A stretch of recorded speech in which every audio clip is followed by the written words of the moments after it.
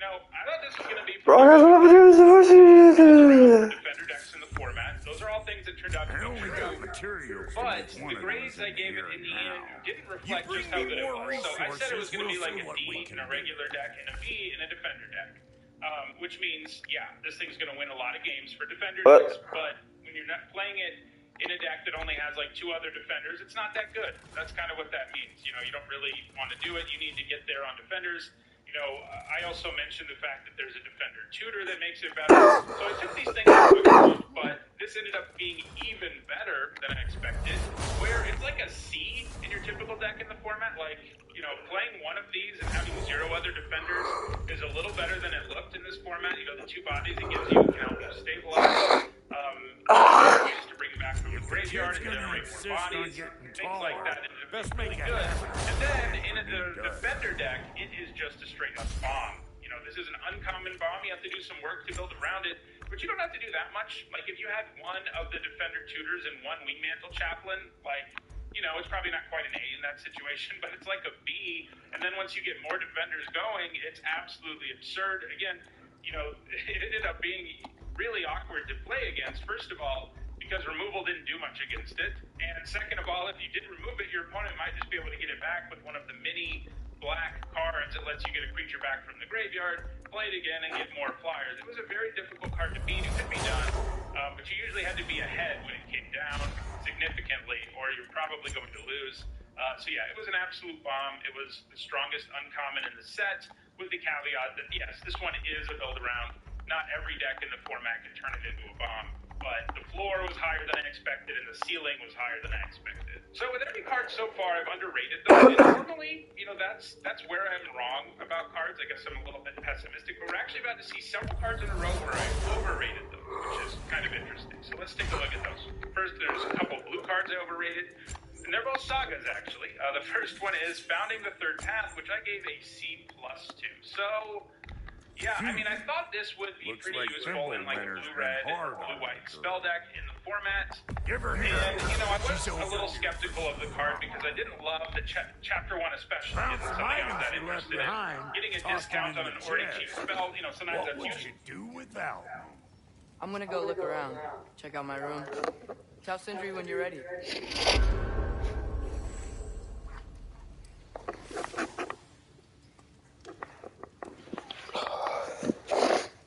This place is...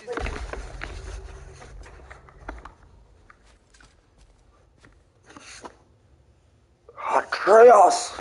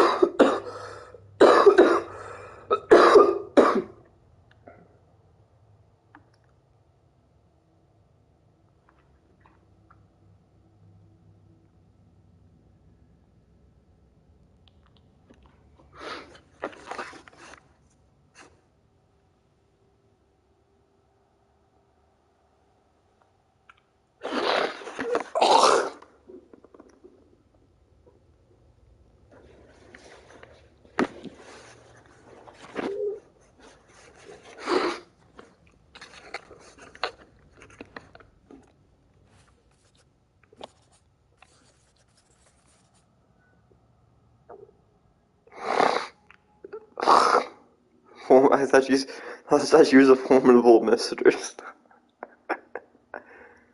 That mistress, she was very formidable. You know, as being a mistress comes, she was very, very formidable at her decided occupation of intimacy.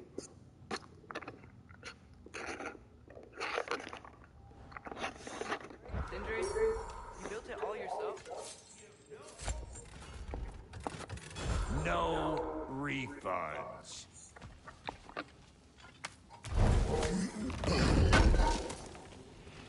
Thank you.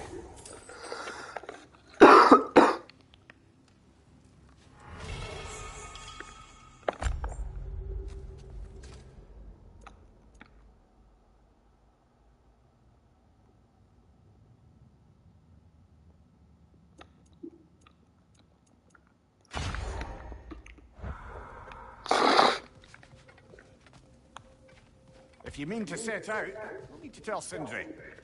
It's about time he explained what he needs my help with. Hey, come see. I guess this is where they store the food. Nice to have options if I wake up hungry.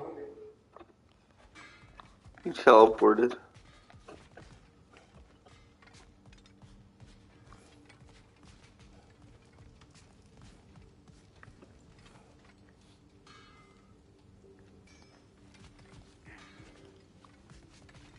See? I knew you wanted a snack.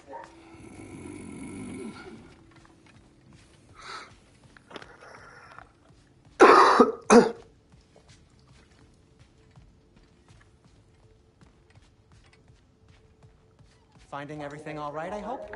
Oh, he didn't teleport, maybe. How do we split the realms? We'll just need something from back at the workshop.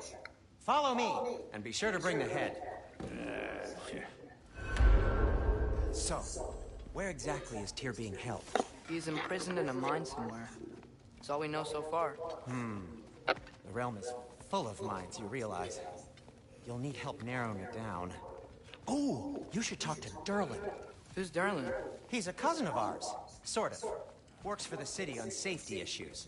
Should have access to all kinds of information on mines. And I know he's no friend of Odin. Your mother sought his help when she was trying to whip up a rebellion. Ready? A rebellion? Did you know about that? I did not. A rebel leader who knew Mom. Sounds like exactly what we need. I think you missed the ta-da. Well, never mind. I'll have this oiled up in no time. Meet you at the gateway outside. Rebel leader? Derlin? If that ain't giving a hound a haircut. Huh? And you just remember things however they pop into your being, don't you? I suppose you think Derlin's just counting the days until a couple of strays show up looking for trouble. What do you mean, Brock? Will you help us or not? No, never mind. It ain't old Brock's place to cast asparagations on my relations. This much Asparagations plunger on my relations. notwithstanding. Ignoring you. Fine. Go darken Derlin's door. See for yourself how it goes. Just be warned, he's not the friendly sort of dwarf folk you're used to. He's cranky as all get out. And he talk funny, too. Sounds like a true study in contrast. I've always wanted to see your home realm. Svartalfheim sounds unique. Svartalfheim? Stupid Aesir name. We look like dark elves to you. Oh, right. You call the realm something else. Nidavellir, which is also the name of the capital city and where you should look for Derlin. Damn city's so full of Odin fuckers nowadays.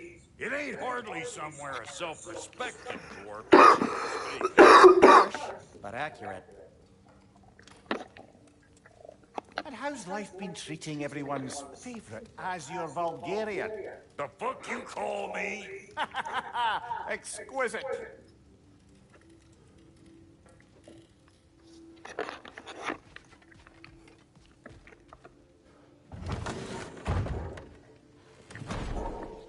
You hear that?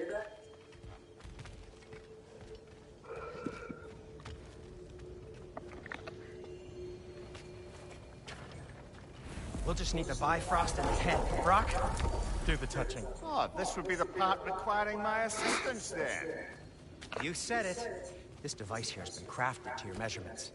It'll help you get a better look at the problem with those Bifrost eyes of yours. So, do I control this thing somehow then? Oh, no. This is just to hold you in place while we shine this light in your eyes. Oh, Cindy, you starting bastard!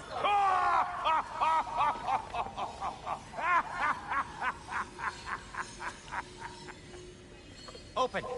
Open now! I was really hoping not to use the eyelid clamps. Do it. That's it! Good! Now, release! Still unpleasant. That's our cue. Come on, hurry! I'm coming. Russell got eggs, man. What was that for? You'll see soon enough. Just there. That should do it. See? No permanent damage. I'll show you permanent damage, you wee fuck. Kratos, throw me at him. Horns first. Case you takes a joke, you old goat.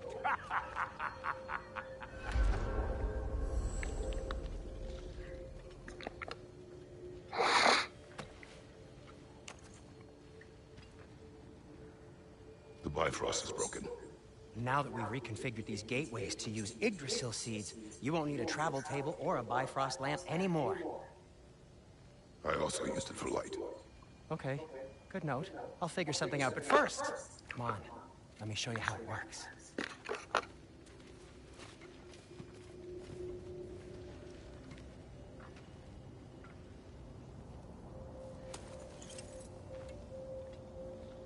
Okay, aim your key at the rune for Svartalfheim on the right, then concentrate.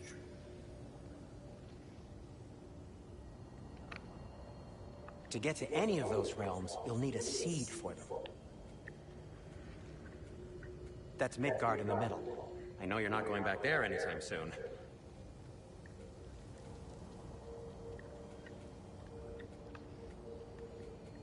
Wait, how many? 9 realms? Right, 1, 2, 3. Yeah, there's 9. Jotunheim, Asgard, Alfheim, Vanaheim, Midgard, Svartalfheim, Muspelheim, Helheim, Niflheim,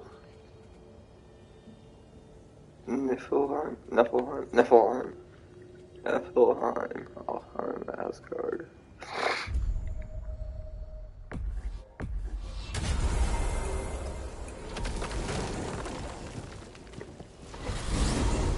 This should take you to the wetlands outside Nidavellir City. Just make your way to the town square and ask for Derlin at the tavern. You sure they'll know him at the tavern? Derlin's always been an inveterate inebriate. I suppose he might have completely changed, but in my experience, Did you want to come with us? Oh, I might drop in, but the wetlands are moist. And the Grim are everywhere. Hostile, slimy, foul-smelling creatures. But good luck! Thanks. Wait, what? I said good luck!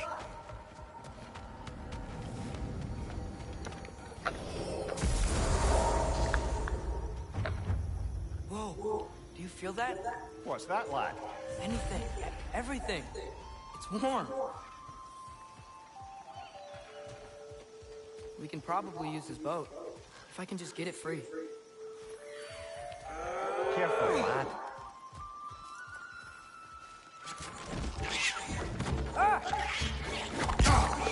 Watch your leg!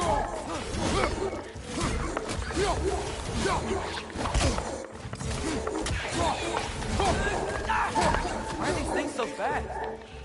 Behind you!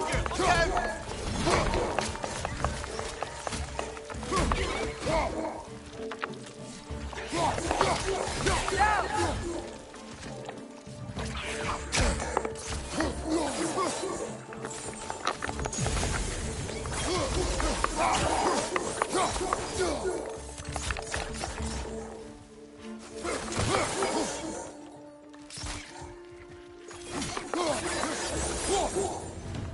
I see we're already off to a lively Atreus, you dropped your guard.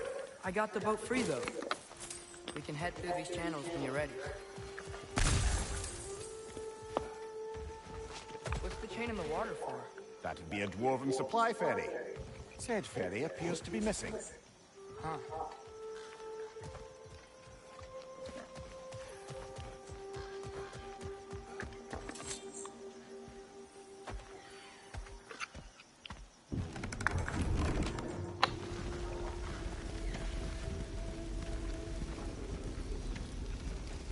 I still can't believe Mom led a whole rebellion here.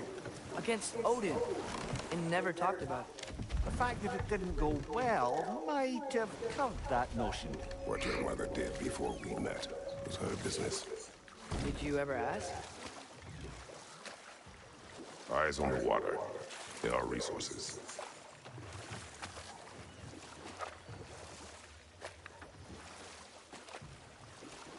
Wait, am I just going wait. If you never asked Mom about what she used to do, what did you talk about when you met? Like, did you just say, "Woman, guard the house. I will go to catch fish in the river," and then leave for 5 days? No. Your mother was far better at fishing than I. Oh, good. Wow. Progressive creative.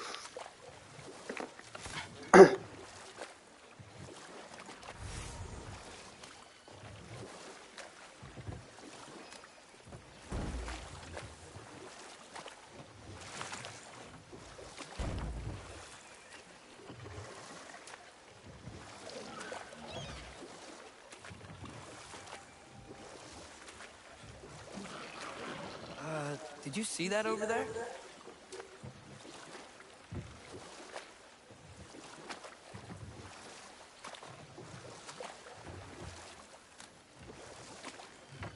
That wheel is blocking the channel. I imagine if you can turn it, we should be able to get through.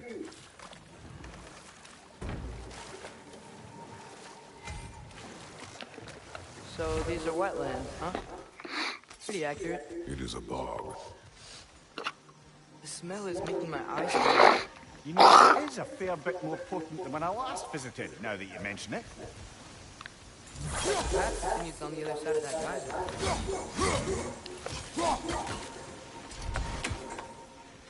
geyser. If only we were in Midgard. That water'd be frozen in a second.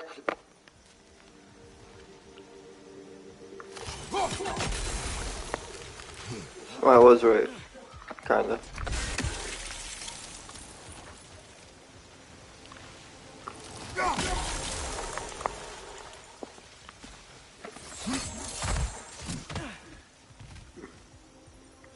Looks to be an artifact from the dwarven resistance. Freydmar's Brasser, father of a few dwarves.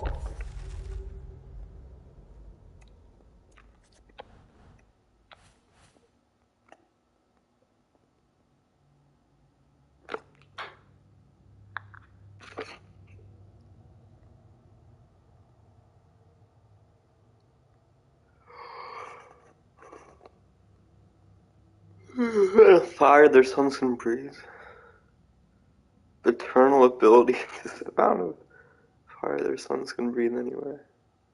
But damn if he could make a good set of plate mail. Odin wanted him to design the Einar's armor. Hirdmar obliged. By obliged, of course, I mean built a fatal flaw into the armor that would cause the breastplate to snap like stale bread from the slightest blow. About a dozen Einhar died before the Allfather realized what happened. They caught Hydmar trying to escape through a realm travel gate. You can imagine what happened next. He died.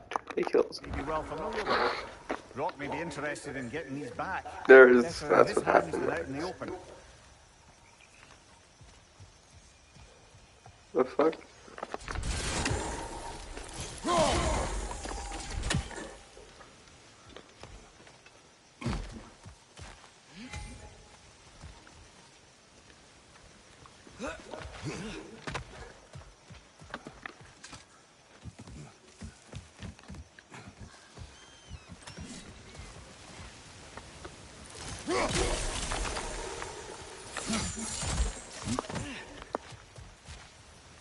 Oh wait, that's just way back.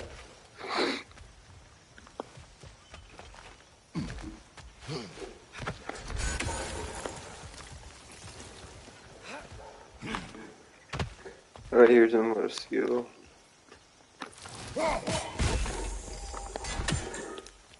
Where the fuck's a...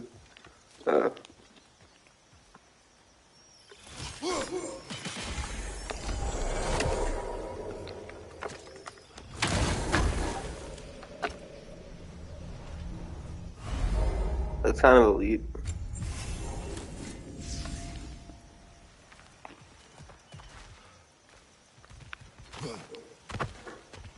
Ugh.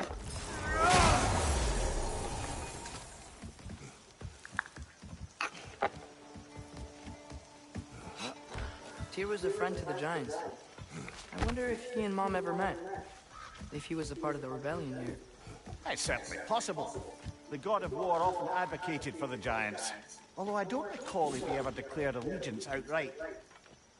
Wait, what?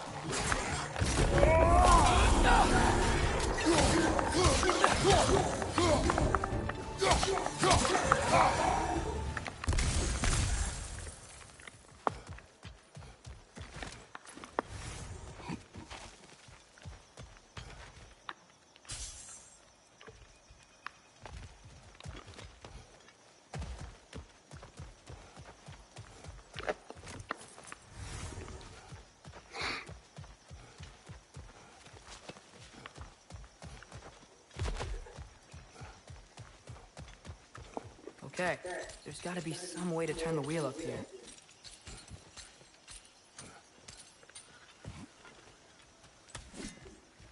Whoa there! Give a man some warning if he's about to suddenly end up snout deep in cheek. The ground. Was that an earthquake? An occasional but not unheard of happenstance in Svartalfheim. With all the mining here, the land's bound to be a wee bit bothered. Think you can reach the wheel from here?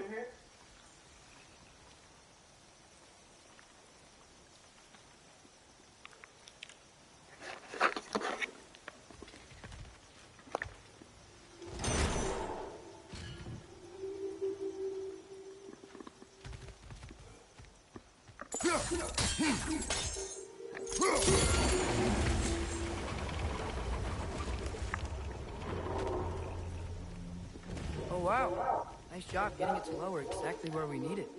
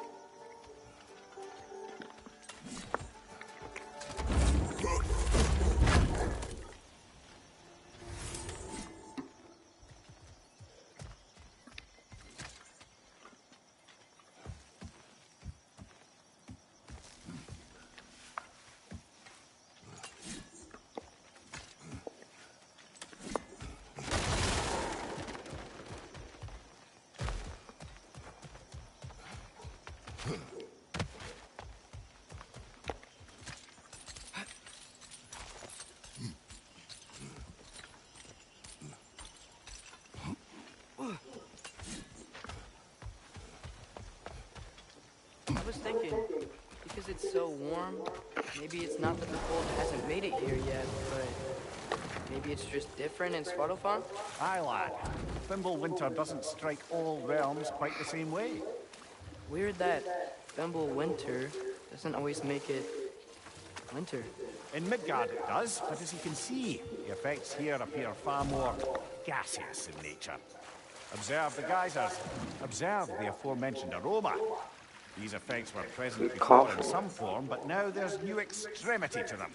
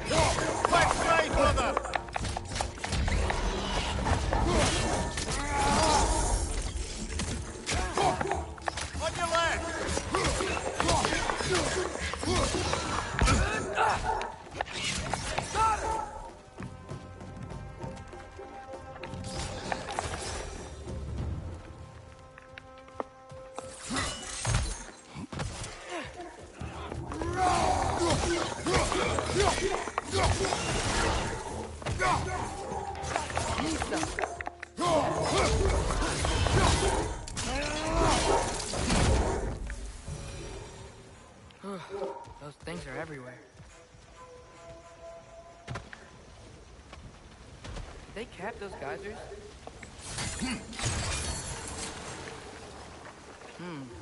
I think we need to get that wheel moving, if the water doesn't reach.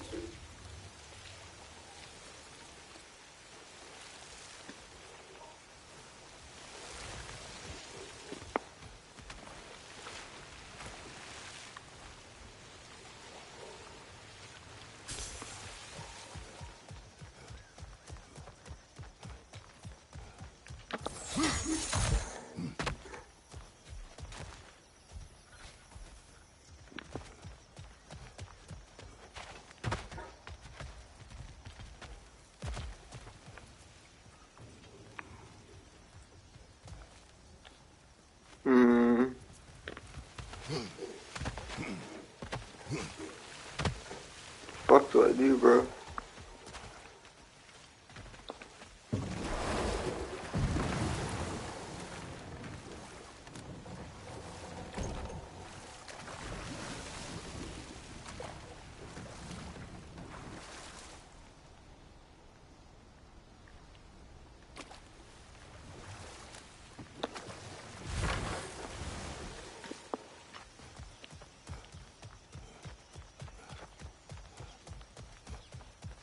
What the fuck, bro?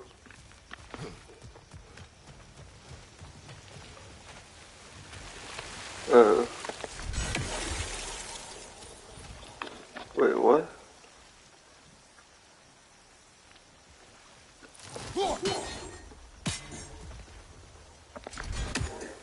Okay, we froze one of those geysers. Is there another one somewhere? Nista! Wait. Hey, did that geyser up there just get stronger? When you froze the geyser, the pressure must have changed for the ones around it.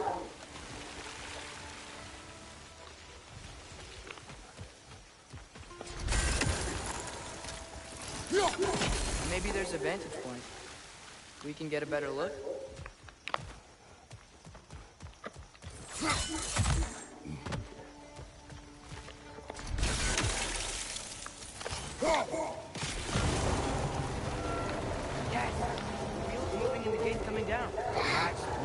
ingenuity for you.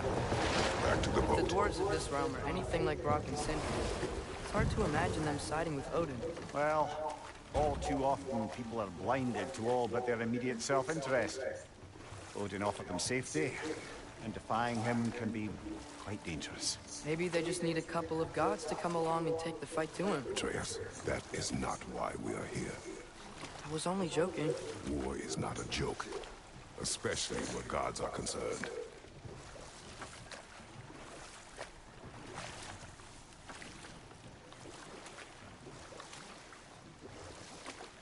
It seems, Atreus, you intend to recruit Tyr as an ally for war. I'm trying to keep our options open. Let's just keep moving. I'm glad we're out here, exploring a new realm. Maybe we could just try to enjoy the warmth? Looks like we gotta find a way to open that gate if we want to get to Nidavellir.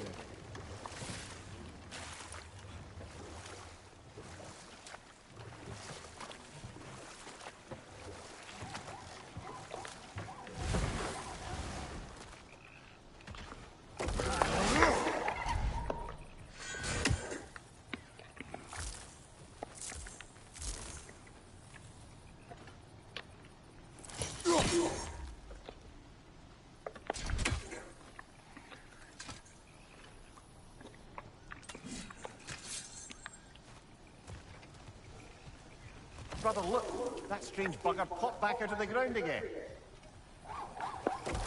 Too fast. Then how shall we catch it? Flank it.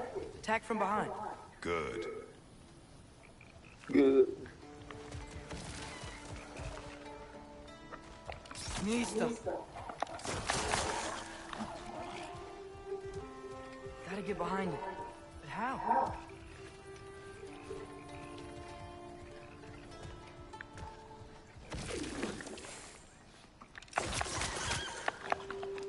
Must be a better vantage point.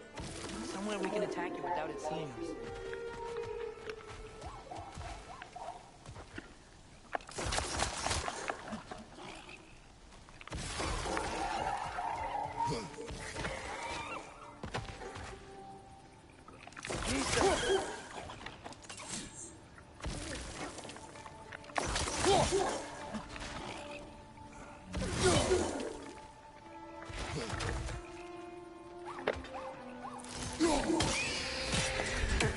You did it! Let's see what it dropped.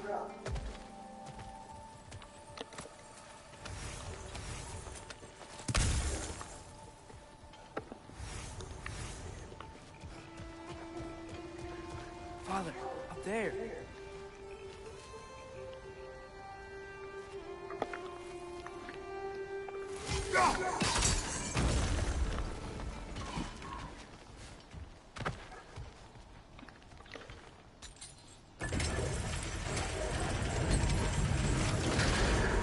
Halfway there.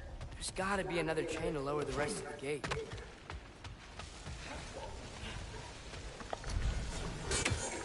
Look! There's a chain we can pull up there.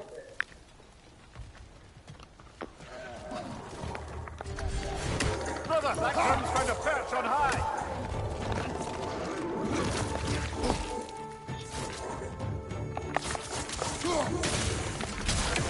Nista!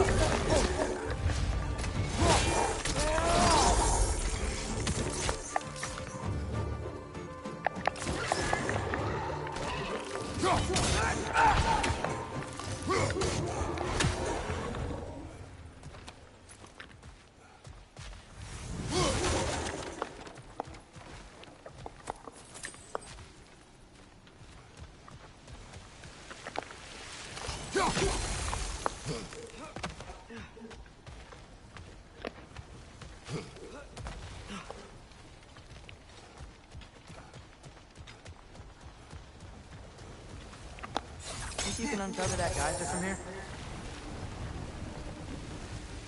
Oh, I think I get it. If you freeze the geyser, the pressure will turn the wheel.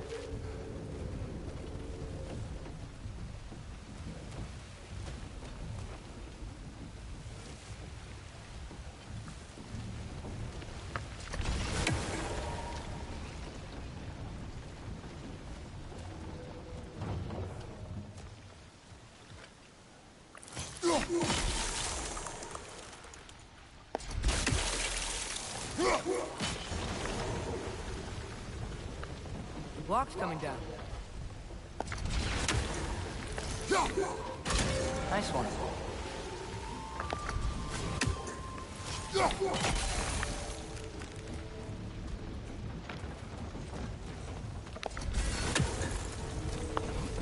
you see anything from that block?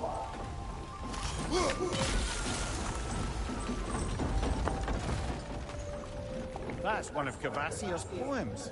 Very highbrow. You should collect any others you find.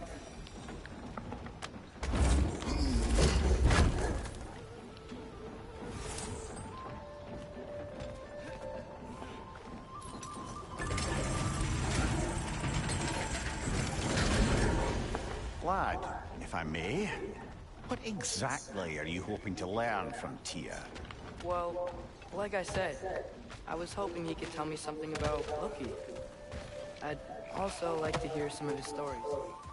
Traveling to other lands, giant stuff, and maybe about what it was like to fight back in the day. Just for the history, obviously. History. Let's hope Tyr's in a talkative mood after being imprisoned for so long. Not all of Odin's captives can be as charmingly voluble as myself. We have no proof Tyr is truly here. Right.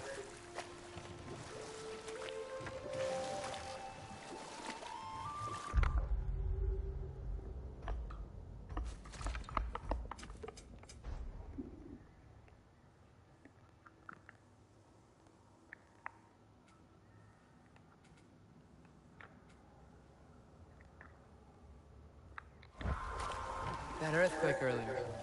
You think there will be another one? It's unlikely, but geological disturbances tend to be unpredictable.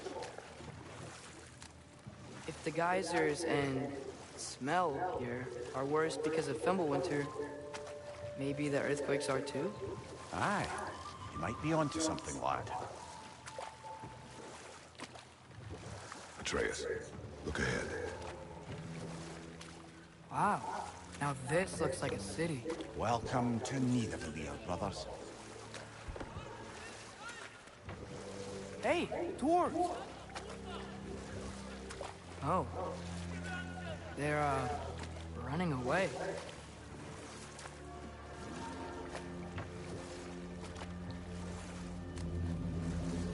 An alarm. I'd only sound an alarm like that if I still had my body, and was fearing the notion of being detached from it. How's that for us, though? They are scared. Most definitely an alarm, I'm afraid. Why is everybody hiding? Stay alert.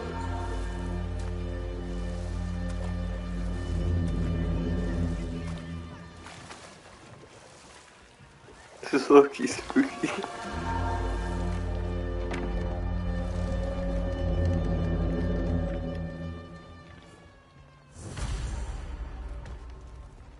Hey, could we talk to you for... There'll be no help, to be sure. Best we find the tavern Sindri mentioned on our own. The buildings here really are incredible. The detail in the woodwork is quite extraordinary.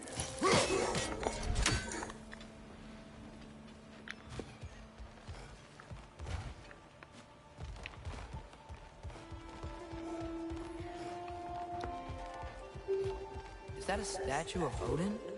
They must really love him here. Or fear him.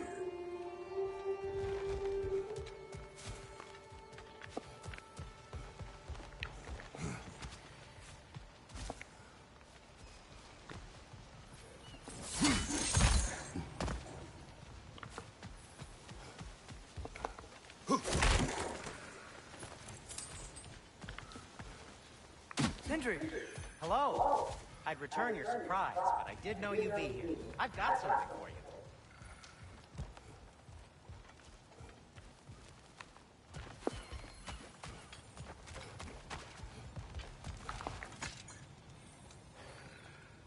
What is it, dwarf?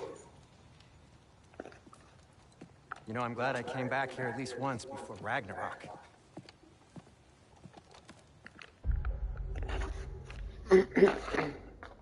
Ragnarok!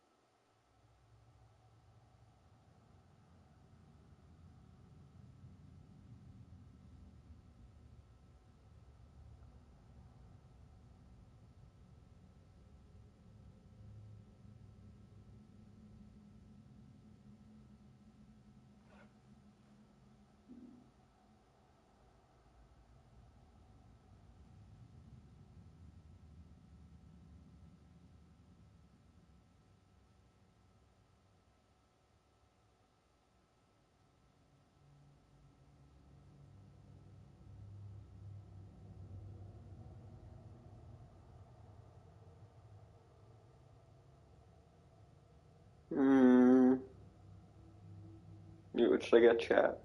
Madness.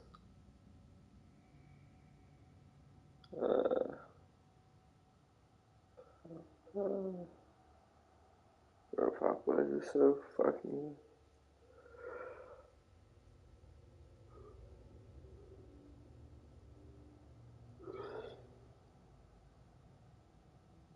So, delivery time. Fuck.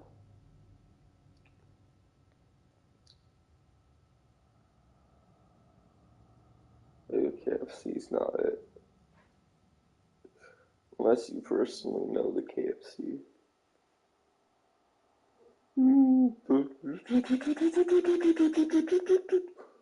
Chick-fil-A. Oh.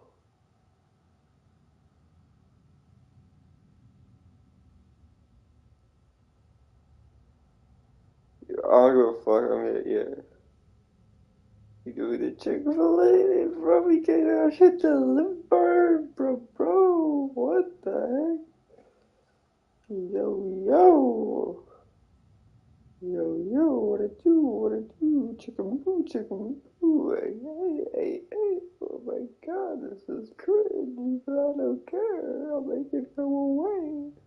Bitch.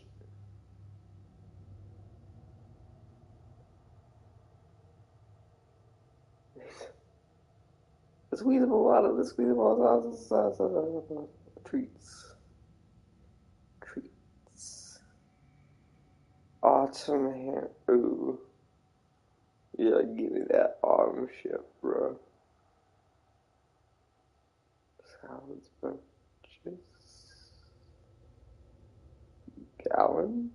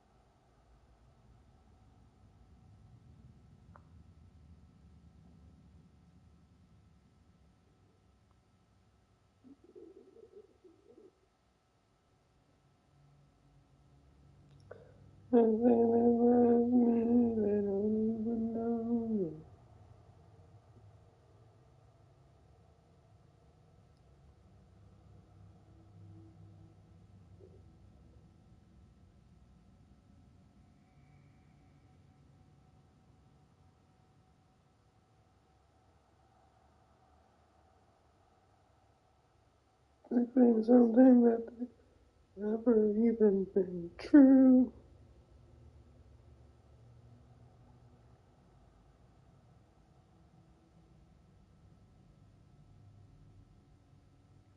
Stab you 22 times in the heart.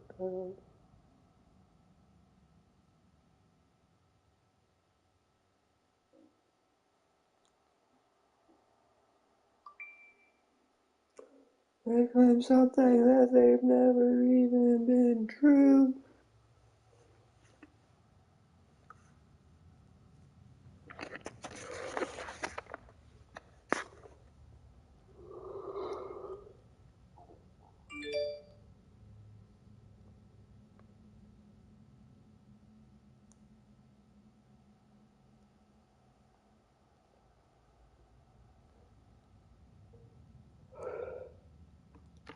Oh, if these cobblestones could talk. Then they'd have mouths. Filthy, disgusting mouths. Do you mind if I fiddle with your bow?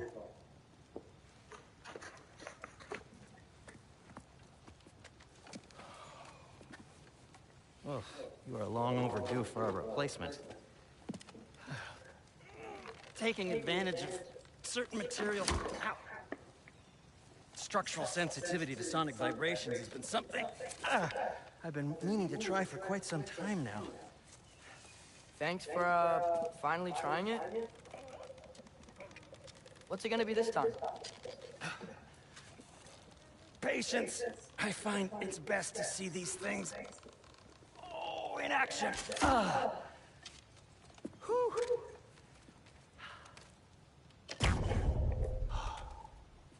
There. Oh, take aim at that gate there. But before you loose, say, ski off. Ski off.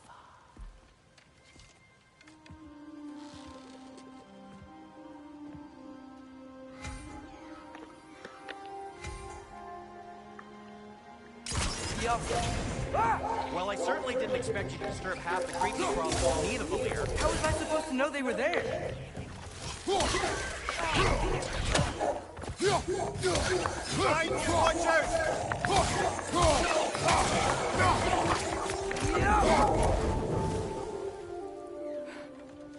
Okay, so, Derlin. Sindri, any idea where the tavern is? Do I look like I've ever been to a filthy tavern? The sewer you just punched a hole through seems promising, though. For you. It should lead to the other side of the city. It's not like you're able to open other doors around here. Nothing appeals to you? What the fuck did you say?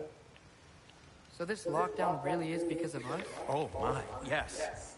Odin's grip on this realm is so firm, any outsider is considered a threat. Sounds like an Odinism if I ever heard one.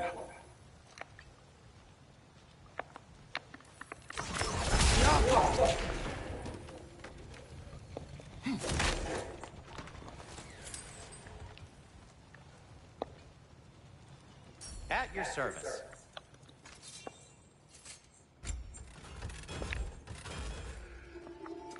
What can I make for you?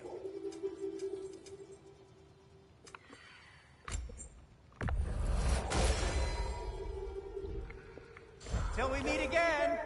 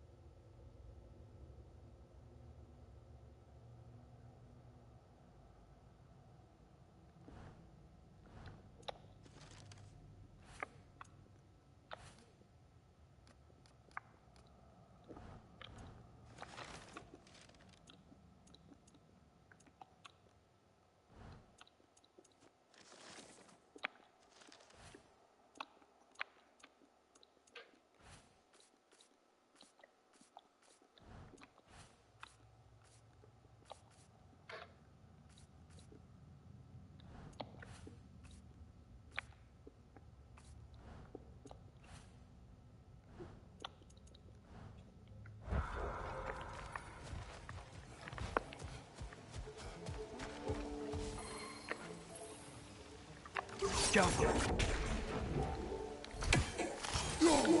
One less feathery spy.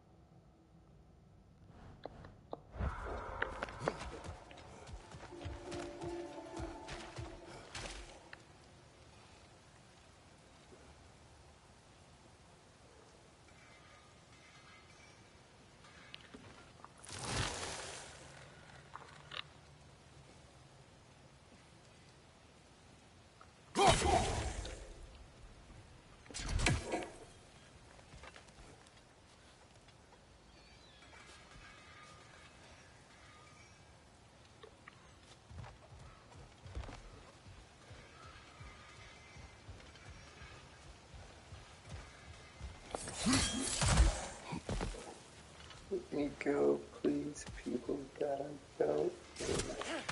Dying slowly, walking down a cold street. I'm in your city, this is not a story. 1500 was truly. I'm not important, and you could be. You shouldn't be me because I'm out in the street. Fucking with me when I'm TT. Would leave you ending up on the TV. Another of Cavassia's poems.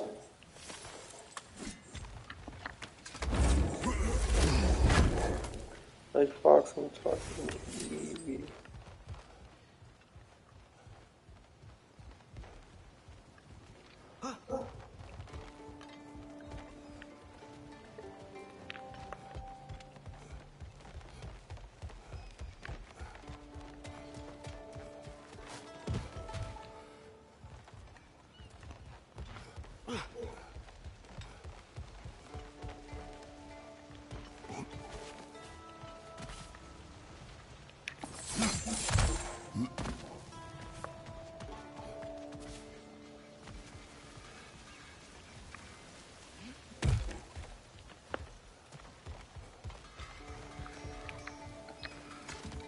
Best of luck. Any outsider is considered a threat. Is that to protect the dwarves? It sounds like it. But knowing Odin, there's sure to be an ulterior motive.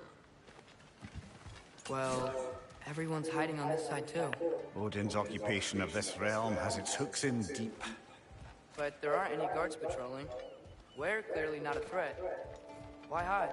Resist and you're made an example of, to keep the rest in line. Self-preservation can outweigh bravery for even the strongest of folk. Fear keeps them safe and alive. Go!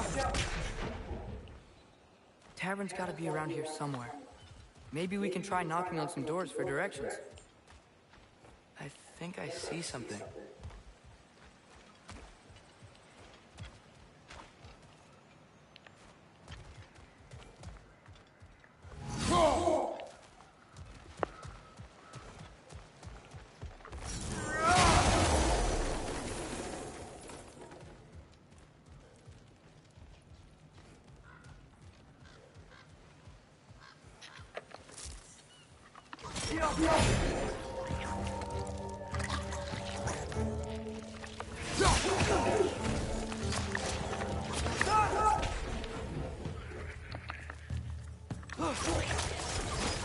A firebomb from the chief anti-Odin propagandist in Durlin's rebellion.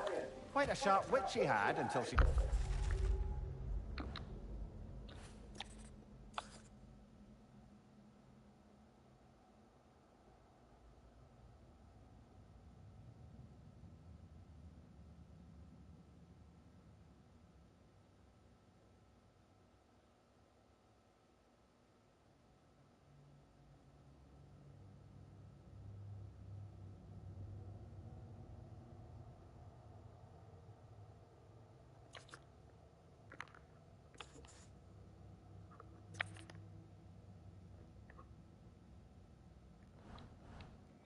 Until with a subtle note of resistance.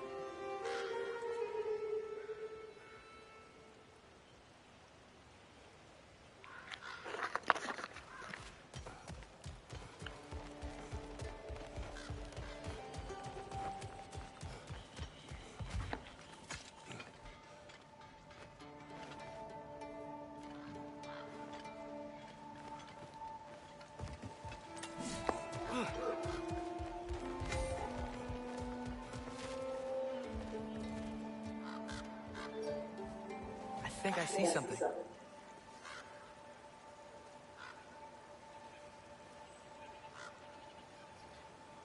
Hey.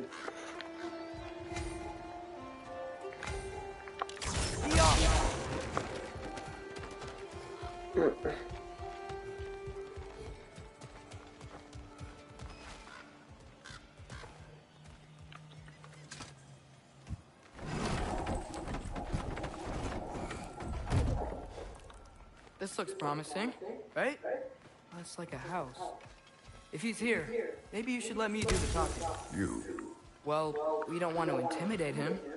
You're tall as a tree and you have a severed head on your head. None taken. Fair point, though. Very well. Think that's him? This is weird.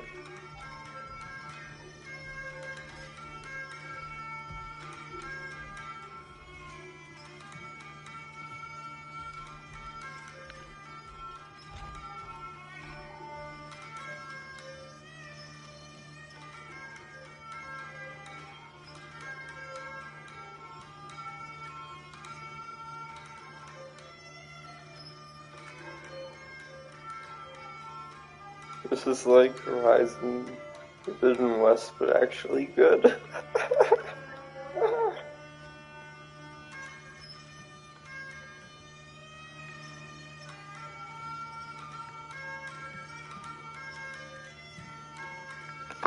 Oh, this guy's just jamming out. I fuck with it.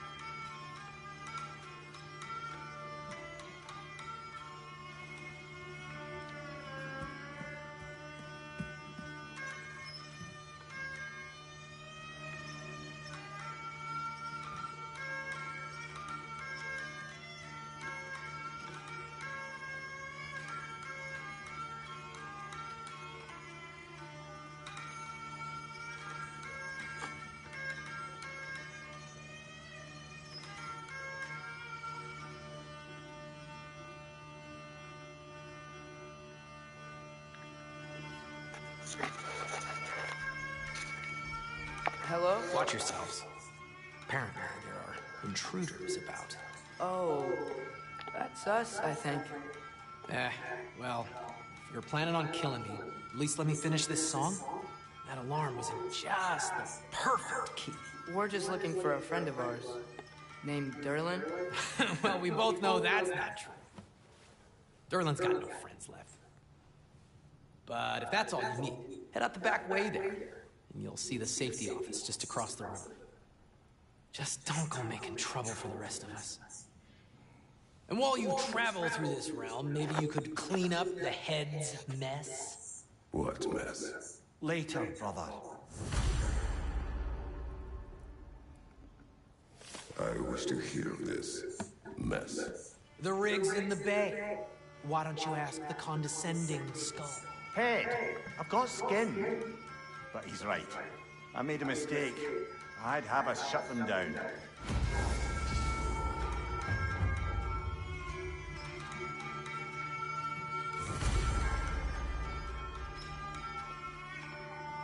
On your ass.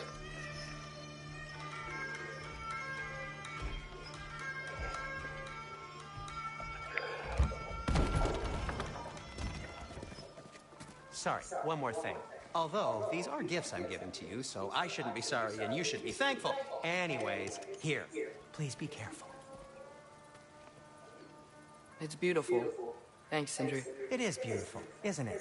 It's also very useful. You'll be able to find anything your heart desires with it. Really? As long as your heart desires the locations your father and you decide and plot to travel together, then yes. It is a compass. Ah, but a beautiful compass. Now scamper off.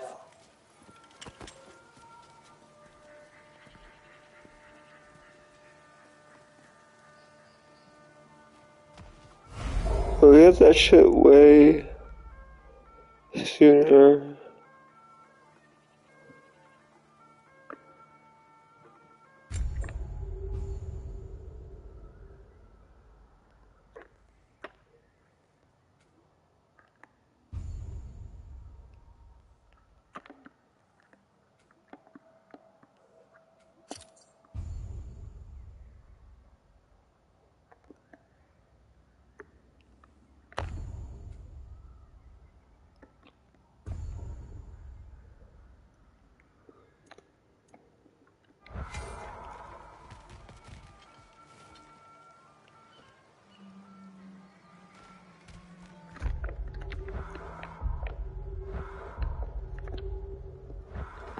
Come.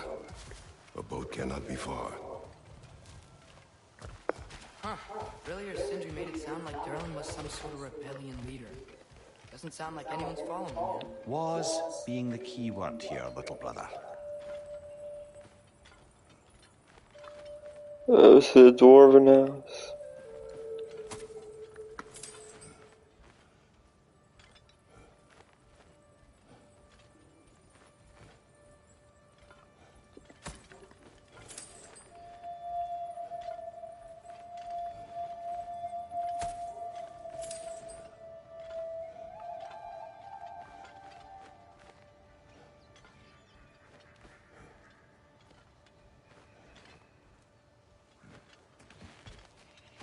I saw a dock back there. Maybe there's a boat we can use to get to Derlin's.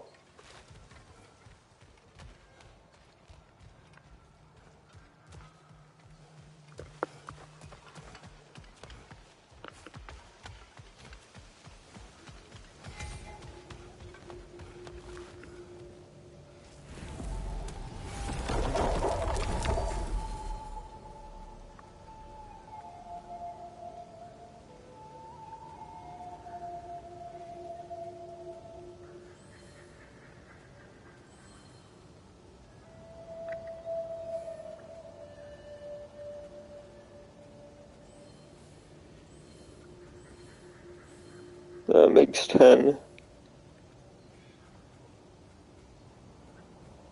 Oh.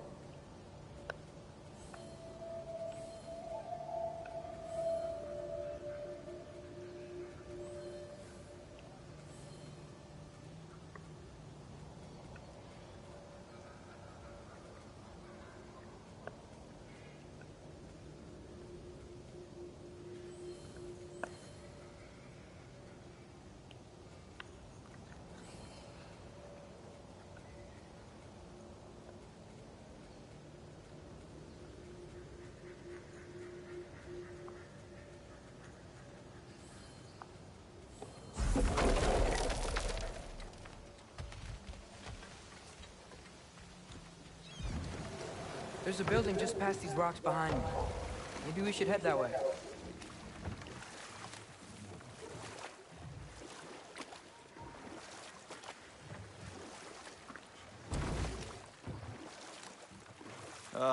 Those bloody mining rigs. What about them? The Skald is right to blame me for them. They were my idea. If you've got the time, they're in the bay just beyond this tunnel.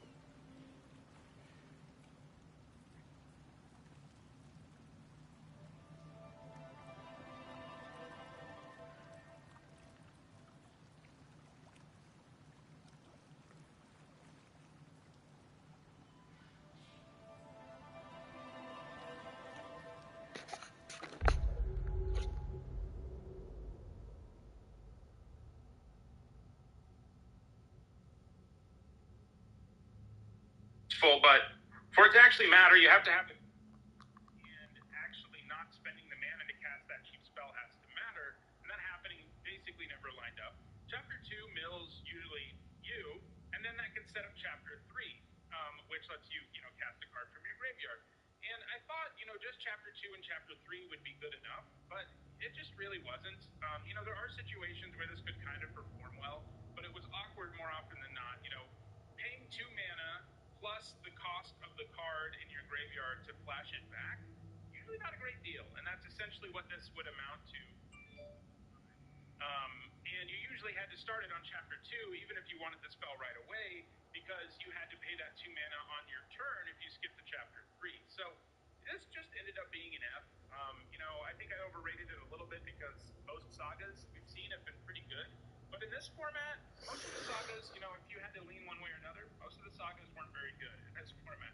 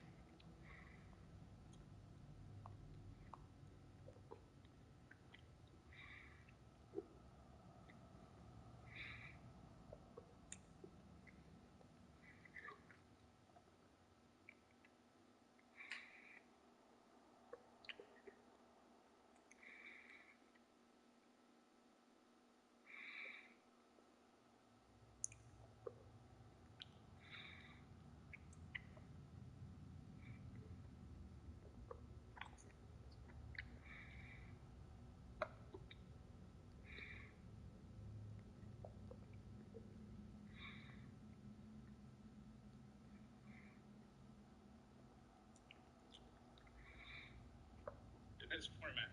There are some exceptions, we'll see some on this list, but most of them weren't great, and Founding the Third Path certainly was not.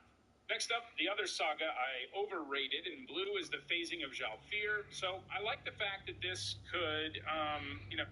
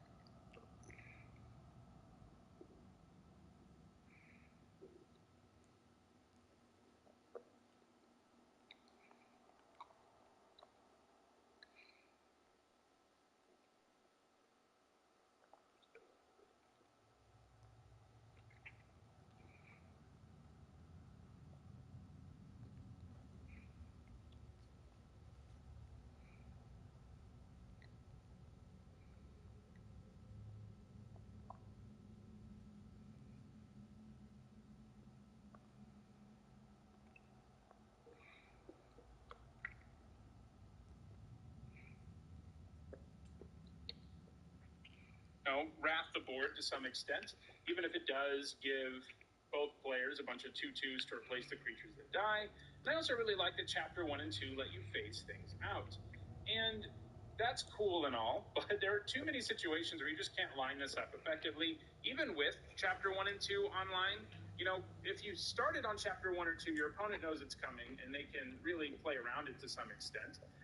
Because you also don't really want to be adding much to the board because you're going to blow the whole thing up. So your opponent can play around it and minimize the damage, first of all, if you start in Chapter 1 and 2. And then if you just skip to Chapter 3, it's usually not really going to do much. You know, there are some situations where your opponent has like a Territorial Morrow and a Tolarian Terror in play, and, you know, turning those both into 2/2s is a big upgrade. But if you're playing against a deck that's already going wide on you, which is, you know, what Wrath Effects are supposed to deal with, doesn't fix the problem. And so, in the end, you know, I give this a B. You know, I didn't think it was a bomb, at least. I knew it had some limitations, but the limitations were way bigger than I expected. And it's more like a D, kind of a sideboard card. Like, if you're playing against a deck that has 7 or 8 creatures, which some do in the format, you know, blue-red, blue-white, and some domain decks are kind of short on creatures. It's not a terrible thing to side in, because Chapter 3 will kill their, you know, the few creatures they have are usually powerful, and you get rid of them. But against basically everyone else, it wasn't good. And yes, I know Chapter 1 and 2, you could be more flexible and use it to phase out your opponent's things so that you could, like, attack through it, but that's still, you know, a corner case that makes it slightly better, but it's still not really enough. Next up, there is Drag to the Bottom. This is a card that I underrated, actually, so I thought it would be pretty good. I gave it a B. I liked, you know, it's again a domain card, recurring theme. I thought it would be a great board sweeper, but I thought the setup would be a little harder than it turned out to be, and it wasn't that hard. You know, making this give -6/-6 was very easy. Wasn't that hard to, you know, if you're in a domain deck and you cast this, it was very hard for you to lose, because what you just did is completely disassemble any opponent's board. You know, if you're up against an aggro opponent, they're pretty much done at that point, and you can just do your domain that, you know, aren't that exciting to reanimate if you're not kicking them, and obviously you can't kick this. It doesn't let you do it. And then some of the creatures in the format, you know, there's a common in each color that has a massive mana cost that is decreased by various effects, but Shielded Restoration doesn't care. It's still going to hurt you equal to its mana value, and that's rough too. So, yeah, I mean, there weren't that many ways to, like, discard a creature early. There were a few situations where you could make it work. You know, if you had a 7-mana 7/7 Trampler who gains you 5 life, this gets to be a lot more interesting of a card if you have, like, a couple of those and some self-mill. But, you know, I gave it a C+, thinking you'd be able to make it work in a lot of black decks, and in the end, you didn't. It's more like a D. Another one I overrated, Stronghold Arena. I give this a bomb grade, give it an A-. Yeah, you know, it has Arena in its name, and it draws you cards, so, I think I got a little enamored with the Phyrexian Arena reference and similarities, It's nowhere near as good as that card. You know, kicking it is nice. You know, you gain 6 sometimes.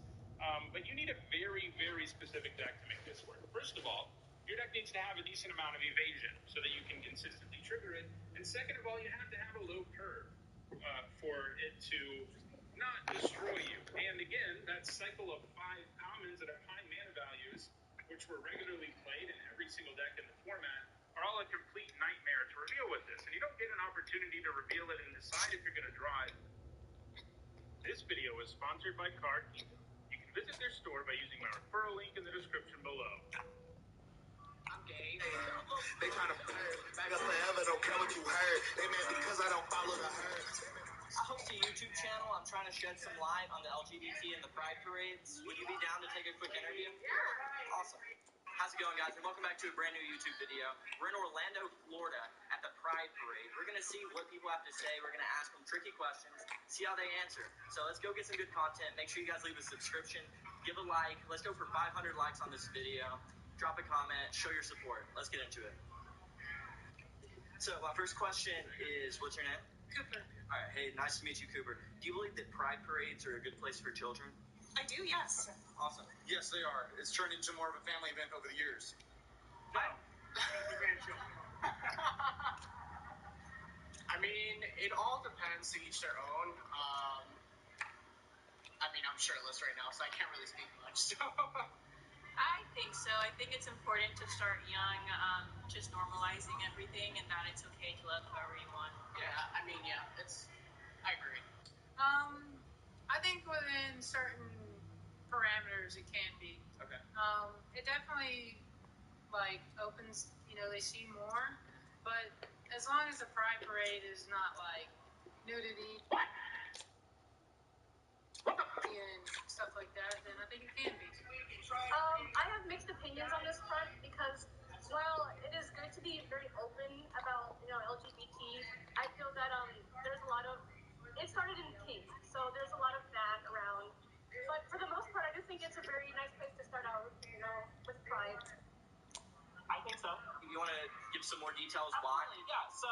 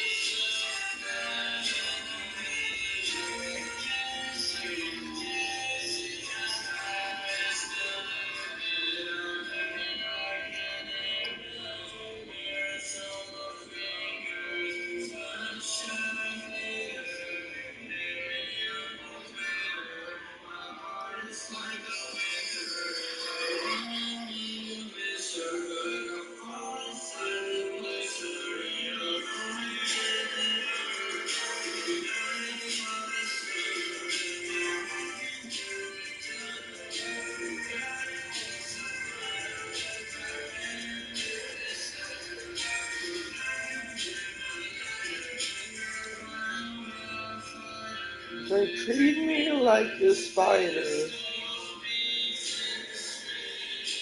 Nights are sleep. I got enemies. I got past in my dreams.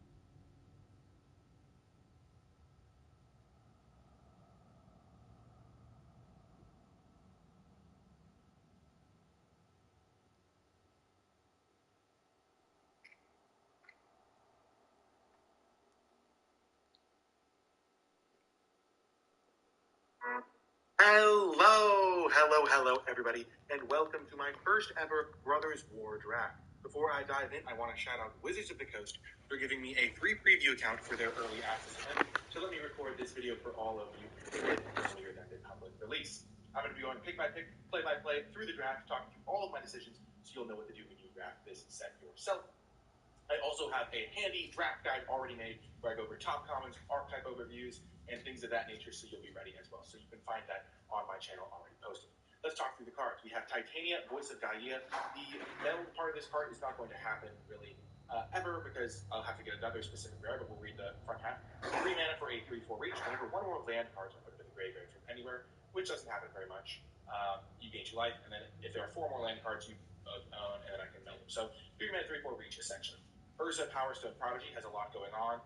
Pretty good card, though, lets you loot and generate Power Stones. Sardian Cliffstopper really rewards you for having a heavy red mana base. Not something I'm going to be looking to do. Mask of the Jade Crafter is a way to make a big creature, but it's a little bit inefficient. Pristine Talisman is a good ramp card. It's a retro artifact. There's one of these in every pack. And then in the comments, I think that Philology Archaeologist is a way to make a big creature, but it's a little bit inefficient. Pristine Talisman is a good ramp card. It's a retro artifact. There's one of these in every pack. And then in the comments, I think that Philology Archaeologist is a pretty good comment, and Emergency Weld is a pretty good comment as like a way to get back on card. But I'm going to try Urza Power Stone Prodigy. A little bit of looting, a little bit of Power Stone. I think it's a little just 3 mana, 3/4 reach. Just not much else going on. Doesn't seem insane to me. Unwinding Clock. Untap all artifacts you control during each other player's untap step. So that'll include any Power Stones I can generate. The rare is missing out of this pack, so there's not a huge signal, because this won't replace a rare. It'll just be a different rarity. So even though this says it's a rare, it's not actually a rare. So we have an Urza, which can get some nice little value going. Tap up to 2 artifacts, put a stun counter on each of them. Not really up for that. Exile it. Oh, nice. A nice removal spell for potentially a white-blue deck. So I'll be happy to take this as a removal spell. Unwinding Clock seems a little bit finicky to use. Like if I get something great.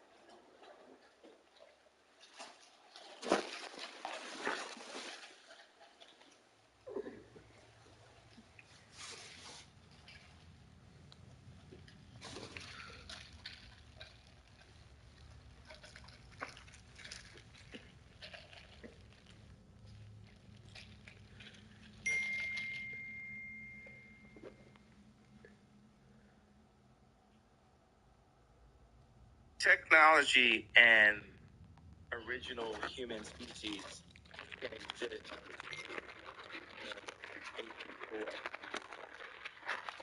as long as the people that know how to make robots aren't using their robots to control the humans. Lex. Definitely, this is something you have to be concerned about as we become more tech.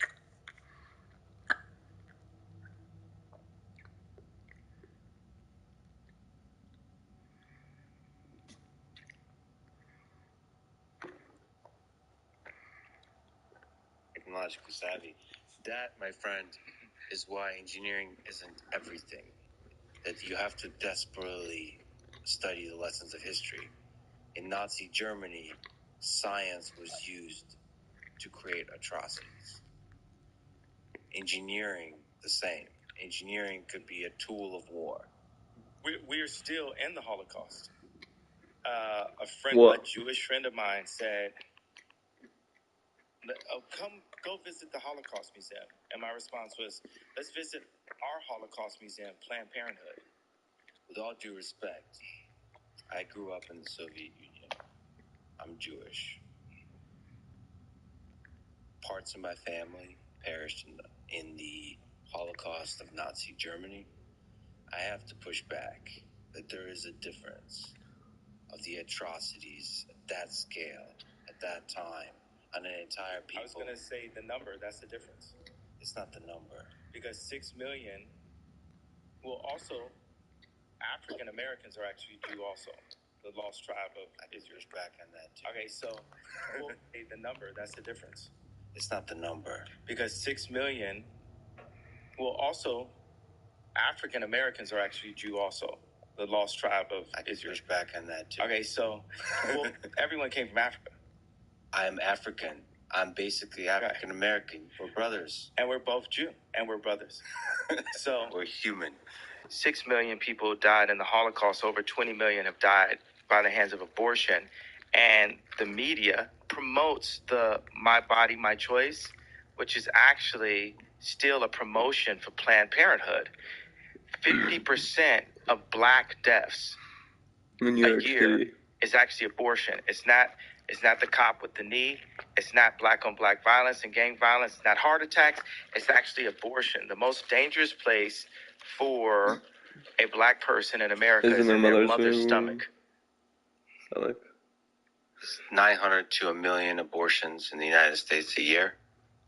I hear you. But there's something about the rape, the torture, the murder of children, women, men, the complete humiliation and just the suffering that was endured during World War II. That's what we deal with on our TVs right now with black people. Soros would use black trauma economy to win an election. And what I love is having a healthy conversation. And as opposed to, there's certain things, boom, this drops, people going to have pussy hats on. Boom, this drops, it's going to be, black people and white people with signs. Boom, this drops. So, hey, China, hey, left agenda, hey, what we're going to do is say that our species can have a healthy conversation. Can I just linger on this? Because when you say Jewish media, there's a echo of a pain that people feel that reminds you're saying it's redundant, right? No, I'm not saying it's redundant. I'm saying it's redundant. You're saying it's redundant. It's a redundant I'm saying statement. I'm saying that it's something that Joseph Goebbels, the propaganda minister of Nazi Germany, said. I'm saying it's been said so many times in order to murder and torture Jewish people that it just rings wrong. And that's the just thing. Like the N word when spoken by people that have the same skin color as me, it reminds people of a very dark time. I know. If Jewish people would accept that I'm Jew, then they would see what I'm saying in a different way. They would hear it in a different way. But see, the people, you saying you're Jewish, No, I'm Jew, not Jewish. Jewish means like that of a Jew. I'm saying I'm Jew. You're a Jew. Blood of Christ. That Orthodox Christian. Right. But are you a follower of the philosophy of the black Hebrew Israelites? Because that's where the idea comes from. Not all of those folks are extremists, but some are extremists. I'm a follower of the idea. I have a vague idea that all people came from Africa. But what I wanted to do, now I could Andy Kaufman this about 7 more minutes and then tell you what it is, what the whole point is. Let's count 7 minutes. No, less. I did this to do a spoiler alert. Sure, spoiler. What's the first thing I said at the beginning? We're talking about engineering and humans. We're all and human. I said, and then what did I say we shouldn't focus on? Race. Not just that. I said they shouldn't teach this in school. History. The history, because what they do, what schools are doing is exactly what the CIA does with Pixar films and Disney films. They make Bambi's mom die in the beginning, right? And off that pain comes a purchase of ice cream. Off that pain comes, I need some more toys. Off that pain comes, I need a bigger house. Off that pain comes, I need more girls than my wife. Off that pain comes, so they put that pain in to make us Now we're the orphans of capitalism to make us be consumers, and we need to be a community, not just consumers. So I could have went another 7 minutes by being a person who presents himself in a way that says, well, I don't have to feel your pain because I also have pain too that's not being recognized. And in every interview, when I say, well, when I get to the point of putting up the tweet, no one wants to understand why I got to that point, right? You had pain. Yeah, but no one. Pain in your heart. But let's say this. Undoubtedly, Jewish people have a lot of movies about that pain, and black people have a lot of movies about the pain of slavery, right? It's almost impossible to find a movie about Mansa Musa. When you go to the African History Museum in Washington, D.C., it doesn't start with the idea of Africans being kings. It starts with the idea of Africans being slaves. But here's another interesting point about this. This was said to me one time, and it stuck with me as a family member of mine. With Africans, how many times you've heard like a rapper, talk about we were kings? That's incorrect if we're Jew. If we're Jew, and since we are, we weren't the kings. We were the slaves that Moses freed. Africans have always said, you've listened to rap music and hear black people say, we kings, we blood of the pharaohs. And if we are Jew, then we weren't. We were the people that Moses freed. And when we talk about, have you heard black people talk about 400 years of slavery? All right. That is and we're having this history lesson, right? I thought history doesn't matter. You're exploring ancient history and drawing deep wisdom from it. And at the same time saying we need to forget all of it. We need to put that behind us. Absolutely. We need to forget it and we need to move forward. There's so much wisdom to draw from history. Even the 20th century. Look at this. Communism. Without the lessons of history of the 20th century, communism sounds like a great idea. Except that some of the worst atrocities conducted by Stalin and Mao that killed 50, 100 plus million people. Not just killed, tortured, starvation. Where people, cannibalism. They ate each other. They ate their children. There's just dark. People should read some books on this, on the Holodomor in the 1930s. But I disagree. With that lesson, we would, and now it's becoming more popular. Marxism and communism. I'm not disagreeing that happened. I'm disagreeing that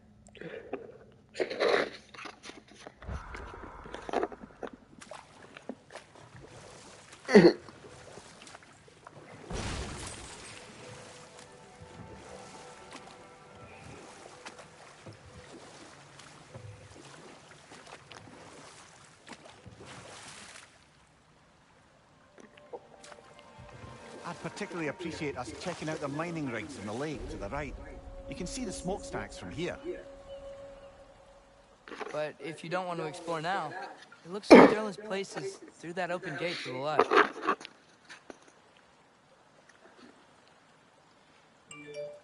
So, which way do we go?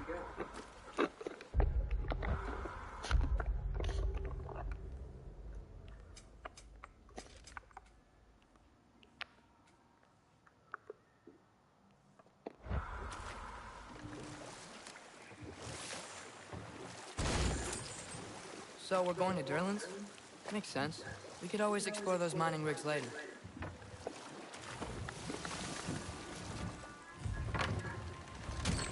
This is the safety office? Well, the sign a hair's breadth away from a head injury up there certainly gives that impression.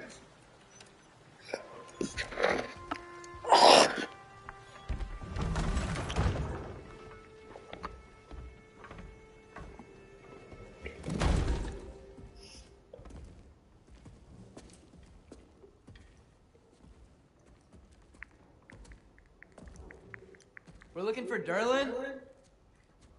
You have an appointment?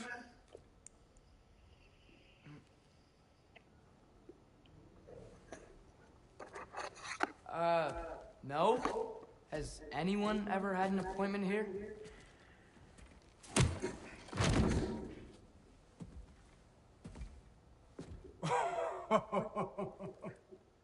Here to collect on something, pal? Think, parading a severed head around on your hip is gonna scare me into somehow approving estrogen secretion proposal, eh? We are looking for a prisoner of Odin's. He's being kept in a mine somewhere. Some friends of ours said that you could help. Where did you get...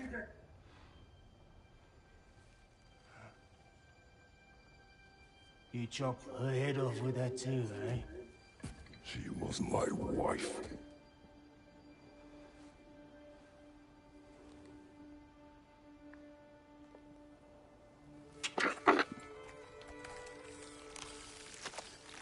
Dina and I wondered where she went after our little coup here failed.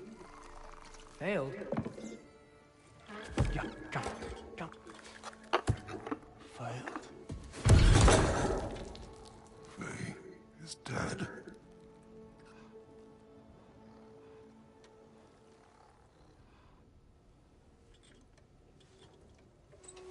Best of them all.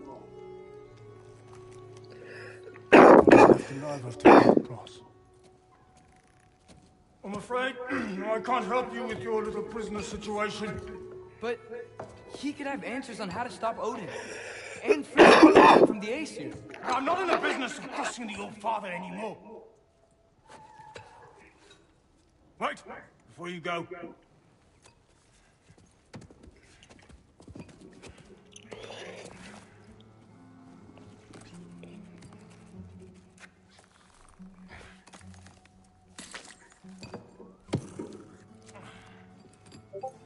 Take this.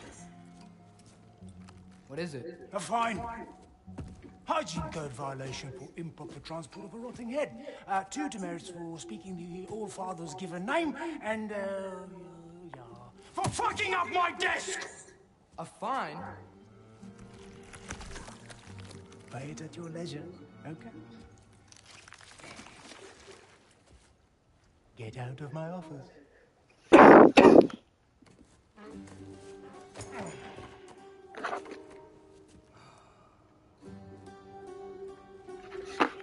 Hey there. So what about get out of my office? Don't you understand? You said her name was Dina? Oh, sure. Thank you. I think.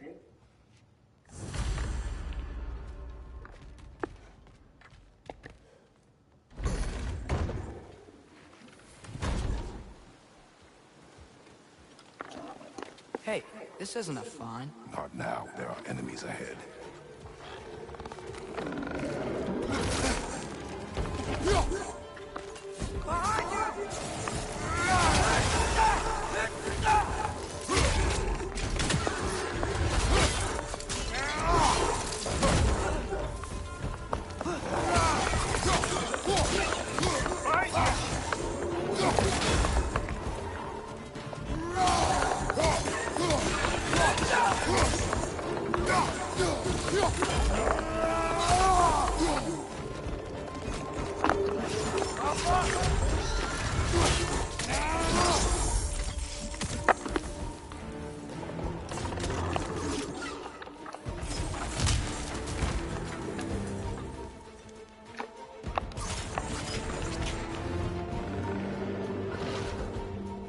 Right side! Incoming!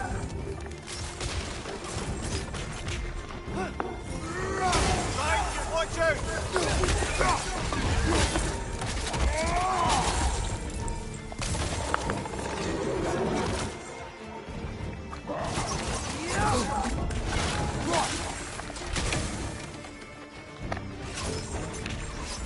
Incoming! Above you!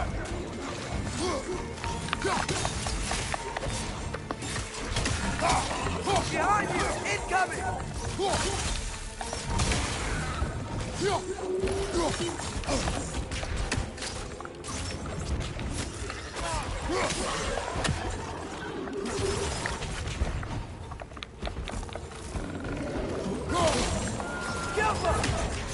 Watch out!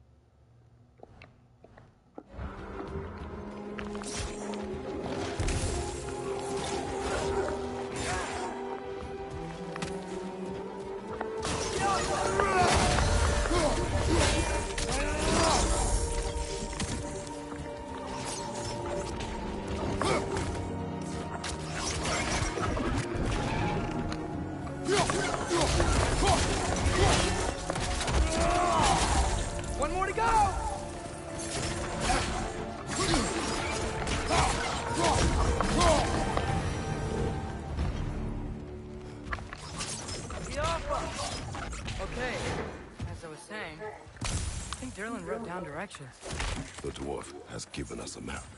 Sort of. You smell them? But it seems to lead to a mine beyond that mountain. Ah, Tyr! Durlan helped us anyway. Not everyone uses axes and arrows to fight.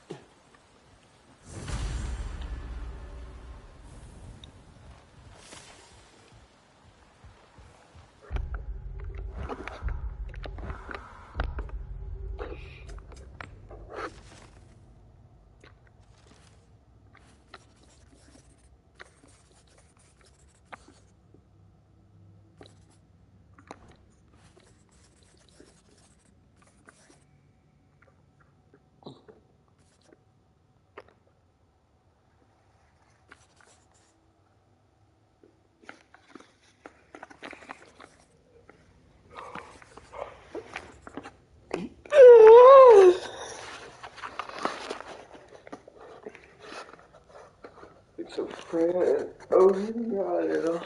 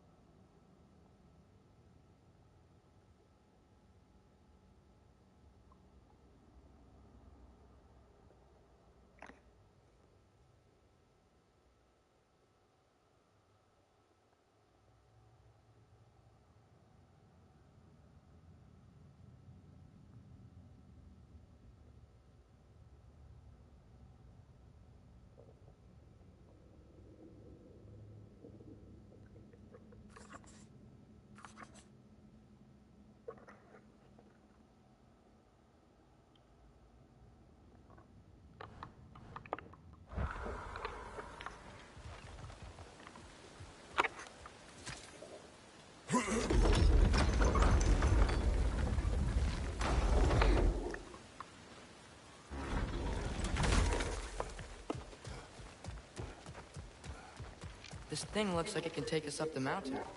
Maybe we'll be able to see a mine up there. Ah, nothing quite like a dwarven train ride.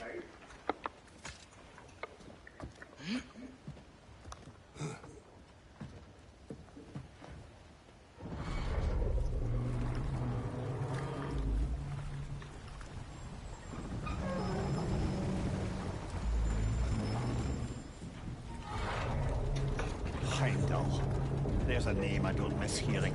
No one said it until you did, just now. Durlan. He didn't need to say it, but it was written all over his face. Well, burned, I should say. Into his head. He burned that into Durlan's head? Failed rebellions tend to warrant swift and enduring retribution. He is a captain of Odin. Aye, and the bearer of Gjallarhorn. True believer, that one. There are few things so dangerous in a man as lack of doubt.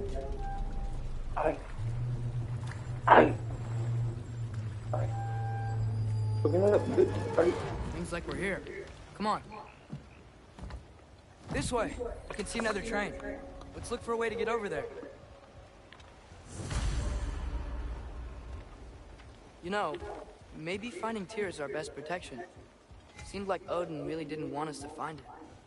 Once Tyr's free and can be God of War again, Odin won't have time to worry about us. If that is his war to fight, he may have it. Wait, what the fuck? That just said? Oh, there's a circuit.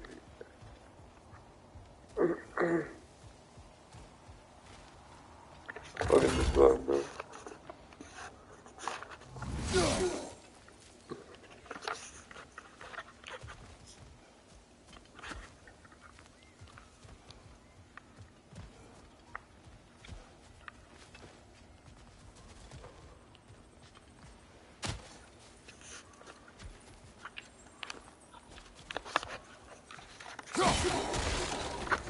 A bomb. Deactivated, but yes. Likely one belonging to Barry, the dwarf, builder of the Great Hall, Lua.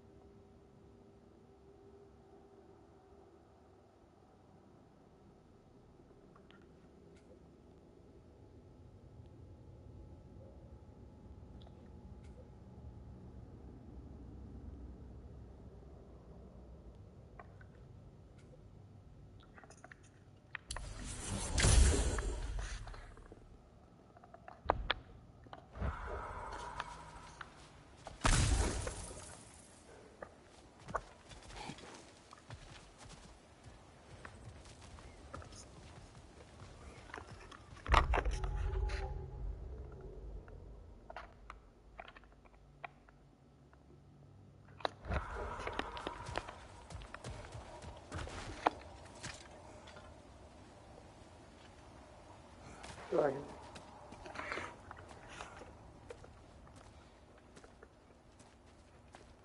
Whoa, is that a Trekkie? What happened here? Use caution. I think it's dead. Yep, definitely dead. Hey, I wonder if...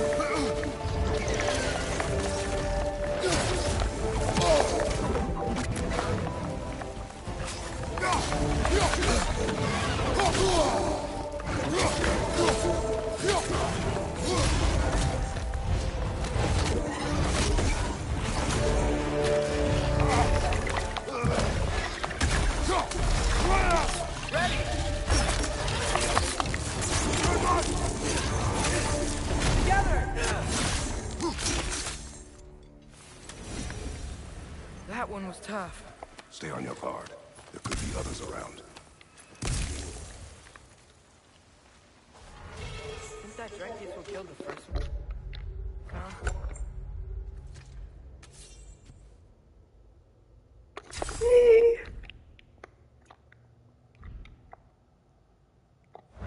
If so, it was their aggression that got them both killed.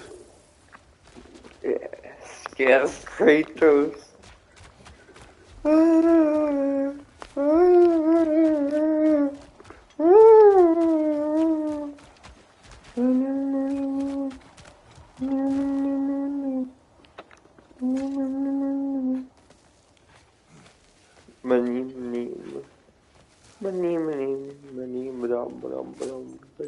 Down there. I can see a mine. That has to be what Darling was talking about. Tracks up on the left there. Might be another chain. What if a war without it isn't just tears to fight? What if it's ours too? War is not the only way.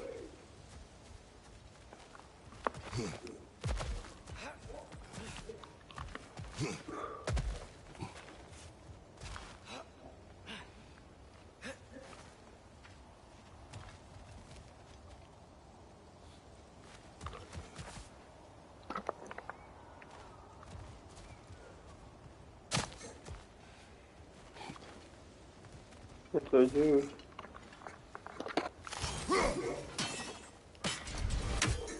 Give it to me. Give it to me.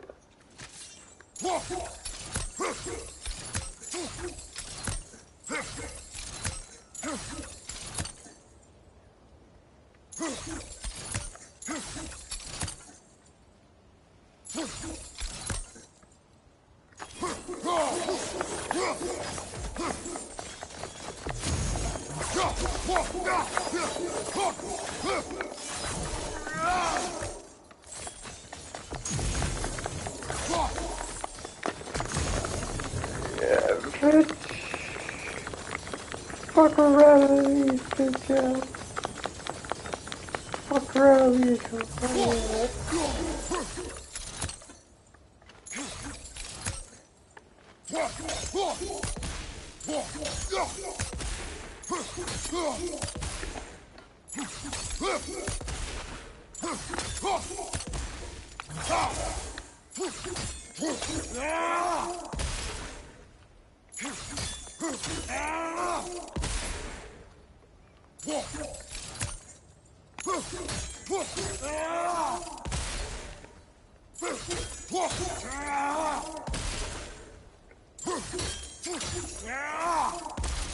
This is so satisfying.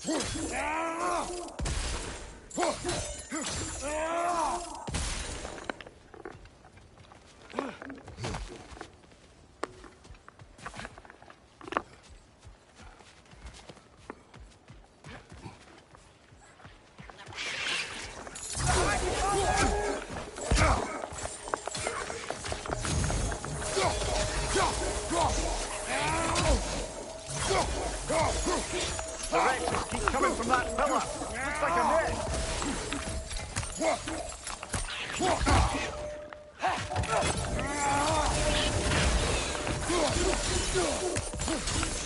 you destroy the nest, they might stop coming.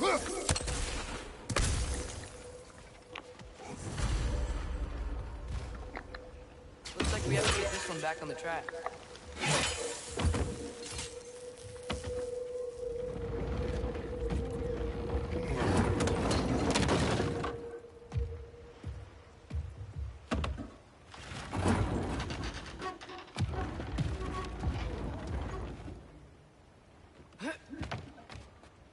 Wow, this thing is small. Okay, we need to go left. Hopefully that's it. Wait, I meant my left. Keep going.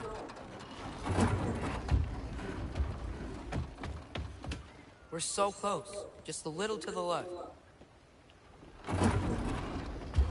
Yeah, that's it. Round 2. Here we go.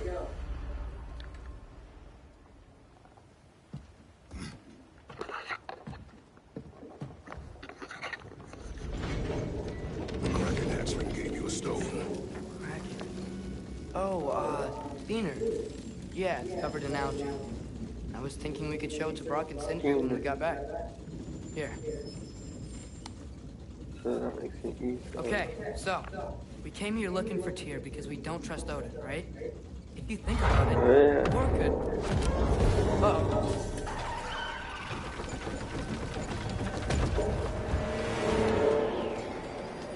On your left!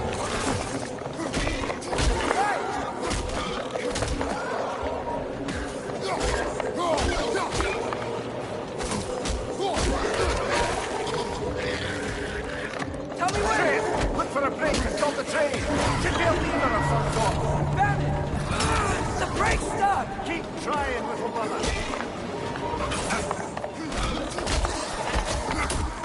Father! Stop this train! I think it's about to... No!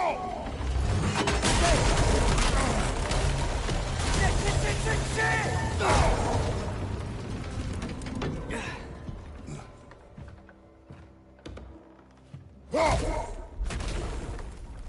Get up!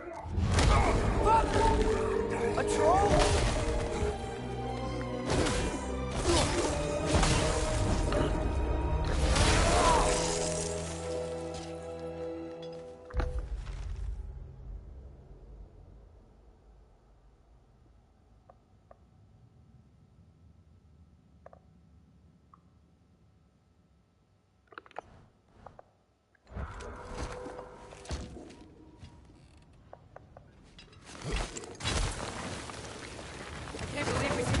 Are you serious?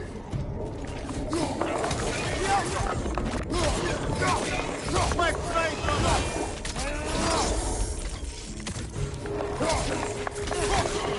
Behind you, father!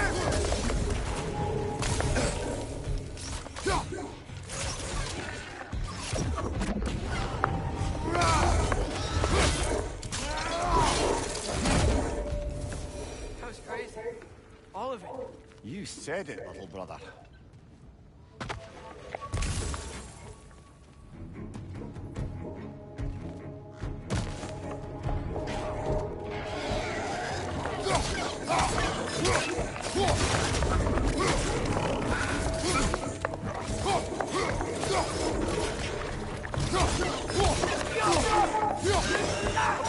Watch out!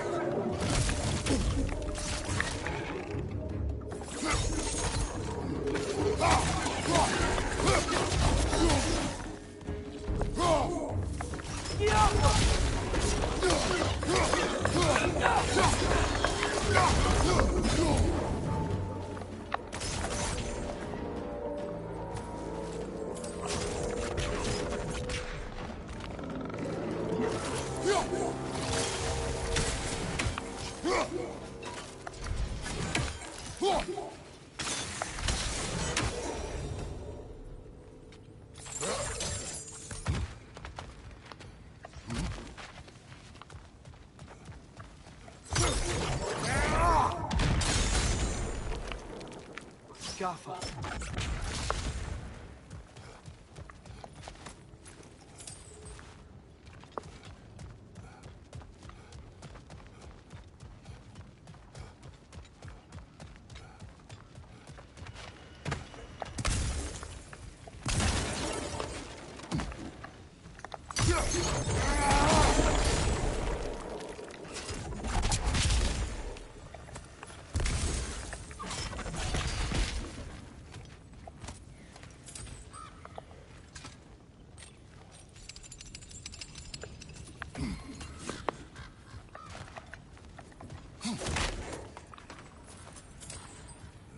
Whetstone of the Night Repair.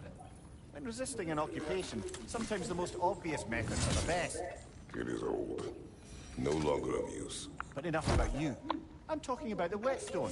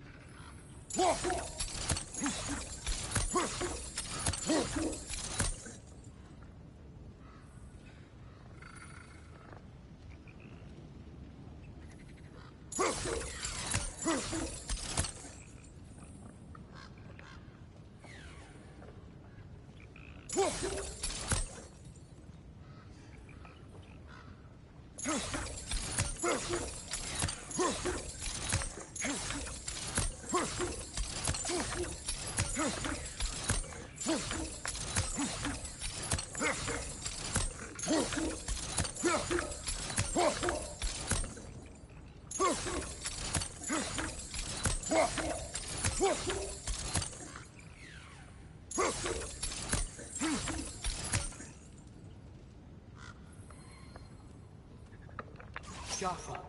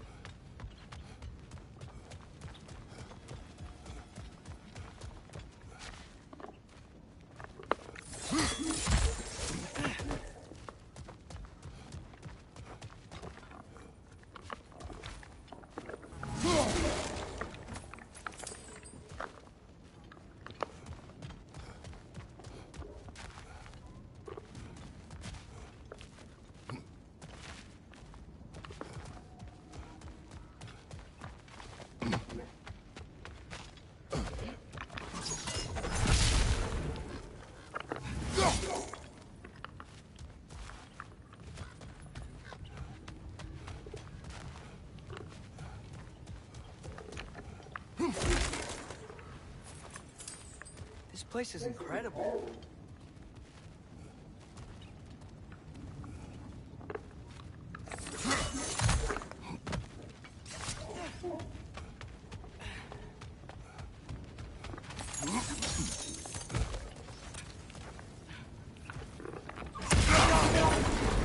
Look out!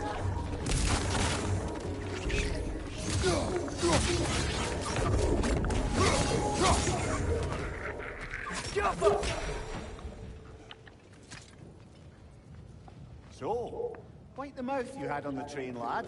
It's just a word. I've heard way worse from The word does not matter. You lost control.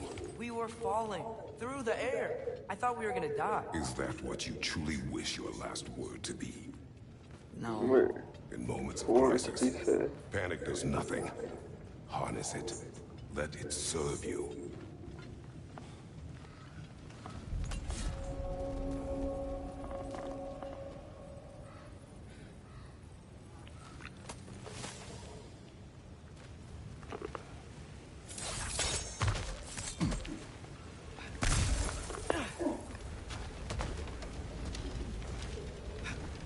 Look on the ground. Tracks. These must lead into the mine. We'll need to get past this cargo. Get off!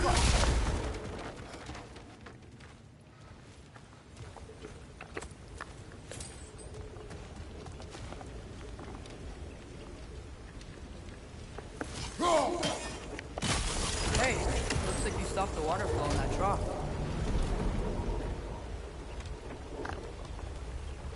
Looks like the water powers the crane that's keeping the cargo up.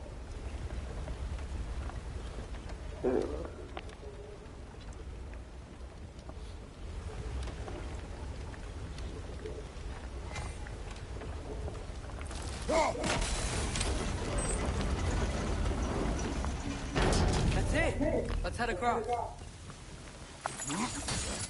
Another Nornir chest. Aye, but no seals to destroy or bells to ring. These are different. There's a brazier to the left of the chest. Maybe you can light it?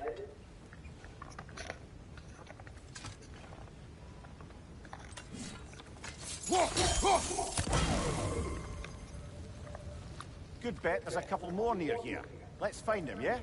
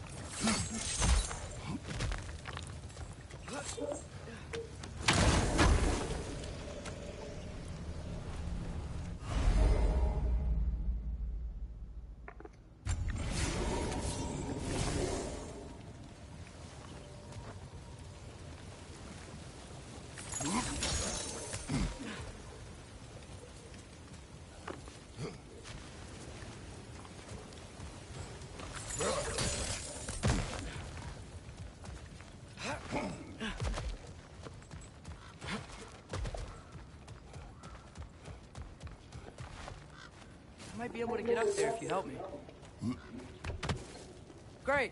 I'll head across for a better look. Father, there's a gate up here heading towards the entrance to the mine. If you can get up here, I'll need your help lifting it.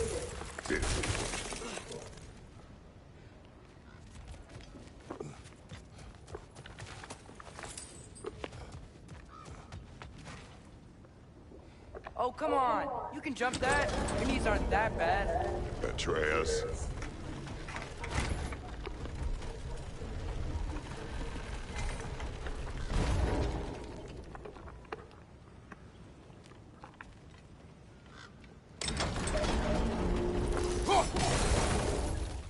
I hope you can make that jump.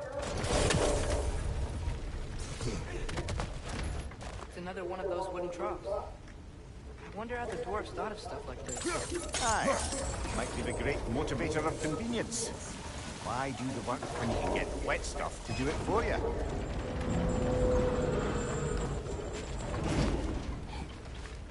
Sure hope Tyr's here. Atreus, we seek information. I know. Stop acting like I'm trying to start a war. Yet you do not say otherwise. Brothers, maybe we can lay this to rest a bit, eh?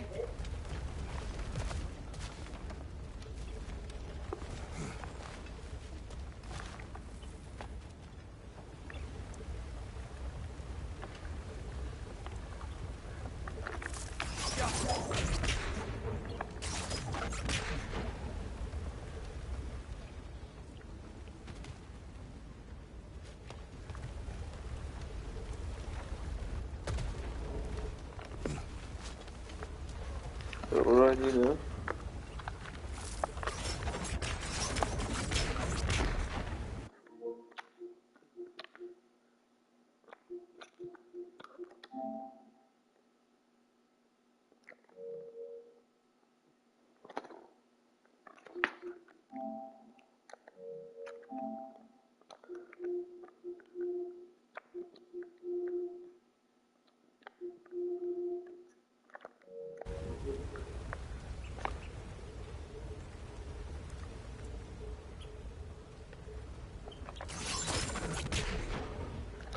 I think I see something.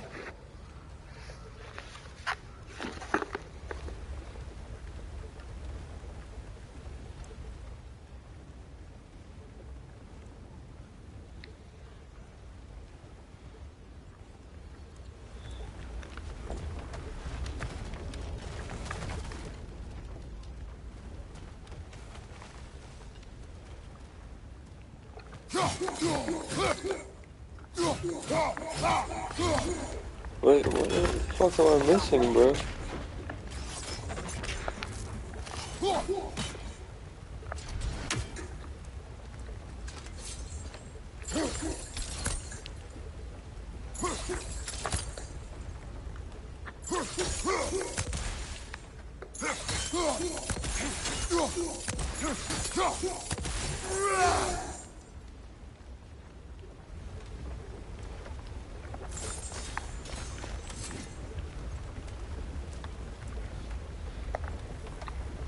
Wait,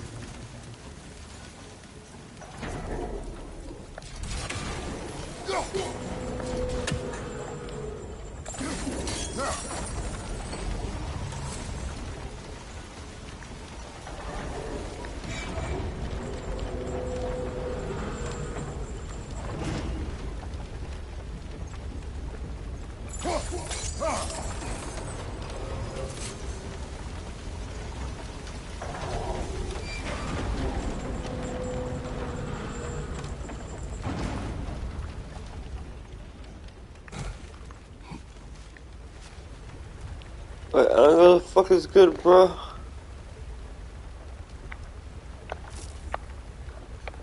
Like, dead fucking ass, bro.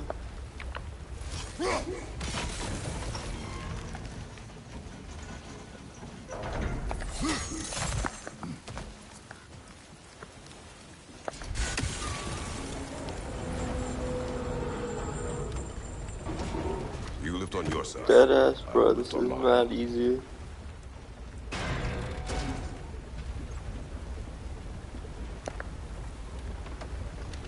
Wait, lift the fuck.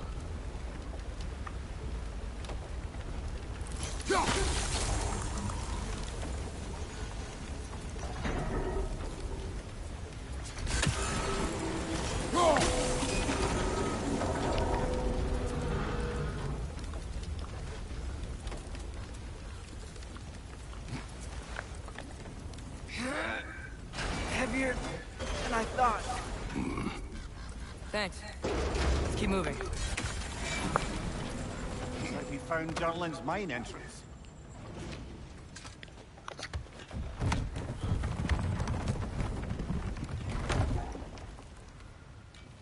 Sindri.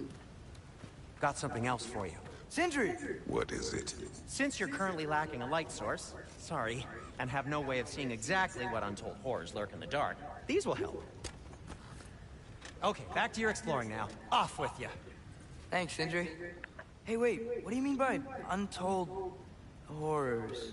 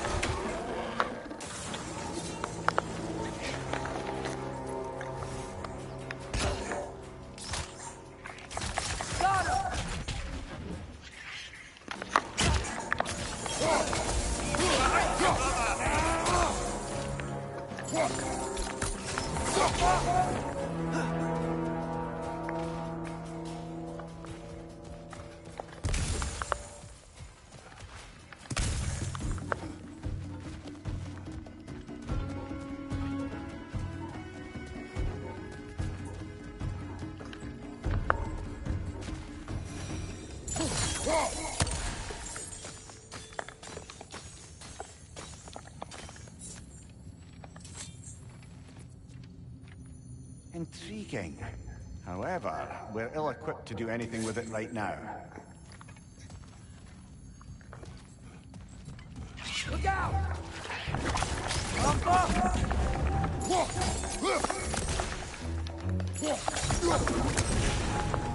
Well, looks like the official entrance to the mine is blocked.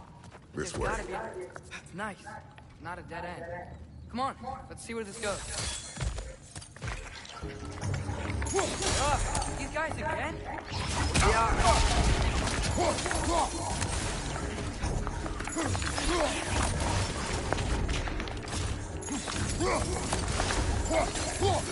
Last one. Where are they all coming from?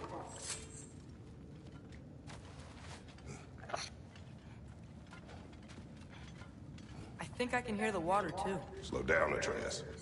Take care. Be ready.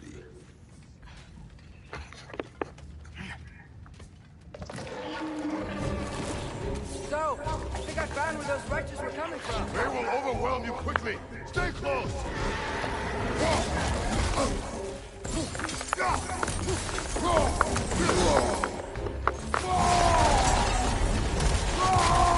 They just keep coming. It's a bear trap.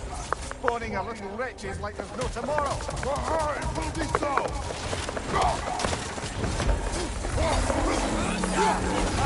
Incoming!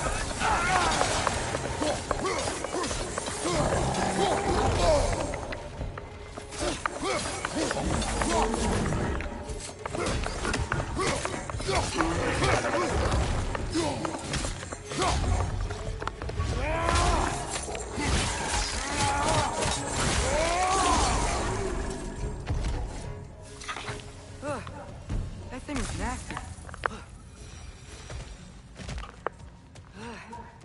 The smell these things leave behind is so gross. Small consequence for disturbing the home. Let's keep moving.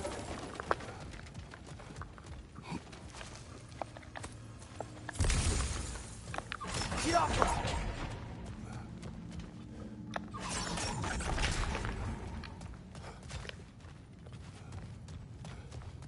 Maybe we can ride this boat thing further into the mine. Worth a shot.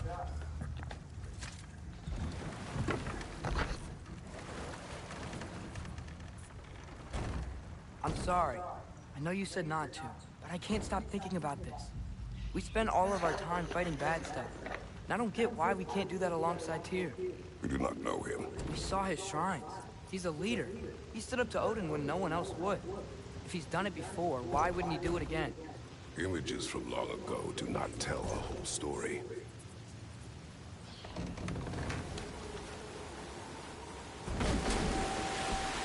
There's a door. Once we get off this, let's check there for Tyr. He's gotta be close.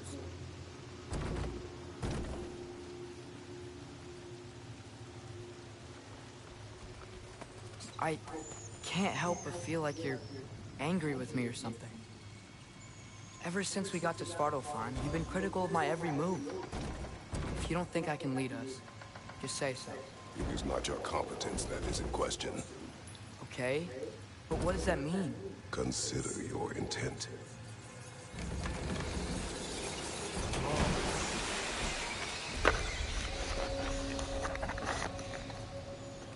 This place is huge.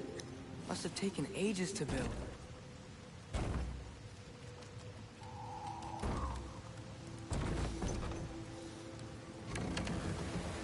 Another door. We'll have to check that one too. Bird's instructions do not say which one. Nope, we're on our own here. Your question from before, about my intent. I intend to help the God of War stop Odin. And that means freeing him from whatever prison he's in right now. Brace yourselves, friends. Sindri? And be careful exiting that thing. 1 foot at a time. There are loose, rusty nails everywhere. Have you seen any signs of Tyr? As if I would navigate this maze of running sewage. No. I'm sure you'll manage that on your own. I don't know. The water looks pretty clear here. Keyword, looks. Whatever you need.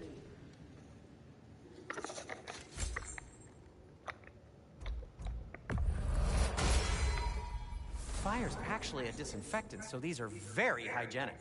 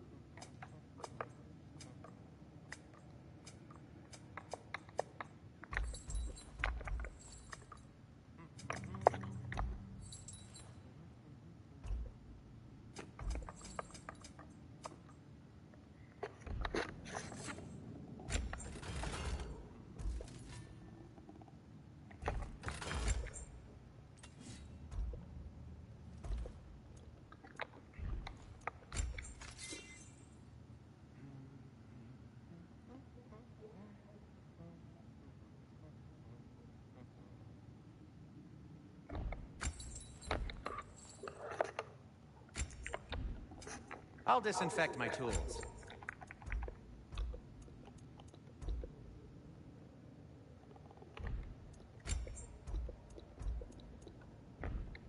By the way, if you're headed to the mining rigs in the bay, could you bring me any slag you find?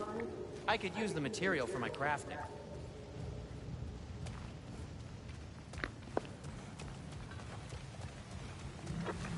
Go. Look, there's a door just across this gap. Tyr could be right there. Whoever wrote this certainly had an eye for detail.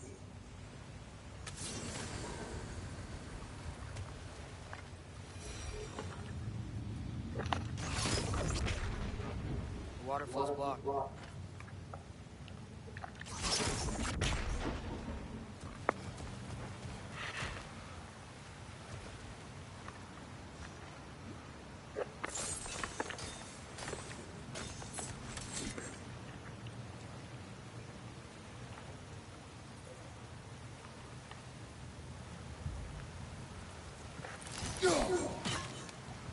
Oh, water's overflowing where you froze that trough. That's helpful.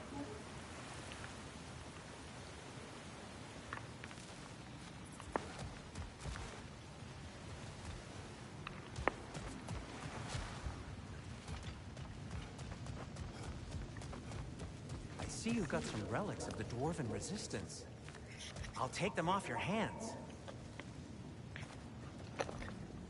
I'm here for you. I'll heat up the forge.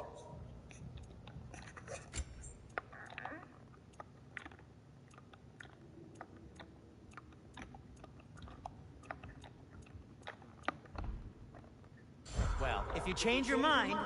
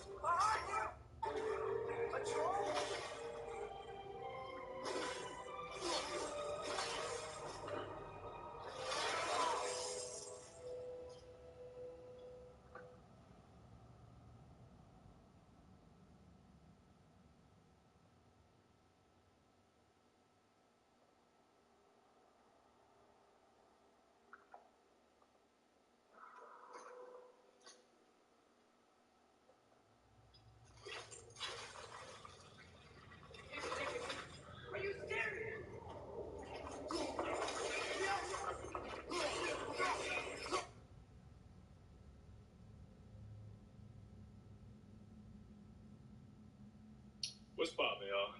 Looks like Adidas wasn't done with Ye yet. They put out a statement on press release, social media, whatever, saying the following after they had disconnected or kicked out Ye from their deal. And the Adidas CFO, Harm Olmeyer, said, I can confirm that Adidas is the sole owner of all design rights registered to existing product, as well as previous and new colorways under the partnership. And we intend to make use of these rights as early as 2023. They're basically saying, hey, we own Ye's designs, we own these Yeezy designs, and you can expect some new Yeezys by 2023.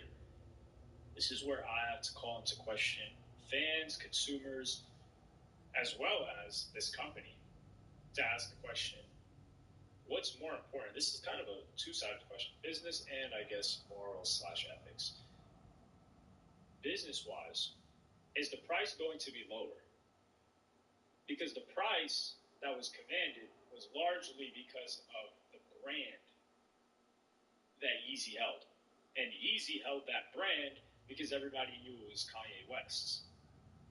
But when it comes down, because if you recall, Ye was going in on the company, was going in on Adidas when they were making sandals that were cheaper versions of his own designs.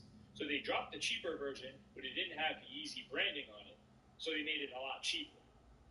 So if they make stuff cheaper, okay, I think that's relatively consistent. But if they're using the same designs and making it at the same price point, then I got to look at it like, hold on, what? I wonder if they're still going to call it Yeezy, because they pretend to take this moral stance of, hey, what Ye said, this and that, we can't get behind that, anti-Semitism, et cetera, but you're going to continue to put out a shoe or a sandal or whatever other design and keep the same name as someone who was labeled an anti-Semite by you guys. That seems pretty inconsistent. Just because he's not making money from it, I thought it was not supporting it. Especially if you're supporting his own designs by a quote-unquote anti-Semite. That opens up a different can of worms. As for fans, this is going to be a very, very interesting pivot. One thing that I know for sure, for certain, Ye already had his own site, Yeezy Supply. If Ye is able to produce product within the next year, which is going to be difficult to get done, because he needs to do production himself, and I think he's gotten to the point where he can manufacture a lot of the stuff. And these factories are in Vietnam, a lot of them are in China. I'm not sure if they're manufacturing a lot of stuff in Malaysia, but these factories don't care about what Ye was saying. They don't care. So he would be able to work with them, but then there's the distribution and getting it to people on time. However, if Ye's able to do that with new designs, with his brand, and Adidas is doing the same thing, but with Ye's old designs, what is going to sell more? Or not what's going to sell more, because Adidas may sell more in quantity because they have a lot more customers that know the brand, a lot more storefronts, and a wider consumer base than Ye himself. But what's going to set the trend? Because the people that would set the trends, for example, rappers, ball players, celebrities, etc., were wearing Yeezys, and then that led to the people that followed them to wear Yeezys. But Ye's about to drop something, and then people copy Ye's stuff, which I think will happen, then I could see these designs just fizzling out. Because it's really about the artist. It's kind of like, hey, we have all the songs by Taylor Swift right now, all the previous songs. We own her masters. But if Taylor Swift drops a new album, her fans are going to listen to her album. They're not really going to care too much about the songs we already have. They'll listen to them as well. But if she remakes them, which it's a little bit different here, because I'm pretty sure Ye can't remake the designs that he made, people will say, oh, that's perfectly fair because he signed a contract. The truth is, when it comes to these big corporations, and just in general, you never really have a chance of getting a fair deal. And anything that you think you have in that deal can be taken away. Because if you guys recall, and I'm pretty sure I've mentioned this at least once or twice, Nick Cannon thought he owned Wild 'N Out. And he thought they couldn't shut down Wild 'N Out. And he explicitly said this on his podcast, or it was on several tweets after his podcast had dropped, and he was confident. Yeah, what happened? They shut down Wild 'N Out. Viacom did. And then, he got suited up and did what he had to do to get Wild 'N Out back, or get them to start it. But if he owned Wild 'N Out, and they couldn't take it away, and that's probably what it said in his contract, or what he thought it said, and probably what his lawyer told him it said, yet it was still able to happen, and they didn't get sued. So clearly, they always owned Wild 'N Out, or the rights to at least shut it down. That's the same thing here. And you've got to think how much experience Nick Cannon has in the industry. He legitimately thought this. But people will say, oh, bro, why don't you just read the contract, bro? Just read the contract. Or just get a lawyer. Okay, they're doing both of these things. And they're doing both of these things at the highest level. It's kind of like play defense. When the person you're playing defense against is so much more well-equipped in offensive tactics and knows all of your defense, that it's not good enough to play defense. It's not enough. And that's the case with Ye. I'm pretty sure Ye probably thought, because Ye was confidently saying, Adidas can't drop me. Either he was saying a bold-face, not lie, but testing them, and there was a clause in his contract where they were allowed to drop him, and he wanted to get dropped, or he firmly believed that legally they couldn't drop him. And if they did anyway, then they clearly had the right to drop him, or they knew that they would win in court later on. So that's just to call the inexperienced argument that people make when they say, oh, you signed a contract. Yeah, if the contract is written in plain English and we both understand each other, of course. But the way contracts kind of operate at this very high level is very vague. And it's always written where you don't quite understand exactly what both parties are saying. And it's a little bit of it is assumed. So that's the case with that. As for me, what will I be doing? Excellent question that nobody asked. But I'll give you the answer anyway, because I feel like it. I don't want anything that Adidas drops that's not yet. A lot of the reason why I had bought Yeezys initially, and I don't really, do I own any Yeezys anymore? I own one pair actually. I own a pair of 750s that I have never worn. I used to buy and sell Yeezys back in the day when they first came out. So I bought a pair of brown 750s. It was the last 750s that dropped. Surprisingly, I don't know why they never dropped another pair of those. So I've kept those, and I bought it, number one, it was to make money back then when I was younger.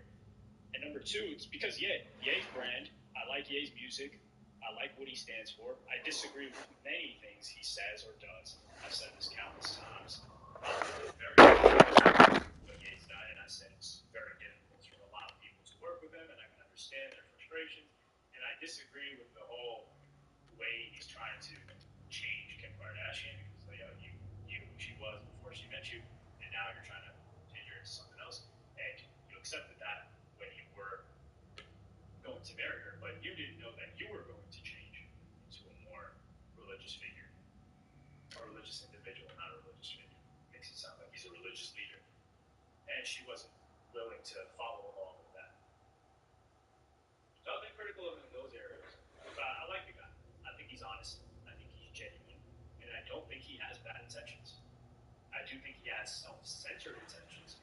But I don't think, as a whole, his self-centeredness is going to harm people. I don't think that's his intention. So Ye stuff, I'd probably buy it just to support him, because now he's doing everything on his own. So why wouldn't I want to support somebody that's doing what Sway told him to do initially? And he admitted Sway was right. That's where I stand on it. Will I cop any new stuff that Adidas drops? No, because it's just a cheap version. And I don't like that they cut their deal off with him as well. So that's another reason why I won't cop stuff. And it also made me reconsider buying stuff from these huge corporations anyway. I retweeted a tweet. I forgot when I retweeted it. Let me pull it up actually. It kind of resonated with me. Okay, this individual said, hard to want to support brands like Nike and Adidas when they silence athletes from free speech, but then do the Kaepernick "we stand for free speech" stuff. Remember, all those brands are absolute wolves in sheep's clothing. And I thought about this. I said, you know what? That's true. We understand they're corporations, but when they're blatantly doing people dirty, and there are so many alternatives nowadays with smaller brands that still make great quality clothing, where you know you're supporting an individual that maybe has the same mentality as, not necessarily the same belief system, but they share that same mentality, they stand for something, they're not big, so you're supporting a smaller business or an individual that's maybe your age, younger, and you're getting a similar quality of product, why not? And that's where my mind went to. Or to just make some of my own stuff just so I can wear it on my own. But let me know what y'all think about that in the comments.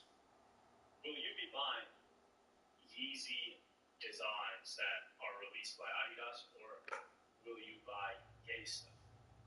Let me know in the comments. Like and subscribe, and hit the notification bell if you enjoyed. Follow me on Twitter and Instagram. Thank you for watching. Peace.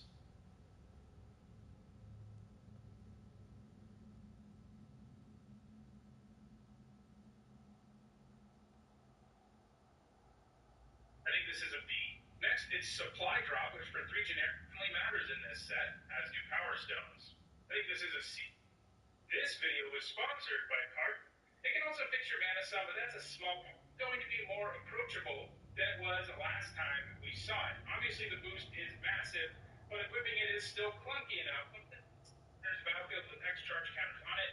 You tap it and choose a color to have 1 mana of that color for each charge counter on it. This is mostly a 3 mana rock that can tap for 1, and that's passable in a format with a bunch of artifacts and ramp payoffs.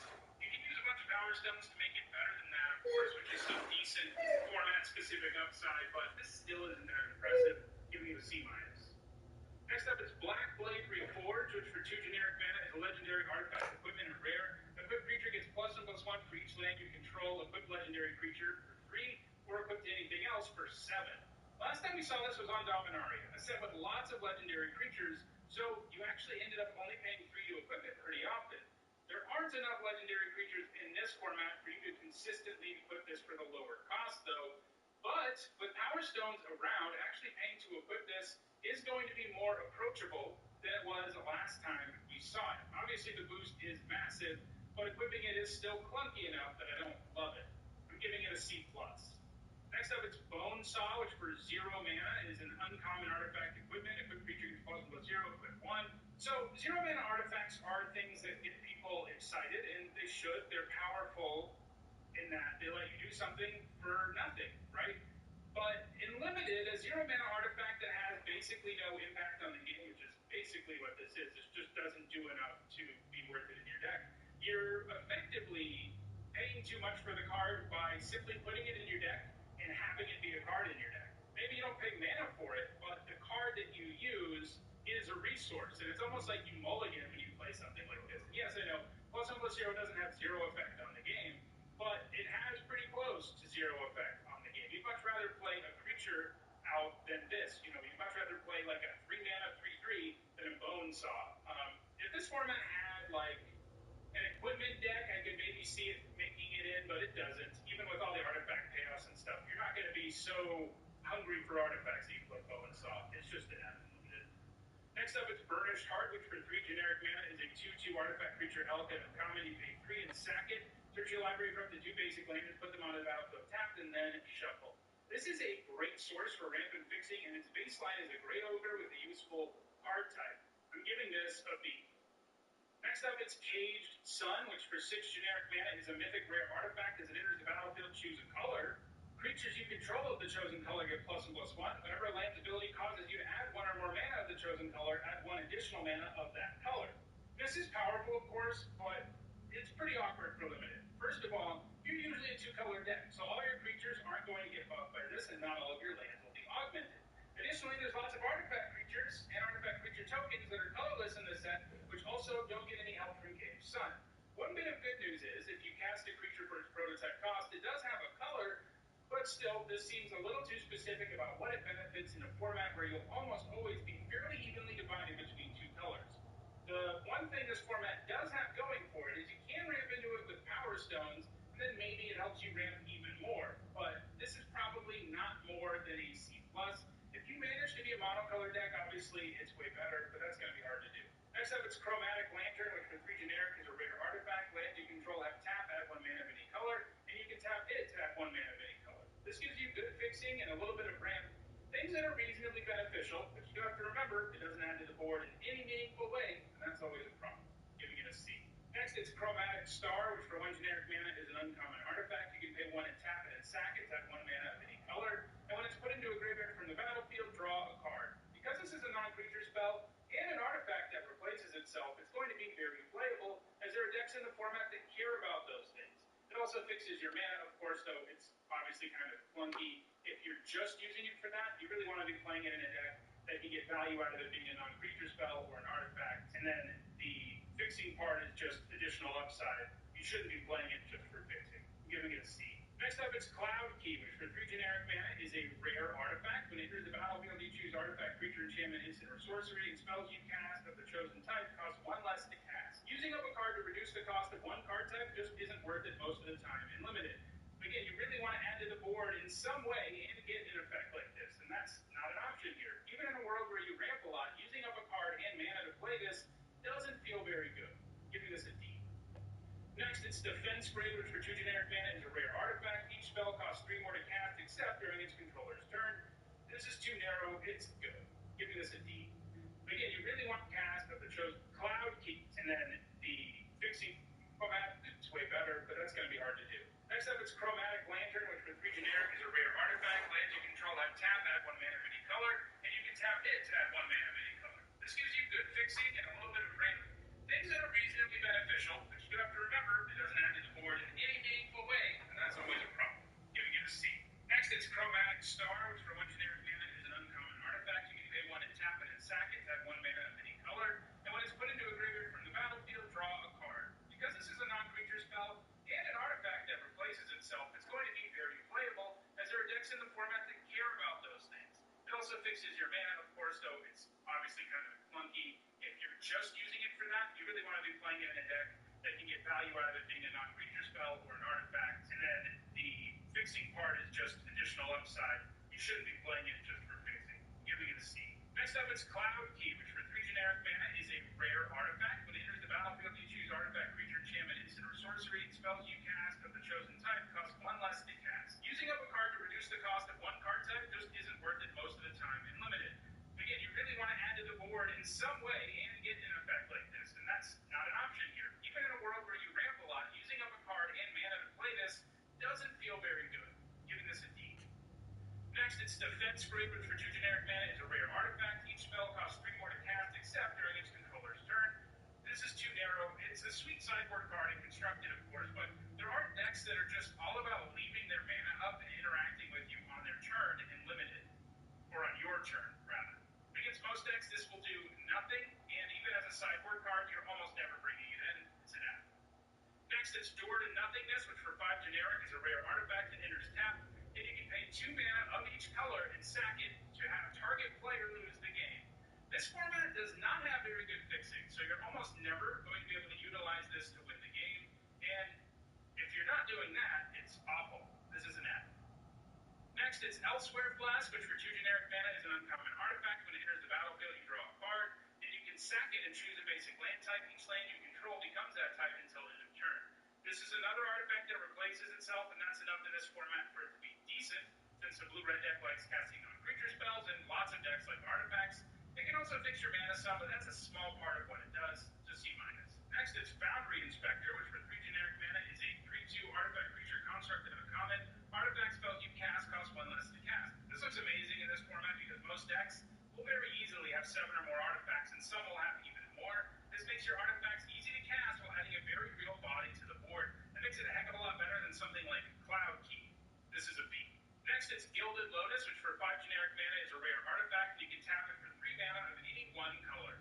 This is pretty bad in most limited formats. Usually by the time you get this much mana, you don't really need more mana. But I think the fact that this format has many high mana things to ramp into, coupled with the fact that you can actually accelerate into the Lotus itself with Power Stones, makes this a little better. Probably still just a C, though.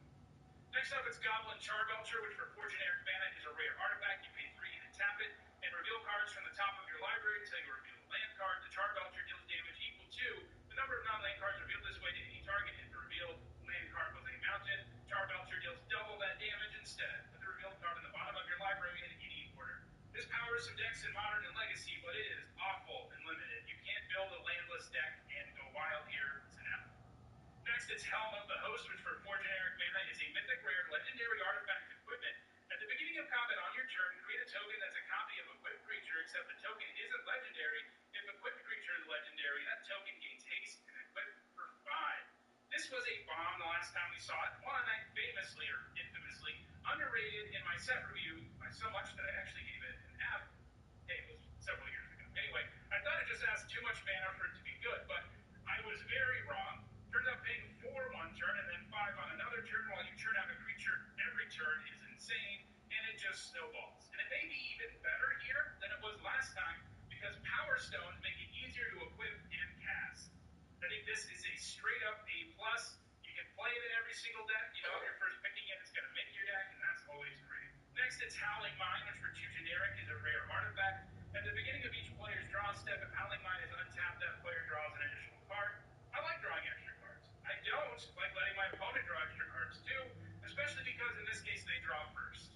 Generally, this benefits your opponent more than it benefits you because of that, and that really hurts this card's value. I think it's a D. Next, it's Icor Wellspring, which for 2 generic is an uncommon artifact. When it enters the battlefield or is put into a graveyard from the battlefield, itself, and that's nice. And this one's even nicer because you can make it a 2-for-1, especially in the black-red deck, where this is a great thing to sacrifice for value. I think this is a C+. Next up, it's Inspiring Statuary, which for 3 generic is a rare artifact. Non-artifact spells you cast have improvise, which means your artifacts can help cast those spells. Each artifact you tap after you're done activating mana abilities pays for 1 generic. This is kind of cool, as it sort of makes it so your Power Stones can actually cast non-artifact spells. However, this is another instance where you use up a card for a mana discount, and cards are massively important resources and limited. Using one to just help you cast your non-artifact spells a little better usually is suboptimal, and it's also really awkward because if you are a Power Stone heavy deck, you want a bunch of artifacts to ramp into, and this can't decrease the costs of those. I think this is a D. Next up is Ivory Tower, which for 1 generic mana is an uncommon artifact. At the beginning of your upkeep, you gain X life, where X is the number of cards in your hand minus 4. This isn't unlimited. You need to be like a draw-go style control deck to really make the life gain matter, and that won't happen. This will frequently do nothing or close to nothing. It's an F. Next, it's Jaloon Tome, which for 3 generic is an uncommon artifact. You can pay 2 and tap it to draw a card and then discard a card. This is a pretty clunky way to loot, but the blue-black deck in the format is interested in this, as it gives you a way to consistently trigger your payoffs for drawing a second card in the turn. That probably makes it a C. Next, it's Journeyer's Kite, which for 2 generic is a rare artifact. You pay 3 and tap it to search your library for a basic land, reveal it, put it in your hand, and then shuffle. This does basically let you draw a card for 3 mana, even if that card is still always a land. That does give you card advantage, and even thins out your deck and fixes your mana. Power Stones make it more likely you can use it too, but there's still going to be a whole lot of times where you just don't have the time or mana to use it, and frequently if you do have the mana to use it, you don't really need more mana. It's probably just a D. Next, it's Keening Stone, which for 6 generic mana is a rare artifact. You pay 5 and tap it. Target player mills X cards, where X is the number of cards in that player's graveyard. As I always say, mill strategies are usually bad and limited. This one is kind of interesting, especially if you're playing against a black-green self-mill deck, which will rapidly load its own graveyard, allowing you to build them out with 1 or 2 uses of this. Still, it costs a ton of mana to play and a ton of mana to activate, and sometimes it won't do anything at all. In fact, usually it won't do anything at all. It's probably a sideboard card. You know, it's going to be an F almost all the time. I could see siding it in against a black-green deck where it's probably like a C-. Next up, it's Key to the City, which for 2 generic mana is a rare artifact. You can tap it and discard. Up to 1 target creature can't be blocked this turn, and whenever it becomes untapped, you can pay 2 generic, and if you do, draw a card. This is a nice card. The unblockability is the kind of thing that allows you to close out the game, or just allows you to pressure your opponent no matter what they're doing, and while you have to discard a card for the effect, you are ultimately just rummaging, since you can pay mana to draw a card when it untaps. Power Stones can help pay for that ability too, and you're also interested in the deck like blue-black, you're interested in the additional draw trigger. I'm giving this a B. Next up, it's Liquid Metal Coating, which for 2 generic is an uncommon artifact. You can tap it, and target permanent becomes an artifact in addition to its other types until end of the turn. You don't want to be doing this. For the most part, this effect is meaningless in this format. There are, of course, some corner cases, like if you have a card that destroys artifacts, this lets you make any permanent into an artifact. You can destroy anything, even lands. Or if you need another artifact in play for some effect, I guess it does that, but there's a reason I said corner cases. You're using up a card here for synergy that will almost never matter. It's an F. Next, it's Lodestone Golem, which for 4 generic mana is a 5/3 artifact creature golem at rare. Non-artifact spells cost 1 more to cast. So this is a 4 mana 5/3, which is close to a C, and it does have an extra effect that adds attacks to non-artifacts. Problem is, the effect is symmetrical and is likely to hurt you and your opponent similar amounts. If you end up with a deck that is very heavy in artifacts and your opponent's deck is surprisingly low on them, it will overperform, but mostly I think this is a C. Next, it's Maze Mind Tome, which for 2 generic is a rare artifact. You can tap it and put a page counter on it to scry 1. You can pay 2 and tap it and put a page counter on it to draw a card. And when there are 4 or more page counters on it, you exile it, and if you do, you gain 4. This is pretty good last time we saw it, and I think that's true here. Using the scry effect when you're low on mana is alright, and actually drawing cards with this is very powerful, and also easier to do here because of Power Stones. Giving the 4 life helps make up for the fact that you sink some mana into something that doesn't actually add to the board too. Give this a B. Next, it's Mesmeric Orb, which for 2 generic is a mythic rare artifact. Whenever a permanent becomes untapped, that permanent's controller mills a card. This is a symmetrical mill card, and not really something you should be playing. It's hard to have much control over who has more permanents to untap, and you never know if this will hurt you more than your opponent. It is true that it will hurt your opponent first, since they have to untap first, but that still isn't me to ever play this thing, giving it an F. Next, it's Millstone, which for 2 generic is an uncommon artifact. You pay 2 and tap it to make your opponent mill 2 cards. Any player mills 2 cards, actually. Now we're looking at the very original mill card, which is where the mechanic gets its name, and it's also not that good and limited, though the fact that you actually can control who this hurts more makes it better than something like the Horde. This can actually win you some games if you're a control deck, but most of the time you'd rather just have something that actually adds to the board. You can maybe use it in the black green deck to mill yourself too, giving it a D. Next up, it's Mind's Eye, which for 5 generic mana is a mythic rare artifact. Whenever an opponent draws a card, you can pay 1 generic. If you do, draw a card. This looks good, as it effectively draws you 2 cards every turn, and sometimes more. But Power Stones in the format, both casting this and paying the mana to draw a card are going to be easier than normal. It is still a 5-mana artifact that doesn't add to the board, which holds it back significantly, but it's quite the card advantage engine, giving it a B. Next, it's Mishra's Bauble, which for 0 mana is an uncommon artifact. You can tap it and sack it to look at the top card of target player's library, draw a card at the beginning of the next turn's upkeep. This is a free artifact that replaces itself, and we've seen a few artifacts that replace themselves. They all get bonus points because there's a spell deck in the format, and there's lots of decks that care about artifacts. This one is slower at replacing itself, which is certainly a problem if you're like trying to chain spells together for something. And the other effect it has is pretty minimal, as just knowing what's on top of your opponent's library doesn't matter a ton. So I think probably a C minus. Next is Moth Keeper, which is 0 mana for mythic rare legendary artifact. You can tap it and have one mana.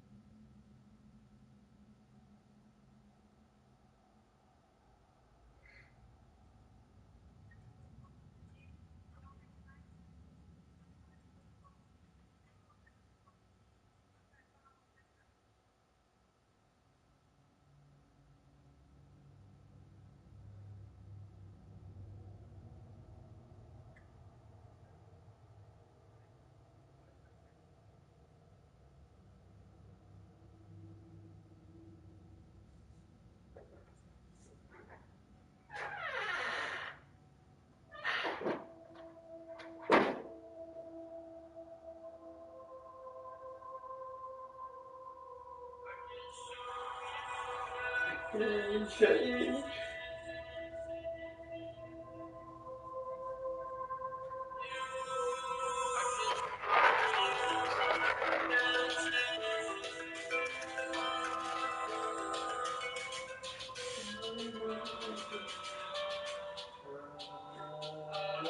Talking about me, I'm a brand man. There's nothing on my ring. You are nothing and you will remain nothing. I am tired cause of all this traveling. But I've been walking in the wind. It's a thing that they've never even been. God, I think I am about to sin. You say you will think you deeper sin. Drive me to my. You drive me to my. Drive me to you, but I can't chase. On my ways, cold hands on your ways. Make no mistakes. Face gets called out. You 22 times in your arms. They love me, they don't even know me. I am lonely, keep it on the low key. They know me, people they know me. I slowly walking down the cold street. Problems on me, brought on me. I am coming for your soul if you owe me. You told me people that I don't need. I can tell you, show you how those feel. Show you what it takes. Snow on my face, cold hands on your waist. Make no mistake, fate gets called out. Cut you 22 times in your heart.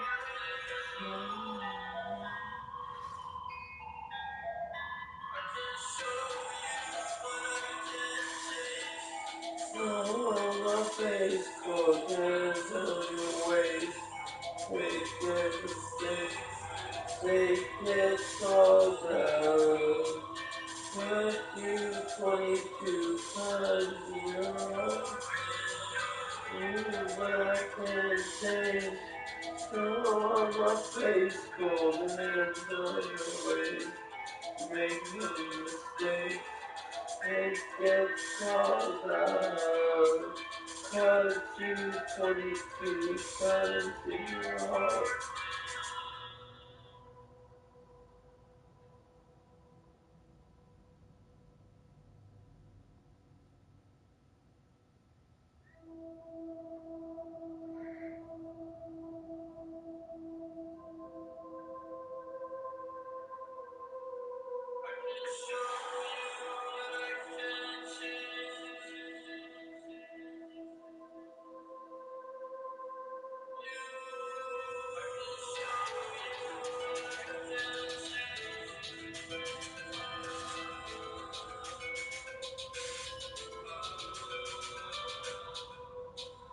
I heard you talk about being a friend. I guess 750 on my way. There's nothing I will make nothing. I'm tired because of all this traveling. And lately like I'm walking in a wind. Taking something that they've never even been. Tell me what I think I am about to sin. I'll show you what we hidden deep within. Try me tomorrow. You try me tomorrow. Show you, but I can't see. So on my face, cold hands on your waist. Make no mistakes, fate gets 22 times and you I'll be there, don't even know me. I am lonely, keep me alone, please. My love, please, people that I don't know me.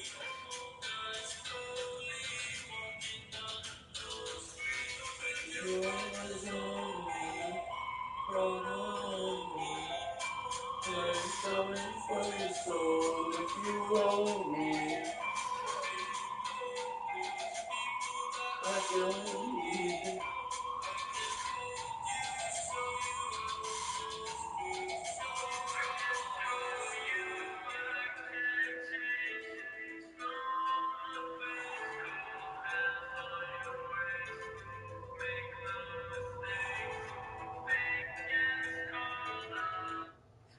Jewish children to look at their daddy and say rockets, any other group of people, nor a term that relates in any way to the current conflict, which we all understand.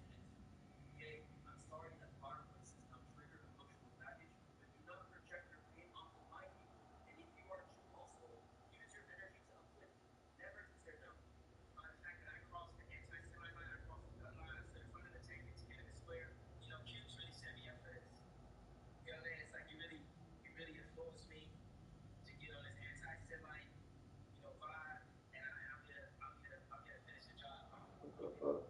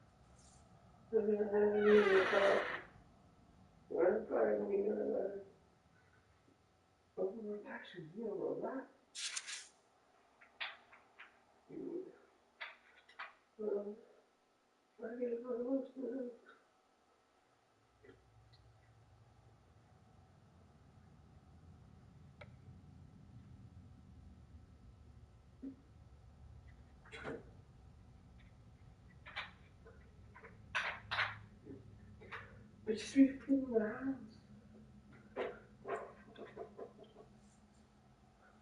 For pounds of pounds. Just be feeling the hands.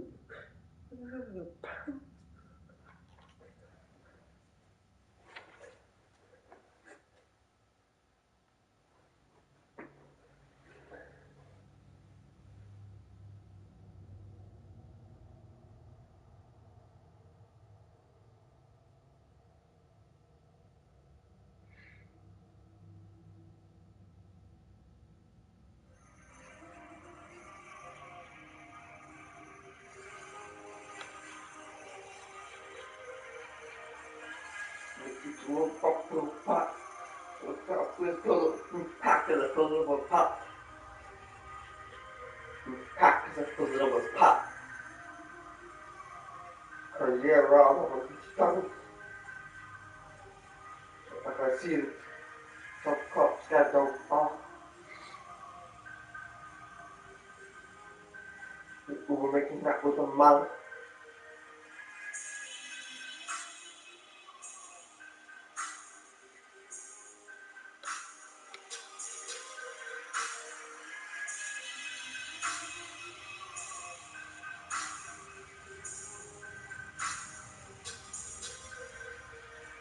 It's a really fine red pot. We were talking this brother about that. And we had a bus. It was me out with a month. You really love me, feels boss. With the clip up, full house. Yeah, all over two skills. You know, fly out far. The pot, real was hot. Every time. You feel it in the mouth. You know, you're just boss. Full house. These guys.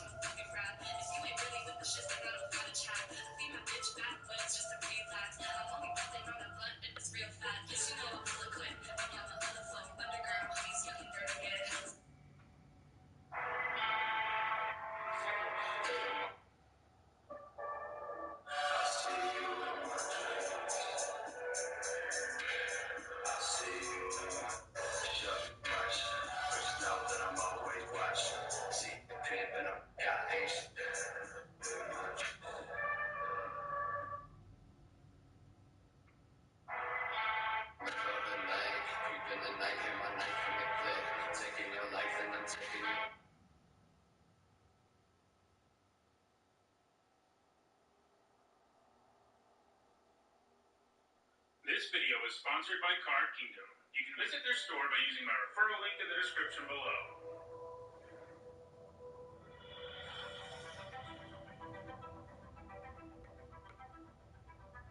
Hi everyone, I'm Nitsa Hone, and today is Saturday. That means it's time for Nitsa Notes, my weekly vlog series where I talk about limited magic. As usual, at the beginning of preview season, we get, a video that tells us about all the new mechanics and gives us some preview cards. And we're in the middle of preview season now for Brothers War, which is actually a pretty quick turnaround. It looks like the full card gallery will go up next Friday, or this Friday from when you're watching this video. So this coming Friday, the 4th of November, and that's the day my set review will start. So, from when you're watching this, it's less than a week away, which is pretty crazy. But the point about this video is that I'm going to talk about the new and returning archetypes in this set, and how I think they'll fare in Limited based on what we know so far. So let's dive right in and do that. Let's start with the new mechanics. The set's actually pretty mechanical light, which I don't necessarily think is a bad thing. Sets lately have been pretty complex. This set really only has 4, non-evergreen mechanics in it. 2 of them are new, and really only 1 of them is entirely new, and 2 of them are returning. So let's start with the one that's entirely new, and that is Prototype. And let's look at a super powerful mythic rare that has Prototype, Phyrexian Fleshgorger. So these are creatures that are modal. It's not that far from being like a modal double face card, but they did it with 1 face. Basically, you can either pay the full 7, which gives you a 7/5 with Menace and Lifelink, and Ward, pay life equal to Phyrexian Gorger's power, or you can pay 1 generic and 2 black to get a 3/3 that still has all of those abilities. So it's smaller, that's the only difference. The casting cost is too, but it still has Menace, Lifelink, and Ward, pay life equal to Phyrexian Fleshgorger's power. So this sort of modality is always great for Limited. This is a mythic rare, but we're going to see it on commons and uncommons, where it's sort of like Kicker. Like they say, all mechanics are Kicker, where you have a somewhat weaker creature you can play early, and then later you can pay extra mana and get a bigger creature. The one sort of interesting element here that makes it a little different than Kicker would be is that the creature, it only costs colorless mana to cast if you don't do the Prototype thing, and that's interesting. So, this is the kind of card you could put in any deck in the format if you want to, but it is substantially worse if you can't cast it early, because sometimes that's what you're going to need to do, and a 3 mana, 3/3 with Menace and Lifelink and Ward is a great card. So early, it's a hyper-efficient creature. If you pay the full 7 for it, it's actually kind of less efficient, but it is a heck of a lot larger and more of a threat at that stage of the game. So, again, modality is good. It makes the card flexible and powerful, and the Fleshgorger is just a very, very strong card. So that's how Prototype works. It's cool flavor-wise, because it's sort of like you run it out there before it's complete, so you have this Prototype version of it that isn't quite as massive and impressive, but then you can also run it out as a completed card later. And I guess I mean complete in the normal sense, not in the Phyrexian sense. Fleshgorger and other cards with Prototype, I think this is going to be a great mechanic for Limited. Going to be probably something sort of format defining in terms of the flexibility it gives you and the fact that these cards are good no matter when you get them in the game, basically, whether you play them early or you play them late, and that's always great.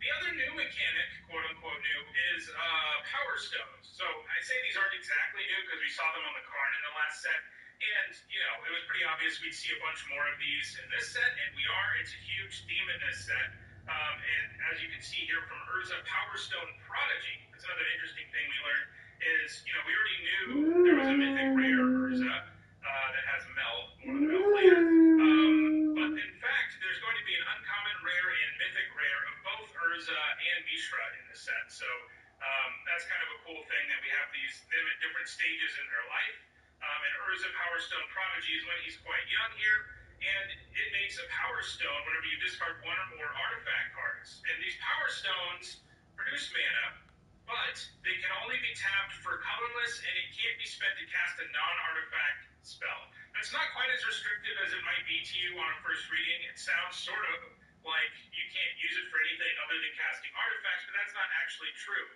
The way this works is you can use it to activate abilities. For example, you can use Urza Power Stone Prodigy's ability by tapping a Power Stone. You can't use the Power Stone to cast Urza Power Stone Prodigy, but but you can use it to use abilities on cards that aren't artifacts. So there's more uses for them than you might think.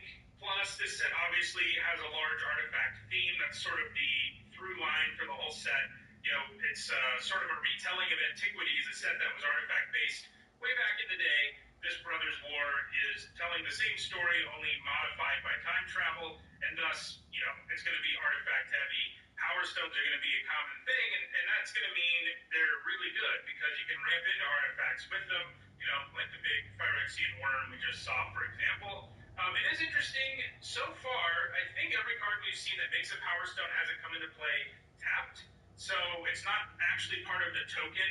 You know, the token doesn't say this enters tapped, but it seems like they're having them come into play tapped with those cards. We'll have to see whether that remains true.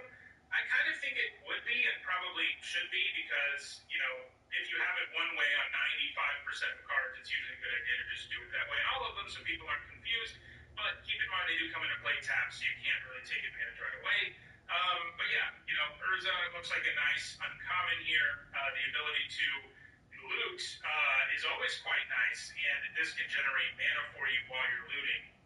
So yeah, Power Stones are back. You know, they weren't really a huge piece of what we saw in Dominaria United. They are a huge piece of what we're seeing in this set.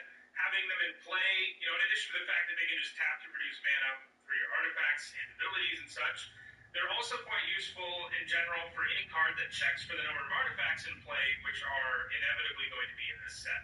So yeah, Power Stones look good. They're going to be something you're after. I'm sure there will be sort of a ramp artifact archetype in addition to, you know, a more normal artifact archetypes that check for artifacts in play, and it's going to be useful in all of those kinds of decks. So after that, we have two returning mechanics, and they're both things we already knew were in the set from earlier previews, but now it's sort of been confirmed that they're in the set as full-blown mechanics, although it can be debated whether meld, which we'll get to in a second, is really that relevant for us. But Unearth is the other mechanic, and it certainly is.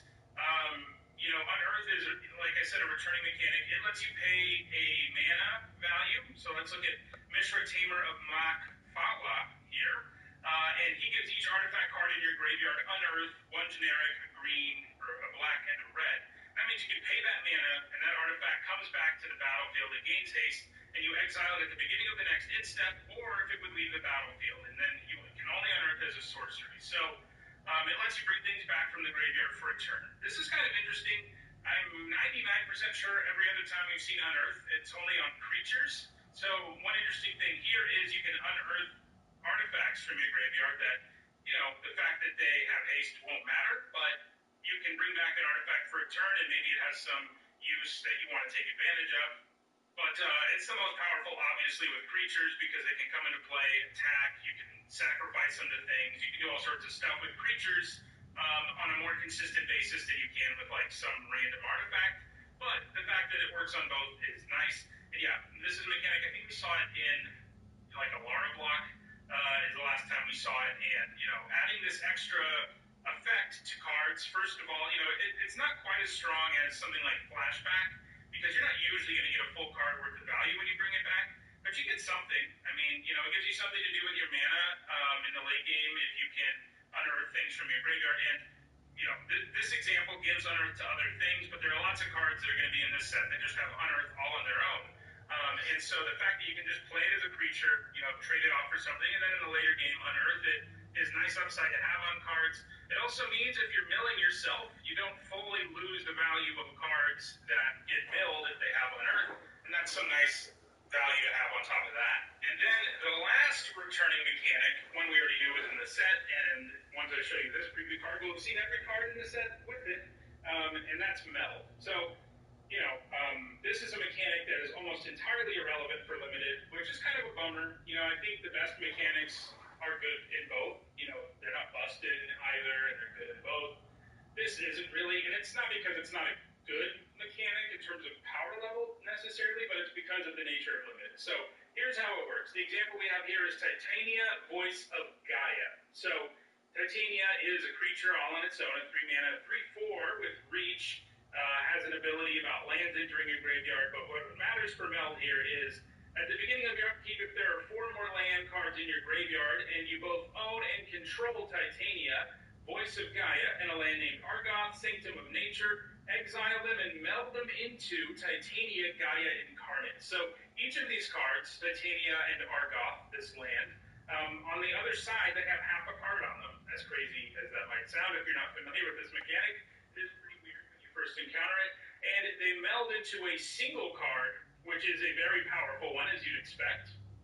They become Titania Gaia Incarnate, which is this huge elemental avatar, has power and toughness each equal to the number of lands you control, has vigilance, reach, trample, and haste. When it enters the battlefield, you return all the lands from your graveyard to the battlefield, tapped, and they're going to be there because you had to get lands in your graveyard to trigger Titania, and then you can also put counters on lands and animate them. So, very powerful, but so why do I say this doesn't matter in Limited for the most part? Well, it's because this only appears on 6 cards in the set, and 3 of them are mythic and 3 of them are rare, and each pair is 1 mythic and 1 rare.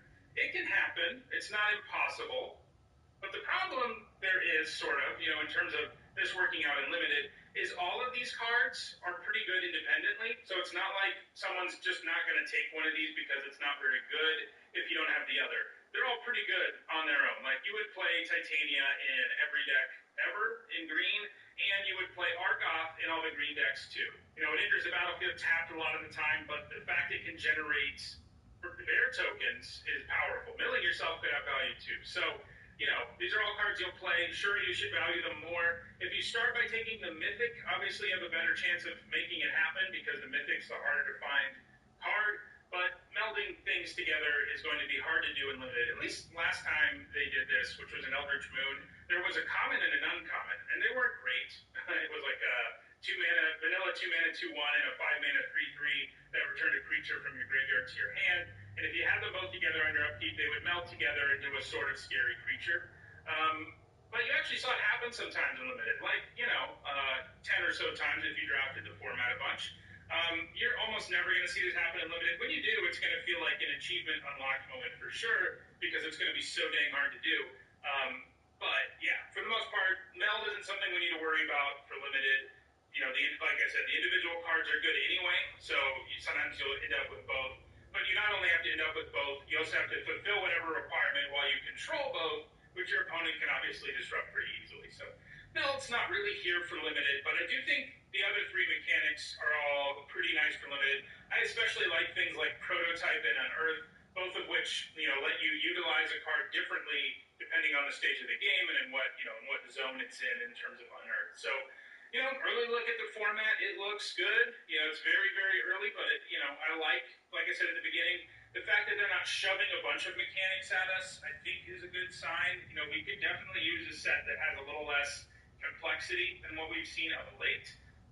You know, complexity is nice and all, especially if you're like a super entrenched and franchise player. Artifact, you know, look at the top card where he does an uncommon green deck to millions better than something. Oh, this for permanent stuff. And the 4 life helps seemingly low on them. This had corner case, additional draw. This is a nice card. The end took all the time. I could see, especially if you're playing against, it thins out your deck. Back, you can pay 2 and 4. Because if Actuary, which for Spring, which for 2, you can trade up a plus. You can play it in every single deck. You know, if you're first picking it, it's going to make your deck, and that's always great. Next, it's Howling Mine, which for 2 generic is a rare artifact. At the beginning of each player's draw step, if Howling Mine is untapped, that player draws an additional card. I like drawing extra cards. I don't like letting my opponent draw extra cards too, especially because in this case they draw first. Generally, this benefits your opponent more than it benefits you because of that, and that really hurts this card's value. I think it's a D. Next, it's Icor Wellspring, which for 2 generic is an uncommon artifact. When it enters the battlefield or is put to a graveyard from the battlefield, draw a card. Another 2 mana artifact that replaces itself, and that's nice. And this one's even nicer because you can make it a 2-for-1, especially in the black-red deck, where this is a great thing to sacrifice for value. I think this is a C+. Next up, it's Inspiring Statuary, which for 3 generic is a rare artifact. Non-artifact spells you cast have Improvise, which means your artifacts can help cast those spells. Each artifact you tap after you're done activating mana abilities pays for 1 generic. This is kind of cool, as it sort of makes it so your Power Stones can actually cast non-artifact spells. However, this is another instance where you use up a card for a mana discount, and cards are massively important resources in Limited. Using one to just help you cast your non-artifact spells a little better usually is suboptimal, and it's also really awkward because if you are a Power Stone heavy deck, you want a bunch of artifacts to ramp into, and this can't decrease the costs of those. I think this is a D. Next up is Ivory Tower, which for 1 generic mana is an uncommon artifact. At the beginning of your upkeep, you gain X life, where X is the number of cards in your hand minus 4. This isn't good and limited. You need to be like a draw-go style control deck to really make the life gain matter, and that won't happen. This will frequently do nothing or close to nothing to nothing. Next, it's Jaloom Tome, which for 3 generic is an uncommon artifact. You can pay 2 and tap it to draw a card and then discard a card. This is a pretty clunky way to loot, but the blue-black deck in the format is interested in this, as it gives you a way to consistently trigger your payoffs for drawing a second card in the turn. That probably makes it a C. Next, it's Journeyer's Kite, which for 2 generic is a rare artifact. You pay 3 and tap it to search your library for a basic land, reveal it, put it into your hand, and then shuffle. This does basically let you draw a card for 3 mana, even if that card is still always a land. That does give you card advantage, and even thins out your deck, and fixes your mana. Power Stones make it more likely you can use it too, but there's still going to be a whole lot of times where you just don't have the time or mana to use it, and frequently if you do have the mana to use it, you don't really need more mana. It's probably just a D. Next, it's Keening Stone, which for 6 generic mana is a rare artifact. You can pay 5 and tap it. Target player mills X cards, where X is the number of cards in that player's graveyard. As I always say, mill strategies are usually bad and limited. This one is kind of interesting, especially if you're playing against a black-green self-mill deck, which will rapidly load its own graveyard, allowing you to mill them out with 1 or 2 uses of this. Still, it costs a ton of mana to play and a ton of mana to activate, and sometimes it won't do anything at all. In fact, usually it won't do anything at all. It's probably a sideboard card. You know, it's going to be an F almost all the time. I could see siding it in against a black-green deck where it's probably like a C-. Next up, it's Key to the City, which for 2 generic mana is a rare artifact. You can tap it and discard. Up to 1 target creature can't be blocked this turn, and whenever it becomes untapped, you can pay 2 generic, and if you do, draw a card. This is a nice card. The unblockability is the kind of thing that allows you to close out a game, or just allows you to pressure your opponent no matter what they're doing, and while you have to discard a card for the effect, you are ultimately just rummaging, since you can pay mana to draw a card when it untaps. Power Stones can help pay for that ability too, and you're also interested in a deck like blue-black, you're interested in the additional draw trigger. I'm giving this a B. Next up, it's Liquid Metal Coating, which for 2 generic is an uncommon artifact. You can tap it, and target permanent becomes an artifact in addition to its other types until end of turn.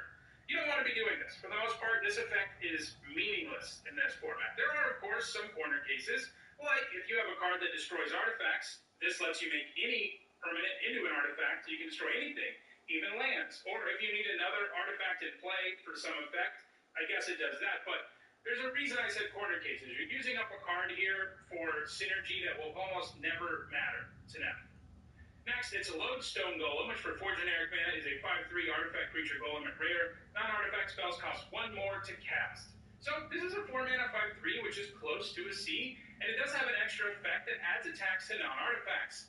Problem is the effect is symmetrical and is likely to hurt you and your opponent similar amounts. If you end up with a deck that is very heavy in artifacts and your opponent's deck is surprisingly low on them, it will overperform, but mostly I think this is a C.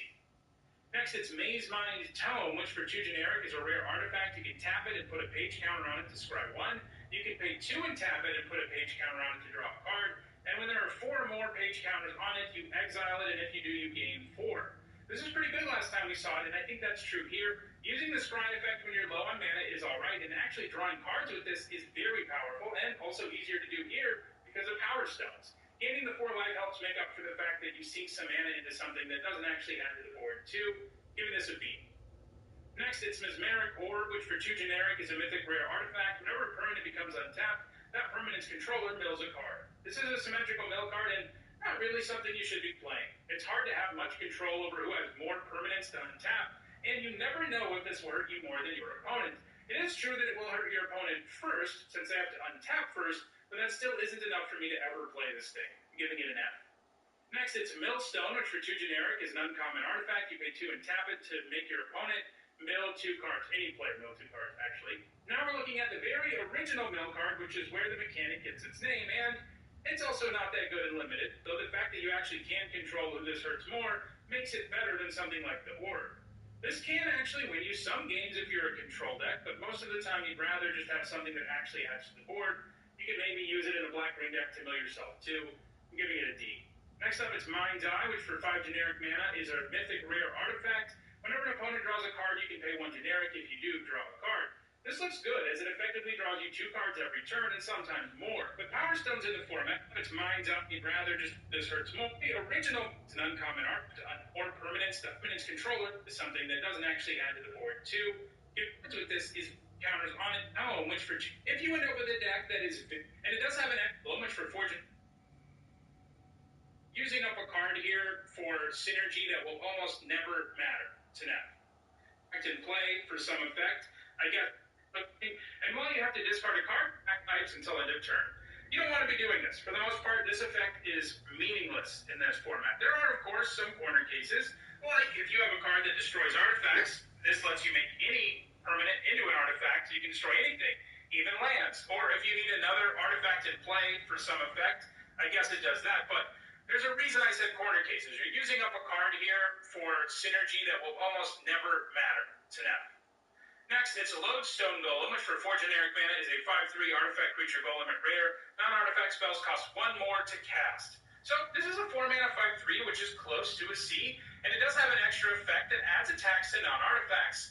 Problem is the effect is symmetrical and is likely to hurt you and your opponent similar amounts.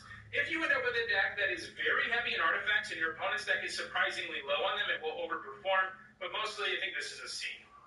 Next, it's Maze Mind Tome, which for 2 generic is a rare artifact. You can tap it and put a page counter on it to scry 1. You can pay 2 and tap it and put a page counter on it to draw a card. And when there are 4 or more page counters on it, you exile it, and if you do, you gain 4. This is pretty good last time we saw it, and I think that's true here. Using the scry effect when you're low on mana is alright, and actually drawing cards with this is very powerful, and also easier to do here because of Power Stones. Gaining the 4 life helps make up for the fact that you sink some mana into something that doesn't actually add to the board too, giving this a B. Next, it's Mesmeric Orb, which for 2 generic is a mythic rare artifact. Whenever a permanent becomes untapped, that permanent's controller mills a card. This is a symmetrical mill card and not really something you should be playing. It's hard to have much control over who has more permanents to untap, and you never know if this will hurt you more than your opponent. It is true that it will hurt your opponent first, since they have to untap first, but that still isn't enough for me to ever play this thing. I'm giving it an F. Next, it's Millstone, which for 2 generic is an uncommon artifact. You pay 2 and tap it to make your opponent mill 2 cards. Any player mill 2 cards, actually. Now we're looking at the very original mill card, which is where the mechanic gets its name, and it's also not that good and limited, though the fact that you actually can control who this hurts more makes it better than something like the Horde. This can actually win you some games if you're a control deck, but most of the time you'd rather just have something that actually adds to the board. You can maybe use it in a Black Ring deck to mill yourself too. I'm giving it a D. Next up, it's Mind's Eye, which for 5 generic mana is a mythic rare artifact. Whenever an opponent draws a card, you can pay 1 generic. If you do, draw a card. This looks good, as it effectively draws you 2 cards every turn, and sometimes more. But Power Stone's in the format, both casting this and paying the mana to draw a card are going to be easier than normal. It is still a 5-mana artifact that doesn't add to the board, which holds it back significantly, but it's quite the card advantage engine, giving it a B. Next, it's Mishra's Bauble, which for 0 mana is an uncommon artifact, and you can tap it and sack it to look at the top card of target player's library, draw a card at the beginning of the next turn's upkeep. This is a free artifact that replaces itself, and we've seen a few artifacts that replace themselves. They all get bonus points because there's a spell deck in the format, and there's lots of decks that care about artifacts. This one is slower at replacing itself, which is certainly a problem if you're like trying to chain spells together or something. And the other effect it has is pretty minimal, as just knowing what's on top of your opponent's library doesn't matter a ton, so I think it's probably a C-. Next, it's Mox Amber, which is 0 mana for a mythic rare legendary artifact. You can tap it and add 1 mana of any color among legendary creatures and planeswalkers you control. Not enough legendary creatures in this format for you to play it here. It's an F. Next, it's Mystic Forge. 4 generic mana for a mythic rare artifact. You may look at the top card of your library anytime. You may cast artifact spells and colorless spells from the top of your library. Tap, pay 1 life, exile the top card of your library. This has the ability to draw you a significant number of cards because this set is so artifact-centric. Your deck isn't going to be so filled with artifacts that this will be completely insane, of course, but I see this drawing you a few cards most of the time when you play it, especially because you can exile away lands and non-artifacts. It's probably a B-, in a deck where you end up with like 10 plus artifacts, it gets better than that, but that's not going to happen with regularity. Next is Ornithopter, which for 0 generic mana is a 0/2 artifact creature Thopter, uncommon, it has flying. This is another 0 mana artifact that doesn't really give you a full card of value. You just don't get enough out of a 0-2 flyer to make it worth a card, and that matters a lot. This can basically come down and chump block something, and sometimes you can equip it or give it some counters, which makes it a little more interesting, but that's a lot of work to make a terrible card passable. I'm giving this a D. Next, it's Perilous Ball, which for 4 generic mana is a mythic rare artifact. You can pay 5 and tap it and exile all non-land permanents. This is a lot of mana, but it's also quite the reset button, as it rids the board of all permanents apart from lands, even exiling them. The effect is almost unrivaled in its ability to change the state of the game, and Power Stones make it more doable, though you are going to lose them when you activate this. All that good stuff out of the way, it does still have the real problem of being bad in situations where you're ahead or at parity, but it is just about the best thing you can get when you're behind, giving it a B. Next, it's Phyrexian Processor, which for 4 generic mana is a mythic rare artifact. When it enters the battlefield, you pay any amount of life. You pay 4 and tap it to make an XX black Phyrexian minion creature token, where X is the life paid as it entered the battlefield. This can turn out some beefy tokens, and that's something made easier by Power Stones. It does cost a fair bit of mana and life to get it going, but it is a pretty insane engine once it's in play, giving it a B+. Next up, it's Phyrexian Revoker, which for 2 generic mana is a 2/1 artifact creature Phyrexian Horror at rare. When it enters the battlefield, you choose a non-land card name. Activated abilities of sources with the chosen name can be activated. You won't always get to do something with that enter the battlefield ability, but when you do get to shut down activated abilities, it'll feel nice, and the fail case is a 2 mana 2/1 with a useful card type. This format has a higher number of activated abilities on lower rarity cards than most do because they wanted to support the Power Stones, so you'll probably have something to name a little more often than you might think. It's a C.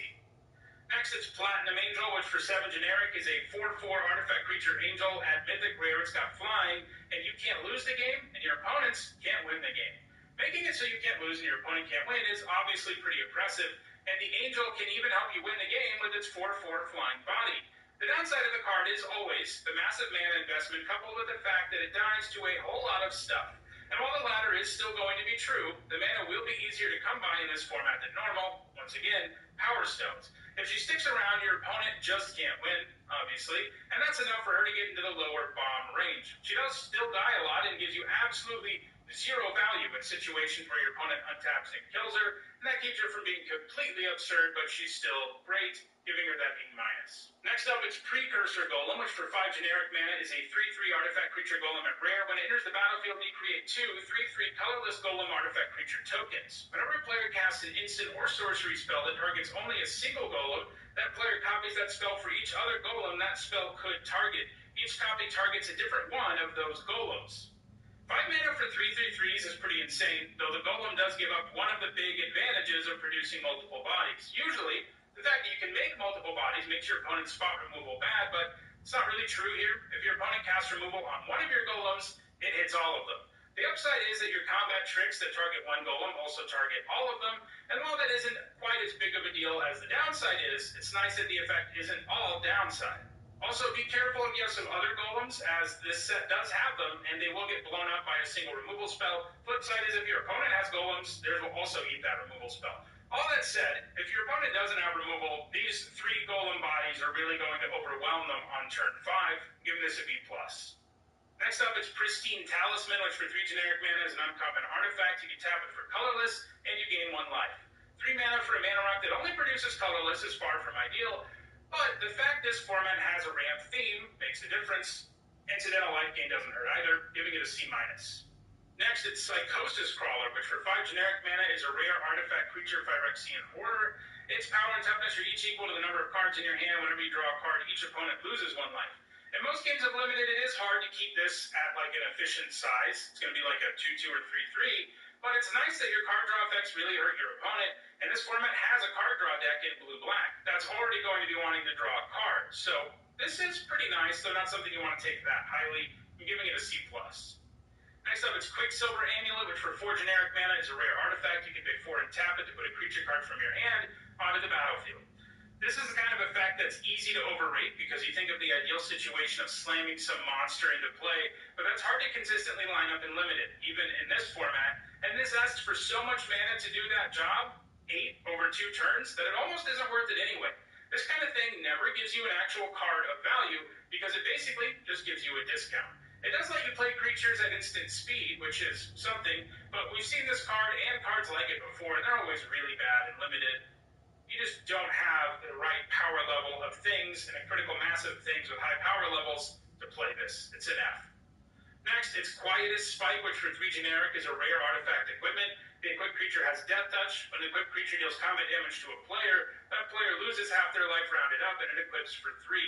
This isn't very good. 3 to play, 3 to equip for Death Touch is a lot, even with Power Stones, and yeah, if you hit your opponent, they lose life or whatever. But the creature wielding this really can't kill the opponent on its own, since it's always half, and you're far from guaranteed to actually get your creature in for damage. Sure, your opponent has to block whatever is attacking to not take the damage, but that's often not a bad deal because of the amount of work it takes just to equip this. I think it's a D.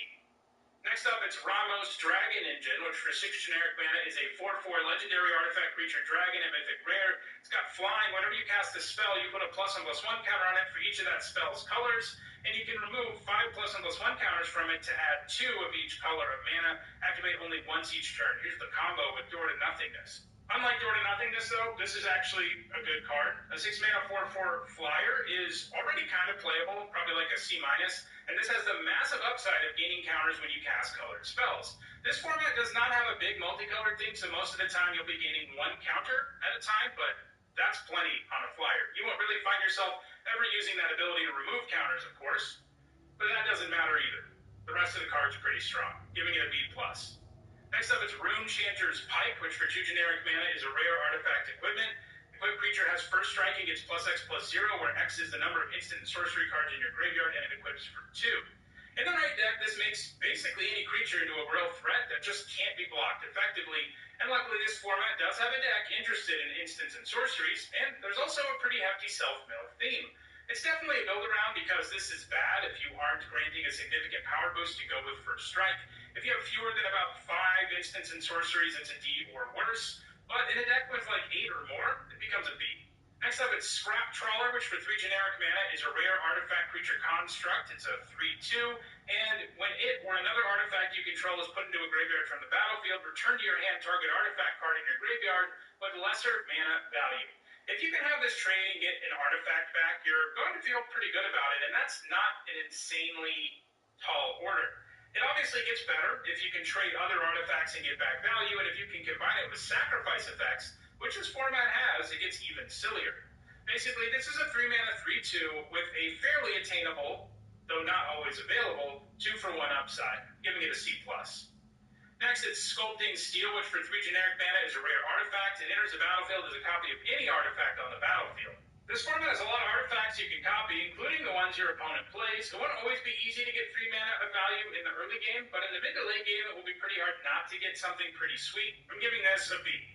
Next up, it's Self-Assembler, which for 5 generic mana is an uncommon artifact creature assembly worker. It's a 4/4. When it enters the battlefield, you may search your library for an assembly worker, reveal it, put it in your hand, and then shuffle. Last time we saw this, it was the only assembly worker in the set, so you need multiple copies of it to get it going, and that was actually fairly doable, and it was a nice card. A 5 mana 4/4 that draws you another 5 mana 4/4 is a good thing in Limited. Efficiency matters, but outcarding your opponent matters a lot too. In this set, there are plenty of other assembly workers for you to search up, so it is probably even better. It does need a build-around grade, as you don't play this if you have 0 assembly workers to search up. And even just having 1 other assembly worker is a little sketchy, as once you draw them both, you're kind of in trouble, and this just becomes a 5 mana 4/4. So you really need 2 or more assembly workers to get this going. But the good news is, that's very doable. So an F in a deck without other assembly workers, and a B- in a deck with 2 or more. Next, it's Semblance Anvil, which for 3 generic is a rare artifact with imprint. When it enters the battlefield, you can exile an online card from your hand. Spells you cast that share a card type with the exiled card cost 2 less to cast. Yeah, 2-for-1ing yourself to get a discount on one type of spell is not what you want to be doing in Limited 99% of the time. You end up putting yourself way back only for a discount, which is basically going to lose you the game. It's an F. Next up, it's Sigil of Valor, which for 2 generic is an uncommon artifact equipment. Whenever a equipped creature attacks alone, it gets +1/+1 until end of turn. For each other creature you control, equip 1. This seems like it'll be fine. It is definitely rough that sometimes it offers no bonus at all, but there are enough boards in the mid to late game where equipping this does some work. Only attacking with one thing is definitely a big restriction, but this can also make lots of creatures into threats on many board states. The setup and restriction are pretty real, and it did underperform last time we saw it. I'm giving it a C-. Next up, it's Soul Guide Lantern, which for one generic mana is an uncommon artifact. When it enters the battlefield, exile target card from a graveyard. You can tap it and sack it to exile each opponent's graveyard, and you can pay 1 and tap it to sack it to draw a card. So, another artifact that replaces itself, making it useful already. It also hides on the graveyard, something else of value in a format with an Earth and a couple of graveyard decks around. You can main deck this pretty happily, giving it a C. Next up, it's Spring Leaf Drum, which for one generic mana is an uncommon artifact. You can tap it, and an untapped creature you control to add 1 mana of any color. It's surprisingly hard to set up this kind of mana ramp consistently and limited. This can get your mana going incredibly fast, provided you have some early creatures to go with it, but that's far from guaranteed. And then by the mid to late game, it's basically useless, giving it a D. Next up, it's Staff of Domination, which for 3 generic mana is a mythic rare artifact. You can pay 1 to untap it. You can also pay 2 and tap it to gain 1. You can pay 3 and tap it to untap target creature. You can pay 4 and tap it to tap target creature, or you can pay 5 and tap it to draw a card. This isn't anywhere close to efficient at any of these things, but it does make up for that a little bit because it can untap itself and keep using these abilities. That is a lot of mana, but this could be a real win condition for Power Stone ramp decks. Still, the first few turns after you play it feel really bad since you aren't really doing anything with it for a while, and then once you do, it takes some pretty amazing effort. It's probably just a C-. Next up, it's Sundering Titan, which is one of my favorite cards, but unfortunately not great in limited. 8 generic mana for a 7/10 artifact creature golem at mythic rare. When it enters or leaves the battlefield, choose a land of each basic land type and then destroy them. This is a big monster that you can ramp into in the format, and in the majority of games, you can use the land destruction effect to hurt your opponent more than it hurts you, though if you and your opponent are in completely different colors, it'll hurt you both equally. The effect is often negligible when you play it, though, and yeah, 7/10 is big, but it also doesn't come with evasion or anything else. There are definitely some commons and uncommons in the set that have prototype that are just better if you're in the market for ramping into things. This is probably just a D+. Next up, it's Swiftfoot Boots, which for 2 generic mana is an artifact equipment at uncommon. Equip creature has hexproof and haste, and it equips for only 1 mana. These are pretty nice on the right creature, though the downside is, of course, that the creature you put it on already has to be good, or it's not really worth putting them on. That said, once you have a creature worth protecting, the boots are a nightmare for your opponent. It doesn't hurt that they can also give haste for sort of paying a kicker of 1, something that really can change your attacks. I think these are B-. Next up, it's Sword of the Meek, which for 2 generic mana is a rare artifact equipment. Equipped creature gets +1/+2, and it equips for 2. Whenever a 1/1 creature enters the battlefield under your control, you may return Sword of the Meek from your graveyard to the battlefield and attach it to that creature. 2 to play and 2 to equip for this bonus is a D+, but this format actually has some stuff going on that makes this kind of interesting. While you can't go full-on Thopter Sword combo, the format does have a lot of 1/1 creature tokens, so sacrificing this to something in the black-red deck and then making a creature token one way or another means you get it back, and at that point, you've gotten some nice value even if you don't do anything else, and you can even just sacrifice it again if you have the means. Still, probably just a C. Next up, it's Thorn of Amethyst, which for 2 generic mana is a rare artifact. Non-creature spells cost 1 more to cast. This is kind of interesting. If you are a super heavy creature deck, the tax this puts on your opponent can be kind of interesting, but ending up in such a deck is hard to do in limited, and this is still something that doesn't add to the board in a meaningful way. There's going to be lots of games where it doesn't do anything, giving it a D. Next up, it's Unwinding Clock, which for 4 generic mana is a rare artifact. Untap all artifacts you control during each other player's untap step. This has some potential applications. With Power Stones and a plethora of Mana Sink activated abilities, you may actually be able to generate some value with this. It also gives your artifact creatures pseudo-vigilance, but those are all sort of ideal situations with the card, and there'll be plenty of times where it's meaningless. I think it's another D. Next up, it's Well of Lost Dreams, which for 4 generic mana is a rare artifact. Whenever you gain life, you can pay X, where X is less than or equal to the amount of life you gained. If you do, draw X cards. There are ways to gain life in this format, and I think there are actually enough of them that this isn't a straight-up F, though it will be in most decks. But if you have 5 or more ways to gain life, especially if some of them are repeatable, this can draw you some cards, and Power Stones will make it easier for you to pay the cost. It is a bit of a bummer that this is the only life gain payoff in the whole set, making it less organic for you to find somewhere to play this. It probably has a ceiling around a C+ as a result of the limited amount of life gain in the set. And we're finishing things off with Wormcoil engine, which is 6 mana for a 6/6 artifact creature, Phyrexian Golem at Mythic Rare. It's got Death Touch and Lifelink, and when it dies, you create a 3/3 colorless Phyrexian Worm artifact creature token with Death Touch, and a 3/3 colorless Phyrexian Worm artifact creature token with Lifelink. So this is one of the best of all of these. A 6 mana 6/6 with Death Touch and Lifelink is a B, and this comes with the absurd effect of leaving behind 2 3/3 tokens, each with one of those keywords. So your opponent either gets killed by this massive 6/6 that puts the game out of reach thanks to Lifelink, or they get like 3-for-1 or worse. Yeah, that's a bomb. It's definitely an A. Keep in mind, exile effects and orb-based removal do make the engine a little sad, but still a bomb. So now we've looked at every single card that can appear in a draft booster in this format. Still not quite done, though, as tomorrow I'll be bringing you my archetype guide where I talk about the various synergies within each color pair. If you enjoyed this video, please like it and share it so that others can enjoy it too. If you want to make sure you catch future videos, don't forget to subscribe and turn on notifications. If you want to catch up on the rest of the set review, you should see the playlist on your screen shortly. Thanks for watching.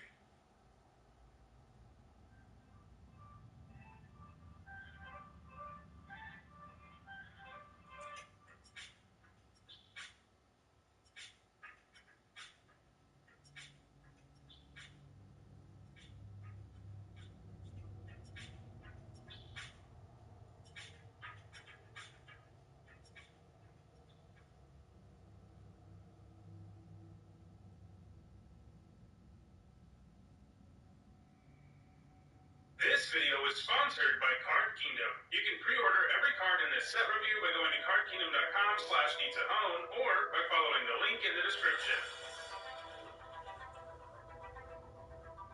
Hi everyone, I'm Need-to-Own, and today I'm continuing with my Brothers War set review. So far, we've looked at all the non-green cards in the main set, and today we're continuing with a look at those green cards. Before we take a look at the first green card, a few reminders. This review is about limited in the new format. That means draft and sealed. This means that I'm only going to be reviewing cards that appear in draft boosters. Also keep in mind that these are my thoughts about these cards before ever playing with the format, and that means I'm definitely not going to be perfect in my predictions, but I'll be providing updates as I play more of the format. Alright, with all of that out of the way, let's dive into the review. First, there's Alloy Animist, which for 1 green mana is a 1/1 uncommon human druid, and you can pay 2 generic and a green, and until end of turn, target non-creature artifact you control becomes a 4/4 artifact creature. With all the Power Stones around, this ability is going to overperform between the fact that Power Stones can pay for the ability, and you can actually animate them with the ability too. This looks like a good place to sink mana and win the game. I'm giving it a C+. Next up, it's our Argothian Opportunist, which for 2 generic and a green is a 3/2 human scout. A common when it enters the battlefield, you create a tapped Power Stone token. This is an artifact with tap at colorless. This mana can't be spent to cast a non-artifact spell. This seems like a bread and butter common for green decks. It has passable stats and gets you some Power Stone ramp going, which is definitely something green is interested in. I'm giving it a C+. Next up, it's our Argothian Sprite, which for 1 generic and a green is a 2/2 fairy, a common. It can't be blocked by artifact creatures, and you can pay 7 generic to put 2 +1/+1 counters on it. This is better than it looks. There's lots of artifact creatures in the set, including most of the format's creature tokens, so this will be a nice attacker on a whole lot of boards, and then in the mid to late game, you can buff it to make sure it stays relevant. Power Stones make an ability like this far easier to use than it would be in a normal format. This looks like a pretty high-quality 2-drop, especially a common for green decks in the format. I'm giving it a C+. Next up, it's Audacity, which for 1 green mana is an uncommon enchantment aura with enchant creature. The enchanted creature gets +2/+0 and has trample, and when Audacity is put into a graveyard from the battlefield, draw a card. I like this aura. It's basically a fixed ranker, which is pretty fun. +2/+0 and trample is enough to make a whole lot of creatures problematic, and the fact you get to draw a card when Audacity goes to the graveyard means you don't have to worry about getting 2-for-1 like you do with most auras. I'm giving this a C+. Next up, it's Awaken the Woods, which for X and 2 green is a mythic rare sorcery, and it says create X 1/1 green forest dryad land creature tokens. Note that these are creature tokens that are also lands. Basically, this creates an army of dryad arbors, which is pretty cool. This gives you a lot of bodies and also ramps you. It seems like this is pretty good at most stages of the game. You imagine paying 4 total to get 2 1/1s that can tap for green? That sounds pretty good, as it lets you build out your board a little bit and allows you to keep ramp a bunch of tokens, which almost always are going to help you win the game. Even if you're behind, making a bunch of tokens can often allow you to stabilize. It is a little sad that the format's main way of ramping, Power Stones, can't pay for it, but this still looks pretty great. I think this gets into the lower bomb range. I'm giving it an A-. Next up, it's Blanchwood Armor, which for 2 generic and a green is an uncommon enchantment aura with enchant creature. The enchanted creature gets +1/+1 for each forest you control. This is a reprint, and it is not especially good in limited. It can offer a huge boost, especially if you're heavy green, but it doesn't do enough to mitigate against the downside of getting 2 for 1. There are some good targets for it in the format, but having one of those targets in play is additional setup in addition to needing a bunch of forests. I think this is an F in a deck that isn't really heavy into green, and a C at best in heavy green decks. Next up, it's Blanchwood Prowler, which for 1 generic and a green is a 1/1 elemental at common. When it enters the battlefield, you mill 3 cards, and you may put a land card from among the cards milled this way into your hand. If you don't, put a +1/+1 counter on Blanchwood Prowler. This is either a 2-mana 1/1 that draws you a land and loads your graveyard a bit, or a 2-mana 2/2 that loads your graveyard. Both of those options are solid, especially because green likes milling itself in this format, so there's some extra value there. And, you know, this is going to be pretty good at just helping you hit a land drop, too. I think this is a C+. Next, it's Burrowing Razor Maw, which for 2 generic and a green is a 4/2 beast at common. When it dies, mill 4 cards. This has fine stats, and it does an alright job of loading your graveyard. It's a C. Next up, it's Bushwhack, which for 1 green is an uncommon sorcery. It says choose 1, search your library for a basic land card, reveal it, put it into your hand, and then shuffle, or target creature you control fights target creature you don't control. This is nice. Each of these modes are cards that you would generally play. Neither of them is incredible, but fixing your mana by searching up a basic land for 1 green, or playing a card that is Prey Upon, which is literally what the second effect of this card is, allows you to fight your opponent's thing with your thing for 1 green mana. Both of those are cards that have seen play in the past, so putting them both together here is pretty nice. I think giving this these modal effects really is a big upgrade for both of these effects, because when you don't need a land, you can probably make use of the fight part, and when you can't really make use of the fight part, you probably need a land. So overall, I think this looks pretty good, giving it a B-. Next up, it's Sentinel Steward, which for 1 green is a 1/1 Elf Druid Soldier at common, and you can tap it and tap an untapped artifact or creature you control to have 1 mana of any color. Even with Power Stones, it can be a little tricky finding a way to consistently use this to fix and ramp your mana.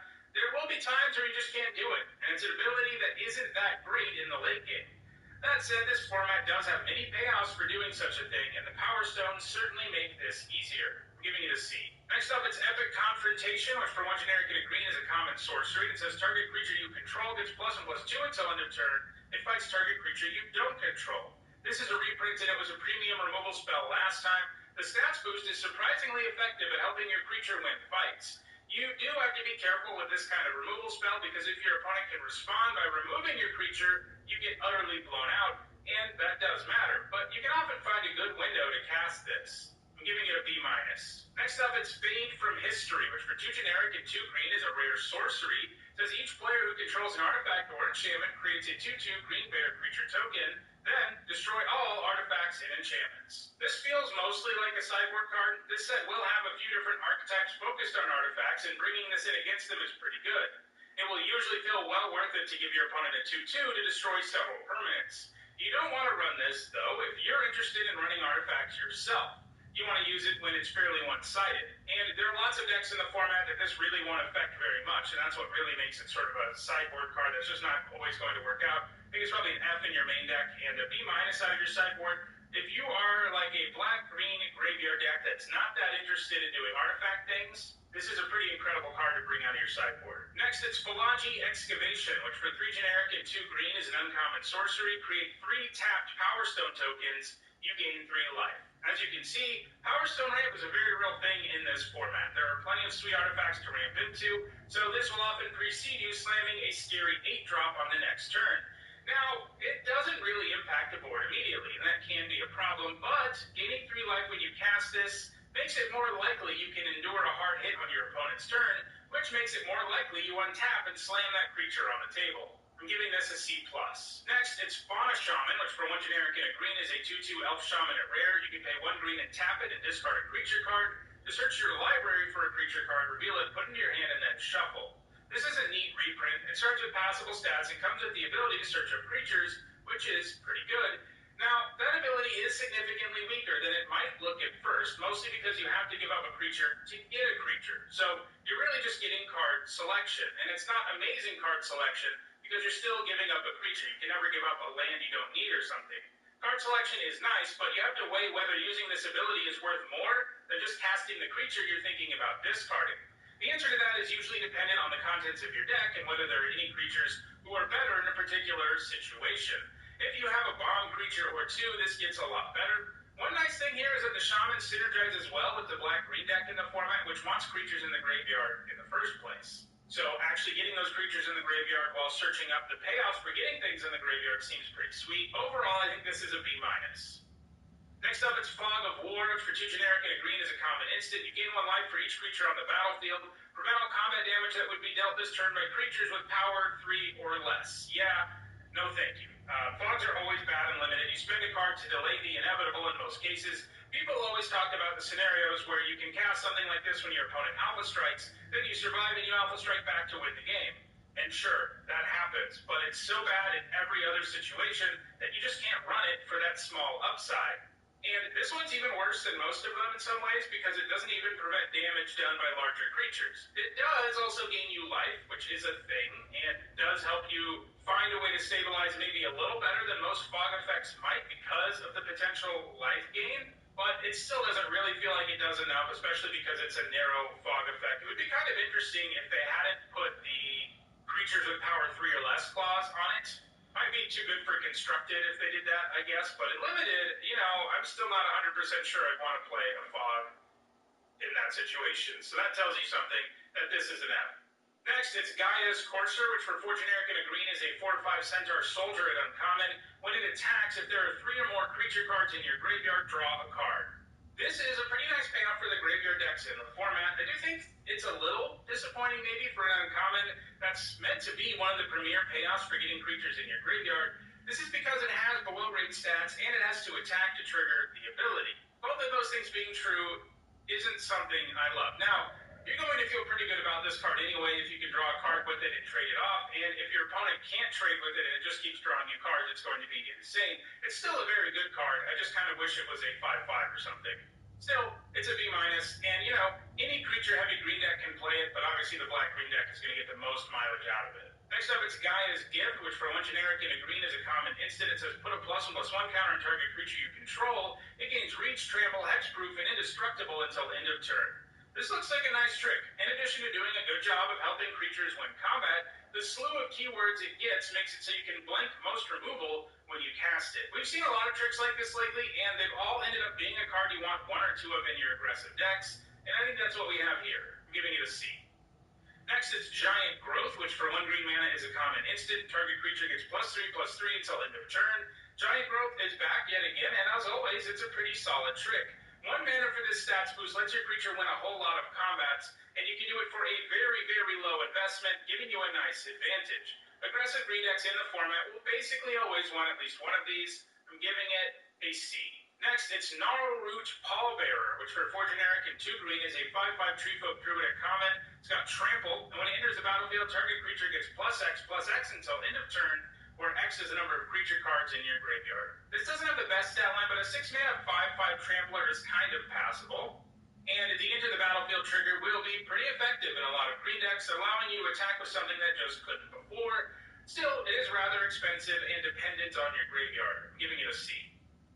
Next, it's Gwenna, Eyes of Gaia, which for 2 generic and a green is a 2/3 legendary elf druid scout at rare. You can tap her to add 2 mana in any combination of colors. Spend this mana only to cast creature spells or activate abilities of a creature or creature card. Whenever you cast a creature spell power 5 or greater, put a +1/+1 counter on Gwenna, Eyes of Gaia, and untap it.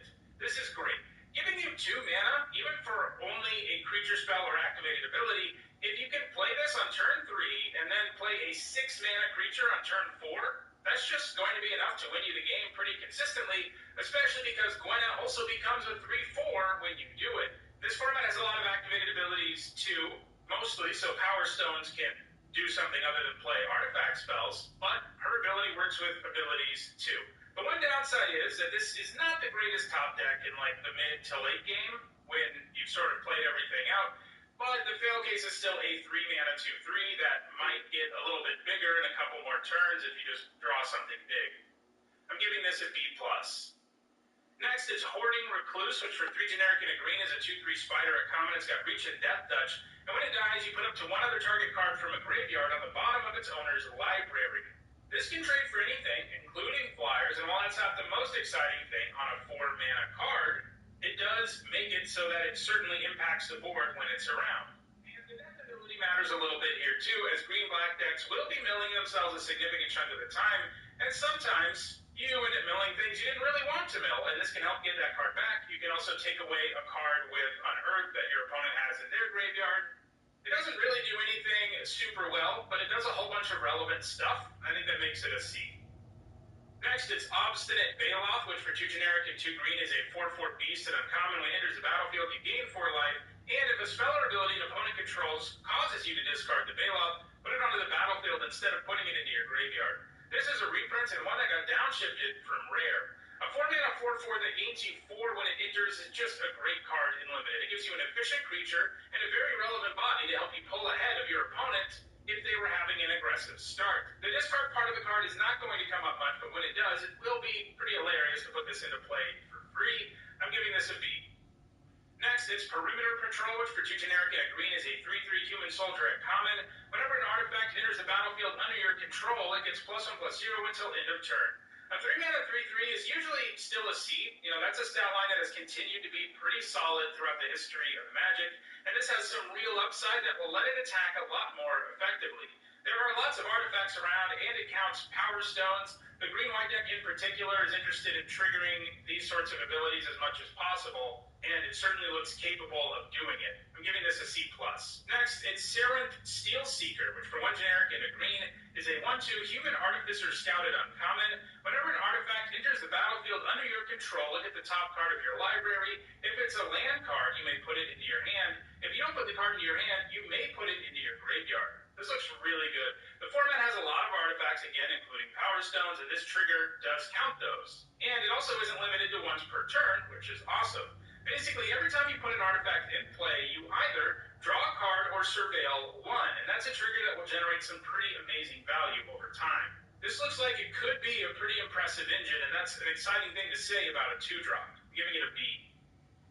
Next, it's Shoot Down, which for 3 generic and a green is a common sorcery. It says exile target artifact, enchantment, or creature with flying. This has a whole lot of targets in this format. It is a little clunky as a 4-mana sorcery, but it just feels like this will be able to deal with enough permanence in the format that I think the first copy should be valued reasonably highly. It's even nice that it exiles things in a format with Unearth and stuff like that. I think the first copy of this is a C+. Next, it's Thomas's Tinkering, which for 3 generic and a green is a common instant. It says put 2 +1/+1 counters on target artifact, creature, or land you control. Untap that permanent. If it isn't a creature, it becomes a 0/0 creature in addition to its other types. Using this to put counters on something that's already a creature doesn't feel amazing for this cost. It's basically a really bad combat trick. But if you can use it to animate a land or an artifact, it does get a little more interesting because it turns a card that wasn't impacting the board into one that does. That said, I feel like actually generating a card of value with this is going to be a little bit challenging. It's far too expensive and underpowered to be the kind of card that you really just treat as like a trick that you want to run in your deck, because you have to leave up so much mana for it for a relatively small boost if you're looking at it as a trick. And then the upside of animating Power Stones and lands isn't exactly exciting either. I think it's probably just a D+. Next, it's Titania, Voice of Gaia, which for 1 generic and 2 green is a 3/4 legendary elemental at Mythic Rare. She's got Reach. Whenever 1 or more land cards are put into your graveyard from anywhere, you gain 2 life.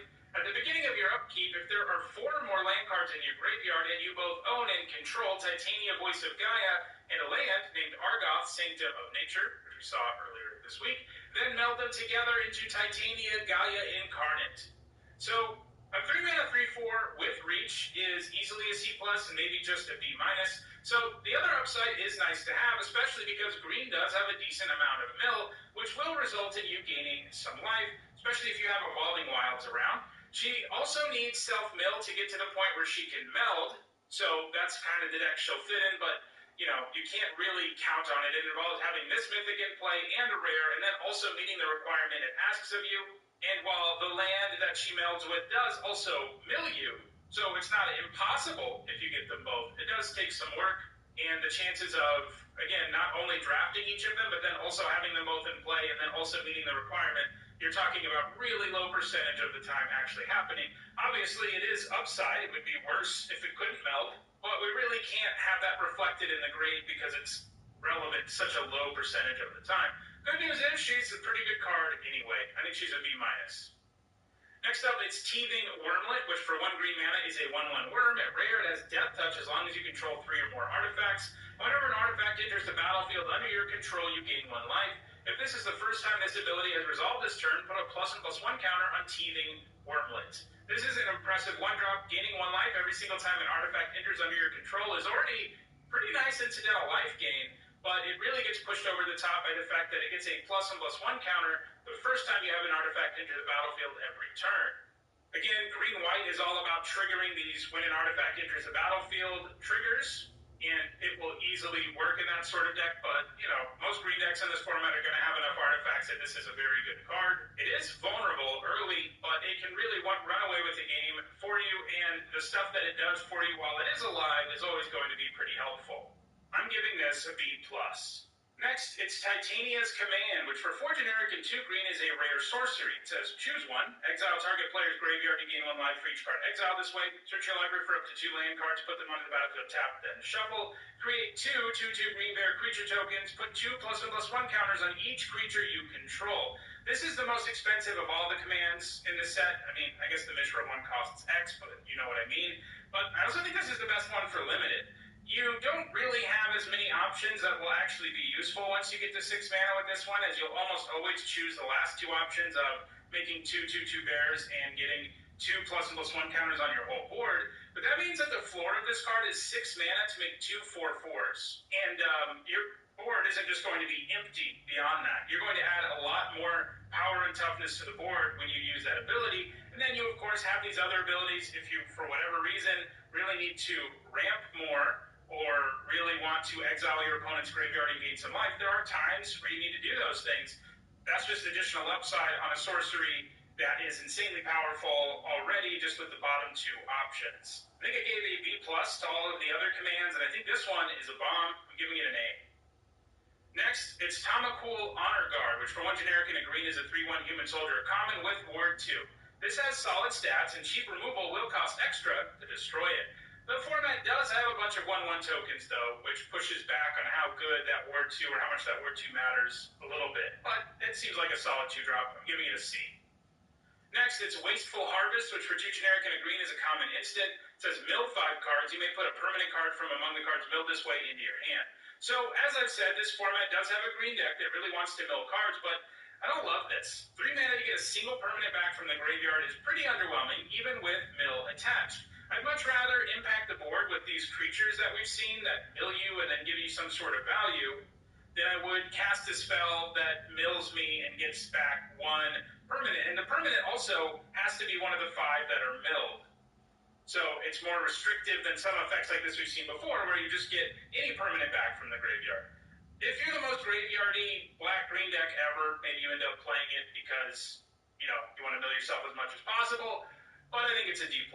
Alright, now we're moving into the artifacts that have a green identity, and we're starting with Boulder Branch Golem, which for 7 generic is a 6/5 golem at common, and when it enters the battlefield, you gain life equal to its power, and it has prototype, which means you can pay this alternate cost so that it has a different mana cost color inside, but keeps its abilities. In this case, you can pay 3 generic and a green to get a 3/3.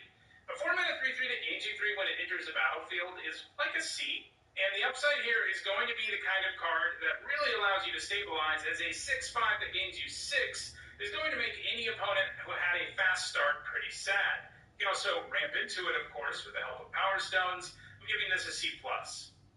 Next, it's Cradle Clear Cutter, which for 6 generic mana is a 3/6 artifact creature golem at uncommon. You can tap it to add an amount of green equal to its power, and it has prototype for 2 generic and a green, and it's a 1/3. So, A 3-mana 1/3 that taps for 1 green and, has a little bit of upside to maybe tap for more if you augment its stats. That's probably a C. Maybe a C+ in this set, which likes artifacts and ramp. In some ways, I feel like casting this as the bigger version is less attractive than most of the others, as you're less likely to want a bunch of mana, even in this format, but you still get to play out a much larger creature who's more impactful on the board by the stage of the game when you can actually pay all of that extra mana. I think this is a C+. Next, it's Haywire Might, which for 1 green mana is a 1/1 artifact creature insect and uncommon. When it dies, you gain 2 life. You can pay 1 green and sacrifice it to exile target non-creature artifact or non-creature enchantment. Obviously, only hitting non-creature artifacts is a problem, but there are lots of artifacts and enchantments in this format that it can still hit. So I think this is a main deck card. Doesn't hurt that it's also a cheap artifact in a format that cares about those things. I think it's a C.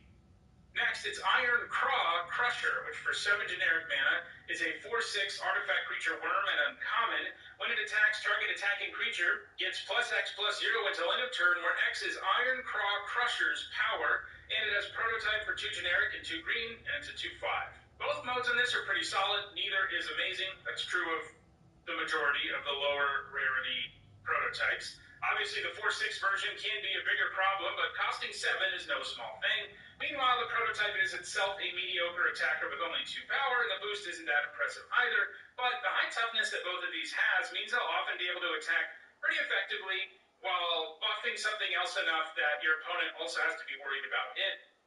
I can just see this producing some pretty reasonable attacks the turn after it comes down, giving it a C+.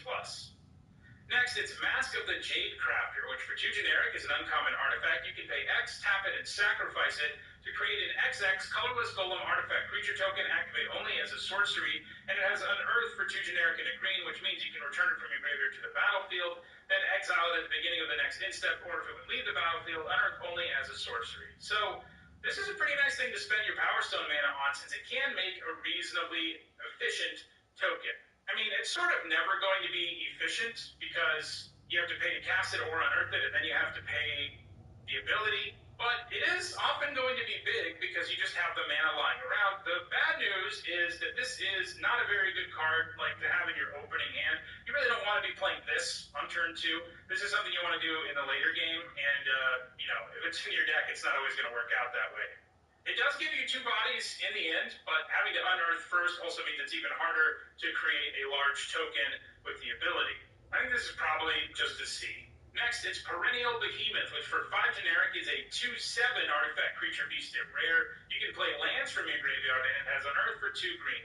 Green decks in this format will be milling themselves, and Evolving Wilds at common also means you'll frequently have a land that will put itself in the graveyard, and that is kind of a sweet combo. But this also has some passable defensive stats and the ability to come back from the graveyard. There's some nice additional upside. If you're milling yourself, as you're likely to be doing with a green deck, you could unearth this and then play a land from your graveyard, which is some nice value. Still, it takes some work for it to do its best, and it's never going to do anything insane in your typical game of Limited. It's probably just a C. Next, it's Rootwire Amalgam, which for 5 generic is a 5/5 artifact creature golem and mythic rare. You can pay 3 generic and 2 green and sacrifice it to create an XX colorless golem artifact creature token, where X is 3 times Rootwire Amalgam's power. It gains haste until end of turn, activate only as a sorcery, and it has prototype for 1 generic and a green, in which case it's a 2/3. So this is great no matter which mode you choose to cast it in. If you need a 2-drop, it does a fine job, especially because you can turn it into a 6/6 token with haste at some point. But waiting to cast it until you have 5 mana is obviously way better, because you get a 15/15 with haste when you use the ability, and that's pretty crazy. It's definitely a bomb, though I think it is only an A- level bomb. To get a full-blown A or A+, you have to be a bomb that gives you serious value, even if your opponent manages to kill it when they untap on their turn, and this isn't that.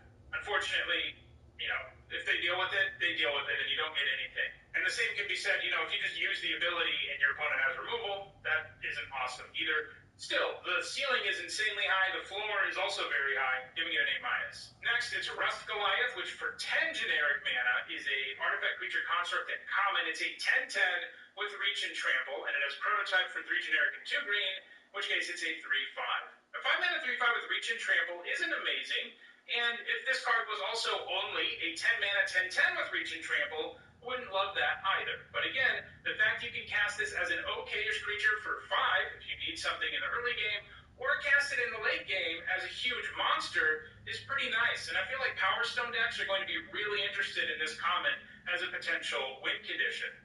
A 10-10 with Trample is no joke, and decks can reasonably get there in this format. I'm giving this a C+. And our last card for the video is Simeon Simulacrum, which for 3 generic is a 2/1 artifact creature, ape at rare. When it enters the battlefield, you put 2 +1/+1 counters on target creature you control, and it has Unearth for 2 generic and 2 green. This is great. On its own, it can be a 3 mana for 3, and you'll often have some better bodies to put it on. In fact, you'll usually have some other things to put it on, especially because you're kind of interested in trading this off so you can unearth it and get more counters. I think the efficiency and the value you get out of leaving these tokens behind makes this a bomb. I'm giving it an A-. So those are all the green cards in the Brothers War. We've now looked at all the cards in the main set, but draft boosters for this set will also contain retro frame artifacts, which are sort of like the mystical archive in Strixhaven. There is going to be one of them in every pack, so I figured I'm going to review them too. Tomorrow I'll be back with a look at all of those retro frame artifacts. If you want to make sure you catch that video, don't forget to subscribe. If you enjoyed this video, don't forget to like it and share it. If you want to catch up on the rest of the set review, you should see the playlist shortly. Thanks for watching.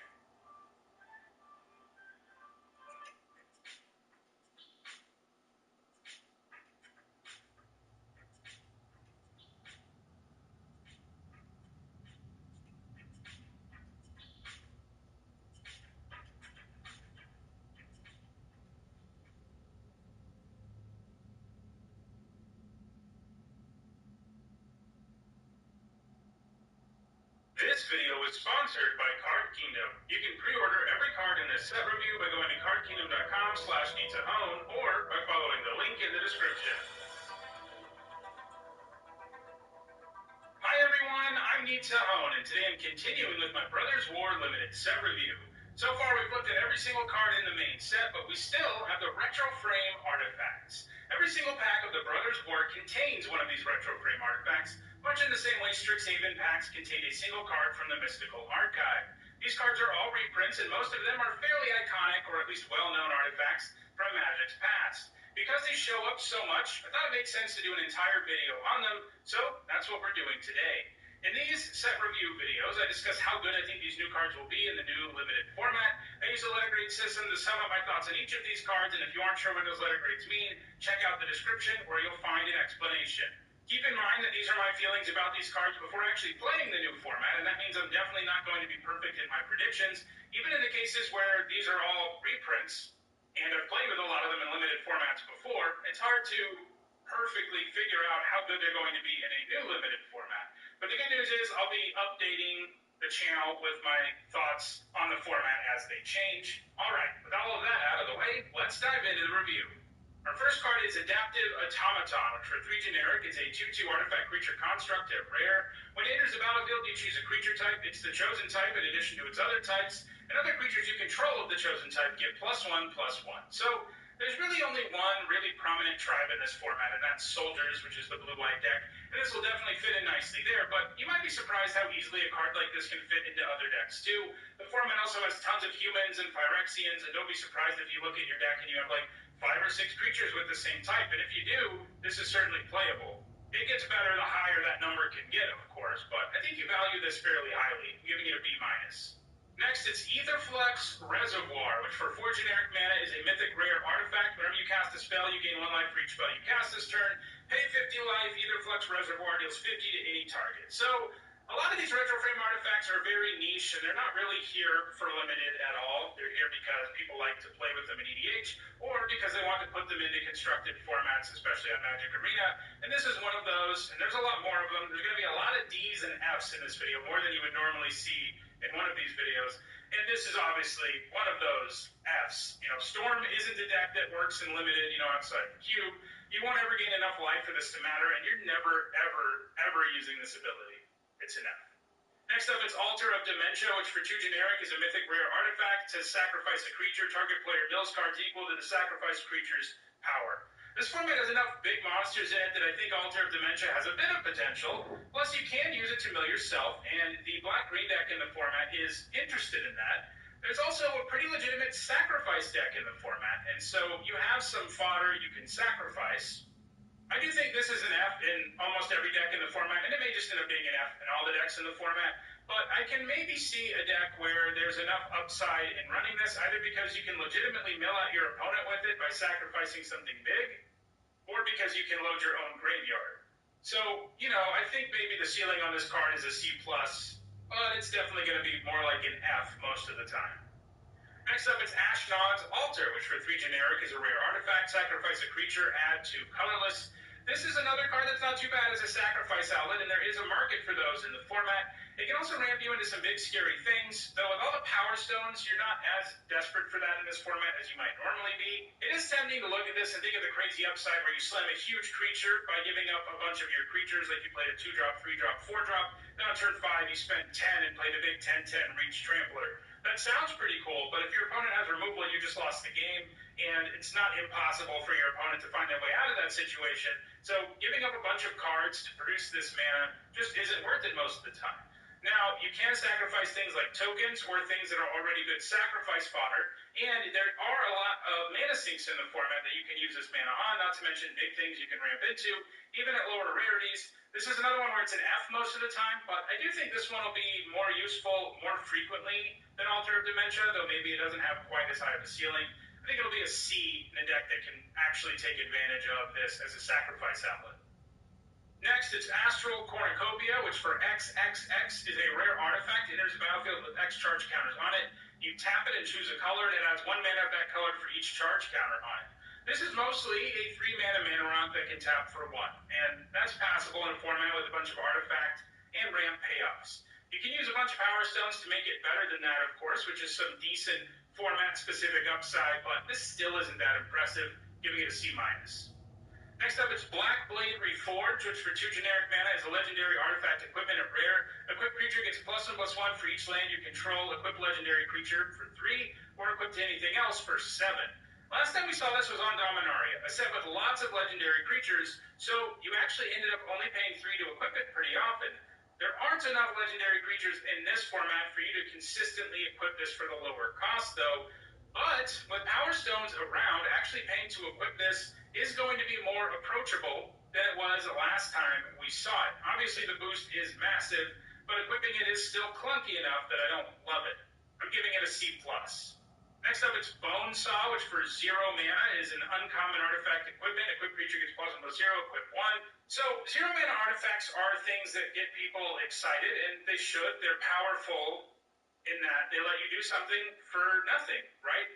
But in Limited, a 0 mana artifact that has basically no impact on the game, which is basically what this is, it just doesn't do enough to be worth it in your deck. You're effectively paying too much for the card by simply putting it in your deck and having it be a card in your deck. Maybe you don't pay mana for it, but the card that you use is a resource, and it's almost like you mulligan when you play something like this. And yes, I know, +1/+0 doesn't have 0 effect on the game, but it has pretty close to 0 effect on the game. You'd much rather play a creature out than this. You'd much rather play like a 3 mana 3/3 than a Bone Saw. If this format had like an equipment deck, I could maybe see it making it in, but it doesn't. Even with all the artifact payoffs and stuff, you're not going to be so hungry for artifacts that you play Bone Saw. It's just an F in Limited. Next up, it's Burnished Heart, which for 3 generic mana is a 2/2 artifact creature elk and uncommon. You pay 3 and sack it. Search your library for up to 2 basic lands, put them on the battlefield tapped, and then shuffle. This is a great source for ramp and fixing, and its baseline is a Grey Ogre with a useful card type. I'm giving this a B. Next up, it's Caged Sun, which for 6 generic mana is a mythic rare artifact. As it enters the battlefield, choose a color. Creatures you control of the chosen color get +1/+1. Whenever a land's ability causes you to add 1 or more mana of the chosen color, add 1 additional mana of that color. This is powerful, of course, but it's pretty awkward for Limited. First of all, you're usually a 2-color deck, so all your creatures aren't going to get buffed by this, and not all of your lands will be augmented. Additionally, there's lots of artifact creatures and artifact creature tokens that are colorless in the set, which also don't get any help from Caged Sun. One bit of good news is, if you cast a creature for its prototype cost, it does have a color, but still, this seems a little too specific about what it benefits in a format where you'll almost always be fairly evenly divided between 2 colors. The one thing this format does have going for it is you can ramp into it with Power Stones, and then maybe it helps you ramp even more. but this is probably not more than a C+. If you manage to be a monocolor deck, obviously it's way better, but that's going to be hard to do. Next up, it's Chromatic Lantern, which for 3 generic is a rare artifact. Lands you control have tap, add 1 mana of any color, and you can tap it to add 1 mana of any color. This gives you good fixing and a little bit of ramp, things that are reasonably beneficial, but you do have to remember it doesn't add to the board in any meaningful way, and that's always a problem, giving it a C.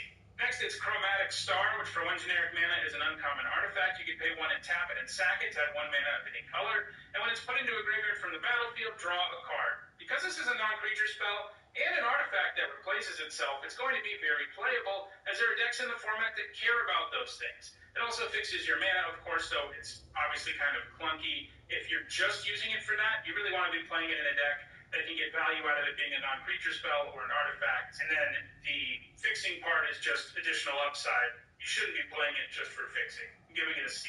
Next up, it's Cloud Key, which for 3 generic mana is a rare artifact. When it enters the battlefield, you choose artifact, creature, enchantment, instant, or sorcery, and spells you cast of the chosen type cost 1 less to cast. Using up a card to reduce the cost of 1 card type just isn't worth it most of the time and limited.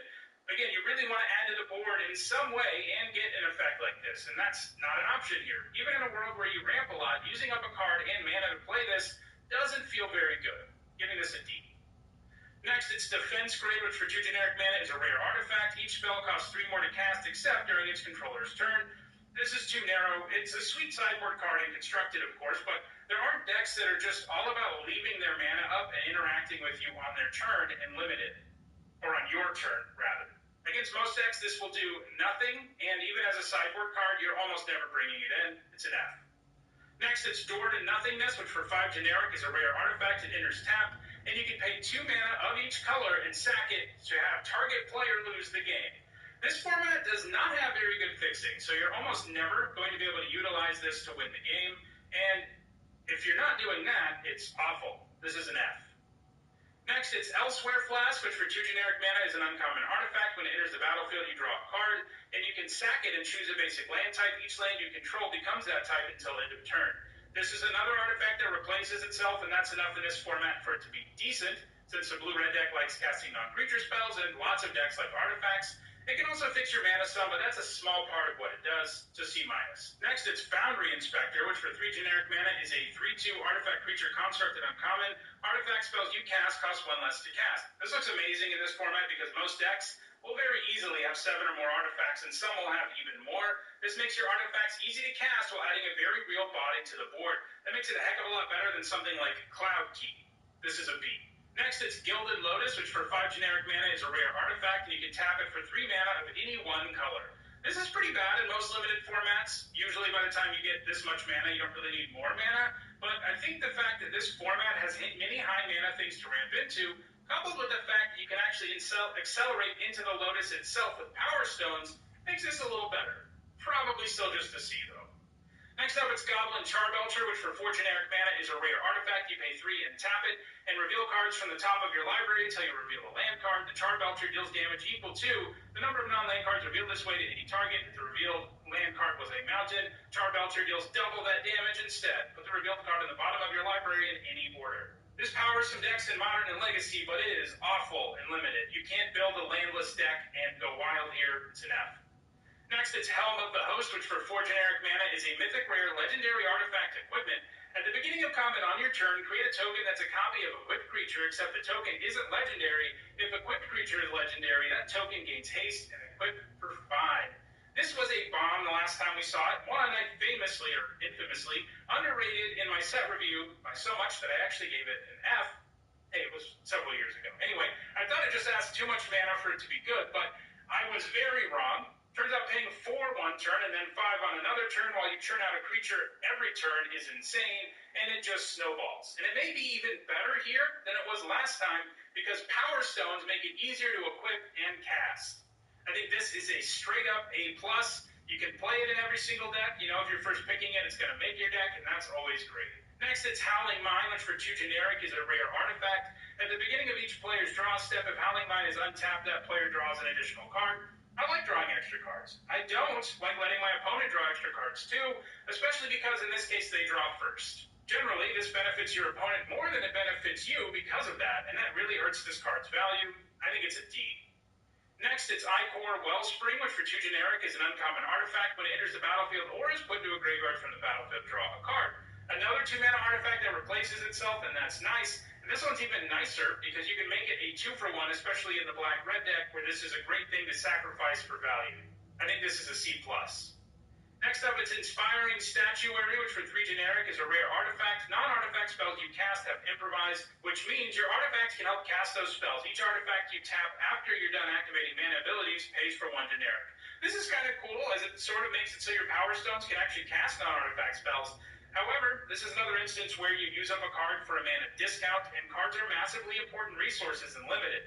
Using one to just help you cast your non-artifact spells a little better usually is suboptimal, and it's also really awkward because if you are a Power Stone heavy deck, you want a bunch of artifacts to ramp into, and this can't decrease the costs of those. I think this is a D. Next up, it's Ivory Tower, which for 1 generic mana is an uncommon artifact. At the beginning of your upkeep, you gain X life, where X is the number of cards in your hand minus 4. This isn't getting limited. You need to be like a draw-go style control deck to really make the life gain matter, and that won't happen. This will frequently do nothing or close to nothing. It's an F. Next, it's Jaloom Tome, which for 3 generic is an uncommon artifact. You can pay 2 and tap it to draw a card and then discard a card. This is a pretty clunky way to loot, but the blue-black deck in the format is interested in this, as it gives you a way to consistently trigger your payoffs for drawing a second card in the turn. That probably makes it a C. Next, it's Journeyer's Kite, which for 2 generic is a rare artifact. You pay 3 and tap it to search your library for a basic land, reveal it, put it into your hand, and then shuffle. This does basically let you draw a card for 3 mana, even if that card is still always a land. That does give you card advantage. It even thins out your deck and fixes your mana.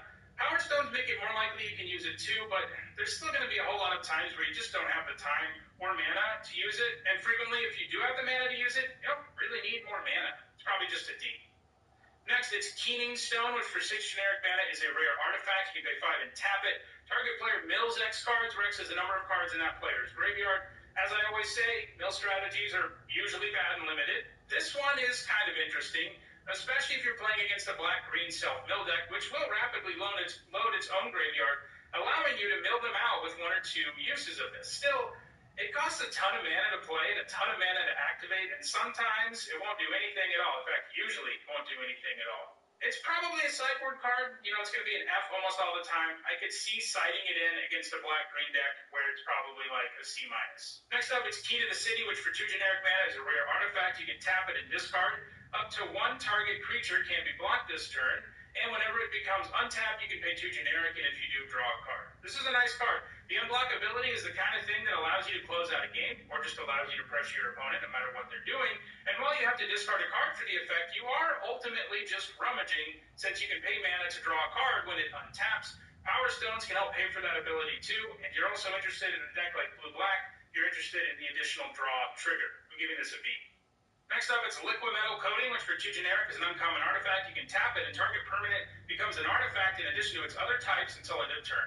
You don't want to be doing this. For the most part, this effect is meaningless in this format. There are, of course, some corner cases, like if you have a card that destroys artifacts, this lets you make any permanent into an artifact, so you can destroy anything, even lands. Or if you need another artifact in play for some effect, I guess it does that, but there's a reason I said corner cases. You're using up a card here for synergy that will almost never matter. It's an F. Next, it's a Lodestone Golem, which for 4 generic mana is a 5/3 artifact creature golem at rare. Non-artifact spells cost 1 more to cast. So this is a 4 mana 5/3, which is close to a C, and it does have an extra effect that adds attacks to non-artifacts. Problem is the effect is symmetrical and is likely to hurt you and your opponent similar amounts. If you end up with a deck that is very heavy in artifacts and your opponent's deck is surprisingly low on them, it will overperform, but mostly I think this is a C. Next, it's Maze Mind Tome, which for 2 generic is a rare artifact. You can tap it and put a page counter on it to scry 1. You can pay 2 and tap it and put a page counter on it to draw a card. And when there are 4 or more page counters on it, you exile it, and if you do, you gain 4. This is pretty good last time we saw it, and I think that's true here. Using the scry effect when you're low on mana is alright, and actually drawing cards with this is very powerful, and also easier to do here because of Power Stones. Gaining the 4 life helps make up for the fact that you sink some mana into something that doesn't actually add to the board too, giving this a B. Next, it's Mesmeric Orb, which for 2 generic is a mythic rare artifact. Whenever a permanent becomes untapped, that permanent's controller mills a card. This is a symmetrical mill card, and not really something you should be playing. It's hard to have much control over who has more permanents to untap, and you never know if this will hurt you more than your opponent. It is true that it will hurt your opponent first, since they have to untap first, but that still isn't enough for me to ever play this thing. I'm giving it an F. Next, it's Millstone, which for 2 generic is an uncommon artifact. You pay 2 and tap it to make your opponent mill 2 cards. Any player mill 2 cards, actually. Now we're looking at the very original mill card, which is where the mechanic gets its name, and it's also not that good and limited, though the fact that you actually can control who this hurts more makes it better than something like the Horde. This can actually win you some games if you're a control deck, but most of the time you'd rather just have something that actually adds to the board. You can maybe use it in the Black Ring deck to mill yourself too. I'm giving it a D. Next up, it's Mind's Eye, which for 5 generic mana is a mythic rare artifact. Whenever an opponent draws a card, you can pay 1 generic. If you do, draw a card. This looks good, as it effectively draws you 2 cards every turn, and sometimes more. But Power Stones in the format, both casting this and paying the mana to draw the card, are going to be easier than normal. It is still a 5-mana artifact that doesn't add to the board, which holds it back significantly, but it's quite the card advantage engine, giving it a B. Next, it's Mishra's Bauble, which for 0 mana is an uncommon artifact, and you can tap it and sack it to look at the top card of target player's library, draw a card at the beginning of the next turn's upkeep. This is a free artifact that replaces itself, and we've seen a few artifacts that replace themselves. They all get bonus points because there's a spell deck in the format, and there's lots of decks that care about artifacts. This one is slower at replacing itself, which is certainly a problem if you're like trying to chain spells together or something. And the other effect it has is pretty minimal, as just knowing what's on top of your opponent's library doesn't matter a ton, so I think it's probably a C-. Next, it's Mox Amber, which is 0 mana for a mythic rare legendary artifact. You can tap it and add 1 mana of any color among legendary creatures and planeswalkers you control. Not enough legendary creatures in this format for you to play it here. It's an F. Next, it's Mystic Forge. 4 generic mana for a mythic rare artifact. You may look at the top card of your library anytime. You may cast artifact spells and colorless spells from the top of your library. Tap, pay 1 life, exile the top card of your library. This has the ability to draw you a significant number of cards because this set is so artifact-centric. Your deck isn't going to be so filled with artifacts that this will be completely insane, of course, but I see this drawing you a few cards most of the time when you play it, especially because you can exile away lands and non-artifacts. It's probably a B-, in a deck where you end up with like 10 plus artifacts, it gets better than that, but that's not going to happen with regularity. Next, it's Ornithopter, which for 0 generic mana is a 0/2 artifact creature Thopter, uncommon, it has flying. This is another 0 mana artifact that doesn't really give you a full card of value. You just don't get enough out of a 0/2 flyer to make it worth a card, and that matters a lot. This can basically come down and chump block something, and sometimes you can equip it or give it some counters, which makes it a little more interesting, but that's a lot of work to make a terrible card passable. I'm giving this a D. Next, it's Perilous Maul, which for 4 generic mana is a mythic rare artifact. You can pay 5 and tap it and exile all non-land permanents. This is a lot of mana, but it's also quite the reset button, as it rids the board of all permanents apart from lands, and even exiling them. The effect is almost unrivaled in its ability to change the state of the game, and Power Stones make it more doable, though you are going to lose them when you activate this. All that good stuff out of the way, it does still have the real problem of being bad in situations where you're ahead or at parity, but it is just about the best thing you can get when you're behind, giving it a B. Next, it's Phyrexian Processor, which for 4 generic mana is a mythic rare artifact. When it enters the battlefield, you pay any amount of life, and you pay 4 and tap it to make an XX Black Phyrexian minion creature token, where X is the life paid as it entered the battlefield. This can turn out some beefy tokens, and that's something made easier by Power Stones. It does cost a fair bit of mana and life to get it going, but it is a pretty insane engine once it's in play, giving it a B+. Next up, it's Phyrexian Revoker, which for 2 generic mana is a 2/1 artifact creature Phyrexian Horror at rare. When it enters the battlefield, you choose a non-land card name. Activated abilities of sources with the chosen name can be activated. You won't always get to do something with that enter the battlefield ability, but when you do get to shut down activated abilities, it'll feel nice, and the fail case is a 2 mana 2/1 with a useful card type. This format has a higher number of activated abilities on lower rarity cards than most do because they wanted to support the Power Stones, so you'll probably have something to name a little more often than you might think. It's a C. Next, it's Platinum Angel, which for 7 generic is a 4/4 artifact creature angel at mythic rare. It's got flying, and you can't lose the game, and your opponents can't win the game. Making it so you can't lose and your opponent can't win is obviously pretty oppressive, and the angel can even help you win the game with its 4/4 flying body. The downside of the card is always the massive mana investment coupled with the fact that it dies to a whole lot of stuff. And while the latter is still going to be true, the mana will be easier to come by in this format than normal. Once again, Power Stones. If she sticks around, your opponent just can't win, obviously, and that's enough for her to get into the lower bomb range. She does still die a lot and gives you absolutely zero value in situations where your opponent untaps and kills her, and that keeps her from being completely absurd, but she's still great, giving her that B-. Next up, it's Precursor Golem, which for 5 generic mana is a 3/3 artifact creature golem at rare. When it enters the battlefield, you create 2 3/3 colorless golem artifact creature tokens. Whenever a player casts an instant or sorcery spell that targets only a single golem, that player copies that spell for each other golem that spell could target. Each copy targets a different one of those golems. 5 mana for 3/3/3s is pretty insane, though the golem does give up one of the big advantages of producing multiple bodies. Usually, the fact that you can make multiple bodies makes your opponent's spot removal bad, but it's not really true here. If your opponent casts removal on one of your golems, it hits all of them. The upside is that your combat tricks that target one golem also target all of them, and while that isn't quite as big of a deal as the downside is, it's nice that the effect isn't all downside. Also, be careful if you have some other golems, as this set does have them, and they will get blown up by a single removal spell. Flip side is if your opponent has golems, theirs will also eat that removal spell. All that said, if your opponent doesn't have removal, these 3 golem bodies are really going to overwhelm them on turn 5, giving this a B+. Next up, it's Pristine Talisman, which for 3 generic mana is an uncommon artifact. You can tap it for colorless, and you gain 1 life. 3 mana for a mana rock that only produces colorless is far from ideal, but the fact this format has a ramp theme makes a difference. Incidental life gain doesn't hurt either, giving it a C-. Next, it's Psychosis Crawler, which for 5 generic mana is a rare artifact creature, Phyrexian Horror. Its power and toughness are each equal to the number of cards in your hand. Whenever you draw a card, each opponent loses 1 life.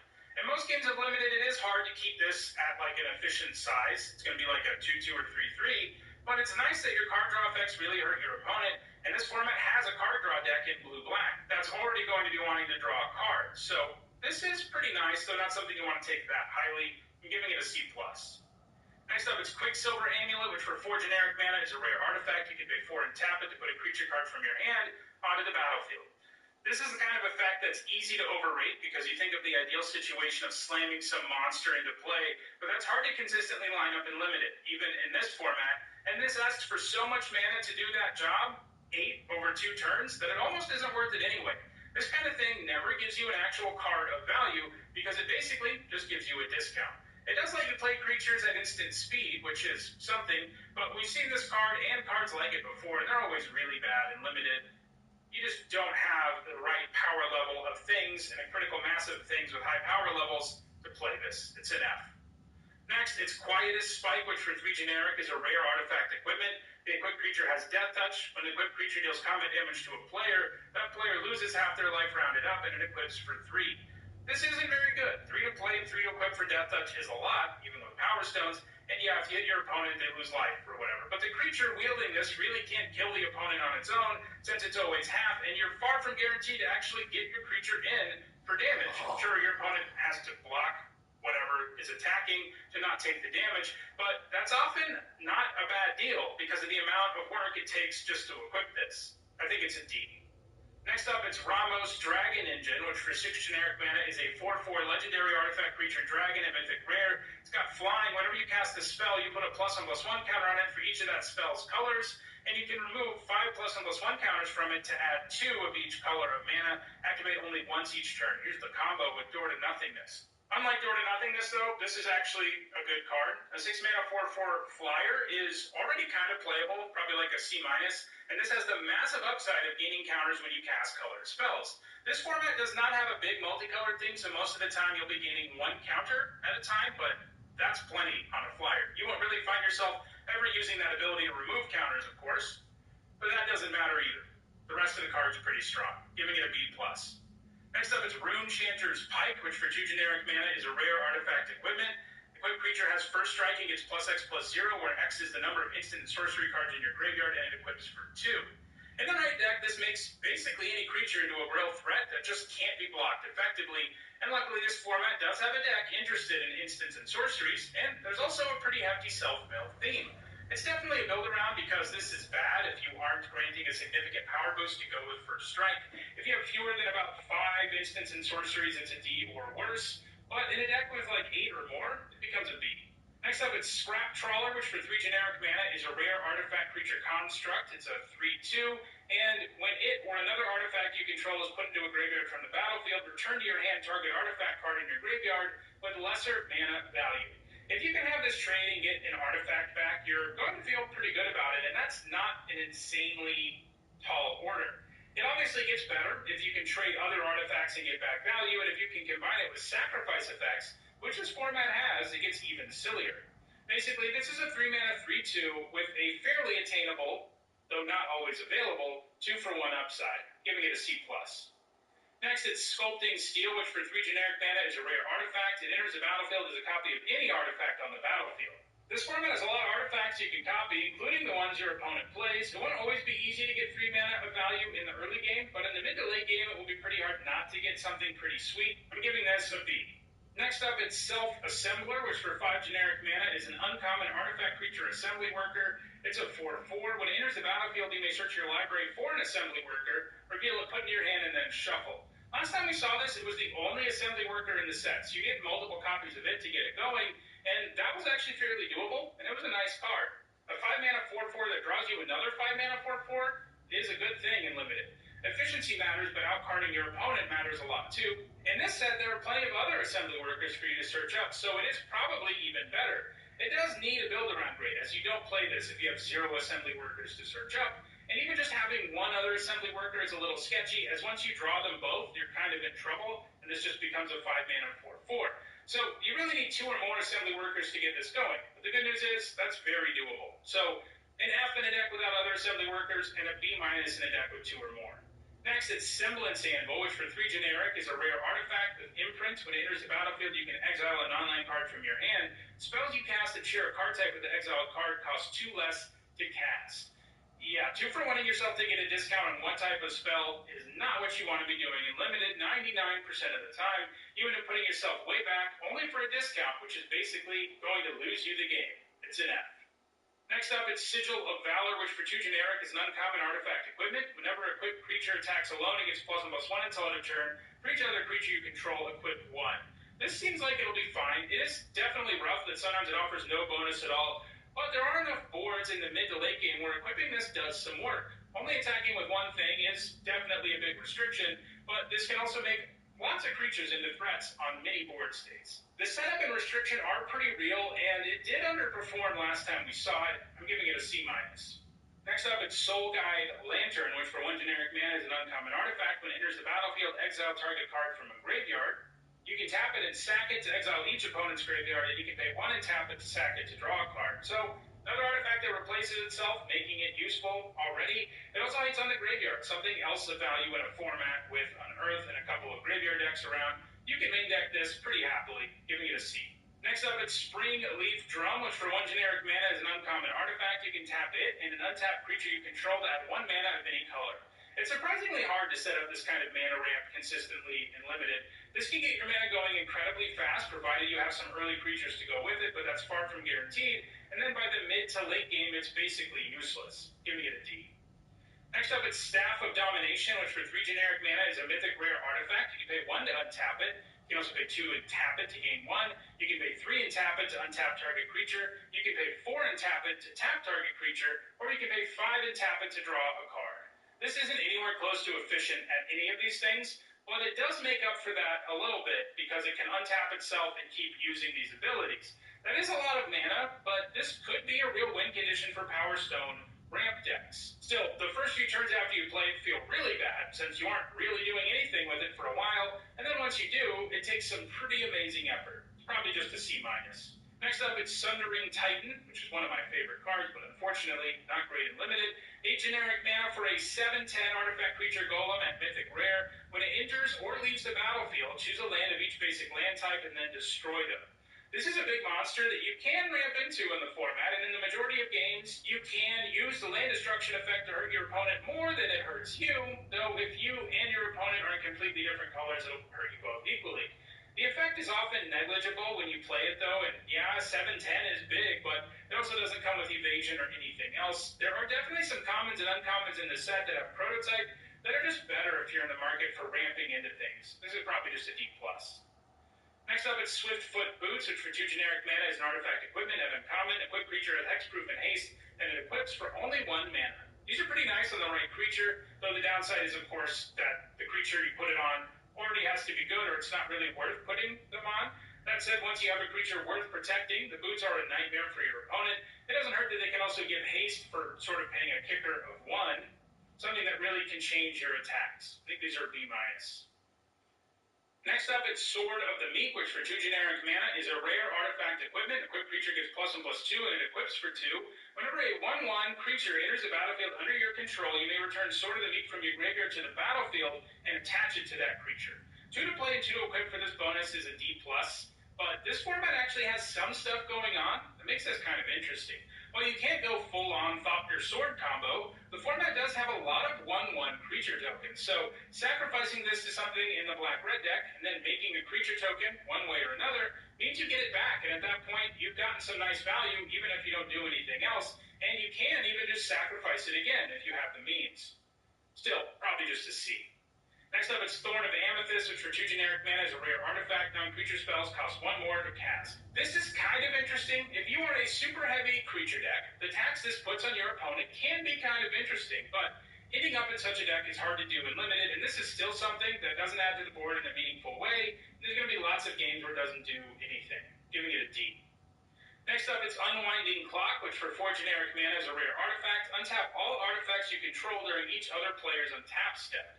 This has some potential applications. With Power Stones and a plethora of Mana Sink activated abilities, you may actually be able to generate some value with this. It also gives your artifact creatures pseudo-vigilance, but those are all sort of ideal situations with the card, and there'll be plenty of times where it's meaningless. I think it's another D. Next up, it's Well of Lost Dreams, which for 4 generic mana is a rare artifact. Whenever you gain life, you can pay X, where X is less than or equal to the amount of life you gain. If you do, draw X cards. There are ways to gain life in this format, and I think there are actually enough of them that this isn't a straight-up F, though it will be in most decks. But if you have 5 or more ways to gain life, especially if some of them are repeatable, this can draw you some cards, and Power Stones will make it easier for you to pay the cost. It is a bit of a bummer that this is the only life gain payoff in the whole set, making it less organic for you to find somewhere to play this. It probably has a ceiling around a C+ as a result of the limited amount of life gain in the set.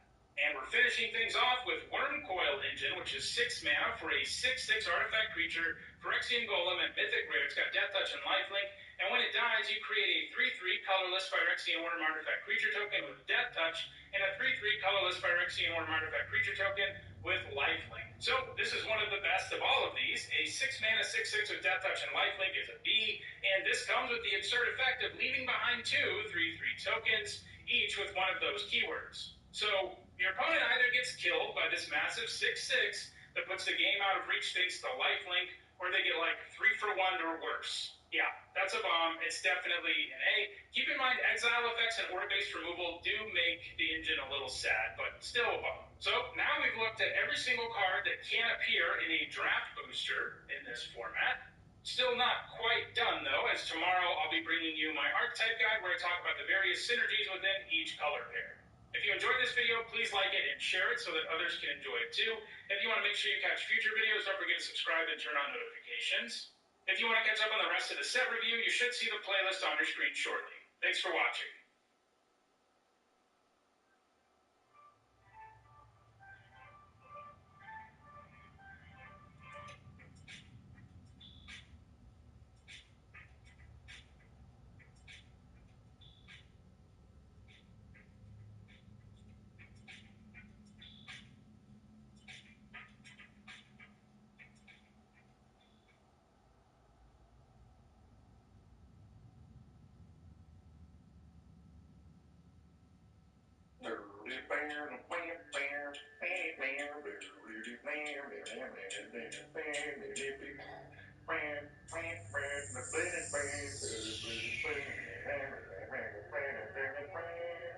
What is up, everybody? Welcome to another episode of Squandered Resources. This episode 1. My name is Joe Cherries. I'm one of your Squandered Resources, and joining me on the line, all the way from Buffalo, New York, BZ. How you doing today, BZ? I'm doing pretty good. Today we're doing Commander Legends, the commons and uncommon reviews. We're going over every single common and uncommon that you can open in a booster pack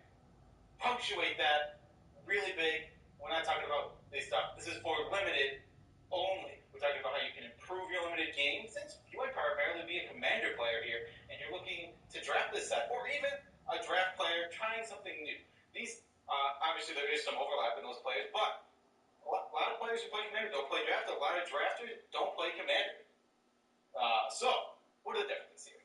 There's a lot of differences between Commander Legends draft and a normal draft. So, first off, 2 picks per pack. Every pack you see, you're going to get 2 picks. This is to really help people solidify into their colors, set signals, and such stuff like that, because you really need to get to your colors, because color identity forces you not to be allowed to play other cards.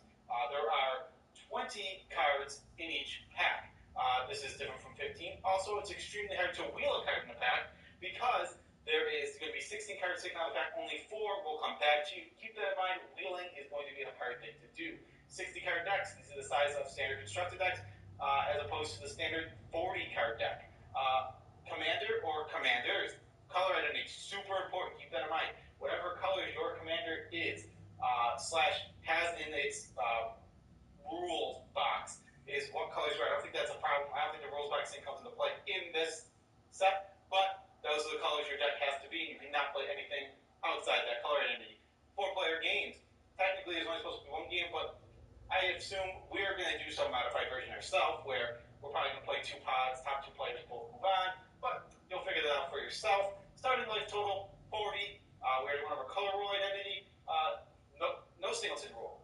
Usually Commander comes with a singleton rule. You can only play 1-outs, but this is Commander Legends. This is a draft format. If you draft 5 command towers, throw 5 command towers in your deck. And there's no sideboards. Just be aware of that. So you don't want to be picking cards for your sideboard. But in the case of Commander Legends, we've taken a look at the set actually already, and we can tell you that a lot of the cards that you would deem sideboard worthy in a normal draft format are just going to be main board playable.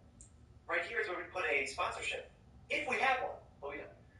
The main way to support the channel is Patreon. So you can go to the Discord, check us out. Everything's free, but if you want to spend a little moolah, help us support content creators like us on Patreon, well, then maybe you get some extra stuff.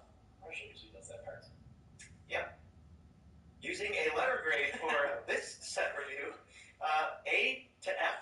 A is the best, F is the worst. What do the grades actually mean? Well, we don't really have examples for you because Commander is not a valid format to use, and we've never played anything like this because, as Joe listed, there's about 25 different differences between this and Commander. So A's are bombs. Good when you're ahead, great when you're behind, basically good at any point in the game, and they can take over by themselves. B's actively pull you towards a color or a reason to be in a color. If you see some of these, picks 2, 3, 4, 5, you're like, wow, I really need to be this color, and things are going to work out for you. It means the color's open. C's are the bonds of limited. They're interchangeable. You can generally end up with a lot of them. They're replaceable. Nothing too special, but they'll do some work for you. D's, sometimes playable, but you're unhappy if you have to play them. And as somebody once said, if you end up playing a lot of D's, you're probably in the wrong colors. F's, I don't know. F's, literally unplayable cards. We are going to give things an F, if and only if we think you should never play it. Otherwise, it'll be like a D-. Build-arounds is a separate grade. If I give something a build-around B, it means you have to build your deck to make this card function. It is not good on its own. It is not going to function as a B by itself. Usually build-arounds are stone unplayable if you don't build around. Yep, that's why you give it a build-around. Great. We're going to start things off with the Signpost Gold Uncommon.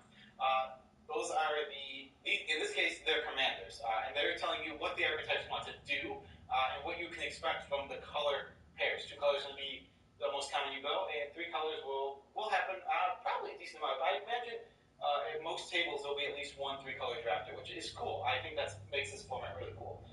So let's jump in. The first one, very first card, Signpost Uncommon. It's the Azorius one. It's Kengi, Sky Warden. It's 3 white-blue for a 3/3 flying vision. When Kengi attacks, attacking creatures with flying get +2/+0 until end of turn.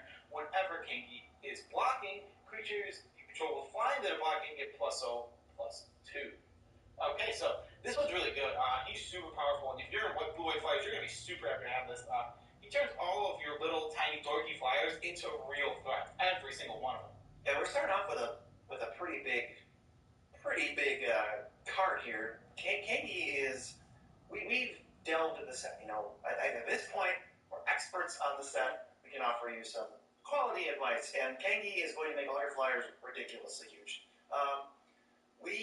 There's going to be a lot of 1-1 flyers running around, and he's going to make them 3-1s, which is so much more efficient. We had this at, I think, B. No, B+. This is a B+. Yeah, this is really good.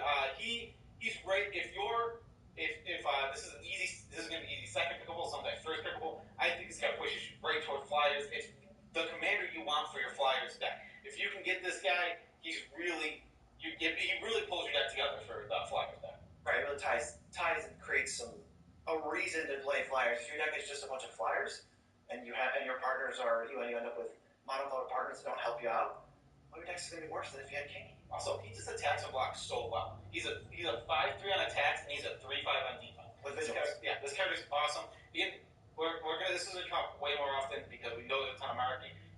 He is going to be awesome at protecting and getting the monarchy.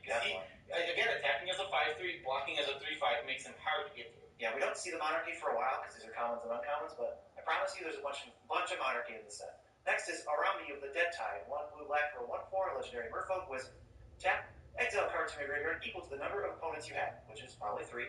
Target creature card in your graveyard gains Encore until end of turn. The Encore cost is equal to its mana cost. So we have a new mechanic, Encore. Encore says exile the creature card and pay its mana cost, : For each opponent, create a token of that creature that attacks that opponent this turn if able.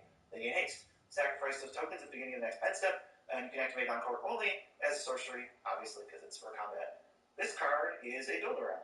I think the build around B-. You want to mill yourself. It's not so much a build, there's no Encore build around, you just need to mill yourself. So I think I've been thinking about this more and more with this card. I think this card, you gotta be careful. Really careful. I think this is going to be one of the toughest archetypes to play. These games are going to be long. They're going to be grindy. They're going to go on forever. Self-milling yourself is going to kill you often.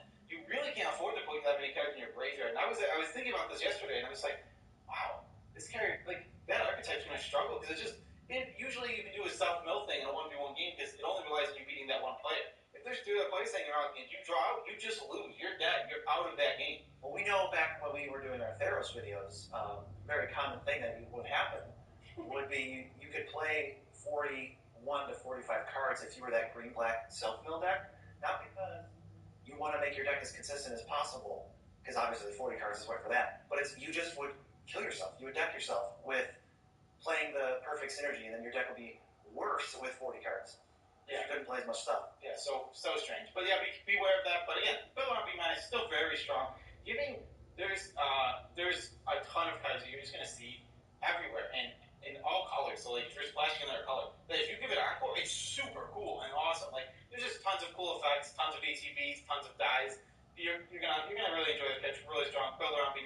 Make sure you have some self-mill. You don't want to just throw this in your command zone with no synergy at all. Yes. Jury, Master of the Review, black-red for a 1/1 legendary human shaman. Whenever you sacrifice a permanent, put a +1/+1 counter on Jury. When Jury dies, it deals damage equal to its power to any target.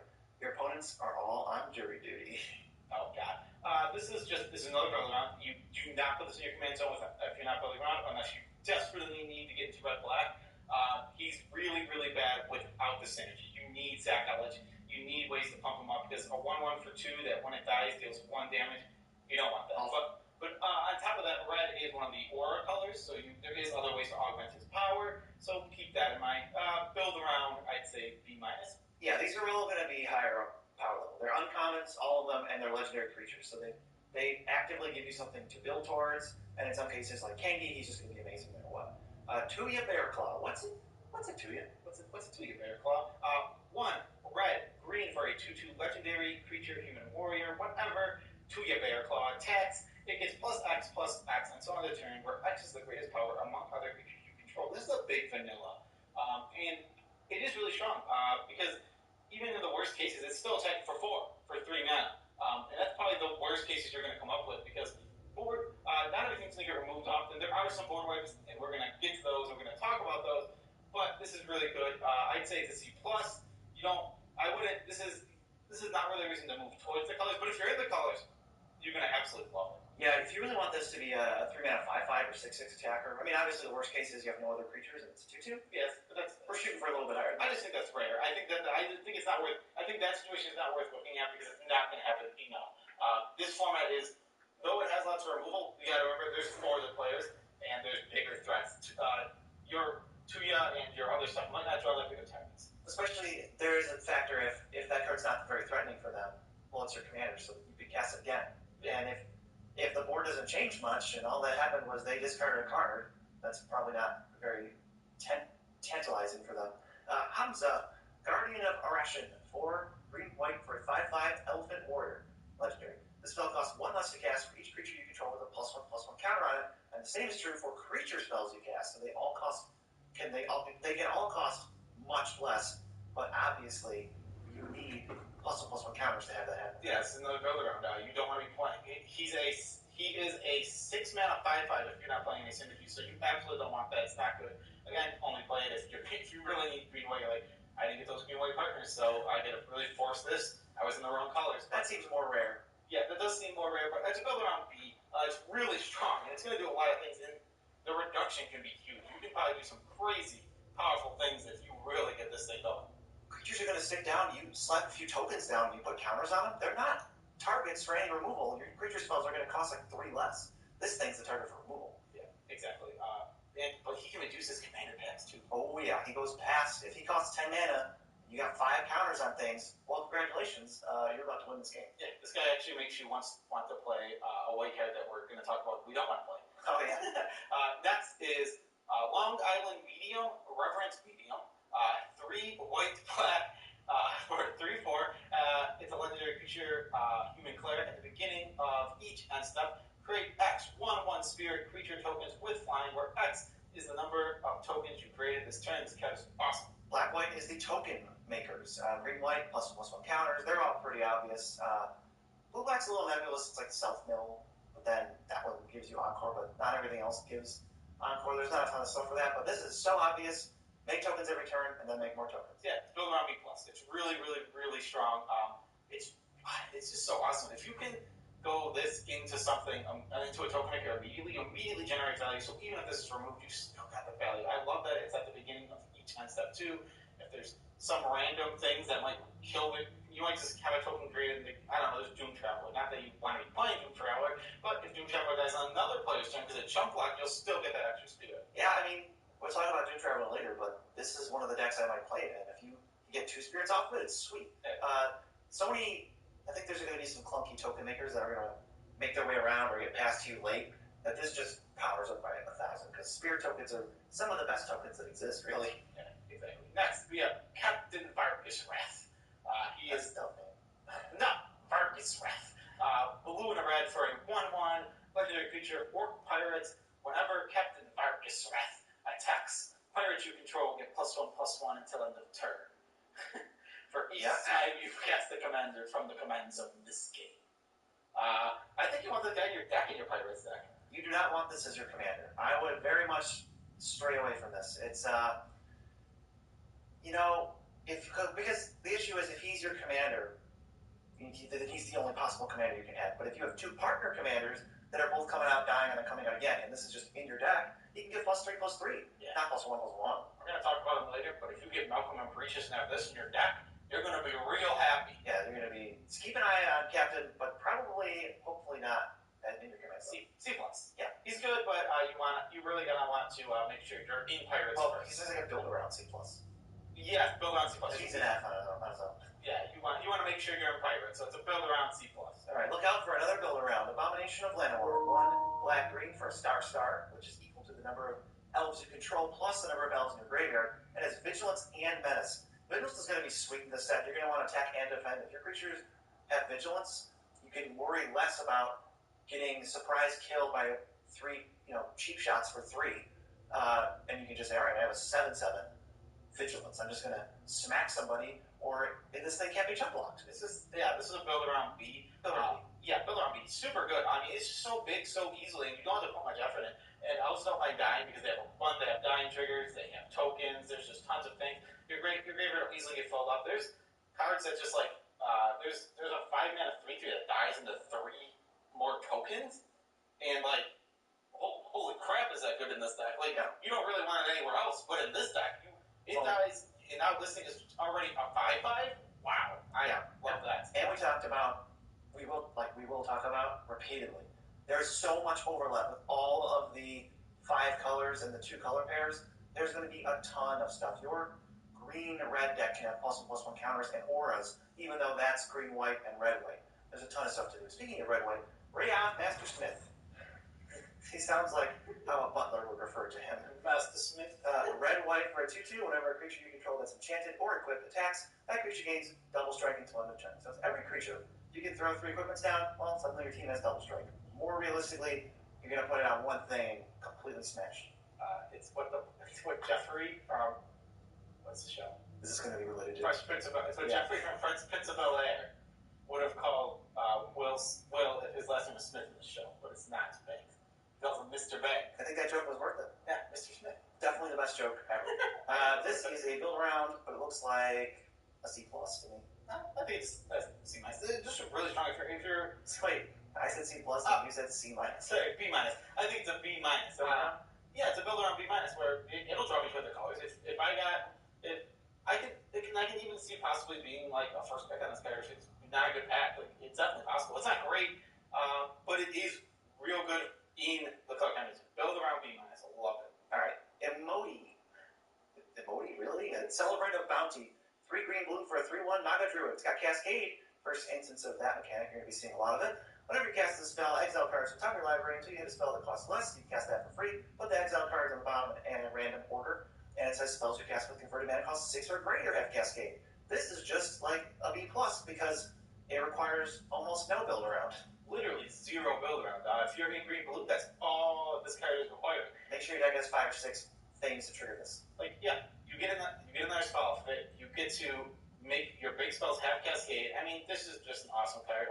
There's not much to even talk about with it. It's just the value that can be had from this is amazing. Very appropriate that we have 7 build arounds, 1 pretty good Flyers commander, and then the Cimic's like, yeah, just do whatever you want. So I want to mention one thing about Emoti really quickly. Yeah.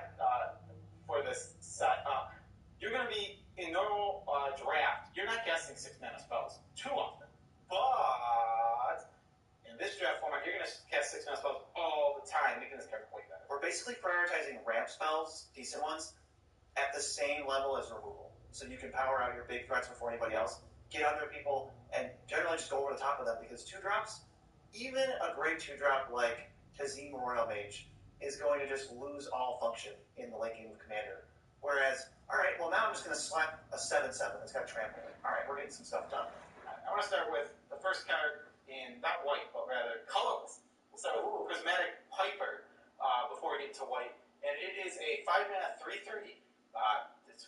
Has partner. Yes. And it has the first instance of partner. Partner means it can be paired with any other commander with partner. And as you start the game, you choose a color, and it is that color, making your deck be able to be that color. This is a D. This is absolutely, I am desperate. I really need a commander, and my deck I didn't quite find that commander. I think that's exactly what you was kind of. It's only an emergency valve, just in case there's that 1% chance you somehow didn't get anything. Nobody wants this, including you. T-, but it's there in case you get, unless maybe you fall asleep. You go AFK, and then you wake up and you're like, oh. Yeah, absolute D-. But on the bright side, if you get to play it, you get to look at it. It's very beautiful. Yeah, thanks, so. Moving on to the first white card. Alharu, Solemn Ritualist, 4 and a white for a 3/3 human monk, legendary with partner. Gotta keep in mind when I say partner, because that means it can partner with literally any other partner. When it enters the battlefield, put a +1/+1 counter on each of up to 2 other target creatures. Whenever a non-token creature you control with a counter on it dies, create a 1/1 white spirit creature token with flying. Oh look, it's overlap between the +1/+1 counters deck and the tokens deck. Perfect. This is 5 mana for 5 power, and then if the creatures die, it's 7 power. Yeah, this card is awesome. And you're never going to be sad throwing this in my command zone, ever. It works by itself. You don't even need to do too much. Pick a side and build towards it. I think this is a B-. Yeah, it looks good. Yeah, it's super strong. It'll push you towards white. Oh god, it's just a nice commander again. Also counters and tokens. It's just nice overlap. It's good to take early. It is good to take early. Some of the partners you take when you're like, all right, I'm in this deck, but this is like, oh, I don't know, but it doesn't matter. Yeah. So we're giving a B-. Take it early, take it off. Great partner. Next, Ancestral Blade, 1 of the white for an artifact equipment. When enters the battlefield, create a 1/1 soldier creature token, then attach Ancestral Blade to it. Equipped creature gets +1/+1 and has equip 1. I think this is a D. I'm close to a C or C+. I think it does too much. Really? Yeah, you can. The fact that it moves around so easily, and it makes a token, and it's an equipment that doesn't require any effort to equip the first time, I think this is going to be one of the best equipment you can play in the board deck. You can bump me up to C-. I don't think I'm willing to go much higher than that. Really? I mean, it's just how many equipments fill out your 2-drop slot for creatures, and then are relevant later? And check all the boxes that say, hey, do you have a creature that's equipped? Like, give something double strike, just Ancestral Blade. Alright, I'm giving it a C-. I mean, okay, remember the equipment that are going to get to at the end of the video? This is better than all those. Yeah, it's still C-. That's my grade. I disagree. I'm going to go C+ just to make it that much more. Next, Angelic Gift, 1 of the white for an aura, enchantment aura, enchanted creature. When Angelic Gift enters the battlefield, draw a card. Enchanted creature has flying. It replaces itself, which is really nice in this card. This one I'll give a C. This is a D. This is a classic D that if you're in the Flyers deck or the Auras deck, you want 1 or 2, and then you don't want any if you're anywhere else. I don't know. I just think it's a C because you do only want it in Auras deck. Maybe it's a build the rest. I mean, it's filler. It doesn't impact the board a ton. So it might be a C- or a D+. Alright, fine. I'll give you a C-. I'll meet you there. I think I might be sad playing this in my Boros decks at all. I don't think it's... I mean, it's fine. It's going to pull its weight. It doesn't do much. The ceiling's very low. Yeah, I mean, it cycles. I like Evasion's always nice. Yeah, I like these cards that cycle. Especially when you put it on on something that's going to get pumped by your auras. It's really awesome. Oh, speaking of cycle, this card is part of a hidden cycle in the set. It's Angel of the Dawn, 4 and a white for a 3/3 flyer.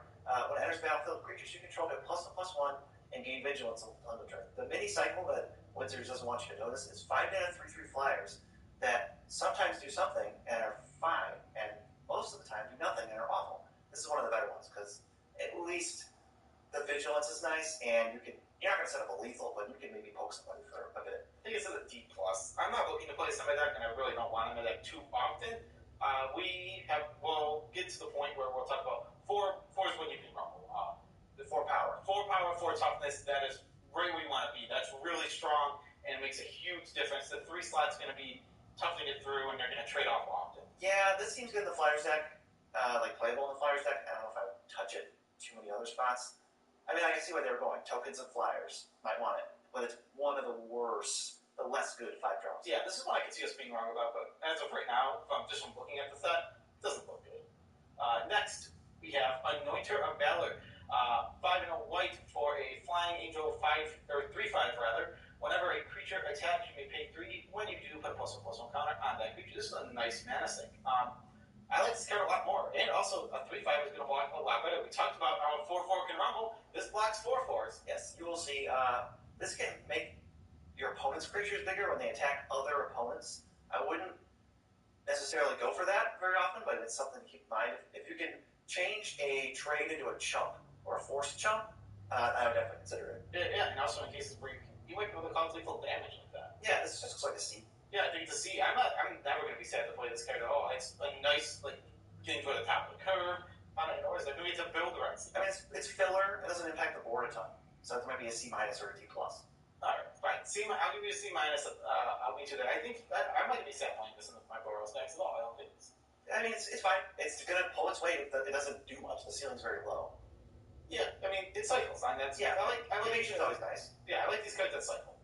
Especially when you put it on something that's going to get pumped by your auras. It's really awesome. Oh, speaking of cycle, this card is part of a hidden cycle in the set.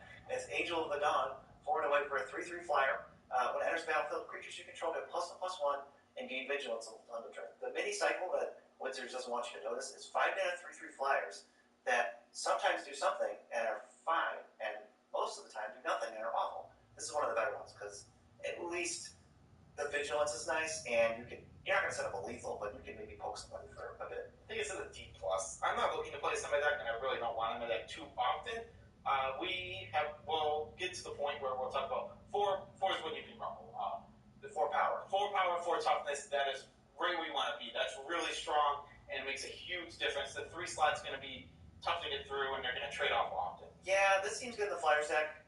Like playable in the Flyers deck. I don't know if I would touch it too many other spots. I mean, I can see where they were going. Tokens and Flyers. Might want it. But it's one of the worst, the less good 5 drops. Yeah, this is one I can see us being wrong about, but as of right now, from looking at the set, it doesn't look good. Next, we have Anointer of Valor.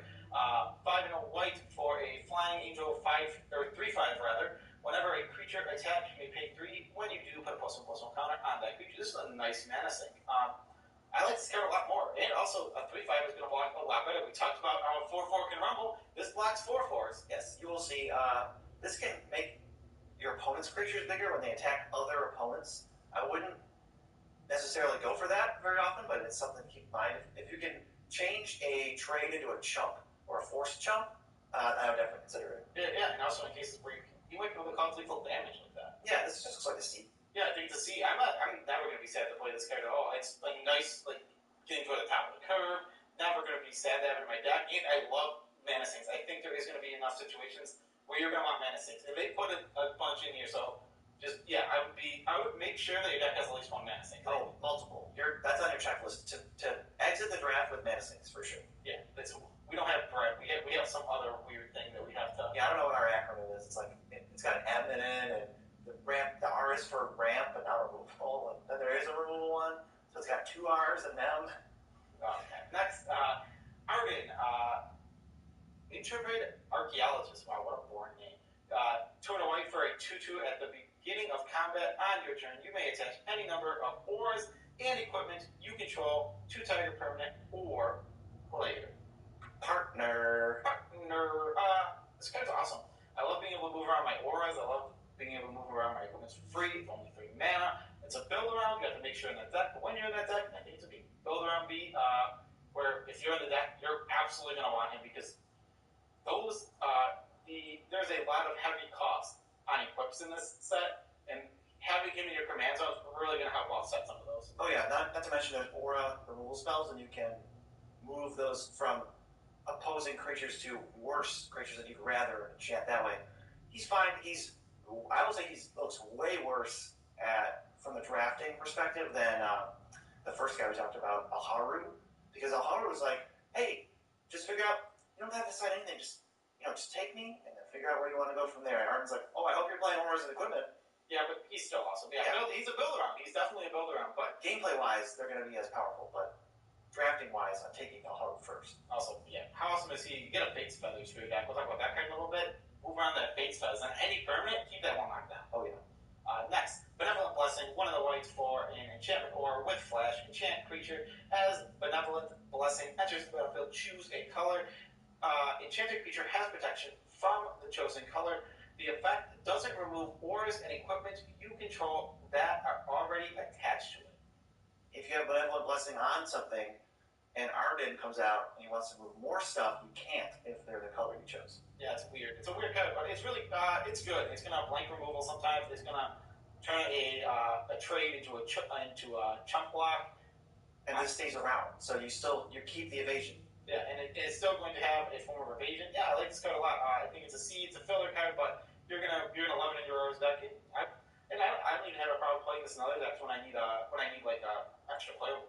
Yeah, it's not that bad. It'll do okay for you, but it's nothing. It's not jumping off the page.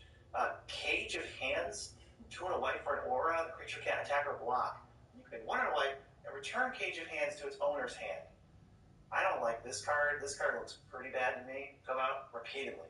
There's so much overlap with all of the 5 colors and the 2 color pairs. There's going to be a ton of stuff. Your green-red deck can have +1/+1 counters and auras, even though that's green-white and red-white. There's a ton of stuff to do. Speaking of red-white, Rayoth Master Smith. He sounds like how a butler would refer to him. Master Smith. Red-white for a 2/2. Whenever a creature you control that's enchanted or equipped attacks, that creature gains double strike until end of turn. So it's every creature. You can throw 3 equipments down, well, suddenly your team has double strike. More realistically, you're going to put it on one thing and completely smash. It's what Jeffrey from what's the show? Is this going to be related to? Fresh Prince of Jeffrey from Fresh Prince of Bel-Air would have called Will if his last name was Smith in the show, but it's not Banks. He calls him Mr. Banks. I think that joke was worth it. Yeah, Mr. Smith. Definitely the best joke ever. This is a build around, but it looks like a C+ to me. I think it's C minus. It's just really strong if you're. Wait, I said C plus, and you said C minus. Sorry, B minus. I think it's a B minus. Yeah, it's a build around B minus where it'll draw me to the colors. If I can even see possibly being like a first pick on this character. It's not a good pack, but it's definitely possible. It's not great, but it is real good in the color combinations. Build around B minus. I love it. All right, Emoti, really? Celebrate of Bounty. 3 green blue for a 3/1 Naga Druid. It's got Cascade. First instance of that mechanic. You're going to be seeing a lot of it. Whenever you cast a spell, exile cards from top of your library until you hit a spell that costs less. You can cast that for free. Put the exile cards on the bottom in a random order. And it says spells you cast with converted mana cost 6 or greater have Cascade. This is just like a B plus because it requires almost no build around. Literally 0 build around. If you're in green blue, that's all this card is required. Make sure your deck has 5 or 6 things to trigger this. Like, yeah, you get another spell off of it. You get to make your big spells have Cascade. I mean, this is just an awesome card. There's not much to even talk about with it. It's just the value that can be had from this is amazing. Very appropriate that we have 7 build arounds, 1 pretty good Flyers commander, and then the Cynic's like, yeah, just do whatever you want. So I want to mention one thing about Emoti really quickly. Yeah. For this set, you're going to be in normal draft. You're not casting 6 mana spells too often, but in this draft format, you're going to cast 6 mana spells all the time, making this card way better. We're basically prioritizing ramp spells, decent ones, at the same level as removal. So you can power out your big threats before anybody else, get under people, and generally just go over the top of them because 2-drops, even a great 2-drop like Kazim Royal Mage, is going to just lose all function in the late game of Commander. Whereas, alright, well now I'm just going to slap a 7/7. It's got trampling. Alright, we're getting some stuff done. I want to start with the first card in, not white, but rather colorless. So, Prismatic Piper, before we get into white. And it is a 5-mana 3/3. Has partner. Yes. And it has the first instance of partner. Partner means it can be paired with any other commander with partner. And as you start the game, you choose a color, and it is that color, making your deck be able to be that color. This is the D. This is absolutely, I am desperate. I really need a commander, and my deck did not. I didn't quite find that commander. I think that's exactly what Skylar's printing. It's only an emergency valve, just in case there's that 1% chance you somehow didn't get anything. Nobody wants this, including you. That's a problem. I don't think the rules box thing comes into play in this set, but those are the colors your deck has to be, and you cannot play anything outside that color identity. 4-player games. Technically, there's only supposed to be 1 game, but I assume we're going to do some modified version ourselves, where we're probably going to play 2 pods, top 2 players both move on, but you'll figure that out for yourself. Starting life total, 40. We already went over color rule identity. No singleton rule. Usually Commander comes with a singleton rule. You can only play 1-outs, but this is Commander Legends. This is a draft format. If you draft 5 command towers, throw 5 command towers in your deck. And there's no sideboards. Just be aware of that. So you don't want to be picking characters for your sideboard. But in the case of Commander Legends, we've taken a look at the set actually already, and we can tell you that a lot of the cards that you would deem sideboard worthy in a normal draft format are just going to be main board playable. Right here is where we put a sponsorship, if we have one, but we don't. The main way to support the channel is Patreon. So you can go to the Discord, check us out. Everything's free, but if you want to spend a little moolah, help us support content creators like us on Patreon, or maybe you get some extra stuff. I should use that. Yeah. Using a letter grade for this set review, A to F. A is the best, F is the worst. What do the grades actually mean? Well, we don't really have examples for you because Commander is not a valid format to use, and we've never played anything like this because, as Joe listed, there's about 25 different differences between this and Commander. So A's are bombs.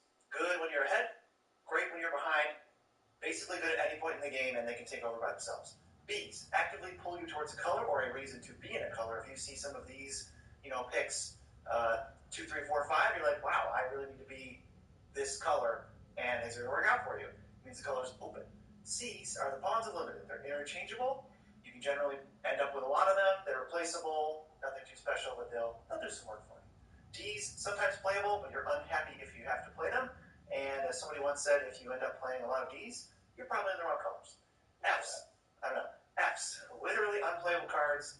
We are going to give things an F, if and only if we think you should never play it. Otherwise, it'll be like a D-. Build arounds is a separate grade. If I give something a build around B, it means you have to build your deck to make this card function is not good on its own. It's not going to function as a B by itself. Usually build-arounds are stone unplayable if you don't build around. Yep, and that's why you give it a build-around. Great. We're going to start things off with the Signpost Gold Uncommons. Those are in this case, they're commanders, and they're telling you what the architects want to do, and what you can expect from the color pairs. 2 colors going to be the most common you go, and 3 colors will happen probably a decent amount. I imagine at most tables there'll be at least 1 3-color drafter, which is cool. I think that makes this format really cool. So let's jump in. The first one, very first card, Signpost Uncommon. It's the Azorius one. It's Kangi, Sky, Warden. It's 3 white-blue for a 3/3 flying vision. 1 Kangi attacks. Attacking creatures with flying get +2/+0 until end of turn. Whenever Kangi is blocking, creatures you control with flying that are blocking get +0/+2. Okay, so this one's really good. He's super powerful, and if you're in blue-white flyers, you're going to be super happy to have this. He turns all of your little tiny dorky flyers into real threats, every single one of them. And we're starting off with a pretty big card here. Kangi is we've delved into the set. I think at this point we're experts on the set. We can offer you some quality advice, and Kangi is going to make all your flyers ridiculously huge. There's going to be a lot of 1/1 flyers running around, and he's going to make them 3/1s, which is so much more efficient. We had this at I think B. No, B+. This is a B+. Yeah, this is really good. He's right. If this is going to be easy second pickable, sometimes first pickable. I think it's going to push you right toward flyers. It's the commander you want for your flyers deck. If you can get this guy, he really pulls your deck together for the flyers deck. Right, it really ties and creates a reason to play flyers. If your deck is just a bunch of flyers, and your partners you end up with monocolored partners that don't help you out, well, your deck's going to be worse than if you had Kangi. Also, he just attacks and blocks so well. He's a 5/3 on attacks, and he's a 3/5 on defense. This card is awesome. This is going to come up way more often because we know there's a ton of monarchy. He is going to be awesome at protecting and getting the monarchy. Because again, attacking as a 5/3, blocking as a 3/5 makes him hard to get through. Yeah, we don't see the monarchy for a while because these are commons and uncommons, but I promise you there's a bunch of monarchy in the set. Next is around me of the Dead Tide. 1 blue black for a 1/4 legendary Merfolk Wizard. Tap, exile cards from your graveyard equal to the number of opponents you have, which is probably 3. Target creature card in your graveyard gains Encore until end of turn. The Encore cost is equal to its mana cost. So we have a new mechanic, Encore. Encore says exile the creature card and pay its mana cost, : For each opponent, create a token of that creature that attacks that opponent this turn if able. They gain haste. Sacrifice those tokens at the beginning of the next end step, and you can activate Encore only as a sorcery, obviously because it's for combat. This card is a build-around. I think the build-around B-. You want to mill yourself. It's not so much a build, there's no Encore build-around, you just need to mill yourself. So I think I've been thinking about this more and more with this card. I think this card, you got to be careful. Really careful. I think this is going to be one of the toughest archetypes to play. These games are going to be long. They're going to be grindy, and they're going to go on forever.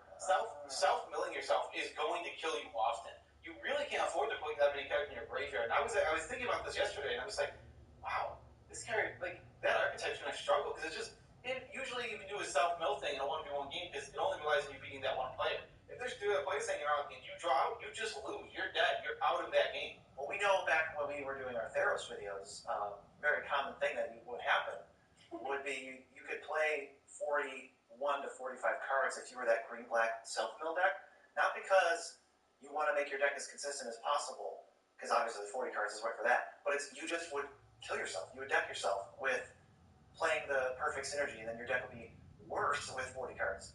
You couldn't play as much stuff. Yeah, so strange. But yeah, beware of that. But again, build-around B- still very strong. There's a ton of cards that you're just going to see everywhere, and in all colors. So if you're splashing another color, but if you give it Encore, it's super cool and awesome. There's just tons of cool effects, tons of ATBs, tons of dies. You're gonna really enjoy this catch. Really strong. Build-around B-. Make sure you have some self-mill. You don't want to just throw this in your command zone with no synergy at all. Yes. Jury, Master of the Review. Black-red for a 1/1 legendary human shaman. Whenever you sacrifice a permanent, put a +1/+1 counter on Jury. When Jury dies, it deals damage equal to its power to any target. Your opponents are all on Jury duty. Oh god. This is another build-around. You do not put this in your command zone if you're not building around, unless you desperately need to get into red-black. He's really, really bad without the synergy. You need sack outlets. You need ways to pump them up because a 1/1 for 2 that when it dies deals 1 damage, you don't want that. But on top of that, red is one of the aura colors, so there is other ways to augment his power, so keep that in mind. Build around, I'd say, B-. Yeah, these are all going to be higher up power level. They're uncommons, all of them, and they're legendary creatures, so they actively give you something to build towards, and in some cases, like Kangi, he's just going to be amazing no matter what. Tuya Bearclaw, what's a Tuya? What's a Tuya Bearclaw? 1 red, green for a 2/2 legendary creature, human warrior, whatever. Tuya Bearclaw attacks. It gets +X until end of turn, where X is the greatest power among other creatures you control. This is a big vanilla, and it is really strong because even in the worst cases, it's still attacking for 4 for 3 mana, and that's probably the worst cases you're going to come up with because not everything's going to get removed often. There are some board wipes, and we're going to get to those. And we're going to talk about those, but this is really good. I'd say it's a C+. You don't. I wouldn't. This is not really a reason to move towards the colors, but if you're in the colors, you're going to absolutely love it. Yeah, if you really want this to be a 3-mana 5/5 or 6/6 attacker, I mean, obviously the worst case is you have no other creatures and it's 2/2. Yes, but we're shooting for a little bit higher. I just think that's rare. I think it's not worth. I think that situation is not worth looking at because it's not going to happen enough. This format is, though it has lots of removal, you got to remember there's 4 other players and there's bigger threats. Your Tuya and your other stuff might not draw that big of targets. Especially there is a factor if that card's not very threatening for them. Well, it's your commander, so you could cast it again. And if the board doesn't change much and all that happened was they discarded a card, that's probably not very tantalizing for them. Hamza, Guardian of Arashid, 4 green-white for a 5/5 Elephant Warrior, legendary. The spell costs 1 less to cast for each creature you control with a +1/+1 counter on it, and the same is true for creature spells you cast. So they can all cost much less, but obviously you need +1/+1 counters to have that happen. Yeah, this is another build around. You don't want to be playing. He is a 6-mana 5/5 if you're not playing any synergy, so you absolutely don't want that. It's not good.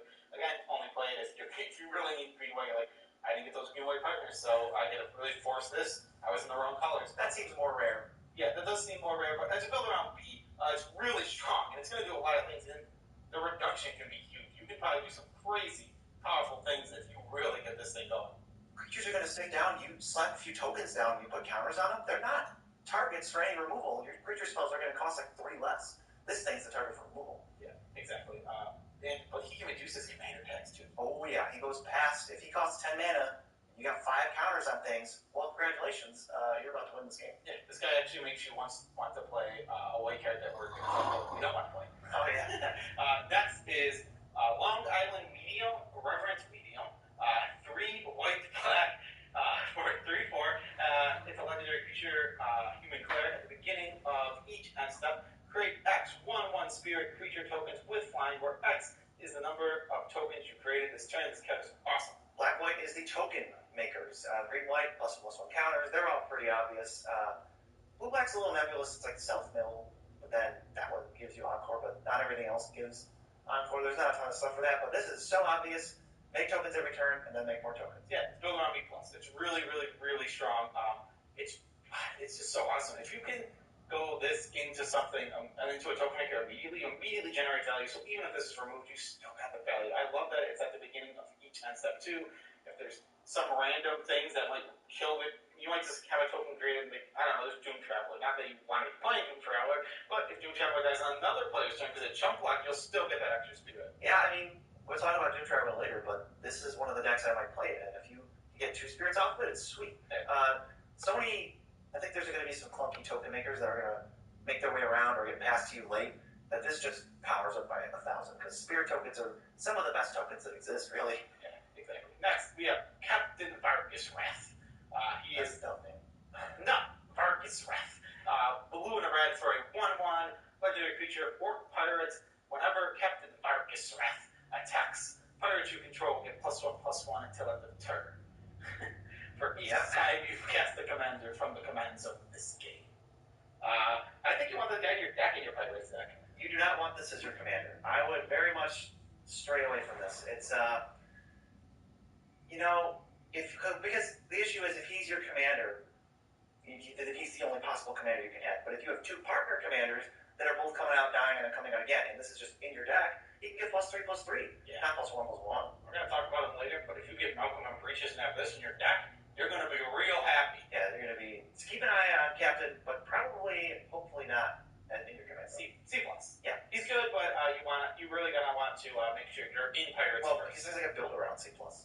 Yeah, build around C+. He's an F on his own. Yeah, you want to make sure you're in Pirates, so it's a build around C+. All right, look out for another build around. Abomination of Llanowar. 1 black-green for a star, which is equal to the number of elves you control plus the number of elves in your graveyard, and has vigilance and menace. Vigilance is going to be sweet in this set. You're going to want to attack and defend. If your creatures have vigilance, you can worry less about getting surprise kill by 3, cheap shots for 3. And you can just say, all right, I have a 7/7 vigilance. I'm just going to smack somebody, or this thing can't be chunk blocked. This is a build around B. Build around B. Super good. I mean, it's so big so easily, and you don't have to put much effort in. And elves don't like dying because they have they have dying triggers, they have tokens, there's just tons of things. Your graveyard will easily get filled up. There's cards that just there's a 5-mana 3/3 that dies into 3 more tokens, and holy crap, is that good in this deck? You don't really want it anywhere else, but in this deck, it dies, and now this thing is already a 5/5. Wow, I love that. And we talked about, we will talk about repeatedly. There's so much overlap with all of the 5 colors and the 2 color pairs. There's going to be a ton of stuff. Your green-red deck can have +1/+1 counters and auras, even though that's green-white and red-white. There's a ton of stuff to do. Speaking of red-white, Rayoff Master Smith. He sounds like how a butler would refer to him. Master Smith. Red-white for a 2/2. Whenever a creature you control that's enchanted or equipped attacks, that creature gains double strike until end of turn. So it's every creature. You can throw 3 equipments down, well, suddenly your team has double strike. More realistically, you're going to put it on one thing and completely smash. It's what Jeffrey from, what's the show? Is this going to be related to? Fresh Prince of Jeffrey from Fresh Prince of Bel-Air would have called Will if his last name was Smith in the show, but it's not Banks. He calls him Mr. Banks. I think that joke was worth it. Yeah, Mr. Smith. Definitely the best joke ever. This is a build around, but it looks like a C+ to me. I think it's C-. It's just really strong if you're Wait, I said C+, you said C-. Sorry, B-. I think it's a B-. Yeah, it's a build around B- where it'll draw me to the colors. I can even see possibly being like a first pick on this character. It's not a good pack. It's definitely possible. It's not great, but it is real good in the color combination. Build around B-. I love it. All right, Emoti, really? And Celebrant of Bounty. 3 green, blue for a 3/1. Not a druid. It's got Cascade. First instance of that mechanic. You're going to be seeing a lot of it. Whenever you cast a spell, exile cards from top of your library until you hit a spell that costs less. You can cast that for free. Put the exile cards on the bottom in a random order. And it says spells you cast with converted mana cost 6 or greater have Cascade. This is just like a B+ because it requires almost no build around. Literally 0 build around. If you're in green blue, that's all this card is required. Make sure your deck has 5 or 6 things to trigger this. You get another spell off of it. You get to make your big spells have Cascade. I mean, this is just an awesome card.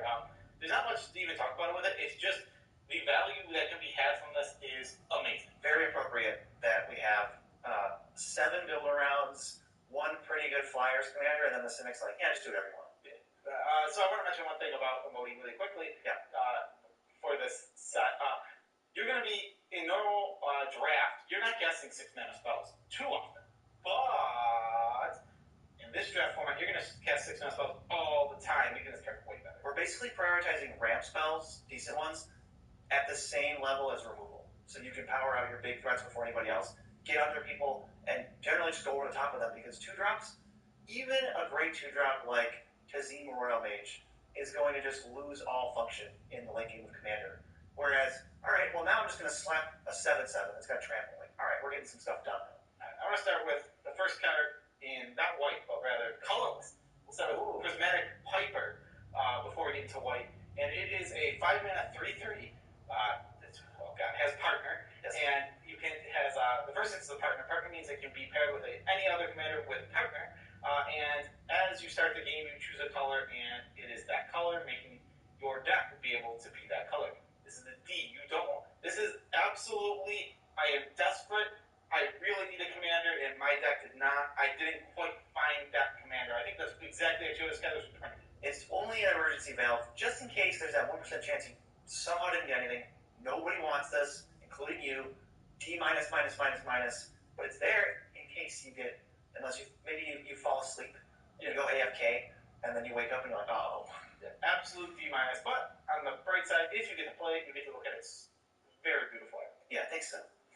Moving on to the first white card. Alharu, Solemn Ritualist, 4 and a white for a 3/3 human monk, legendary with partner. Gotta keep in mind when I say partner, because that means it can partner with literally any other partner. When it enters the battlefield, put a +1/+1 counter on each of up to 2 other target creatures. Whenever a non-token creature you control with a counter on it dies, create a 1/1 white spirit creature token with flying. Oh look, it's overlap between the +1/+1 counters deck and the tokens deck. Perfect. This is 5 mana for 5 power, and then if the creatures die, it's 7 power. Yeah, this card is awesome, and I'm never going to be sad throwing this in my command zone, ever. It works by itself. You don't even need to do too much. Pick a side and build towards it. I think this is a B-. Yeah, it looks good. Yeah, it's super strong. It'll push you towards white. Oh god, it's just a nice commander. Yeah, plus counters and tokens. It's just nice overlap. I think it's good to take early. It is good to take early. Some of the partners you take when you're like, all right, I'm in this deck, but this is like, oh, I don't know, but it doesn't matter. Yeah. So we're giving a B-. Take it early, take it often. Great partner. Next, Ancestral Blade, 1 of the white for an artifact equipment. When it enters the battlefield, create a 1/1 soldier creature token, then attach Ancestral Blade to it. Equipped creature gets +1/+1 and has equip 1. I think this is a D. I'm close to a C or C+. I think it does too much. Really? Yeah, you can. The fact that it moves around so easily, and it makes a token, and it's an equipment that doesn't require any effort to equip the first time, I think this is going to be one of the best equipment you can play in the board deck. You can bump me up to C-. I don't think I'm willing to go much higher than that. Really? I mean, it's just how many equipments fill out your 2-drop slot for creatures, and then are relevant later? And check all the boxes that say, hey, do you have a creature that's equipped? Like, give something double strike. It's Ancestral Blade. Alright. I'm giving it a C-. I mean, okay. Remember the equipment that are going to get to at the end of the video? This is better than all those. Yeah, it's still a C-. That's my grade. I disagree. I'm going to go C+ just to make it that much more. Next, Angelic Gift, 1 of the white for an aura, enchantment aura, enchants creature. When Angelic Gift enters the battlefield, draw a card. Enchanted creature has flying. They replace this up, which is really nice in this card. This one I'll give a C. This is a D. This is a classic D that if you're in the Flyers deck or the Auras deck, you want 1 or 2, and then you don't want any if you're anywhere else. I don't know. I just think it's a C because you won't. I mean, you do only want it in Auras deck. Maybe it's a build right. I mean, it's filler. It doesn't impact the board a ton. So it might be a C- or a D+. Alright, fine. I'll give you a C-. I'll meet you there. I think I might be sad playing this in my Boros decks at all. I don't think it's. I mean, it's fine. It's going to pull its weight. It doesn't do much. The ceiling's very low. Yeah, I mean, it cycles. And that's, yeah, I like is always nice. Yeah, I like these cards that cycle. Especially when you put it on on something that's going to get pumped by your auras. It's really awesome. Oh, speaking of cycle, this card is part of a hidden cycle in the set. It's Angel of the Dawn, 4 and a white for a 3/3 flyer. When it enters battlefield, creatures you control get +1/+1 and gain vigilance on the turn. The mini cycle that Wizards doesn't want you to notice is 5 mana 3/3 flyers that sometimes do something and are fine, and most of the time do nothing and are awful. This is one of the better ones because at least the vigilance is nice, and you're not going to set up a lethal, but you can maybe poke somebody for a bit. I think it's a D+. I'm not looking to play this in my deck, and I really don't want it in my deck too often. We'll get to the point where we'll talk about 4 is when you can rumble. The 4 power. 4 power, 4 toughness, that is right where you want to be. That's really strong, and it makes a huge difference. The 3 slot's going to be tough to get through, and they're going to trade off often. Yeah, this seems good in the Flyers deck, playable in the Flyers deck. I don't know if I would touch it too many other spots. I mean, I can see where they were going. Tokens and Flyers might want it, but it's one of the worst, the less good 5-drops. Yeah, this is what I can see us being wrong about, but as of right now, from looking at the set, it doesn't look good. Next, we have Anointer of Valor. 5 and a white for a flying angel, 3/5 rather. Whenever a creature attacks, you may pay 3. When you do, put a +1/+1 counter on that creature. This is a nice mana sink. I like this card a lot more, and also a 3/5 is going to block a lot better. We talked about how a 4/4 can rumble. This blocks 4/4s. Yes, you will see.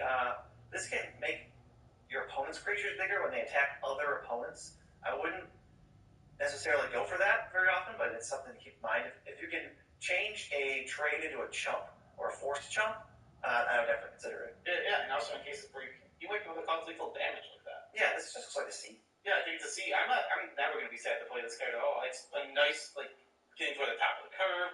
Never going to be sad to have it in my deck. And I love Mana Sinks. I think there is going to be enough situations where you're going to want Mana Sinks. If they put a bunch in here, so just, yeah, I would make sure that your deck has at least one Mana Sink. Oh, multiple. That's on your checklist to exit the draft with Mana Sinks, for sure. Yeah, we don't have bread. We have some other weird thing that we have to... Yeah, I don't know what our acronym is. It's like, it's got an M in it, and the R is for ramp, but not removable. And then there is a removal one, so it's got two R's and M. Okay. Next, Arden, Intrepid Archaeologist. Wow, what a boring name. 2 and a white for a 2/2 at the beginning of combat on your turn. You may attach any number of auras and equipment you control to target permanent or player. Partner. This card's awesome. I love being able to move around my auras. I love being able to move around my equipment for free. It's only 3 mana. It's a build around. You have to make sure in that deck. But when you're in that deck, I think it's a build around beat. Where if you're in the deck, you're absolutely going to want him because those there's a lot of heavy cost on equips in this set, and having him in your command zone is really going to help offset some of those. Oh yeah, not to mention there's aura removal spells, and you can move those from opposing creatures to worse creatures that you'd rather enchant that way. He's fine. I will say he looks way worse from a drafting perspective than the first guy we talked about, Alharu, because Alharu was like, hey, just figure out, you don't have to decide anything, just take me and then figure out where you want to go from there. And Arden's like, oh, I hope you're playing auras and equipment. Yeah, but he's still awesome. Yeah. He's a build-around. He's definitely a build-around. But gameplay-wise, they're going to be as powerful. But drafting-wise, I'm taking Alharu first. Also, yeah, how awesome is he? Get a Fate's Feather straight back. We'll talk about that card in a little bit. Move around that Fate's Feathers. On any permanent, keep that one locked down. Oh, yeah.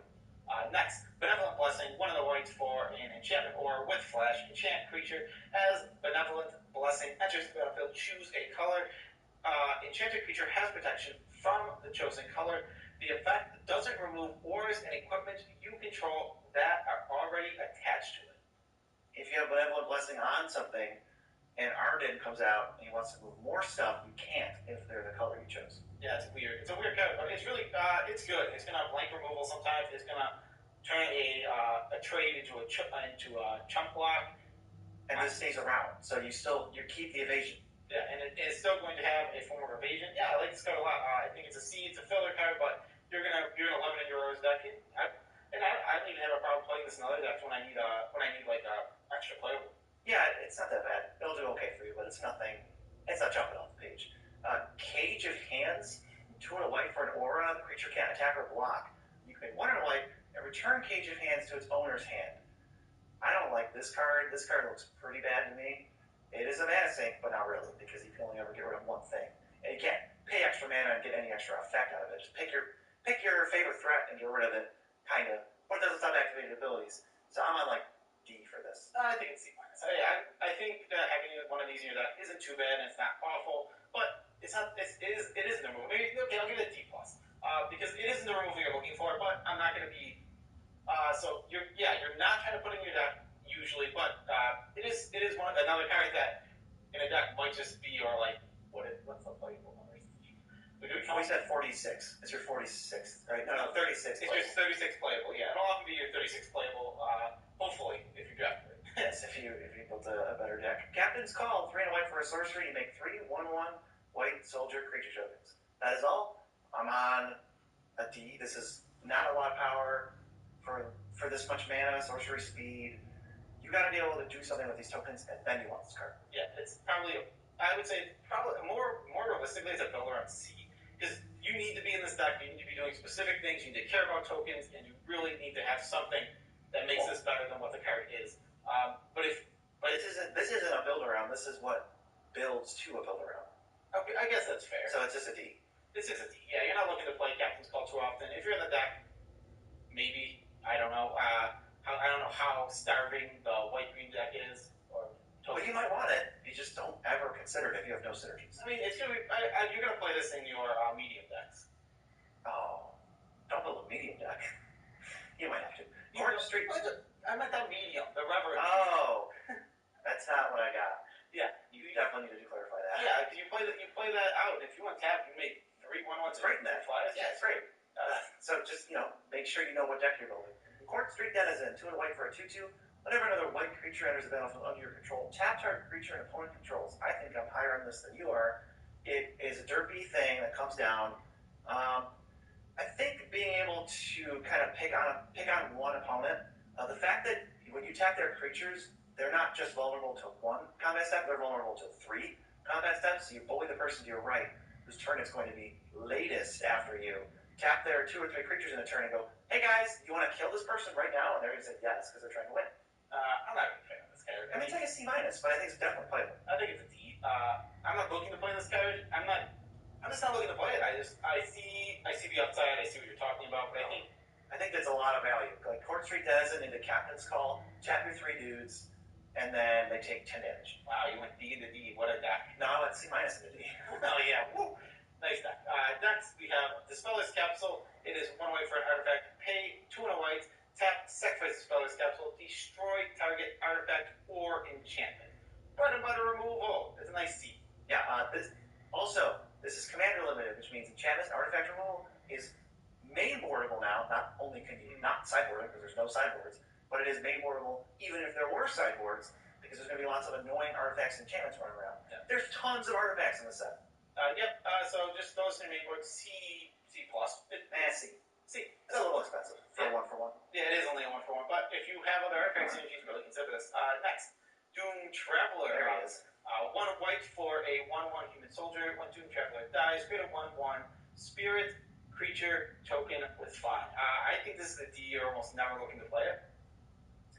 Yeah, what's going on with his shadow? There's no staff in his shadow's hand. His shadow is doing a different. His shadow is leading him.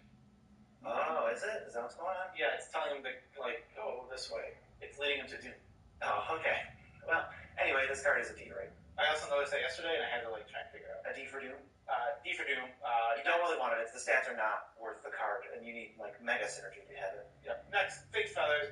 3 and a white for an enchantment. Or enchant permanent. When Fate Feathers enters the battlefield, you gain 4 life. Enchanted permanent cannot attack or block, and its activated abilities can't be activated unless they're mana abilities. Okay, there we go. This is a good removal spell. I mean, 1-for-1s, still not where you want to be in Commander. You want a 6-for-1 ideally, but we'll take the good 1-for-1s where we can get them.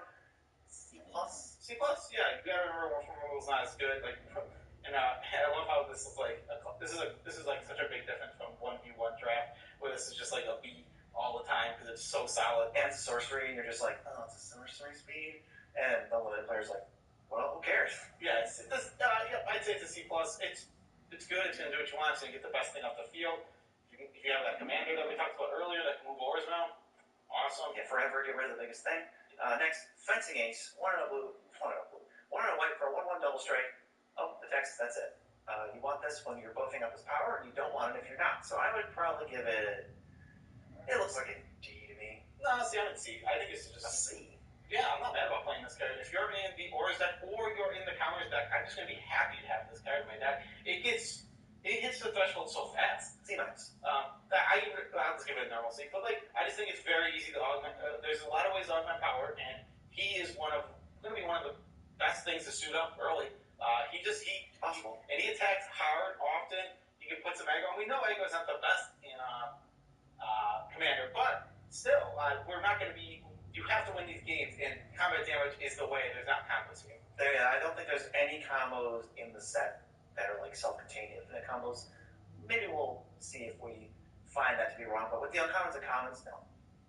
Next, first response. 3 and away for an enchantment. At the beginning of each upkeep, if you lost life last turn, create a 1/1 white soldier token. What's your opinion of this guy? You have more of an opinion than me. I like it. I think it's probably... It looks like a C to me. You don't have to do anything. Players are going to attack you no matter what. The monarchy's around. You're trading damage repeatedly. And you can have... There's all these dumb evasive flyers. There's evasive enchantment auras. There's evasive ground creatures with trample and menace. Because Wizards knows you have to get combat damage through Commander, or else the game's going to take 2 hours. So everyone's losing life all the time, and if this can give you 1 a turn, I'm still not even I'm cool with that. Yeah, 1 every turn cycle, what you're saying. But yeah, it's fine. It's a C. You're really running in your referent medium decks. Oh yeah, now I'm talking. Yeah, it's gonna dissuade attacks from you so often. Yeah, and if you can find a way to pay life, that's one will come with this. is you just get a token a turn. Each turn, not even just your turn. Yep. So, C for first response. With high upside. With high upside if you're in the right deck. Next, Inspiring War, 3 and a white for a sorcery, put a +1/+1 counter on each creature you control. You really only want this in specific decks. I think it is a D, but, this is just one where it's like, you pay attention to my words, not the grade. If you're in the right deck, it's fine. If you are starting, you have a lot of payoffs for counters, this obviously is way better, but if you don't, the +1/+1 isn't going to be as swingy as it would be in 1v1. I think every single version, every single of that ham guy, I can't remember the name, Hamza, whatever. Hamza? Every single Hamza deck wants this card. But yeah, you gotta do that. Yeah, I think that's where you want it. It's a D otherwise, you're not looking to play it. Yes, Intangible Virtue, 1 and a white, enchantment, creature token you control, +1/+1 and have vigilance. That's 2 good abilities on all your tokens, but you gotta make the tokens or else it doesn't do anything. Build around B. Really, really, really good when you build around it. I mean, if your 1/1 spirit tokens are 2/2 flyers of vigilance, wow, they're strong. Even the soldiers. If you make 1/1 soldiers and they're 2/2s of vigilance now, the increase is you're doubling the power and giving it a keyword is pretty insane. Like yes, for 2 mana, and it doesn't require sequencing like Inspiring Roar, which we just hated on, which looks similar. But the fact that you can just throw this down on turn 2, it'll always do its thing to every creature that enters its token. Yeah, great card. Build around B. Build around B? Yeah, if you're in the deck, you know when you want this card. Yeah, there's going to be a lot more build arounds in here than in a normal set. Next, we have Iona's Judgment. 4 and a white for a sorcery. Exile target creature or enchantment. Ooh. D. I'm not looking to play this too often. It's really sad. It's sorcery speed, 5 mana. It's going to set up your whole turn. You want a double spell. You don't want to spend your whole turn answering 1 threat because there's going to be 2 more that pop up that you're going to have to work around. I'm not into this really. No, I'm not into it. D. I think you play it if you have to, but you don't want to. You definitely do not want to be playing 5 mana sorcery speed removal in this format. No. Kenki's Lieutenant, 2 and a white for a 1/1 flyer. When it attacks, attacking creatures with flying get +1/+1 until end of turn, including itself. And it's Encore for 5 and a white. So if you remember, it makes 3 more of itself after it dies, and then those things are all going to attack, giving your flyers +3/+3. This card is awesome. One, it's just an attacking wind drake. It'll always attack as a 2/2 by itself, even if it's not pumping stuff.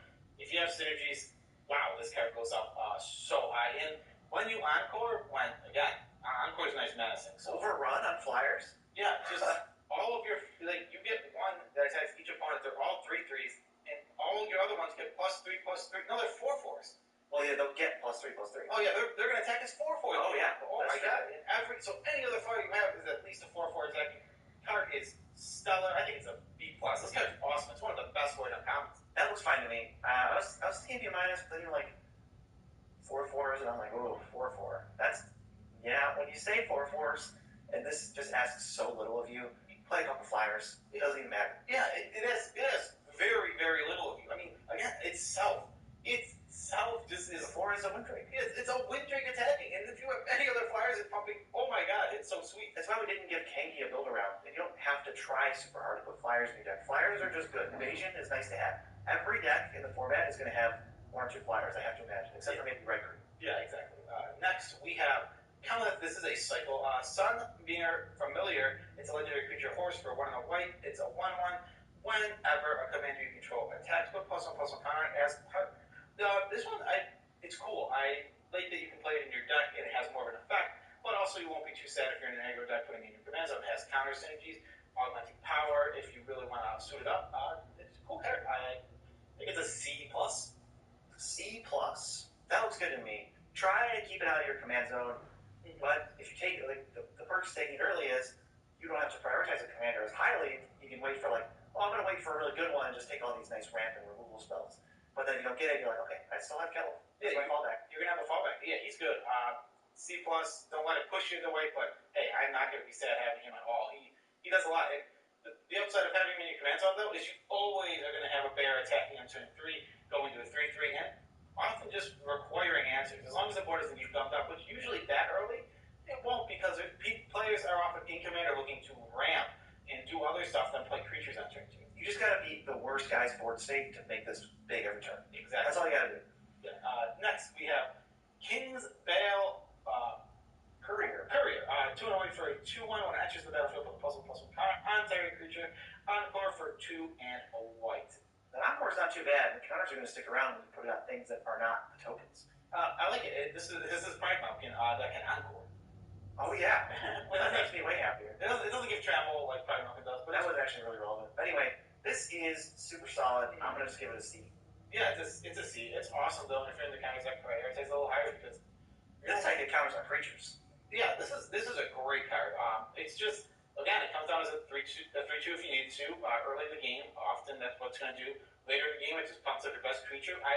I'm never going to be sad playing this card. It's awesome. Yeah, see, Core Cartographer, speaking of cards I'm not going to be sad to play, 3 and a white for a 2/2 ETB, search for a library for planes, put it on the, search for a library, put it on the battlefield tap and shuffle your library. It's ramp. It's kind of a little slow at 4, but you still get a body out of it.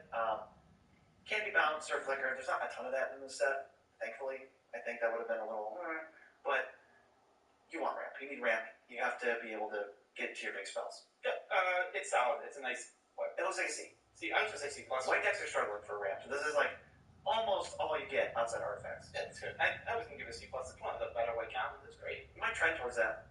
Yeah. Next we have Make a Stand. 2 and a white for an instant. Creatures you control get +1/+0 and gain indestructible until end of turn. This is a solid B. This card is awesome. You can blank spot removal. Board wipes are around at rare and uncommon, which we will get to.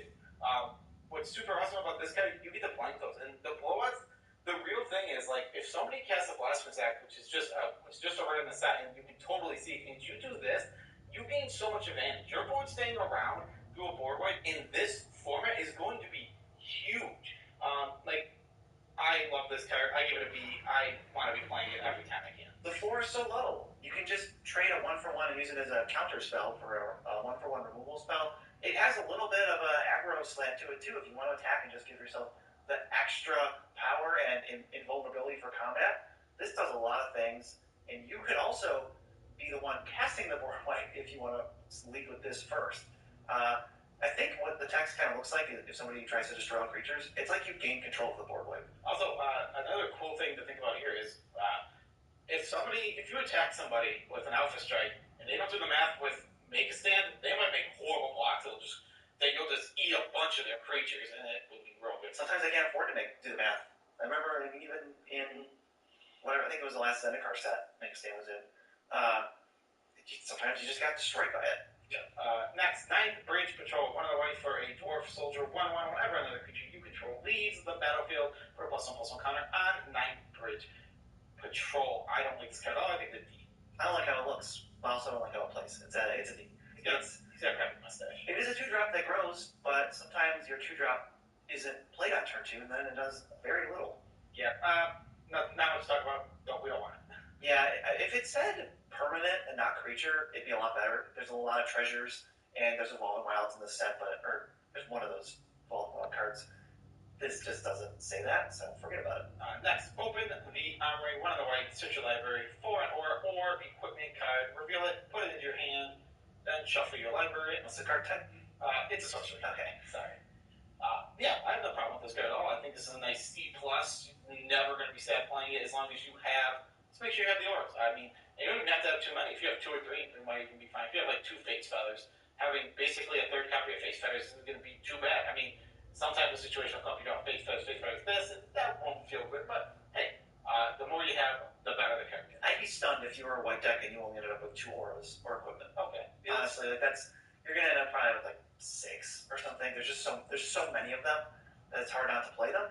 Just cut your worst equipment at the end of the day, and then you're going to play another copy of your best equipment at any given moment. So this card's fine. Yeah, really good at red-white. Would you say C+? I like C+. Yeah, I like C+.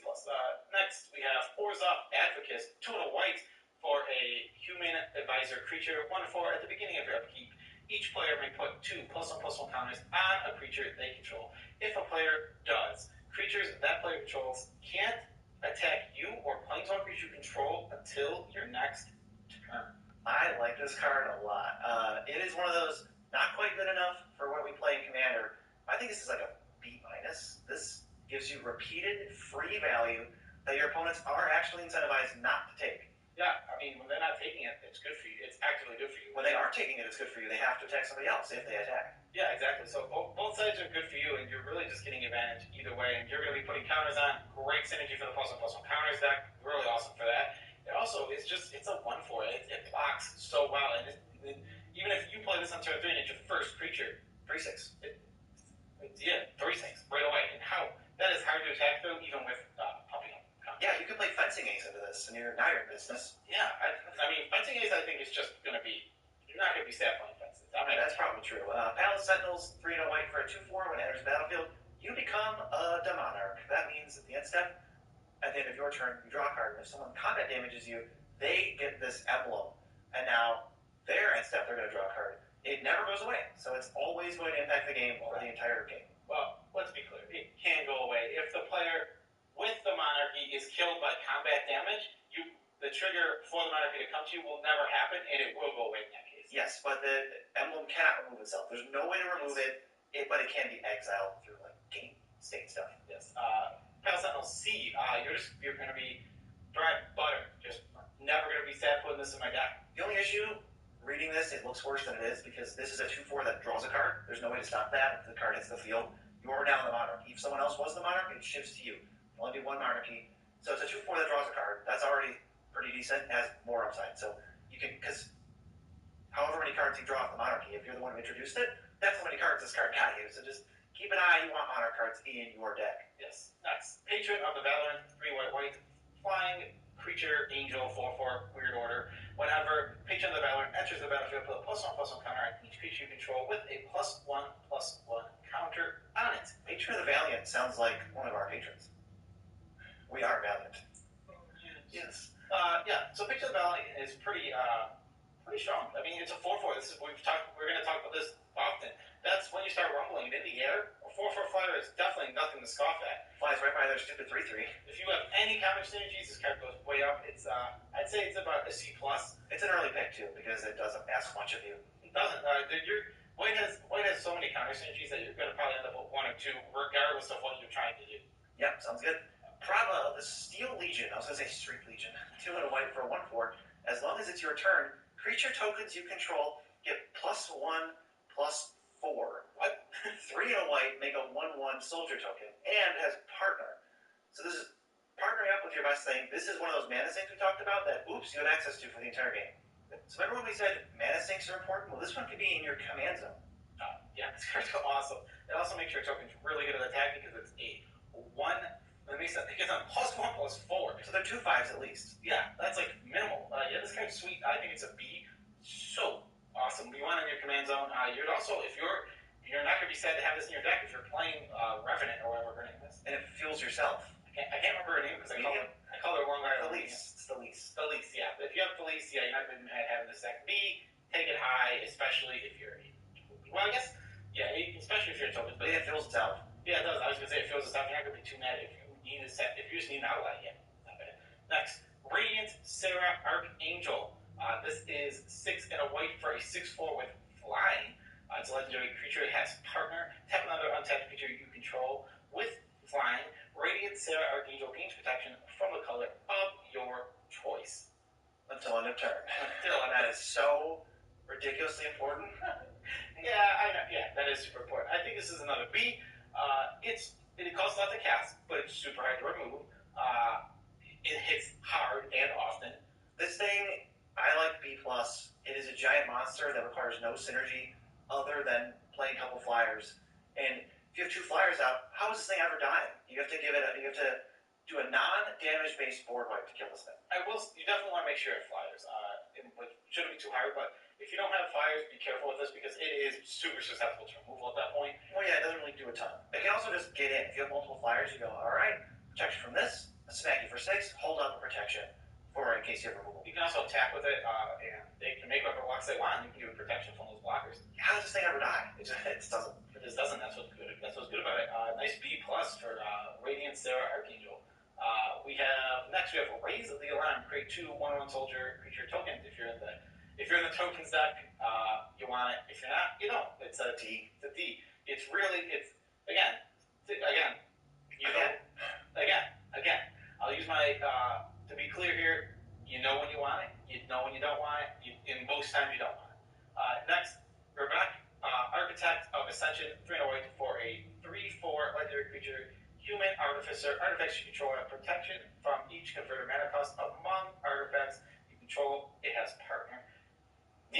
D. This looks like a D. This is one of the partners you don't want to play. There's limited artifact synergy. This ability doesn't even matter a ton.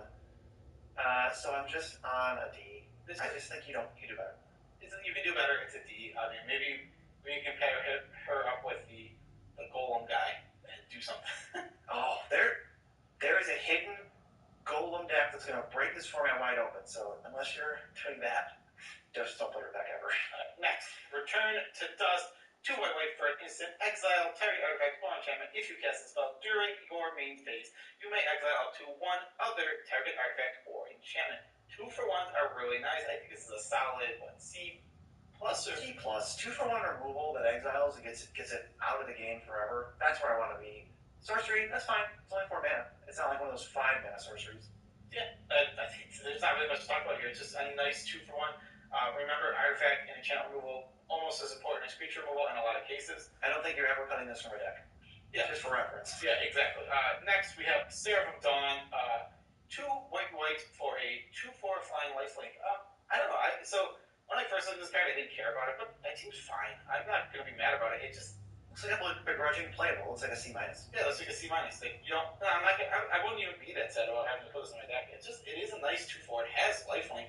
You can augment its power. You have anything that cares about flying. She wants to be bumped. She's not saying it outright in the card, but she's like, can you maybe give me some power? Yeah. So C minus on Seraph of the Dawn, and next we have Sky Whalish Shot. 2 white for an instant destroy target creature with power 3 or greater. Scry 1. C plus. This is efficient. This is the white common removal spell. They didn't want to give us swords or anything, so instant speed is going to kill anything that matters, basically. Yeah. It kills almost every single creature that matters, like you said. In some cases, it won't kill that creature, but most times it is. Yeah, it's a premium creature removal. C plus. The fact that it's an instant is so important. You can wait until your moment. If there's a threat at play, you don't actually have to remove it until it's coming for you and negatively impacting you, which means it's a threat for everyone else too. They might kill it with their sorcery removal before you have to kill it with your instant speed. So hold up those instants. I agree. Next, Slaughter the Strong. Oh boy. 1 white for a sorcery. Each player chooses any number of creatures they control with total power 4 or less, then sacrifices all the other creatures they control. This card is a B plus. So easy. This is a 4 white. It's not going to get rid of the semi-weak thing that your opponent values the most, but all giant creatures are gone. Past 4/4, they're gone. You control this spell. It's in your hand. You can just set up, make sure you lose 0 creatures or creatures you don't care about, and this is the best white card we've talked about. Because what's the 1-for-1 ratio on all the other ones? No, 1-for-1. Oh, maybe a 2-for-1. This is gonna be like a 12-for-1. Yeah. It's so good. I mean, you just... Joe Cherry's with the top commentary. You said, like 30 times. I mean, it is so... I mean, what are we supposed to talk about with this guy? I mean... Probably just why it's good and who should play it. Everyone should play it. It's a board wipe. People might not know. We already told him it was great. We told him it was great. There's not much more to tell you. Board wipes are insanely good and engaged. There's no reason to be white. This means white is open. You shouldn't see any of these unless you can... You're supposed to be a white player. Yeah, exactly. Next, unless you open it, be careful about that. Don't be aware that if you open a white card, it doesn't mean you're a white. There's no signals to pick one. Yes, exactly. Next, Slit Ascendant is 1 white for a 1/1 flying. Whenever it deals combat damage to a player, put +1/+1 counter on it. It's okay. C minus. It has to hit. It's so bad in the late game, but early you can maybe snowball it to 3/3. Seems like I feel like I can get this to a 3/3. I'm like, okay, I kind of got there. I'll give it a C because if I think it's good enough early game that I would just give it a nice average filler card. It's nice. Yeah, it's really nice. If it gets going, it becomes effective. It really does. I mean, it goes 1/1, 2/2, 3/3, and it's tough to block from that point on. Just very slow. Yeah. Squad captain for and a white for some squad goals. 2/2 vigilance enters the battlefield with a +1/+1 counter on it. For each other creature you control, this thing's gonna be pretty juicy. It's probably gonna be 5/5, 6/6 range when you cast it. it's not even necessarily a 5-drop. This is just like the last creature you play. Yeah, I think you just want to play this in tokens more often than not. C-, it's a little underwhelming. Doesn't have synergy with anything other than tokens and counters. Well, it does have synergy. It just doesn't do them that well. The vigilance is nice. So it's fine. It's just, you can do it better. C-, don't be sad to play it. Trusty Pack Beast, 2 and a white. For a creature beast, 2/3. Trusty Pack Beast enters the battlefield. Return target card from your graveyard to the battlefield. I think it's a D. To your hand. To your hand. Yeah, this is a D. You don't want to jam your deck full of a million Trusty Pack Beasts. It only gets artifacts. Some of these say artifact and enchantments, or you're used to cards saying that. No, it's just artifacts. You're either in that weird artifact deck that didn't really come together because we saw no signposts for it. It's not like that we've seen a ton of white cards. The only time you think you want this card at all is in your Boros deck. Once in a while, if you really want to be able to recur those good artifacts in equipments. Yeah, I don't think artifacts and equipments are dying as easily as they are in regular Commander. That's why some of this artifact structure is so good, because there's not as much running around. Yeah. Now, everyone doesn't have 7 ways in their deck. They're trying, but they don't have it. They might have 2 or 3. Yeah, D. Next, Vow of Duty, 2 and a white,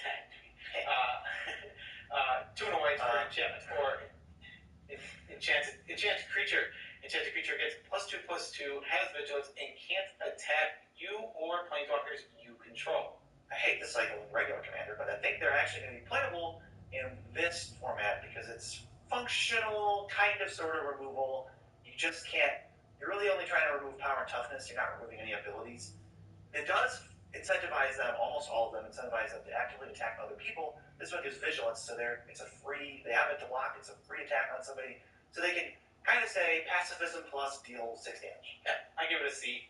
These cards they're very average, but hey, I'm not going to be sad playing them. I think that they're like cool removal and very interesting. The key thing for Commander players is these cards don't suck anymore right now.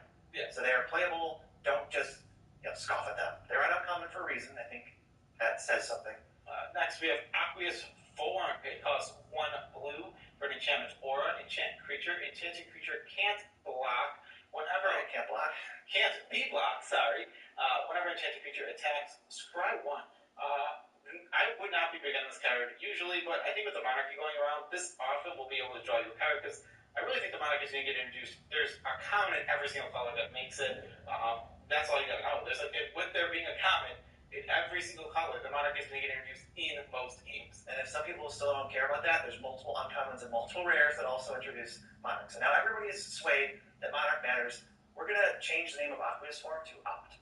Scry 1 draw card. Optius. How dramatic is that? We call this Optius Form. Yep, it's a C. Still fill it up. It's also notably not in red or white, so it is not the best aura color. If you don't get your card off of it, you might be a little rough. Although, you can still sneak something through. If it doesn't get answered, a creature can deal 9 damage. Yeah. Put it on something with hexproof. What's next? Aven the Surveyor. 3 blue for a 2/2 bird. Flying. Enters the battlefield, you can put a counter on it for some reason, or you can bounce a creature. I don't really want to do either one, so this kind of ends up being awful card attached to awful card equals D. D.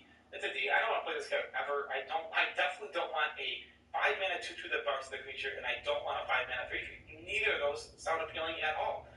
So yeah, D. Don't put this in your deck. If you have a million synergies that like every creature has an ETB, maybe you can bounce your own guy, but it's not even a good tempo.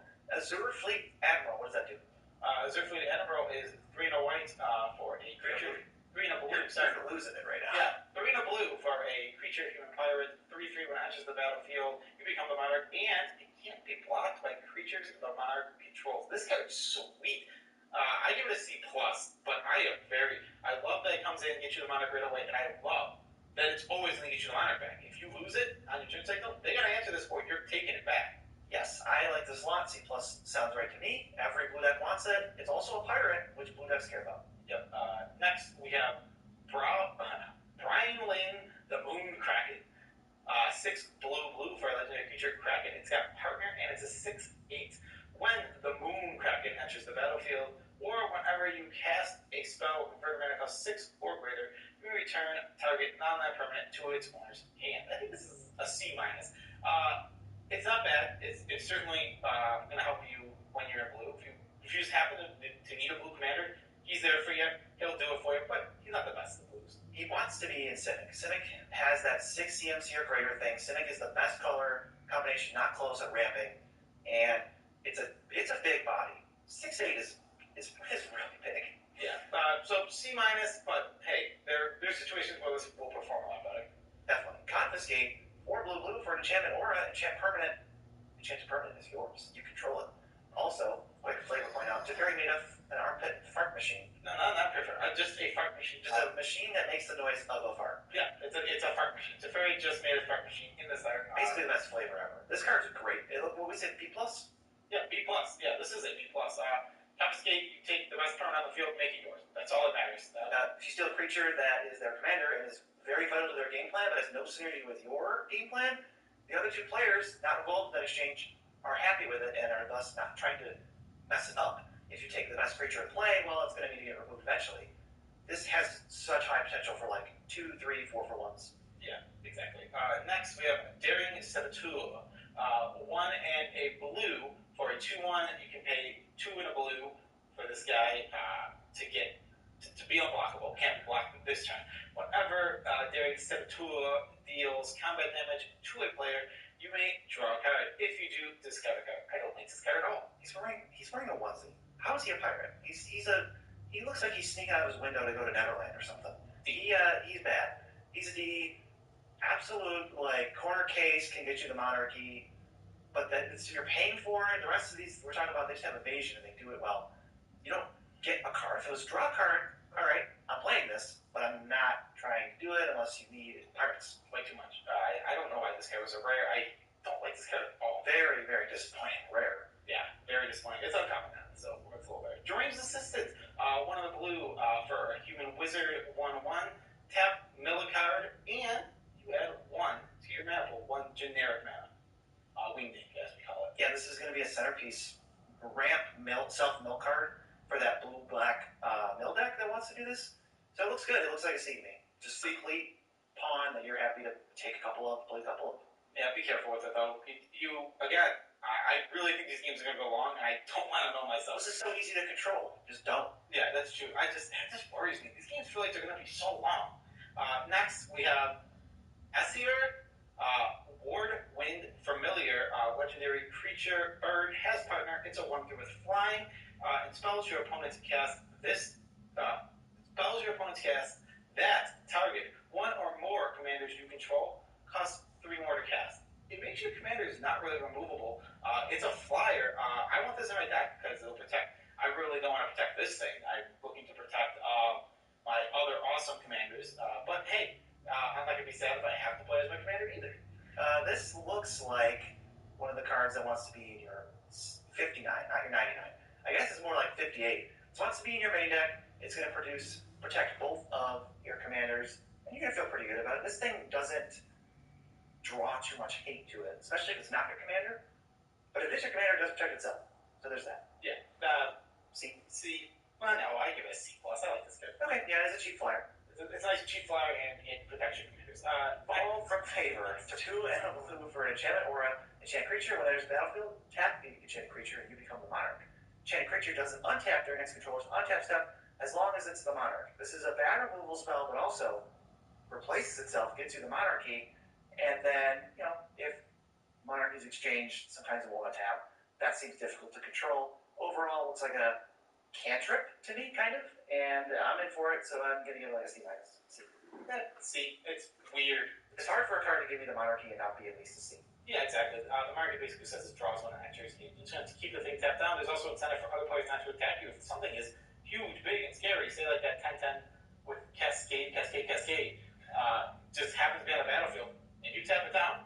You want to take the monarchy from me? You take the monarchy from me. That thing is unleashed. Incentive. Who's next? We have Flooded. Who? This is not. Who is Chase? No, it's not. Flooded Recollection. Blue for a sorcery, return instant or sorcery card from your graveyard to your hand, exile Flood of Recollection. Recollection, wow. This is always going to be your best instant sorcery in your graveyard, so cast it, get something back. I'm just not going to be mad about that. Best card of the graveyard? Sure. But it wants to be in that blue-black mill deck the most. Or a blue-red spells deck, which doesn't exist a ton because Pirates kind of sucked up a lot of that blue-red design space this time around, which is fine. It looks like a C-. I don't want to jam my deck full of these. They don't get each other back. They exile themselves. So, what? Like a C-? but they were never going to get each other back. I mean, they only get one. Why would you pay to get it back, to get it back, to get it back? Just waste all your mana. That's why it exiles itself, so you can't do that. What would that do? You just don't want to chain stuff. It says whenever, if anything says whenever you cast an instant or sorcery, you just pay for 2 mana over and over and over. That's why they got rid of it. Yeah, I agree that is why they did it, but in this set, I'm saying that wouldn't even be something you would do. Yeah, it's a C-. Next, Forceful Denial. What's that do? Forceful Denial. 3 blue instant. It has Cascade, counter target spell. I like this. If you have other stuff you can hold up, it really is a lot better because you get to hold up a counter spell and other stuff. And this just gets you another counter. It is expensive. It's pricey. It is just filler. It's not like this is broken, but hey, I'm not too mad about it. What do you think? The 5 is deceptive. It's tough to hold up 5 once you cast the spell. It's going to be not so much wait your turn, wait until you find a crucial spell and counter it. It's kind of take your turn to hold up 5 mana, counter the best thing you can. You have to counter something or you're going to feel bad. But it's a 2-for-1 that cheats you some mana, whatever the spell ended up being. Yeah, play 1.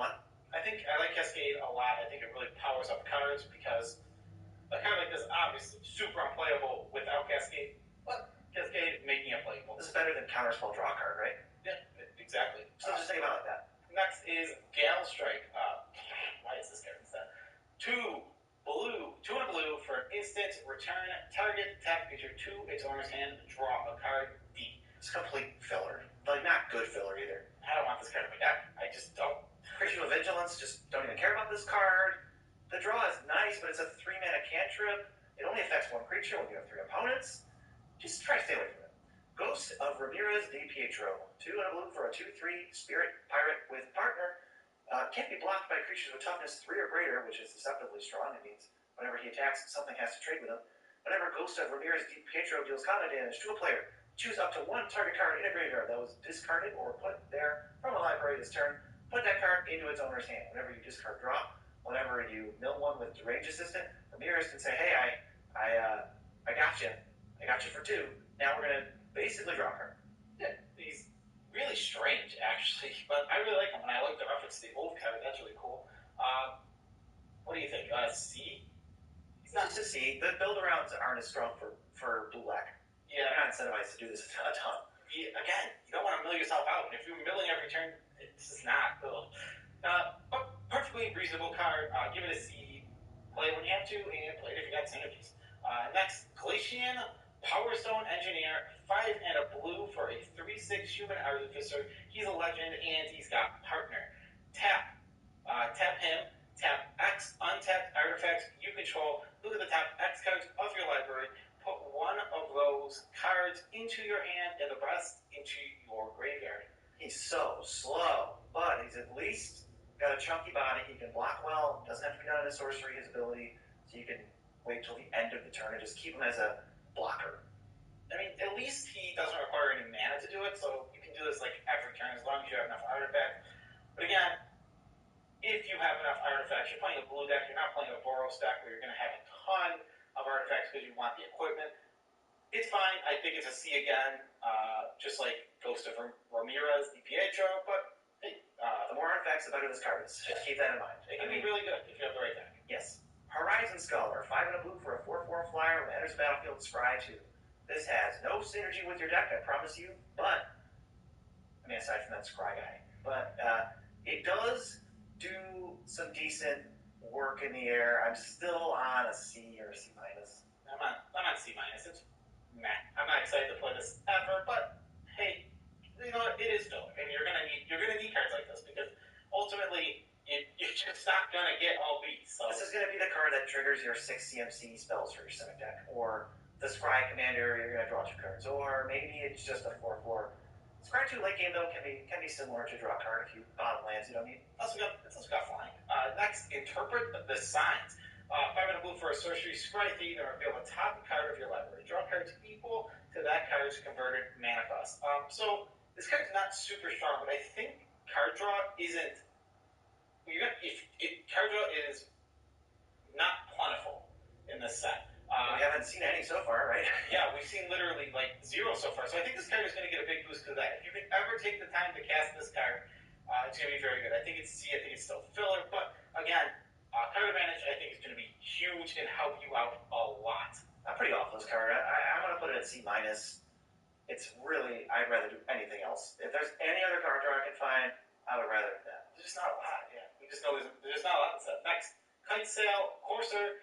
It's 1 blue for a 2/1 Kite Sail. Courser has flying as long as it's attacking. This gets my vote for most boring card in the set, but it is going to do some damage early. Cares about being a flyer. Cares about being a pirate. That's the only reason you're going to play this D card. Yeah, it's a D. But get some synergies, play it. Ugh, so boring. We're about to go on a pirate reading streak. Kite Sail Skirmisher, 3 and a blue for a 3/1 flying pirate. When it attacks another target creature attacking the same player, gains flying until end of turn. Encore for 4 and a blue. This is decent. The Encore really saves it. The 3/1's really fragile, but when it splices off into 3 more bodies, you can deal some extra damage with it. So I'm thinking C-ish. C, filler, flying pirate, very fragile. Can get through, steal the monarchy. Yeah, like I said, fragile. Nothing special here. C, very average card. Malcolm, Keen-Eyed Navigator. 2 and a blue for a 2/2 flying legend. It has a partner and it's a pirate, so that's a relevant creature type here. Whenever 1 or more pirates you control deals combat damage to your opponent, you create a treasure for each opponent dealt damage. This card is awesome. It's good. It's cheap enough that the body can be relevant in the air. He's gonna make you mana. It's one of those not threatening enough to immediately kill, and not broken enough to win the game every time. I think he's just gonna stay out for most of the game, and then you're gonna get a bunch of treasures. It's an incidental thing.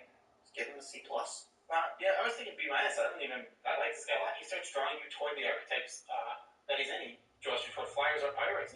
Might be good in a Cynic deck if he just chips in a few times. Yeah, you can see ramp spells. I mean, yeah, he's going to ramp often. I mean, not every player on the table is going to be able to block a 2/2 flyer on turn 3. It's just not going to happen. If he's your commander, you always have him on turn 3. You don't have to play this Magical Christmas Night game. Exactly.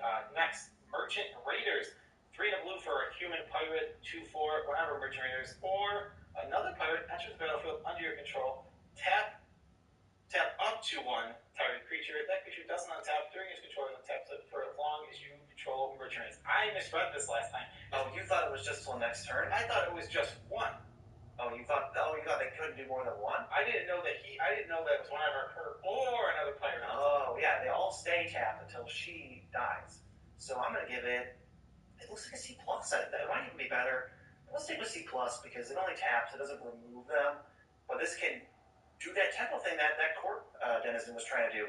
Get your creatures tapped. Now they're not even untapping. And you're just gonna open up to so much damage. This is so much better than that card. It is an outcome. It can lock down things. I like it. Better stats. Yeah, give it a C+. If you're a pirate, you really prioritize this card. It's awesome. Next, why isn't this Omen Speaker? 1 in the blue for a human wizard 1/3. When it enters the battlefield, scry 2. D. That is all. So filler. Not relevant enough. At least the Sphinx was a 4/4 flyer. In the late game, it's just nothing. So moving on to Preordained. Blue for a sorcery, scry 2, draw a card. I love this card. It is awesome. It makes your deck more consistent. That said, it's not in high demand. You're not going to miss it too much, but it's nice to have. So I would say you take it at like a C-? Yeah, I got it at C-, D, where it's like you don't even need this in your deck at all. There's no need to storm off. There's no spell slinging. You'll know if you want it, even if there is. Yeah, I think it's more of a D. I just don't think you need or want this card very often. No synergy. If it's got no synergy, your deck's going to function slightly less, but it does smooth out your draws. It does. Next, Prosperous Pirates. That's how you have to say it. 4 and a blue for a human pirate, 3/4. When it enters the battlefield, create 2 treasure tokens. It ramps you, it's fine. Okay, hello, C-. Oh, super C-. Again, you're a pirate, you care about it more. Next, Prying Eyes. 4 and a blue for an instant. Draw 4 cards, then discards. Cards that discard 2 cards. Again, I think the drawing is going to be super important. These cards aren't. Again, I just don't think the draw is here in the set, and I think that's what makes these cards playable and decent. I'm higher on this than I was on Interpret the Set, because this is an instant. And there are situations where discarding a card can trigger something to do extra work, like Ramirez. I'm really not thrilled with it. I will begrudgingly give it a C- or something. What did I give it? Interpret the Science? I gave it a C. I definitely gave it lower than that. This, at most, I think, could maybe be a C. I think they're both. I hate this card. I think Personally, have a personal vendetta against it. Well, I think that they're intentionally didn't put a lot of card advantage in the set, and these cards are extremely good because of the lack of other card I mean, advantage. I still don't think you even need some card advantage. There's creatures that draw a card, there's 2-for-1s, everything's going to be on board in this format, but your opening hand, spoiler alert, has 9 cards in it, and you never don't have something to spend mana on, ever, because your commanders are either out or they're dead with commander decks. Yeah, I don't know. I want to draw. I think draws can help a lot. I just don't think Prying Eyes is going to win you too many games. Next, we have Run Away Together. One of the blue, choose 2, for instance, choose 2 target creatures controlled by different players, return those creatures to their owner's hand. This is interesting. You don't really... One of the blue to bounce 2 creatures you don't control is really a really good rate, but it's still just medium because this is command. Bounce spells aren't that great. What do you think? I think you shuffle it up and save it in case your creature is about to get removed. Then you get a full card value, trade with a removal spell, creature goes back to hand. Maybe it has an ETB, that's fine. Or bounce token, kill a creature, that also gets you a card-ish. And you can, bounce a giant fatty, it doesn't have an ETB. That's going to help you out. This has a lot of versatility, so I'm on C. Yeah, C. I'm not, again, definitely exciting. It's not going to blow the roof off. It's a common. It's a common, it's fine. Seller Memes. Why do we have this? Seller Memes, actually. Seller Memes. 2 and a blue for a human pirate, 1/4 when enters the battlefield, create a treasure. C, it's the same exact thing as the other one, Prosperous Pirates. Well, we get Prosperous Pirates at C-. This is C-. Same amount of toughness, though, for less mana. It's just gotta be the same. It's a C-. It was pirate decks care, no one else cares. Yeah. Scholar of Stars. 3 and a blue for a 3/2. If you control an artifact when it enters, you draw a card. This is probably, with all these friggin' pirates running around, this is probably just gonna be a 3/2 for 4 draw card. Doesn't really require synergy. So if you can get it to that, if you have a critical mass, play it, it'll be C- level. It's gonna replace itself, which is fine. Yeah, C- because you need to jump through a hoop. If you didn't have to jump through that hoop, C. Next, Scholar of Ages. 5 blue for a 3/3 human wizard. When Scholar of Ages enters the battlefield, return up to 2 target instants and or sorceries from your graveyard to your hand. This card's awesome card advantage. It's so good. This is the card advantage I want to play. Oh, I'll get back my Runaway Together and my counterspell at common. Here we go. You guys ready to have fun when I untap with this? It's great. Scholar of Ages, so solid. What do you think? What are you thinking here? C+. Yeah, I wanted to hear yours first. Perfect top end. That's exactly where I was. C+. Great top end. Good card advantage. And you're definitely are combos with it with Runaway Together where you can start bouncing it. You can do some silly things. This is a card that's going to create engines that can actually win you the game. You're going to see enough advantage from this if you can start looping it and reanimating it and bringing it back with Runaway Together that you are going to start seeing the game shift to like, oh, I'm going to win. Some of these comments aren't doing that. Next, we have Scrap Diver Serpent. 5 blue for a 5/5 creature serpent. It can't be blocked as long as the defending player controls an artifact. Well, it's basically vanilla. Oh, it's a fresh vanilla. I mean, you're going to be able to hit some people. That said, it's not that exciting to be hitting people with your vanilla creature. There's an upside of, there's more artifacts in the set because of treasures. And the downside is they can just sack their treasures, so they don't really count for this. This has to be more of a non-token artifact. I really hope that this is not my deck. So I give it a D+. Okay, it's reasonable, and it does hit hard, and it can be unblockable, especially against those Boros decks. This can close games. It's just worse than every other option we've seen so far. Yeah, exactly.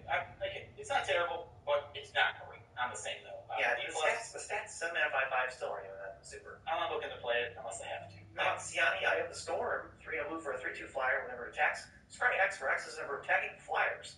Partner. This can go in a pirate, with those 75 evasive pirate decks, or it can go into the blue-white flyers deck, which is probably where it wants to go. I give it most overhyped artwork for what it actually does. She's opening a hole in the sky.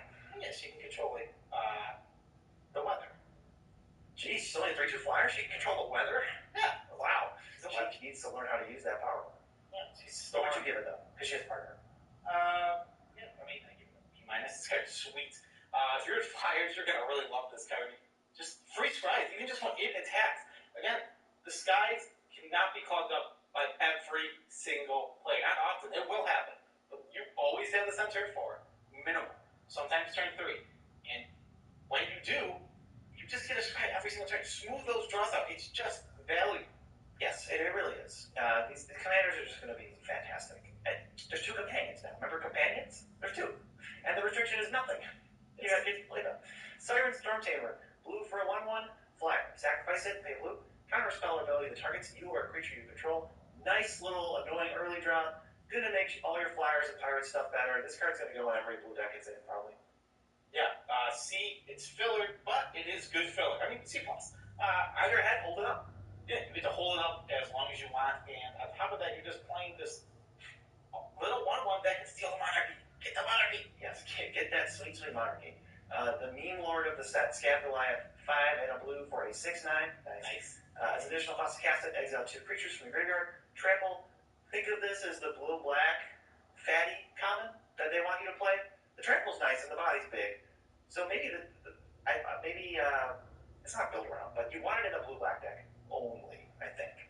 Yeah, that's whatever. I mean, I think it's a D+, C- area. Okay, I mean, that's not where I wouldn't put it higher than that. Yeah, it's filler. It's nothing crazy. I just don't care about it. I'm not like, come on, Scab Goliath. You know what would really make my deck good if I had a 6/9. Nice. Might be one of those cards you pick up on the wheel. The very rare wheel, because not many people are going to want it. Yeah, they can't even cast it. Next, Skilled Animator. 2 and a blue for a 1/3 human artificer. When he enters the battlefield, target artifact you control becomes an artifact creature with base power toughness 5/5 for as long as Skilled Animator remains on the battlefield. Another artifact card that wants you to play these artifacts. There's plenty of artifacts, so if you have enough, feel free to put this in. If you can turn a mana rock into a giant beater, that feels pretty good. Although this doesn't do much by itself. So it's kind of like a 3-mana 5/5, which isn't super crazy. You have to build around it to get there. It's a 4-player game. C-. Make sure you have the artifacts to play it. If you don't have the artifact, don't play it. That's pretty simple. Yeah, please. Next, Spontaneous Mutation. I love this art. It's really weird. It costs 1 blue for an enchantment aura. It has flash. Enchanted creature. The enchanted creature gets -X/-O, where X is the number of cards in your graveyard. I think this is a D. I'm more on C-. This can be this is a situational card. Sometimes it's the best thing ever, and it's even better than a removal spell because it's going to lock someone's commander down, and now their commander doesn't do anything except block. But most of the time, you want to get rid of the creature's text box, not just the power toughness. In this case, just power. And you really have to build around too, because not build around, but you really have to have cards in your graveyard for it to do anything. Yeah. Sometimes some games in Commander or Draft or anything just go long, and there's not a ton of interaction back and forth. And it's like turn 7, and there's 2 cards in your graveyard. And if that's the situation, this card stinks. Yeah, it's definitely very stinky. Keep an eye out. Some of you want it, most of you don't. Strategic Planning, 1 and a blue for a sorcery. With the top 3 cards in your library, put 1 of them in your hand, and the rest into your graveyard. It's a cantrip, just like Preordain. Play it in those blue-black decks as filler card. D. Put in your Ramirez decks and put it nowhere else. Right. Next, Supreme Will. 2 and a blue for an instant. Choose 1. Counter target spell unless its controller pays 3. Look at the top 4 cards, or the other choice. I just read it as it was one big thing. Next choice is look at the top 4 cards of your library, put 1 of them into your hand, and the rest in the bottom of your library in any order. The thing I love about this card is you just get to hold it up, and if nobody presents something you want to counter, you just get to turn it into a, impulse? Yes, remember the 5-mana Cascade counterspell? I said you have to fire it off, because if you don't, it feels miserable to waste your whole turn. This is, hold it up, I'm going to cast it no matter what, so I can wait for a good spell. If I don't find one, I still get an impulse, I get card selection. Yeah, it's nice. I would C+. C+? Every blue deck wants it. You're going to get people with the counterspell, even though it's only melee. Thirst for Knowledge, 2 and a blue. Okay, here's card draw. Draw 3 cards, then discard 2, unless you discard an artifact card. There's enough that I think you can realistically can't discard an artifact every time with this. I love this card. I think it's like a B-. I'm not that high. Really? Are we? This is the same reason we gave friggin' Interpret the Signs and Pry Knives higher grades. Those cards suck. The problem is if you don't have the artifact, if you don't have an artifact, this card stinks. It breaks even. That's horrible. It's not breaking even at instant speed. That card is Tormenting Voice is playable. This is just 3 mana, plus you get to look at an extra card. That card is not horrible. There's no universe where you're saying Tormenting Voice is a horrible card. Tormenting Voice is a D. It's not even that. I mean, like, that is the floor of the card. The ceiling has card advantage. Yeah, Plus, you draw 3 before you discard. I'll give it a C+. I don't think it's any B's. I don't think it's that big of a sign. I don't think it's that crazy. Seems pretty great to me. I'll begrudgingly say C+, but I'm going to take this all the time. Yeah, I mean, you hate, like, it's weird how much you hate the other ones, but, like, you really like this one, even though this one can literally not get you caravan sometimes. Well, it has potential to, I mean, I think I might rather draw 3, discard 2, than draw 4, discard 2, for double the mana at the same speed. Who's next? It's Trove Tracker. 2 in a blue for a human pirate. 2/2. What Trove Tracker dies. Draw a card. Encore. 5 blue. Classic C. It just replaces itself. That's fine. It's a little slow in the Encore, and it's something if you have nothing better to do, draw 3 cards. Yeah, draw 3 cards and maybe punch through a damage or 2. It's better than Interpret the Signs. I'm thinking better than Prying Eyes. Prying Eyes nets you 1 card. Ugh. I can't do Prying Eyes. I'm sorry. I think those guys are better than you think they are. It's icky. I think you just hate them too much because there's just not a lot of card advantage. The card advantage is going to be great. We just said Thirst for Knowledge and Trove Tracker. Oh, Vow of Flight, 2 in a blue for an aura. Enchant creature, it gets +2/+2 as flying and can't attack you or planeswalker you control. Well, now we're getting evasion. It's just as good as the other one. C. There's not much to talk about. Warden of Evos. IO is 2 in a blue for a 2/2. Nice Winddrake. It's a flyer. Creature spells with flying cast cost 1 less. It's great for the flying deck. B-. Oh, yeah. Well, that would be C+. It lets you know that flyers is open, but not necessarily blue. A lot of the pirates have flying. That's true. Yeah, that's completely fair. Yeah, I think C+. It's like a really good card. Yeah, it's really solid. It's a Winddrake. The blue ramp. A Winddrake with upside is never going to be bad. Well, if we keep adding players, it'll get bad. Now it's a 6-player game. Everything's bad. Yeah, the game. You made a bad game. Sorry, I did make a bad game. I saw you made a bad game. Armix, Filigree Thrasher, 2 in a black for a 3/2 golem. Uh-oh. It's a golem. That's legendary with armor. When it attacks, you may discard a card. If you do, target creature defending player controls gets -X until end of turn. Rex is the number of artifacts you control in play, plus the number of artifacts in your graveyard. It's going to kill something, but you got to pay a card for it every time. But turning a land into a removal spell is pretty sweet. You got to build around this thing for sure. You need tons of artifacts. I think it's a build around C. I'm not huge at... Sorry. I'm not huge at this card, but also, I don't hate it. I'll play it, but I'm not going to be happy about it too often. Don't play this in your deck if you don't have synergy. Yeah, exactly. You want synergies. Build around C. Bitter Revelation. Your Sun card draw. 3 in a black for a sorcery. Look at the top 4 cards. Put 2 in your hand, the rest into your graveyard. Important that they go into your graveyard, that it's not blood price that puts them in your library. You lose 2 life. That's we don't care about losing 2 life. We'll be okay. This is at least gets you up a card. It's a sorcery. It's a little slow. It's like a C. C-. Yeah, I think a C. I think it's right where the blue, where I put the blue card draw. It's the same category basically. I think it's better than Prying Eyes. I don't think it's always better than Prying Eyes. Man. We'll fight about Prying Eyes later. Yeah, that's all we're gonna fight about. Blade Brand is next one. It's 1 of a black for an instant. Target creature gains that substance until you draw a card. I think this is as simple as D. You don't want this in your deck, but you'll play it if you really have to. You're just not gonna get value out of this card enough. It's filler. Once in a while, if your deck has 2 or 3 creatures that have synergy that deal damage to creatures, then you can give Death Touch that destroys those creatures.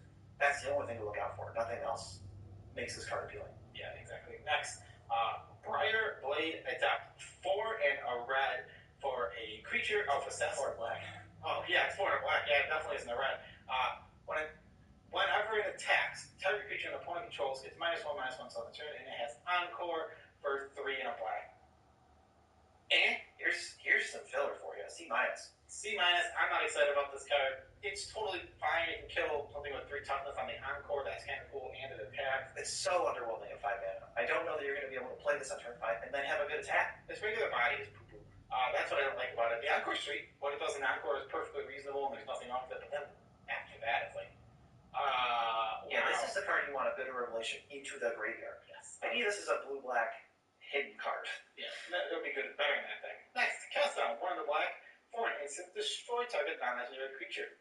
Solid. Okay, I mean, I like the fairness of not being able to destroy a legendary creature in the legendary creature set. That seems like a perfect flavor win for that. Yeah, C+. I mean, it's C+. There's gonna be a lot of things you want to remove. You don't always need to remove Legend. Great card. I'm gonna want it in my deck. I'm one that plays probably as many cast downs as it can pass to me. I think so. Corpse turn, 1 in a black for an instant. Mill 3 cards, then you may return a creature from your graveyard to your hand. Alright, Now we're starting to see some of this mill deck, this self-mill deck come together. You don't want to jam 12 corpse turns in your deck, but you're going to play the first one. Yeah, the corpse turns, it's a C. It's a filler card. You know when you want it. If you're in the mill deck, you really want it. Otherwise, it's just whatever. But it is still filler. It always gets card back. And you can cast it with no creatures. You can cross your fingers. Yeah, exactly. But don't do it. I've done it before. Don't do it. You don't want to. Crow of Dark Tidings, 2 and a black for a 2/1 flyer. When it enters the battlefield or dies, mill 2 cards. Again, more synergy with your Ramirez DPH. I'm just too worried about it. I'm so worried. What are you, just never going to mill yourself? I just get so worried. This format is as grindy as I feel and think it's going to be. I don't think it is. I think this format is, you're going to ramp up to your 7s, and you're going to get your 7s down. There's so much evasion, dude. There's menace, vigilance, flying all over the place. Things can attack into each other. Okay, I think I trust them enough to. I'll be okay milling 10 cards a game. Yeah. But this card, either way, this card is kind of poo-poo bucks. I don't really like it at all. It's just a C-. It's going to mill you, but it's not your favorite. I like it. I hate this card. I don't know. Jeez, you hate it? I don't know why. I think there's something specifically makes me dislike this. I mean, there's that vulture. If you look at that from a different set, it's 3 mana for a 2/2 mills you for 4 when it enters. Do you care about that card? This is very close to that. It's worse in a lot of ways. Yeah, but also we're talking about Commander. It's whatever. But you need to build the synergy to get your cards in your graveyard. Get your blue-black. It's a Seaman. Kumaj Witches. Black for 1/3. Tap it. It deals 1 damage to any target, and 1 damage to any target of an opponent's choice. This is going to be the most time-consuming card in the set. You're going to have to make a little political speech whenever you activate it, but it looks really good. Yeah, it looks like a C+. I mean, it's gonna get rid of 2/2s. It is just gonna get rid of 2/2s. There's no doubt about it. You get a player who's not involved. Hey, you want to kill that 2/2 for free? What are they gonna say? No. It's always gonna do that. This is, what did you say, C+? Yeah. I don't know. This is close to a B-. I think the fact that I'm being super serious. I really think that you just are going to be able to kill 2/2s almost all the time. And there's a lot of 2-buck creatures in this format. I like a B-. I think this card's really strong. You can activate this probably 90% of the time, unless you're down to low life, in which case you don't want to let someone bully you and ping you. It also pings down 1 toughness creatures every time, maybe multiple. Yeah, and on top of that, it's so good. I mean, I think this card's really, really good in this format. It also pings down players. When someone's a big threat, it is 2 damage a turn. Sure, that's not like crazy damage, but it is something. And after 3 or 4 turns, you're really taking away their life total. And this thing doesn't draw that big of a target until you. And it's a drought. It's the Sensei's Divine top of the format. Yeah, I really like it. We have the 5 Salvager. It's 2 and a black for a creature, Etherborn Artificer. Sacrifice an artifact or creature, put a +1/+1 counter on him. Activates ability only the time you could activate a sorcery. Well, there's a good stack out of the comment, and there's a bad one. This is the bad one. It's a D. If you're red-black, you care, then it goes way up in your pick order. You need to be able to sacrifice in that deck. Yeah, I mean, I think it's more of a C- because the red-black decks really value this a lot. Sure, but I don't think this has. I guess you know what? Yeah, C-, because I wasn't thinking about the elf deck, very aristocratic, and the black white tokens deck has a lot of tokens. Yeah, exactly. So this guy's perfectly reasonable. Just give it a C-. Don't be too excited. Next, we got our first out. Yes. Demonic Lore. 2 and a black for an enchantment. When it enters the battlefield, draw 3 cards. At the beginning of your end step, you lose 2 life for each card in your hand. No. Holy crap. No, 1,000 times over, no. We do not want this card in our deck. It is going to kill us. We cannot cast it early. You have to wait till late game. I hate this card. They want you to play it and then give it away. There's that Blim Community Genius, but he's a rare. He's a red-black gold legend. How are we supposed to end up with Demonic Lore every time? I mean, it's just a card they wanted to put in the format. It happens to be an F. I will put this in my Bloom deck, and that's it. And there's no other deck that playing this at all. I might still not. I don't know. I don't want a dead card. Well, it won't be dead. If Bloom's near command zone. Yeah, but he has to hit, right? Alright. We'll get to Bloom later. Well, not the last time we mentioned Demonic Lore, but it's an F. Yeah. Duhan, or Doomed, whatever this is. Operative. One of the black for a 2/2 human row. As long as you control an artifact, Doomed. Operative gets +1/+0 and has Death Touch. Oh, get in the D slot. This thing, I want to give it an F just because it's so low impact, and it's really only going to trade 1 for 1 ever. And it's not one of those one-man, one-ones that I'd rather have. You have to work to give a death touch. The death touch can be turned off, potentially. It has no synergy with anything. There's a blue-black artifact deck. You don't care about this. D-. C-. So close to unplayable. You might... This will wheel. This is a real filler. Next, we have Elvish Doomsayer. I love this card. What am a black for an Elf Shaman 1/1? When it dies, each player discards a card. Sweet. The anti-visionary, now that I'm looking at it. It's not when ETBs when it dies. Each opponent discards instead of you draw. Oh, cool. I mean, it nets you even. Well, not nets you. It gives you card advantage. Normally things say target opponent discards, which is way worse than Commander, but they gave us the sweet wording. Oh, and Doomsayer is the opposite of a Visionary. A Visionary sees the good things coming, and a Doomsayer sees the bad things coming. It's literally an inverse. They're both shamans. Yeah, I didn't even realize that, so you just said that? Yeah, I picked up on the obvious head. Yeah, it is an inverse. Yeah, that's cool. That makes me like the card more. What, C+? Yeah, I don't like it from a gameplay perspective more. Yeah, C+. It's just going to be a complete filler in your red-black and your Elves deck. Rock and roll. Yeah. Next, we have Exquisite Huntsman. 3 and a black for a 4/2 Elf Warrior. When it dies, you get a 1/1 green Elf Warrior token.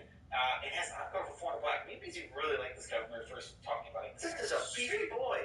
He comes down, he's going to trade probably down, gets you a 1/1, thus making his stats more or less on par, so it's fine. And then the encore, even if you don't happen to mill this and get the free encore, it's guaranteed 3 1/1s, and you're splitting up 12 damage that they have to address. They can trade creatures with it, but it's not a real creature. It's like a sorcery now. Yeah, it's going away. These are sacrificed at the end step. You're going to get 1/1s left behind. I love this card. I think it's like a staple black common. I think plus. Let's say every deck's just C+. going to want it. Yeah, you're going to take this one high, though. This one's good. Seriously, every deck. Blue-black wants to mill it. Green-black is Elves. Red-black is Sacrifice, and it makes 4 tokens. And black-white is tokens. Literally every black deck wants this, right? Yeah, very good. Next, Eyeblight Assassin. 2 and a black for an Elf Assassin. 2/2, when it enters the battlefield, target creature and opponent controls gets -1/-1 on your poo-poo. This is an assassin. Poo-poo. That's a pretty coveted title on Magic cards, and they put it on this thing. It's a D. It is so bottom of the barrel. It maybe gets something. It maybe hits a creature. You hope. It's a good You gotta hope. There's nothing to talk about here. No, it's very bad. Eyeblight Colors is next. 4 and a black for an Elf Warrior. 3/3. When it dies, create 3 1/1 Elf Warrior creature tokens. You're just going to want this in certain decks. How about you missed? When it dies, you mill 3 also. Oh, and you mill 3. I mean, it synergizes with milling, and it synergizes with tokens. It's also synergizes with sat. If it's enough archetypes, that's going to be a C. It's very average. Right. Kind of below what you really want. I mean, I'm comparing this to the 4/2, and it makes me sad. Yeah, I mean, but I still think this card's bad. No, it looks good. Yeah, I would still take it, still play it pretty often. C, just, you know why. Next, Eyeblight Massacre. This is the same type of wording on Eyeblight Assassin. I'm an assassin. -1/-1. This is a massacre. -2/-2. 2 black, non-elf creatures get -2/-2 until end of turn. What do you think? B-? Playable in non-elf decks. It might not look like that, but yeah, if you don't care and you're like a control deck and you don't have tiny creatures, yeah, just give all non-elves -2/-2.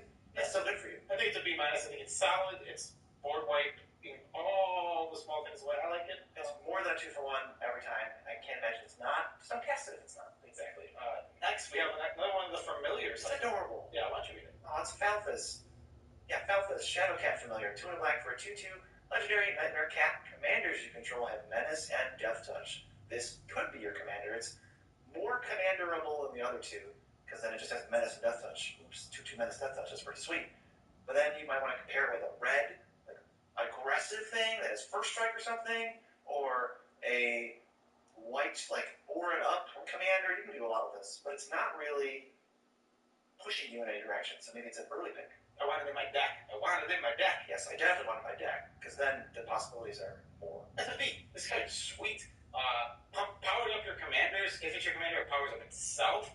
Force trade with 2 things, or you take it. If you have a Parker deck and you have this in your deck, this feels super good to have. Yeah, maybe a little late to mention this for the first time. Commander damage, still a thing. If you hit a player with 21 points from a single commander, they lose. Yeah, it's not going to happen often, but it can. It definitely can. The next one is the best black. Uncommon/common. Not even close. Yeah, it's tough to be close. It is so good. Feast of Succession 4. Black. Art is insanely good. It's a sorcery. All creatures get -4 until end of turn. You become the monarch. This card's insane. Take it high, take it often.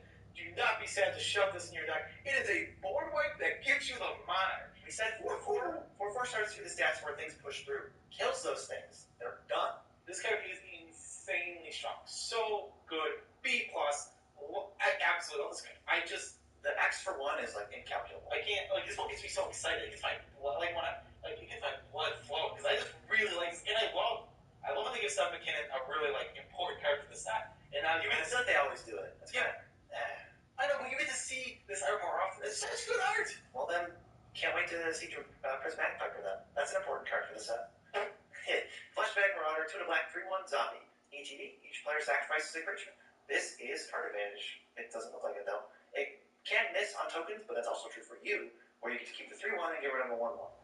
Can take out commanders early if they want to run out their 4-drops. After they ramp into a 4-drop, you're like, okay, Flashback Marauder, this feels amazing. You can recur it if you want to. I mean, well, there's not much to recur, but if you recur it, it's really good. It's also a sack outlet. Don't forget that. It's a one-time sack outlet for your red-black deck, so don't sleep on that. It's also a common, so you can get these pretty easily. C, it's filler, but it's good. It's totally good. He's a good boy. Yeah. Next is Ghastly Demise. 1 black instant, destroy target non-black creature if its toughness is less than or equal to the number of cards in your graveyard. You really want this in the mill deck. You really, it's awesome in the mill deck. It's like, I think it's too unpredictable outside, so maybe you give it a build around. I don't think it's a build around. I think it's a C. I think that's where it sits. It's a C anywhere? I think it's C anywhere. I really do, because I think graveyards are going to fill up enough, and the games are going to go long enough that they're probably going to fill up. With the board wipes at Uncommon, we're going to see board wipes. Stuff's going to end up in your graveyard. This is only 1 mana. That's why it's important to you. Like the other card that we talked about. What, the mutation? No, I guess it's the same thing. Yeah, that's 1 mana. Yeah, I guess I think the restriction of the text box might matter on the card is about as big as the non-black. Yeah, I guess that's fair. So we give it what do we give mutation? I mean, I think you gave it below C grade, but I think I got like a C minus or something. Okay, so we both gave it a D. Let's change both of them, put them together at probably a C. They're both perfectly fine and really good in the middle-backs. All right, well we'll leave it at that then. This card is insane. Guildleaf, Winnower, 3 black for a 4/3 elf. Menace. When it enters the battlefield, you may destroy target ugly creature. Oh, they keyworded ugly. You might be wondering what ugly is. It's a non-elf creature whose power and toughness are not equal. Okay, this is awesome. It is a removal spell. Plus, how does it get much better? B+, yeah, you want this card all the time. It is a 4, it can rumble. It is a 4/3 with menace. That's awesome. Those are awesome sets, and it enters if you get to kill something. Most things just don't have equal power toughness. Like there's just, a lot do, a lot don't. It's basically like you can destroy like probably 50% of creatures. Okay, that sounds good to me because I'll take this awesome body that can just destroy probably one of the best decks on the field. Yeah, it's a side black is open. It's a 2-for-1. It could be more than a 2-for-1 if you force a double trade with its menace ability. Good at getting the monarchy. I see this card's great. I'm glad they downshifted this one because it's just a good card. Cascade the Flesh Sculptor, 2 and a black for a 1/3. Oh, he's ugly. He's a human artificer. Tap, sacrifice 3 other artifacts and/or creatures. Look at the top 3 cards in your library. Put 2 of them into your hand and the other into your graveyard. And he has partner. Okay, so Cascade is a build around. Yeah, you gotta sacrifice a lot of stuff. You cannot throw him in a deck, and you want to be very aware of that. He's a build around C+.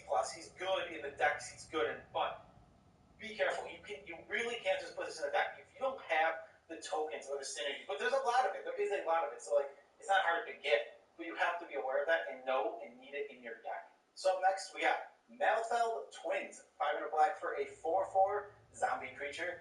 Whenever it dies, create 2 black, 2/2 black zombie creature tokens. I thought I had to skip the 2/2 because I said 2 already, but there's like 3 2s. There's 3 2s. Yeah, right in a row. No, the zombies are 2 2s. Yes, they're 2/2 zombies. They're not 3 2s. Yeah, you're right. They're not 3 2s. That easy. What do you think of this? I prefer the 3/3 that dies in the 1/1s.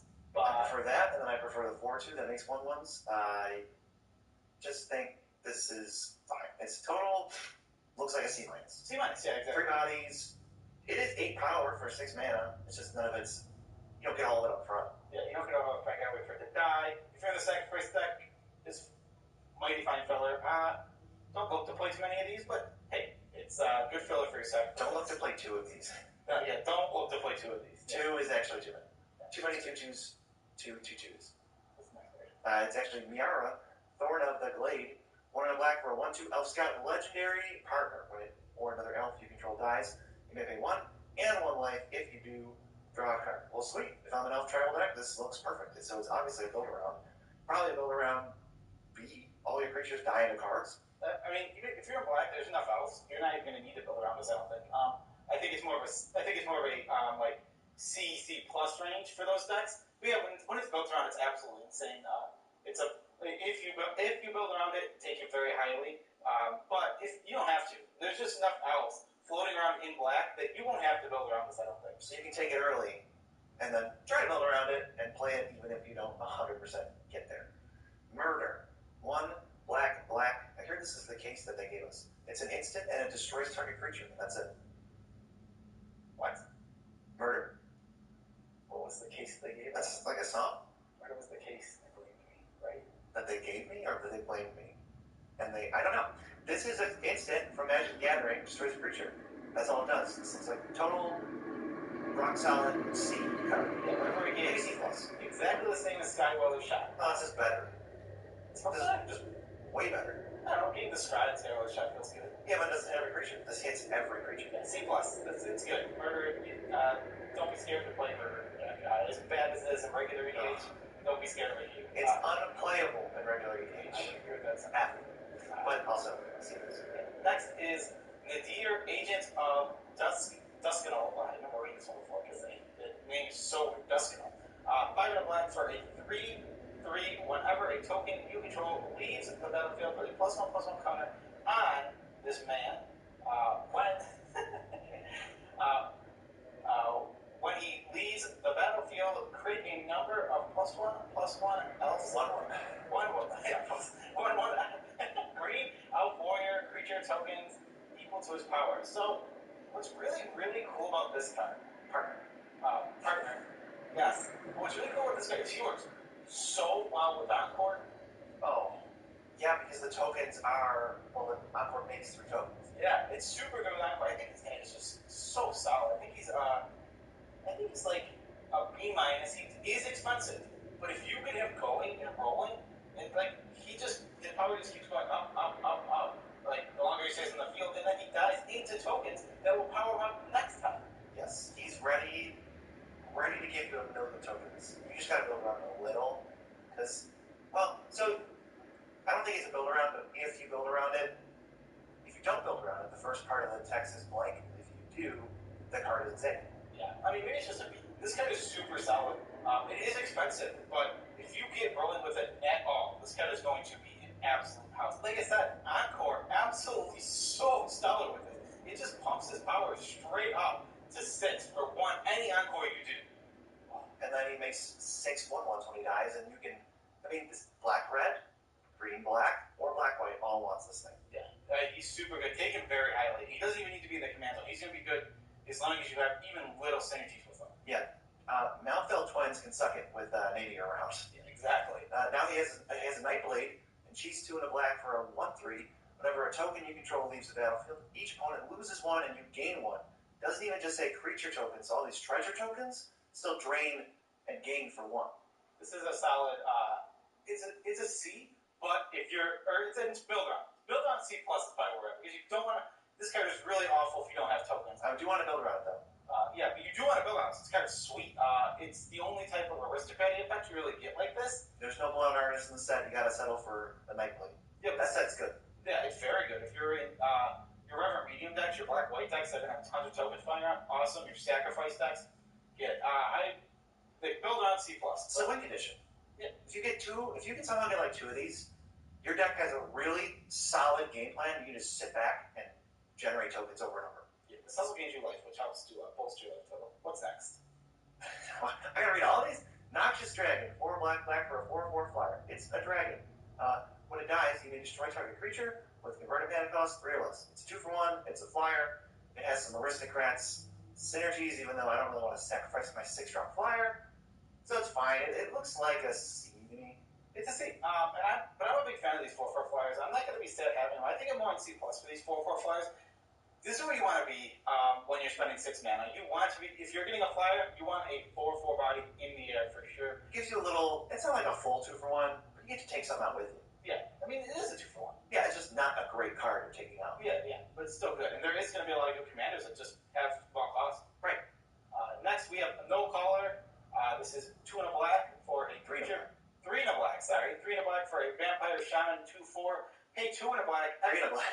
Wow, I can't read. Pay 3 and a black. Exile a creature from your graveyard. Create a tap 2/2 zombie creature token. This is a mana sink. It's a bad mana sink, but we will take it anyway. Yeah, I'd probably use the C. It's just filler. It's not super great. But if you're playing Tormund, it gets much, much better in those. Yeah, there's some synergy. Creature cards leaving your graveyard and stuff. He, good with self-mill. It's kind of like the token guy that makes 1/1s, except that card is like 10 times better. This is just, alright, you need to spend your mana. We've kind of found sinks in every color, so this is like your black sink. Yeah. I don't think there's much more to say about it than that. If you need a mana sink, get it. If you're playing Tormund, get it. I also think there's a better mana sink coming up anyway, in black. Yes, there is. Next, we have Phyrexian Rager. 2 and a black for a 2/2, and when he enters the battlefield, draw a card and lose 1 life.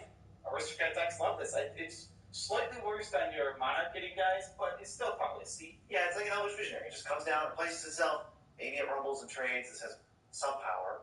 It's just going to be rock solid C, right? Yeah, see, I think the difference between this and like in Elvish Visionary is that you're in black. You're in the Aristocrat color, so you're actually looking to sacrifice in black. Yeah, I mean, same with the opposite Elvish Doomsayer. Yeah, exactly. Next we have Pride of the Perfect. 3 and a black for an enchantment. Elves you control get +2/+0. A build around. Absolute build around, but I think this card is super good. If you're in green black elves, this card is stellar. If you have enough elves, it can happen. But build around, probably B- it. It makes all of your elf tokens into 3/1s. That is so much more powerful. It's 3 times as powerful, and it feels like it's like that sounds like an exaggeration, but your elf tokens are actually just 3 times as good now. Yeah, it's so good. I think it's a build around B-. I don't know if you're going to be able to wield this. This looks close. I think you have to rely on being young on the elf deck, and you just don't know if that's going to be true. Because when you sit down at the table, sometimes there's going to be 2 of the same deck. Yeah, like the guy across from you could still be elves, and you both end up with a reasonable deck. Elves seems pretty deep, so I might just snap this up when you can. Yeah, it's very good. If you know you're an elves and you open as a pack 2, yeah, don't take a chance at it, really, I don't think. We'll get back to you later on that.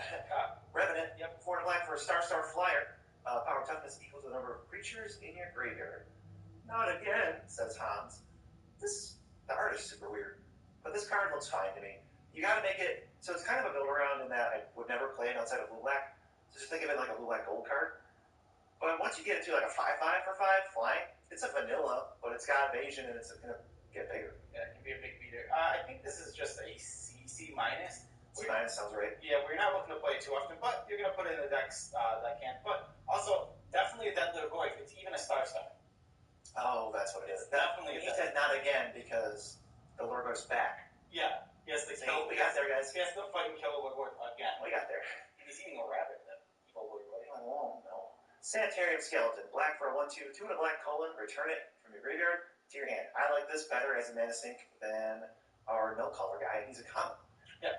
He gets to chunk block over and over again. He gets to be sacrificed over and over again. He's just really, really the card you want to get in your Aristocrats deck because he's a repeatable use creature, which you just don't get too many of those. If anyone played M20 draft, where this guy was in, it was MIT maybe, he was like premium. He was such a good, you needed 1 or 2 of them. You wanted to interact with Bone Splinters and Sacrifice and cheapening the cost of things, and it's kind of similar to this set where you can play him, get him back, fiddle around with it. This is going to be card advantage. Whenever you get a card out of the body and you just recur it, that's card advantage. Yeah. C+. C+, maybe. You want to take it higher for the decks that can really take advantage of it. Especially red black. Yeah, especially he's more of a red black card than anything else. But I'm not going to be sad that I have him as my 35th card. He's a neat little guy. Yeah, exactly. Next we have Spark Harvest. 1 black for a sorcery. Has an additional cost to cast this spell. Sacrifice a creature or pay 3 and a black. Destroy target creature or planeswalker. Oh, look, bone splatters. It's a bone splitters type effect. Yeah, it goes really well with Sanitarium Skeleton. Or tokens. I'm looking to play this mostly in where I have expendable creatures, sacrifice, stuff like that. If you have tokens. I put this right about where murder is. It looks like a C+. It's a C+. Yeah, I think C+ is fair. It gives you the fail case of if you really don't have anything, you can play a bad removal spell, but that's better than nothing. Fail case is not. That's the LSB saying. That's not. Fail safe. Fail case, fail. Well, that's pretty fitting. I'm in the LSB chair. I'm on the LSB podcast. I'll do whatever I want. Yeah. Supernatural stamina. Black for an instant until end of turn. Target creature gets +2/+up, and then when it dies, it returns to the battlefield tapped. Yep. Fine for protecting your commander. I give it a D. I'm not looking to play this card. It's more like a counterspell than a combat trick. I mean, yeah, you can use it in combat, but it's probably like that's not super thrilling. I'm just not excited. I'm not excited with this card. Though, if you're playing Nadir, get it in your deck. Super awesome with Nadir. Yeah, oh, he's a 5/3. Alright, he dies. I'm at 5 elves, and he's back. And he's back, and all is out. If those elves start leaving, he gets pumped up by it. Right, if you have synergies with die stuff, definitely. I mean, this is good on Elvish Doomsayer. Yeah, I think you have to make sure you're playing it on only in the right decks and Chromatic Manager. I still think it's a D. I'm not looking to play this card, but it does have certain decks where it's going to get a boost up to C. Right, like the red-black deck needs creatures to sacrifice. This isn't a creature, it doesn't make creatures. So it can be awkward to draw. What's next? We have Thorn of the Duskrows. 3 and a black. Why does every card I'm reading have 3 and a black in it? I don't know. For a 1/3 Death Touch Human Assassin, when it enters the battlefield, you become the Monarch.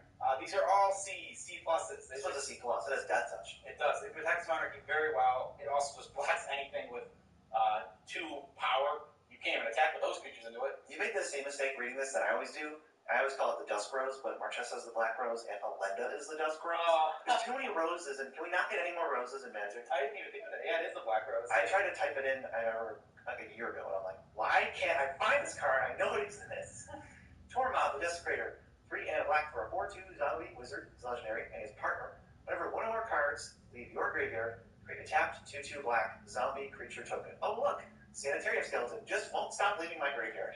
There's some synergies with this, but I'm not happy about this one exactly. You really have, there's just not quite enough synergies. I mean, if you have the depth to go around, he's really good. But in a lot of cases, you might just end up with this guy who just makes 2/2s regularly. So it works with the null color, works with Sanitarium Skeleton, and it really works with Encore. And, I mean, that seems fine enough to me. Yeah, I mean, I think he's like a C. He works with the next card. I'll give him a C+. You think he's a C+? So, okay, yeah, I think C+ is a fair grade for him. He can be a commander, and he definitely can help put you in black when you need it, but, I don't know, he's just not that exciting to me. He's definitely not exciting. Maybe I'm just bored. I'm going to play it, but... He's ugly. He's dead guy. He goes well in your, what is it? Amare, or whatever, the blue-black legend. Oh, Amurai? Amurai, yeah, let's get in your Amurai decks, because she exiles cards and then you encore. Yes. Victimize. 2 and black for sorcery. Choose 2 target creature cards in your graveyard. Sacrifice a creature. If you do, return the chosen cards to the battlefield tapped. Double reanimate. I mean, it's going to be difficult to set it up as much. This is probably only a blue-black style thing. But even if you just get back 2 3-drops, and the card that died, you wanted dead, or I gave you a trigger, this card's insane. It's also an aristocrat you have. Oh, yeah. It gives you a sacrifice effect. It's a one-time, but hey, you're not going to mind those in your jury decks. Well, you get 2 creatures back to sacrifice now, and maybe they give you tokens. Yeah, you get back to 3/3 that makes 2 tokens. Yeah, there's a lot of cool things you can do with this. I think this is a solid B-. It looks really good. It's really strong, and I don't even think you have to build around it at all. No, if you have a pricey commander, send it to the graveyard, and then reanimate it. Yeah, I think Victimize is stellar, and yeah, I'm solidly going to B-. It is a reason to move for black. I think it shows that it's open. Just getting back 2 creatures is so good. Games can go long, they can go grindy, and when they go long and grindy, a lot of stuff ends up in that graveyard. It's getting back your best 2 things is going to be awesome. Yeah, you know what helps with that? Viscer's here. Black for a 1/1, sacrifice a creature, scry 1. We talked about the Defiant Salvager being the bad sacrifice element. This is the good one. Every single deck that wants to sacrifice creatures, not needs, but they really want a Viscer's here. Yeah, so this is, I want to say, this kind of fits in a deck to C for most decks. But you want to pick this around a B+ when you're in the sacrifice deck. You need it. It's so efficient. Compare the 2 cards. Your other option is a sorcery speed 3-mana 2/2. Yeah, I mean, it gets counters, but we're not trying to rumble too much with our sack outlet. Yeah, and that's what all. You really are looking for this. Pick this very highly when you're in deck, because it won't come back around. And you're not going to see too many. No way. But if other players are black, they will take this. This is still a C because it turns all removal into helping you scry. It doesn't draw a target to its head. It can also set itself to scry if need be. This card is very versatile. One of the best deck outlets in all of EDA. Yeah. Oh, you have a 1-outer to win right now, and your opponents are tapped out. Sack all the creatures you don't need. You get 6 looks at it. Yeah, super awesome. Take this very highly if you're in the sack deck around B+ range.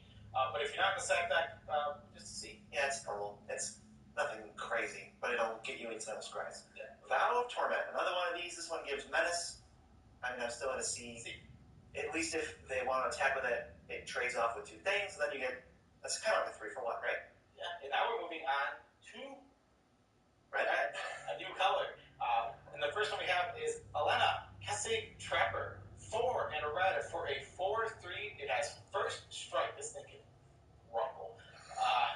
You were gonna say fight. It can fight, but it can rumble actually. It has partner, tap, add an amount of red equal to your greatest power among creatures you control that entered the battlefield this turn. This is going to make a lot of mana, and it's got a big body. First 4 power was the key power, and it's got first strike. Takes out all the 4/4 dragons. Yeah, yeah, because everyone's blocking with their 4/4 flyers in this format. Yeah, you're blocking with your 4/4 flyer when they attack with their 4/3 first strike. This is in the B range. It's like a B-. This card is great. It's going to fuel out your late game nonsense. But it always is attack for like 2 or 3. I think it's just a B. I don't think it's a B-. I think it's just a B. It pushes you to other colors. It's totally awesome. It doesn't require any build grounds. Literally creatures. Play creatures. Yeah, you have to play creatures in your deck, which you already have to do because you can't just let yourself get attacked. It's a limited format. It does have that similarity where if you don't make a board presence, you're going to die real fast. Yeah, 3 times as fast if you do not win. Yeah. So up next we have Boarding Party. 5 and a red for a 6/3 with haste, and it has Cascade. I think this is a C+. It's not insane, but it's a big body. It forces trade-offs, and it gets you another card. Yeah, I'm more in the C range. We don't really agree on this as much. I don't trust Cascade as much. You can get something, but it might not always be relevant. And then I don't want a 6/3 haste for 6. Like that's not what the card is for. So without the Cascade, if you kind of whiff on it, then I'm not thrilled. But you don't whiff. Well, something not impactful. So you don't impact very much. Like it's turn 7 and you hit a diamond. Yes, sometimes it's going to happen. I think top sides to Cascade are much higher than that. Sometimes you just hit a 5 drop too. Well, yeah, that'd be great. That would not be a fail case. I think I looked it up the one day about fail case, fail safe. Fail case is like a term that I couldn't find anything. Fail safe is a term that is used very often. No, I don't think it's not fail safe because fail safe is like a backup. Yeah, maybe. I don't know. Fail case is a weird term to me. It's a case where it has failed. Like in this case, it has failed. I think. Brazen Freebooter, 3 to red for a 3/3 enters. Thanks, stupid treasure. C-. C-. These kind of boring. It's a one-time ramp deal. Gets you treasures. Pirate decks care. Token decks that want to sacrifice treasures, that kind of thing. Other than that, I'm falling asleep. Next, we got Breaches, Brazen Plunder. 3 and a red for a 3/3. It's got Menace, it's a Goblin Pirate, legendary, and it has Partner. When 1 or more players you control deals combat damage to your opponents, exile the top card of each of those opponents' libraries. You may play those cards this turn, and you may pay mana as though there were mana of any color to cast those spells. The only issue I have with this card is that a monkey is somehow a 3/3. Other than that, we're good. This card's awesome. It's super sweet. It's really strong. You really want to pair him with Malcolm. It's like the multiple combat damage pirate deck where you just play the evasive flyers. I think this card's super strong. I think this is a B. If it's a build around B because you need pirates. So if you're in pirates, build around B. It also is a C. Like this is a good fallback commander if you really need them. Yeah, if you flop on pirates and it's not open, and you just need a red commander for your red-green deck that you fell into. It's a 3/3 menace that has a trigger on its own. Yeah, it's just a totally reasonable card by itself. You don't need it to be the superhero it is when it's in the Pirates deck. But we'd like to. But yeah, we're looking for that. We're looking for he's a B. He's a B. Build around B like a C if you're not in Pirates. Burning Anger, 4 and red. For an enchantment or an enchant creature. Enchant creature has tap. Deal damage equal to its power to any target. So this is risky the first turn. You gotta make sure the coast is clear. Once you activate it, the Burning Anger replaces itself. So now if you get hit, it's a 2 for 2. You killed something with the enchantment, and the creature dies through a removal spell. And after that, it's just going to take over the game if they don't answer it at all. You can also just dome players if they have defenses and we're in a stalemate, or it's down to 1v1, because that's going to happen every game you win. It's going to end up being down to a 1v1. Just shoot past their defenses and hit them for 5 a turn. Yeah, it's so interesting. I really like this card a lot. I think it's a C plus because of the risk that is involved with it. Looks good to me. You want to be really safe with this card. Don't take too many risks. Don't do it into a ton of mana from all the other players. But if you get it down and you're able to activate it once, it's going to feel pretty good. Or if it's an emergency, there's a creature you can't let them on tap with, you gotta try. Yeah, exactly. So C plus. But this card can perform. This card can perform like a B plus easily. And the right green deck, his powers matter, so don't sleep on it for that either. Yeah, this card can perform much better, but it has a lot of risk. That's why I give this C plus. Next, we have Champion of the Flame, 1 in the red for a 1/1 human warrior. It's got trample. Champion of the Flame gets +2/+2 for each aura and equipment attached to it. Bread and butter C for the equipment deck. And every other deck, please don't play this. It's a builder on C. Yeah, it's just exactly what you're looking for if you're in the red white auras deck. You just don't touch this. It doesn't do anything. It's a 1/1 for 2. Yeah. In your other decks. Bust out all those cantripping auras, the flying angelic gift. You want your ancestral blade to just throw on this thing, and then make up a 5/5 with your cheap artifacts and equipments, or enchantments and equipments. Yeah, card's awesome. Next we have Coastline Marauders, 2 in a red for a human pirate. It's got trample. It's 0/3. Whenever Coastline Marauders attacks, it gets +1/+0 until end of turn for each land defending player controls, and it has Encore for 4 red. Well, this card's great. Yeah, this card. It's always going to be a 3/3 early. No one's missing their land drops up to 3. You're really this is the form. And late game, it's just a huge attacker that's going to force a trade off, and it's not trading down. Even though it might be a 10/3 attacking and they block with a 3/3, it didn't trade down. No, that's just dealt 7 damage to them. And it's a 3/3. It's like this thing only costs 3 mana, so you don't care if you're trading off with another 3/3. The only thing it doesn't do is block. Red is red. Red does not want to block in this format, so it doesn't matter. Yeah. Encore just makes 3 7/3s that just attack them and just deal a bunch of damage when you need to. This looks like a B- or a B. I give it a B. I really like this card a lot. I'd be down to give the funny thing is, if it didn't have Encore at all, I'd still be like, oh, this card's a C+, it's sweet. It's okay filler. Pirates want to deal combat damage, and this is a way to definitely deal your combat damage. You throw in the fact that late in the game, you pay 6 mana and everyone's getting attacked for 7. It's like, whoa, that card is awesome. Yeah, definitely sweet. Coastline Marauders, really interesting card. I think it's sweet. I think it's a really cool design space. And this is it's one of those cards where I look at it, I'm like, cool design. It reminds me of Price of Progress. I want to go back to that, or the deal damage to each opponent for each land they control. I thought that stuff was cool, so I'm glad they went back to it. Next, we have Crimson Fleet Commodore. It's 3 and a red for a 5/2. It's got trample. It's Ogre Pirate, which is weird. And whenever Crimson Fleet enters the battlefield, you become a monarch. So I'm on C. The 5/2 trample is going to help you get the monarch, but then it dies. That's fine though. I think if this thing can draw you 2 cards and deal a couple damage and hit that pirate combat damage clause, then you're in. It's totally solid. It plays better than it looks, I promise. That's fair. It seems that way too. Next we have Dargo, the Shipwrecker. 6 and a red for a 7/5. As additional cost to cast this spell, you may sacrifice any number of artifacts and or creatures. This spell costs 2 less to cast for each permanent sacrificed this way, and 2 less to cast for each other artifact or creature you've sacrificed this turn. Trample. Partner. Wow.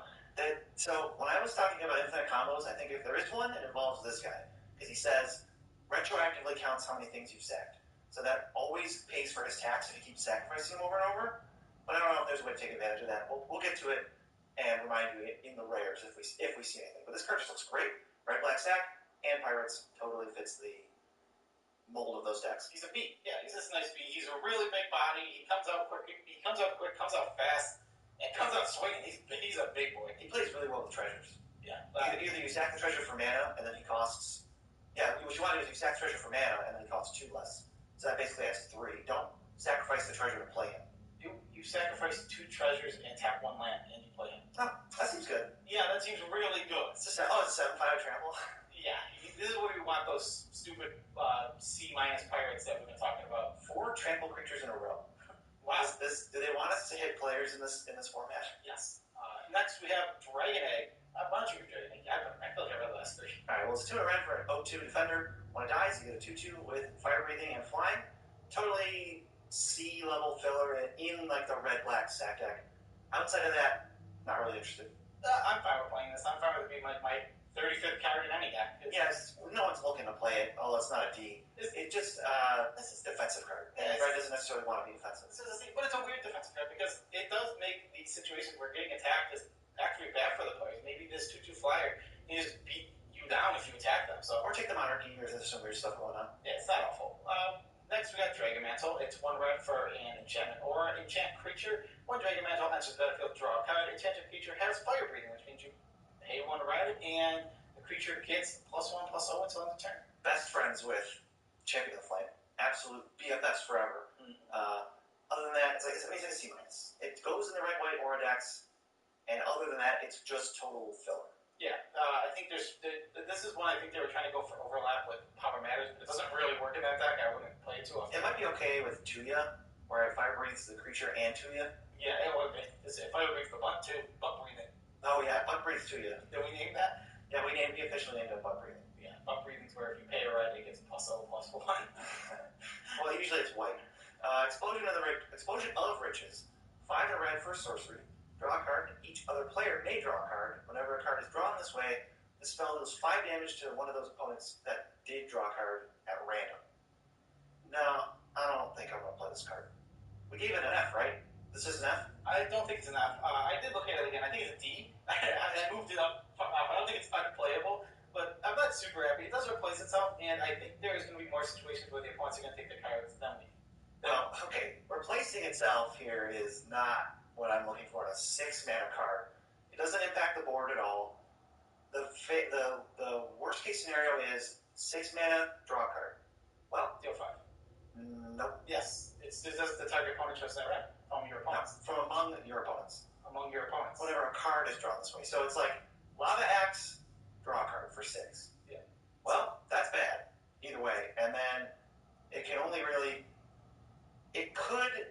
You don't want to give them cards or a choice. Giving your opponents a choice, they'll take what's better for them. So if they need a card and their level's high and it doesn't matter, then you don't want them to have a card and you'd rather take the 5 damage back. I think that a lot of players are going to take the card. I was thinking about this more and more. I think it's going to come down. More players are going to take the card. If you're at a high level, you can take it. And then, you scare those, other random players. Then if you're throwing out 15 damage with this card, that's pretty good. Well, okay, 15 is fine. Or we could go up to 20, right? Yeah. Say we throw out 20. Your opponents are kind of incentivized. From their perspective, it is unlikely they'll take 5. So they could draw a card for free. Maybe this is closer to deal 10. Maybe this is closer to a C-.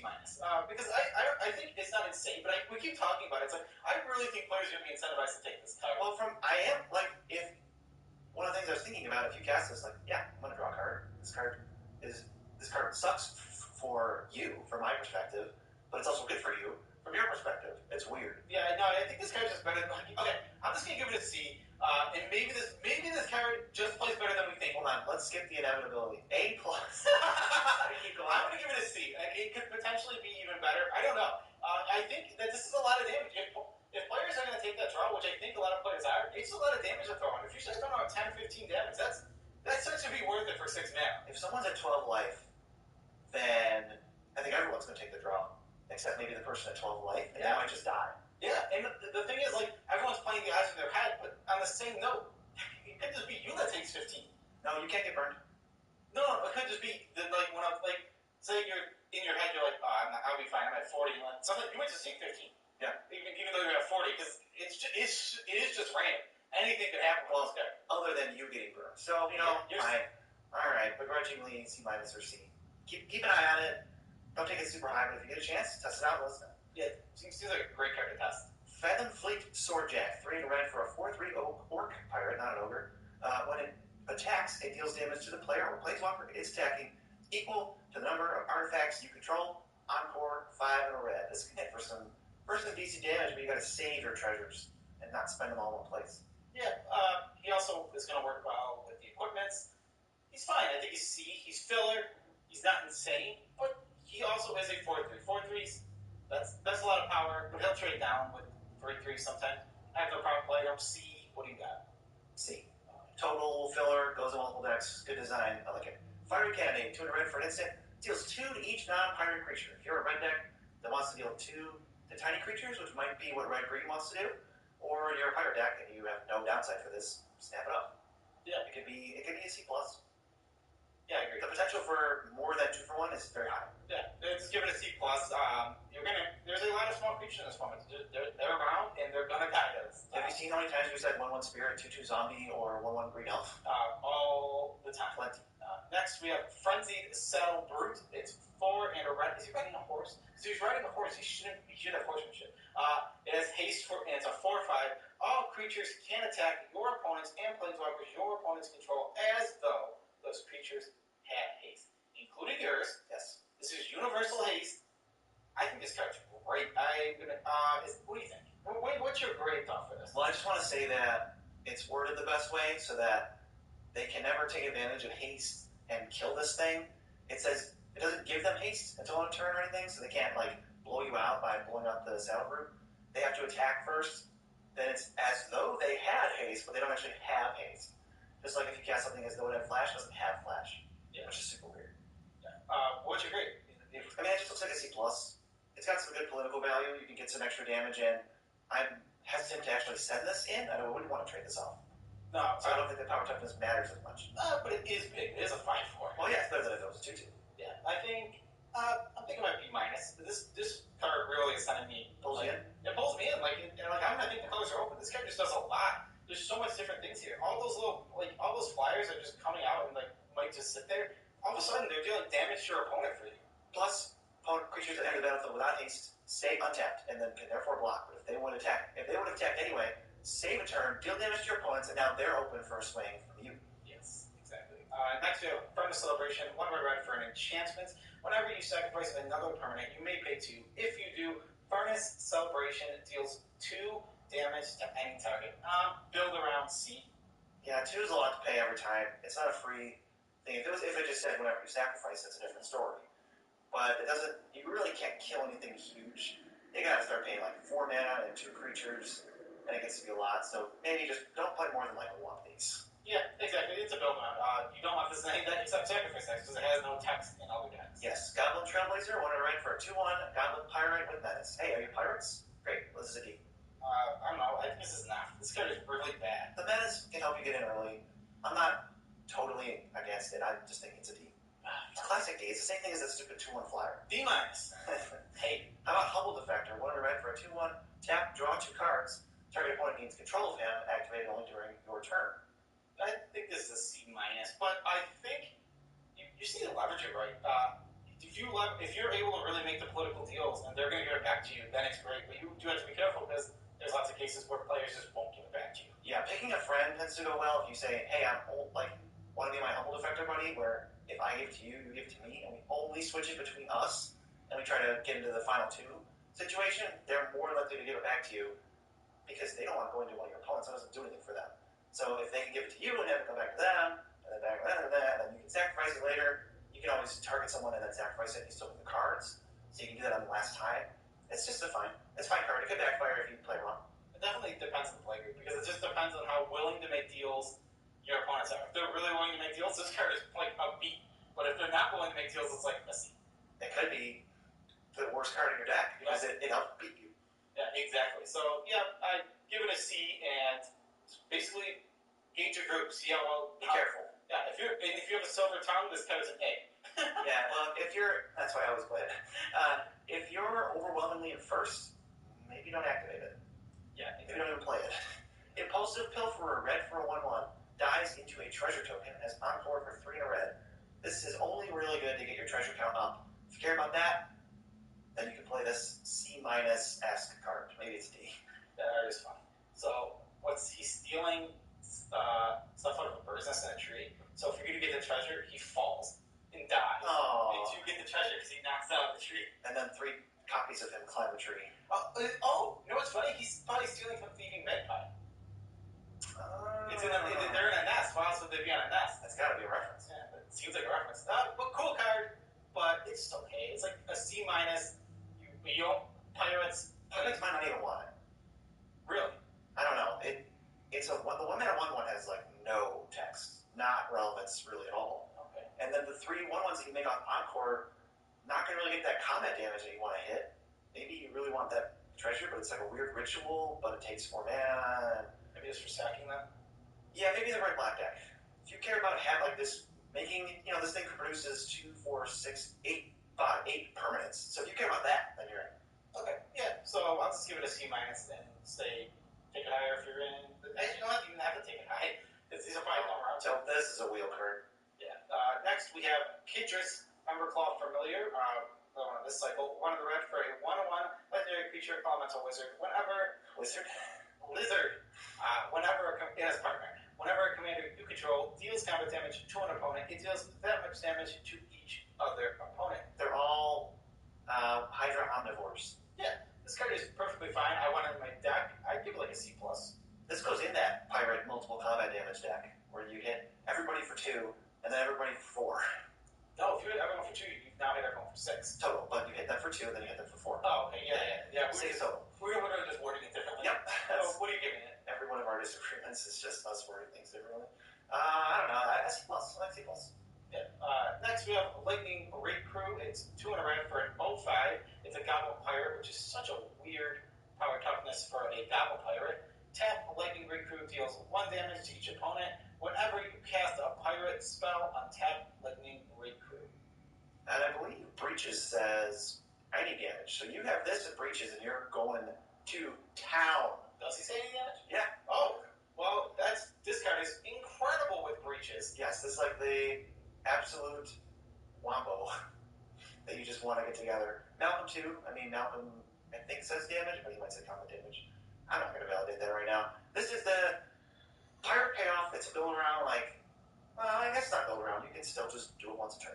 Yeah, it's also a fine blocker. I'd give it a C for normal decks and pick it pretty high if you're in pirates because this was chipping for a ton of damage every time. Or if you have Breaches and Text of Monarchy, it doesn't ever need to tap before it blocks. Yeah, great. Yeah, solid card. Rock solid. I can get end games. C+, B-, depends on your deck, how you gotta take it. But it's probably more of a C+, but you're gonna have to take it in like B range when you're in your pirates because this is gonna be important to your deck. Yes. Next, what is it? Makeshift Munitions. 1 and a red for an enchantment. 1, sack an artifact or creature, deals 1 to any target. The thing that makes this, that bumps it up a little, is you can sacrifice treasures. Well, you don't need them anymore, so maybe this makes that Goblin Pilferer better. Yeah. But it's like a C-. It's not the sack outlet I prefer. It's not the preferred sack outlet, but also it is doing more than the average sack outlet. I still think it's a C, and I don't mind putting this as my sack outlet because you need to make sure you get them. Your deck doesn't function without sack outlets. It's the interesting thing about black-red decks, and the thing that I think makes them sort of draft is they basically require another layer. You can't just have creatures removal. It's like now you have to add sack outlet somewhere in your breath. Yes. Because the deck doesn't function without those. Right, but my green-red deck, all the creatures are already built to have 4 power. Exactly. Or, to have X ability. Meteoric Mage Suite. I don't really like this card, so I'll let you read it. It's 4 red for artifact equipment. Equipped creature gets +0/+4, has trample, and equips for 4 mana, and it has Cascade. I don't have a problem with this card. BC's in the D, and I'm on a C for it. I just think BC has no confidence in Cascade. I don't have as much confidence in Cascade, and I don't like this card if it didn't have Cascade. I mean, I don't like this card if it didn't have Cascade. Well, it's just so expensive. You get 10 mana, and then you can finally get +4/+0. I'd rather just sometimes, if I'm never gonna, let's say there's a game where I never equip this, I'd so much rather just have whatever card I cascaded into, because this was just a more expensive version of whatever I cascaded into, and I had no control over it. It's not gonna. You're gonna equip this. I just think the games are gonna go long and grinding enough that attachiness will happen, and I think that the +4/+0 is big, and it's gonna let you punch through a lot of damage. You'll finish games. It's a game ender. And if you have the synergy on that Arden, I think his name is, who just moves stuff over for free. And this gets way better. I give it a C. What do you give it? I'm still giving it a D+. Fine. Yeah. C, D+, a little bit different there. Next, we have Portent of Betrayal. 3 in a red, gain control of target creature until end of turn. Untap that creature. It gains haste. Scry 1. I think this isn't like a F. I don't think this card is as important to the sack decks as it used to be. I just don't even think it's that good. I think you want to avoid this card at all costs, as it has no text unless you're in the sack deck, and you have to have a sack outlet out. So if you don't have a sack outlet out, now you have this really bad card that you never wanted to play ever. What did you do if you get to pull it off? You get to, best case, play a 4-mana sorcery that deals a couple damage and destroys a creature. A 1-for-1. You got a 1-for-1. If you pull off a 2-card combo, no thank you. The thing about sack outlet, Active Treason and Limited that makes it so good in the black-red sack deck is they wheel. You can't really wheel cards with as much reliability. So if there's some other cycle in the draft who wants this, you're not going to get it. But they wheel because they're not good, and they're like, your deck can end up with like 5 or 6 of them. And then they become removal when you can't get other removal. It's kind of like adding a premium removal spell to your deck for playing red-black. That's your reward. We don't care about that. Yeah, give it an F. Never looking to play this card. Renegade Tactics. Red sorcery. Target creature can't block this turn. Draw a card. This is probably the worst cantrip we've seen so far, but it's going to be like a D. You might play it. D. It only fits in the decks that want to cast a lot of spells. Next, Rip Scale Predator 4 red for a 6/5 with menace. It's a solid body. There's dinosaurs on Ravnica. Wait, is that Ravnica? Yeah, this is originally from Ravnica. That's from Gatecrash. Okay. It's one of the cards that got errata to be a dinosaur, but it used to be a lizard. Okay. Whatever. I think it's just like a C, C-. Fine. I don't mind having it. It is, for 6 mana, I feel like I'm getting my money's worth here. Yeah, I'm on C-. No synergy, not looking to really play this, but you might have to. Rograk, son of Roga. 0 mana for a 0/1. First strike, menace, trample, partner. Strength is relative. I think this is a build around, but I think the build around B because I think it's super powerful. It comes out literally the first turn, every single game. You start shooting this up. It has first strike, menace, and trample. Those are all relevant keywords. I think this card is really good if you get to build the deck. There's a lot of cool things you can do with them. It's even do with Dragon Mantle. Yeah. Send them in, and they're not going to block, and then you can pump them whenever you want. Yeah, exactly. I really like them. I think it's a build around B, but just make sure your deck has enough auras, enchantments, and ways to really make his power go up, because if it doesn't, you'll really don't want him. I second that. Next is Rummaging Goblin, 2 and a red for a 1/1. Tap it, discard a card, draw a card. D. It's not even a pirate. This is like a D-, where this is not the card advantage I want. I don't want to turn lands into random cards. It has no body. It doesn't rumble. It's not a relevant type. Just off of it. D. Skyraker Giant. Man, I really don't like Red's comments so far. 4 mana for a 4/3 reach. That's it. D. It's not even a pirate. And this doesn't do anything. It doesn't have relevant creature types. It doesn't do anything. It's just a 4/3. It's supposed to be like power matters. No, it's complete and utter filler. Yeah. Next we have Soulfire, 2 and a red for an instant. Target creature you control deals damage equal to its power to any target. It's like a C+, but it is risky, and it stinks that like Red's removal here just has to be so risky. Yeah. Oh, jeez, Red. You gotta mess with those pirate cards. Everything's a pirate, and then nothing. It's like everything's a pirate in the beginning, and now nothing's a pirate. I'm more on C for this. It just stinks that you have to put so much risk into your removal spell. But the upside's high. You could just dome somebody for like 10. Oh, it is that target? Yeah, so that's what the trade-off is. It's super risky spell that can hit players. Yeah, but yeah, I'll still give it a C+. I'm down for this card. I'm gonna play it in our red decks. People are gonna tap out to drop their threats, and then you're gonna have time to cast this. Yeah. All right, this is part of the 5 3/3 cycle. Spark Tongue Dragon, 3 red for a 3/3 flyer. Enters the battlefield, you can pay 2 red, and if you do, deals it lightning bolts something. I think this is awful. I think this is a D. This is a D. It isn't an 8 mana 3/3 that comes down at lightning bolts one creature in a 4-player game. Absolutely not. The key is 4-player. This card's totally passable. It was one of the better red commons in the set it was in. It does things in 1v1, but it doesn't do things in 4-player. You can't spend that many resources to kill one thing. Absolutely not. No way. I'm just never looking to play this card. Emergencies only. It has, like, if it didn't have flying, I would give it an F. Yeah. If it didn't have flying, this card is horrendous. Yeah. It's like the only saving grace. Next, Stone Fury, 3 red for an instant. Deal damage to target creature equal to the number of lands you control. At least it's an instant, but this is probably more on C-. I think it'll kill something when you need to. I still give it a C. I mean, I'm gonna. You want spot removal, and I'm totally down to play this spot. It's filler. It's the pawn. It's a pawn of limited. The pawn of limited, very interchangeable. Tago, Goblin Weaponsmith, 2 red for a 2/2. This card's amazing. Whenever a land enters into the battlefield under your control, so landfall, make a colorless equipment artifact token named Rock. With equipped creature has 1, tap, sacrifice Rock. This creature deals 2 damage to any target and equip 1, and he has a partner. Totally goes in that any deck cares about artifacts, any deck cares about equipments, any deck that cares about sacrifice. Sacrifice. Yeah, this card's great. I love that you just throw rocks at your opponent. And he's the weapons he cracks. He's like, this guy's the renowned weapons. Yeah, he picks up a rock, and like there's thunder, and there's lightning going off the back. I'm like, he's an evil genius. Like he discovered this technology. It's so good. This card is awesome. A+ for that. A+ for flavor. For flavor, but it's probably like B-. B-. Yeah, like this card lands a lot. This makes a lot of rocks. It makes a lot of rocks. Also, the flavor is like the land makes the rock. It's totally perfect. Oh yeah, there's a new land, so he goes to that land and finds a rock. It's so good. Everything about this card is a slam dunk. Love it. Take it early though. It's good. Undying Rage is next. 2 in a red for an enchantment or enchanted creature. Enchanted creature gets +2/+0 and can't block. Undying, when it's put into your graveyard, return it to its hand. Well, it's +2/+2. It is +2/+2. Did I not say that? I think you said +2/+0. Oh, +2/+2. But this is fine. It returns to your hand at least. It's a C-. It's filler. I'm on the D train. This just looks like you can play it out there, creature, and have it not block, but it doesn't stop it from coming right back at you.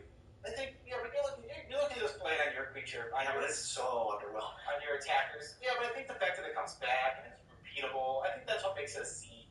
You just want to put it in your decks where you want. Where auras matter. A repeatable aura is so much better than the other auras that, like, we're going to have all, like. I'd rather Dragon Mantle. I'd rather just cantrip and get it over with. Well, yeah, I'm not saying it's better. I think it's just so much lower on your priority list. Fine, C-. Alright, Battlefield Invoker. Joe likes this. I'm not super huge on it. 2 in a red for a 2/3. Pay 8. A lightning bolt something. Man, what's with the paying 8 and getting a lightning bolt? I'm totally fine with this guy. I think it's a C-. I don't think it's anything insane, but it's a mana sink. It has no synergy with anything ever. It's gonna sit there, and when you are in like the late game, he starts pinging things down. Obviously, when you're in a 1v1 situation, this card's gonna take over the game. So maybe keep with that in mind. You throw it in, because if you can get down to the nitty-gritty, you're gonna take over. I see the C-. It's a filler card, but fine. Volcanic Dragon, 4 red for a flying haste 4/4. That's Dragon stats, 4/4 flyer. Yeah, this is a C+. It's a filler. Again, I've said if I'm spending 6 mana and getting a 4/4 flyer, I have no problems with that. Looks good to me. Yes, it's like just as good as Noxus Dragon. Talked about it earlier. Every color almost so far has had a 6 mana 4/4 flyer. We had the Sphinx and Scry 2, Noxus Dragon, and this. And I think the closest white got was, well, they had a 5 mana 4/4 flyer, and then they had like the 6 mana 3/5 flyer. Yeah. What's next? Oh, this card's amazing. Volcanic Torrent, 4 in red for a sorcery with Cascade. It deals X damage to each creature and planeswalker your opponent's control, or X is the number of spells you've cast this turn. It is always deal 2 to each creature your opponent's control and each planeswalker. So it's always that. And then if you cast any of these cantrips, Renegade Tactics, Dragon Mantle, Mana Rock that makes mana to help cast this, if this cascades into a Cascade spell, you're just wiping their board. You're doing 3, 4, 5 damage. This is a B+. This card is awesome. Holy crap. The fact that it doesn't hit your creatures is what really pumps this card. It would just be like an okay medium spell. It doesn't hit your creatures? Woo! That feels amazing. Once I get another card just for casting this. Best uncommon in red, not close. Give it a B+.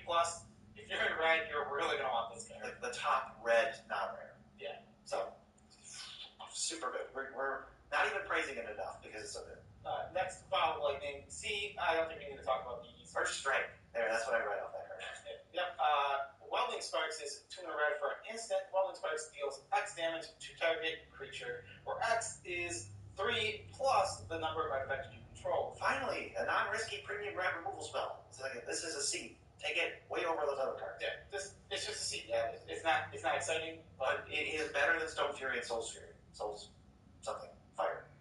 Yeah, for sure. Exactly. And last we have Wild Celebrant, which is 3 red for a 5/3. One Wild Celebrant enters the battlefield. You may destroy target artifact. This card's good. It's got a lot of power, and it's no longer a janky sideboard card. This is the acidic slime of the format.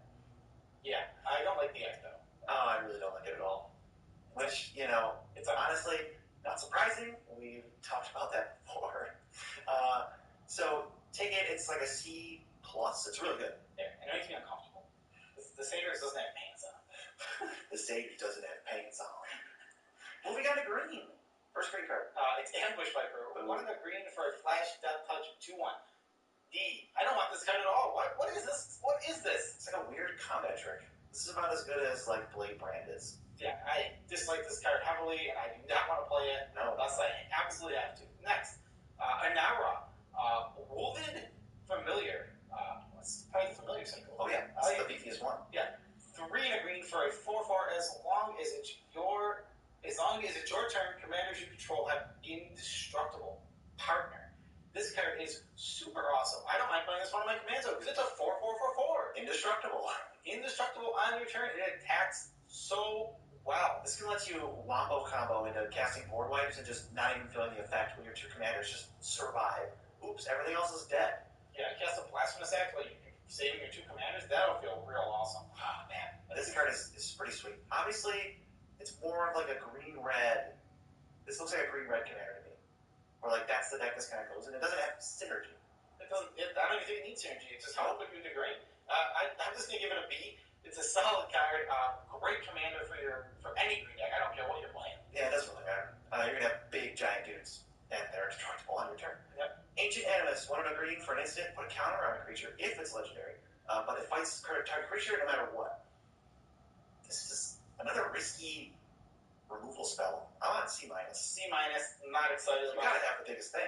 I don't like risky removal spells, so get out of here. I don't like card boxing the tree. Is that what's going on? Yeah, I guess. I think it's Voltani. Is that Karn? Yeah, there he is. See him? That doesn't look like Karn at all. I don't know what to tell you. Next is Annoyed Altasaur. It's 5 green for a 6/5 reach, trample, cascade. Sweet! Alright, this is better. This is a big thing. It's got a lot of toughness. It can hit over creatures for sure, or force double blocks. So, just a solid C.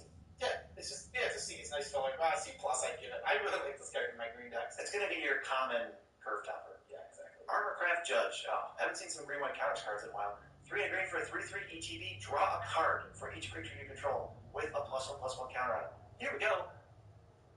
Normally, it'll maybe draw you 1 card, so that's just a C- or a D if it draws you none. Well, it's terrible if it draws you none. If it draws you cards and you're in this deck, it's a build around like B. It's a B. Yeah, it's a build around B. You absolutely have to build around this card, but when you do, it's a house. You get a nice 3/3 body for 4, and then on top of that, you draw like 3 cards. That card just feels amazing every time. Yeah, 2 or 3 cards is what I would expect, and it could go higher than that. If you rip this off the top in a board stall, well, the game just got broken open because you just drew 5 cards. Yeah, make sure that you have the synergies before you put this in your deck, because obviously, if you don't have enough counters cards, this card stinks. If I pick up a white counters card, I'm going to take this and hope to go into it. Yeah.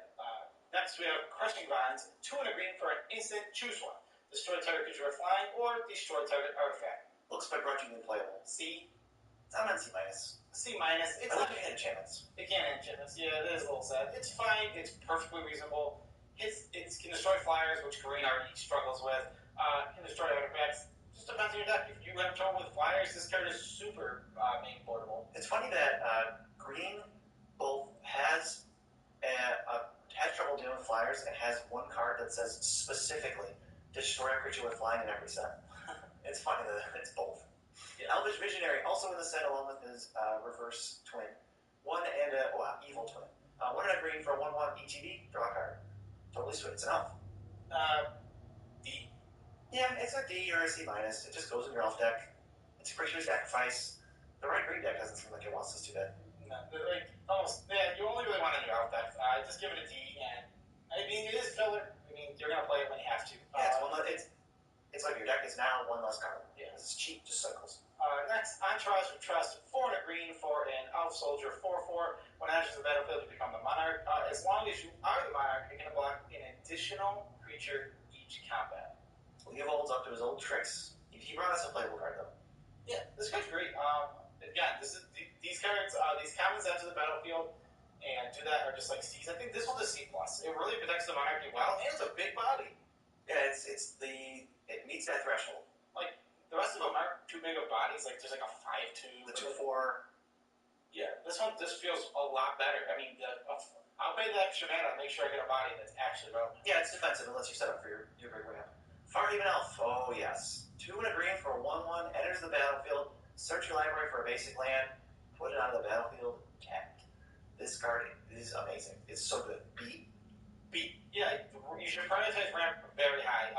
I think, to be said, ramp, just to say this now, ramp is higher than targeted removal. You should take ramp higher than targeted removal. Take this over murder versus this being, maybe you want it in regular draft. Yeah, exactly. So take these high, take these as Bs. It's color fixing and it's ramp. Helps you get these ridiculous number of 7 drops. Helps you cast your rares. If you're 3 color, you need to get these a lot. You need to get a lot of them, and you got to make sure you get them sooner rather than later. Yeah, and this next card too. I wouldn't mind taking these at C+ range. It's Fertilid. 2 and a green for a 0/0 and enters the battlefield with 2 +1/+1 counters on it. Pay 1 in the green, remove a +1/+1 counter from Fertilid. Target player searches their library for a basic land, puts it onto the battlefield, tap, then shuffles their library. Pro tip: target yourself. You always target yourself with this card, but again, take it right around when you would take murder, and I'd probably take it over murder most times. I'd rather be in green. Yeah. I mean, well, what I'm saying is, say you're in green-black, and you see Fertile murder, I probably want Fertile. I want to make sure, you want to ramp in this format. Yes. You want to cast those big splashy things. Those big splashy cards, that's how you win in the game. I mean, also, triple spelling is how you're going to win games. You take the first couple turns, set up, counter synergies, this obviously goes crazy. It feeds itself, it makes more lands to then pay more mana to make more lands. Yeah, exactly. So, yeah, take Fertile, C+, it's super solid. Might be better in the counter deck. Yeah. Next, we have Finclade Fugitives, 5 and a green for a 7/4, and it's an Elf Salamander Rogue, obviously. And it can't be blocked by creatures with power 2 or less, and it has Encore for 4 and a green. This thing is huge. It can't be chumped. This thing is huge. It can't be chumped. It's going to force trade-off, 6 mana, and all these creatures. This Encore makes creatures so good. I think this ability is just super solid for this. It's cool. It's just a cool ability. I wanted to see more, actually. You're sending 21 damage out when you Encore this. 21! That's crazy. That's a lot of damage. 21 damage with evasion.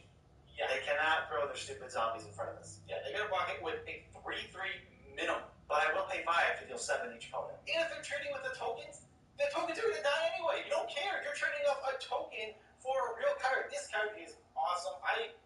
C+? This puts the pressure on it. It's nothing busted, but in terms of like solid ramp cards, big finishers, this is great. Yeah, C+. I really like Finclade Fugitives. Findhorn Elves, green for 1/1, tap, add a green. This guy's awesome. Oh, you're going to want, this is the cheapest ramp that exists really in the set. I mean, it's so simple. There's nothing that ramps better than this in all of Magic, really, because seriously, there's a reason that every green EDH set, CEDH-wise, and they're playing green, that they have all Findhorn Elves. They put them all in their deck, because 1 mana spells that ramp you a mana, the ones that exist are insane. They're all really good. Even for Real Druid, which makes a Carless is good. As an added bonus, there's nothing to do on turn 1. Yep. This is going to give you way out in front in some games. Gift of Paradise, 2 and a green for an Aura, enchant land. ETB, gain 3 life, and the land now produces an extra mana. It makes 2 of any color. So it fixes you. Good, looks really good for 3 color decks. Gains you a couple life, sure, it will take it. It's just ramp though. So, also if you're in green, red, or green, white, it is an Aura. Yeah, it's fine. I mean, there's nothing crazy about this card, but I'm totally fine with it. I just give it a C+. Well, you want to take it around when you take Fertile. Yeah, it's still good ramp. It's perfectly fine. Obviously, Fertile has more synergies in that there's more creature synergies, but Gift of Paradise is also awesome. Ramp is important, and green has a good amount of it. Just, you really don't, if you start heading towards green, make sure you hit that ramp, because it's going to give you huge advantages. Oh yeah. Galanra. Speaking of ramp, Color of Wirewood, 2 and a green for a 1/2 elf. Tap, add green. When you spend this mana to cast a 6-drop or higher, draw a card as partner. Works for elves, works for that blue-green deck that we've barely seen any support for because we haven't gotten a green yet. This is a B. This is amazing. This card's amazing. It doesn't require any build around whatsoever. Ramp and card draw. You throw it in your command zone, 3 mana ramp. It doesn't even need to be spent on 6 or greater, but if you do, you just draw cards. This card is awesome. It looks great. I want this in my command zone all the time. It's so good. Yeah, I'll take this over. Definitely, I can think of a lot of rares that would take this over. You know what's funny? I don't know if I take it over the next one, because the next one is also an insane partner. Yes, it is. It's Halana, Kestic Ranger, 3 and green for a 3/4 reach partner. Whenever another creature enters the battlefield under your control, you can pay 2. When you do, it deals damage equal to its power to target creature. You can just... Now, this is less risky removal, like just rabbit bite and shoot stuff, and she's not even involved in the exchange. So, it just... Oh, man, this card's great. This card is super good. Again, I think it's a B+. I think this is one of the higher partner commanders at Uncommon. This requires no building around. It requires 0 build around, and not only that, it's removal. What? It's removal. Green. It's so good. What you're gonna do is you're gonna play around on turn 4 or 5, and then you slow down your game plan a little bit. Now you start playing smaller creatures, but your 3/3 that you're playing, on turn 5, which wouldn't seem that it now killed something. They're all 2-for-1s. Everything's a 2-for-1, and it just feels awesome. She works so well with the Kestic Trapper, who just said, "Oh, you got a 5-drop enter? I'll make 5 mana so you can pay for this ability." Wow, yeah. I guess they're probably supposed to work together. That makes sense. Yeah, they were spoiled together. Oh, they were the first 2. They were like, "Hey, we're a partner. Here's these." Yeah, those 2. I guess they make sense. They make sense to be together. Yeah. Next, we have Hunter's Insight, which is 2 and a green for an instant, and it has moving art. Choose target creature you control. Whenever that creature deals combat damage to a player or planeswalker this turn, draw that many cards. This is a D. It's risky card draw that requires combat damage. Yeah, I think I'm a D+.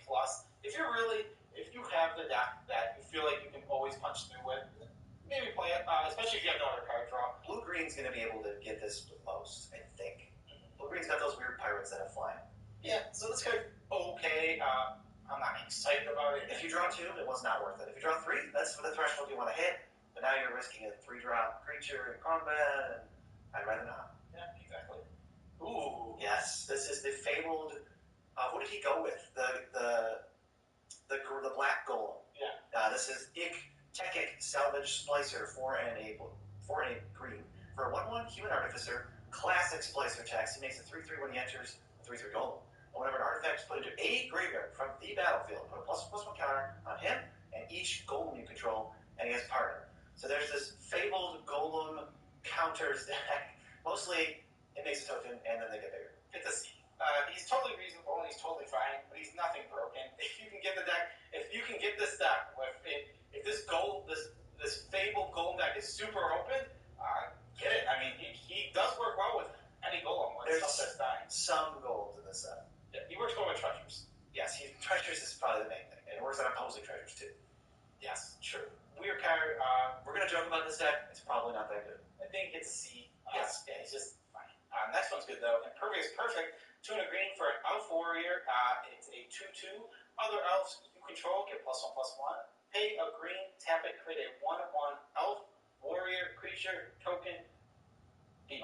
You do not need to be an elf for this to work. It's a 2/2 that just pumps out more 2/2s. Yeah, it's a 2/2 that poops out 2/2s. What more do you need to say? Take this card highly. If you're going to prioritize it because you really want it, because it's a lord for your deck. Perfect way to spend extra mana. It's kind of a mana sink, but it's also so cheap that I wouldn't even feel comfortable calling it a mana sink. Yeah, but at the same time, you just remember, it's going to pump this random creatures. There's elves everywhere in green. It's hard to not play elves. Yeah, it's hard to not have probably 4 or 5 elves in every green deck. Or black deck. I'd be shocked. Next, Ivy Rain. Ivy Lane Denizen, 3 and a green for a 2/3 elf warrior. Whenever another green creature enters the battlefield under your control, put a +1/+1 counter on target creature. This card's sweet. It has a lot of synergy with Imperious Perfect, that's for sure.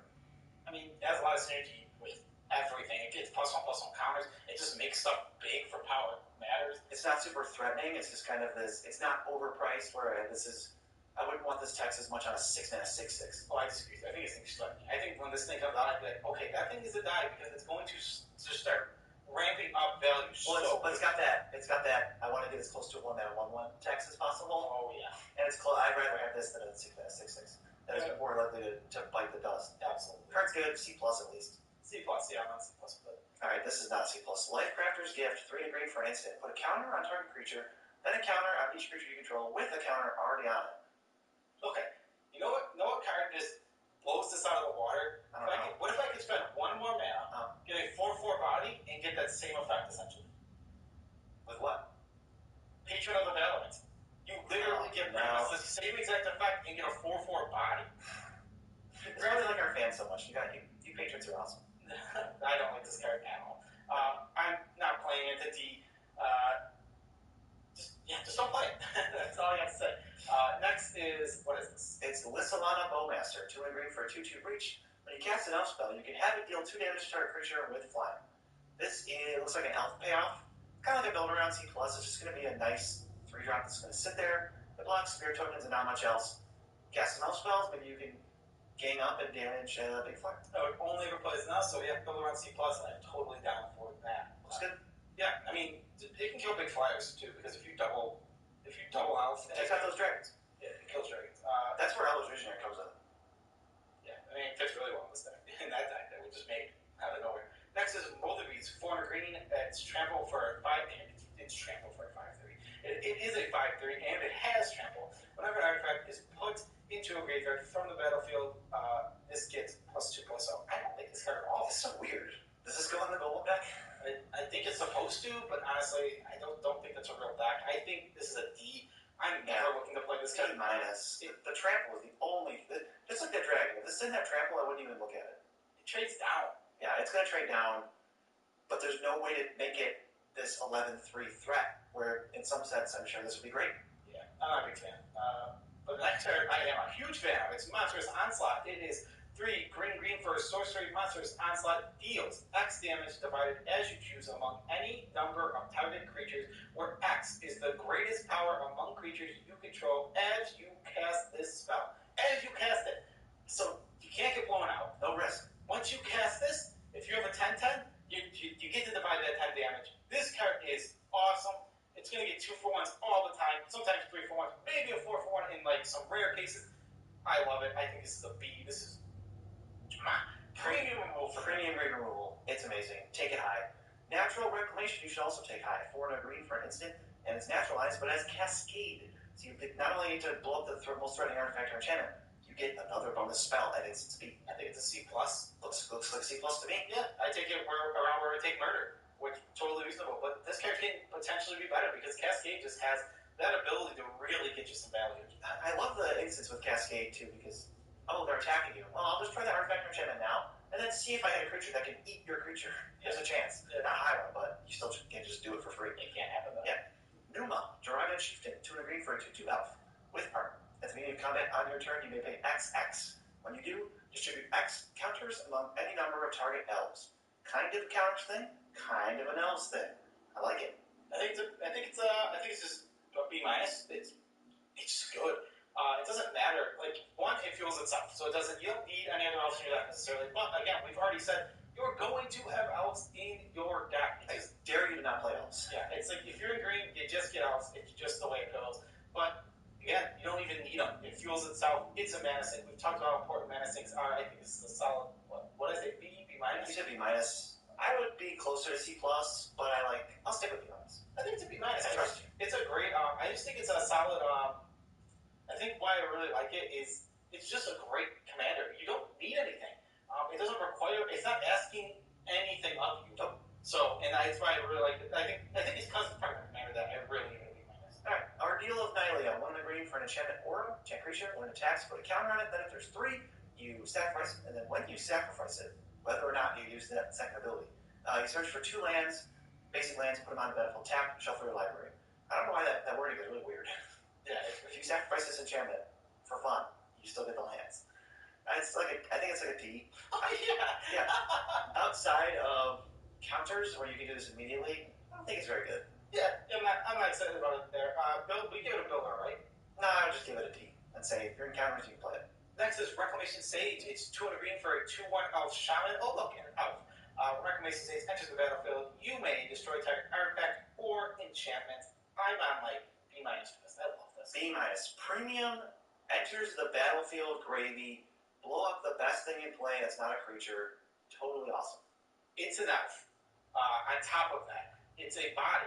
It's a removal spell. Need I say more? And that's why I'm moving on right now, and BZ's not allowed to say more either. Scale Behemoth is the next one. 4 green for a crocodile creature 6/7. It's got hexproof. What do you think of this one? I'm liking it more the more I look at it, and the more I look at the rest of the cards in the set. It's huge with hexproof. Can't be spot removed. There's only a couple, like there's uncommons that can take this down, like if a board wipe. But this thing can, I feel like it can just get so ridiculously big that you're going to win games with it. What do you think, Pete?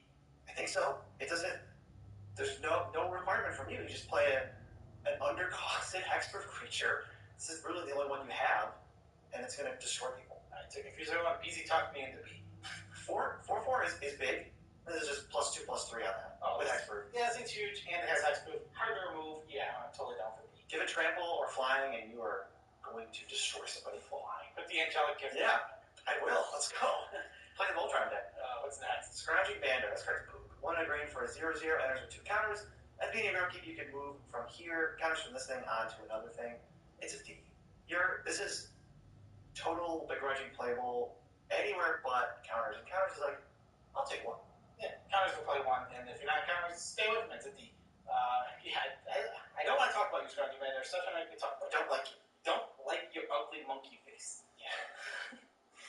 Next, we have Sentinel Spider. It's 3 green for a 4/4. It's got vigilance and a rage. Okay, D. It's D, but I think I want to be very clear. If you're in certain green decks, this will be more C+ range because you're going to need it. The fact is it can attack and block, so that's important. But you're just going to need this in some green decks. It's going to be important for the decks that can't block flyers. But other than that, stay away from it. You don't want it. Right. Cinder Worm. 5 green for a 7/7 trampler. Okay. Enters the battlefield, scry 3, then reveal the top card of your library. You gain life equal to its converted mana cost. That's gravy. There's some extra little card selection, and then you can gain 5 or 6 life if you find what you're looking for. It does look at up to 4 cards for that ability. And also, 7/7 trample. Perfect curve topper. Yeah, this thing is awesome. I think it's a C+. You want to ramp. This is something you really want to ramp into. It's a 7/7. Its body is huge. It is tough to block. And Scry 3 is nothing to slouch at. That is a lot of cards to look at. You're not drawing a land with Scry 3. Yeah. Your next draw is going to be good. Scoff at, not slouch at. You can slouch at it. I don't care. Next is Silverback Shaman. I scratched my nose as I said it, so I said it backward. Silverback. Alright. It's a 5/4 trample, and when it dies, you draw a card. It's a C. It's whatever. Looks like a C. I'm not thrilled to play this at all. No. It does give you the card back, it does have trample. I think the trample really saves it. Green just has a lot of big bodies. I really like it. Like, Green can rumble. It's like, these are just big bodies. These are like, I think that they're aware that flying is going to be so big in this format. Yes. So like, okay, Green really needs to be able to get on the ground, because if the ground just gets clogged up, if it only came down to flying, every game, Green would lose every game. That's why they're giving spiders and flyer destruction. I agree. Slurk, all adjusting. 5 green for a 0/0. Enters the battlefield with 3 counters. Enters the battlefield with 5 counters on it. 6 mana 5/5. Whenever the creature you control dies, if it had counters on it, put 1 on each creature you control that has a counter on it. I'm saving a lot of time. High EV from saving +1/+1. And that's partner. How does it move partner up with anyone? I am with you.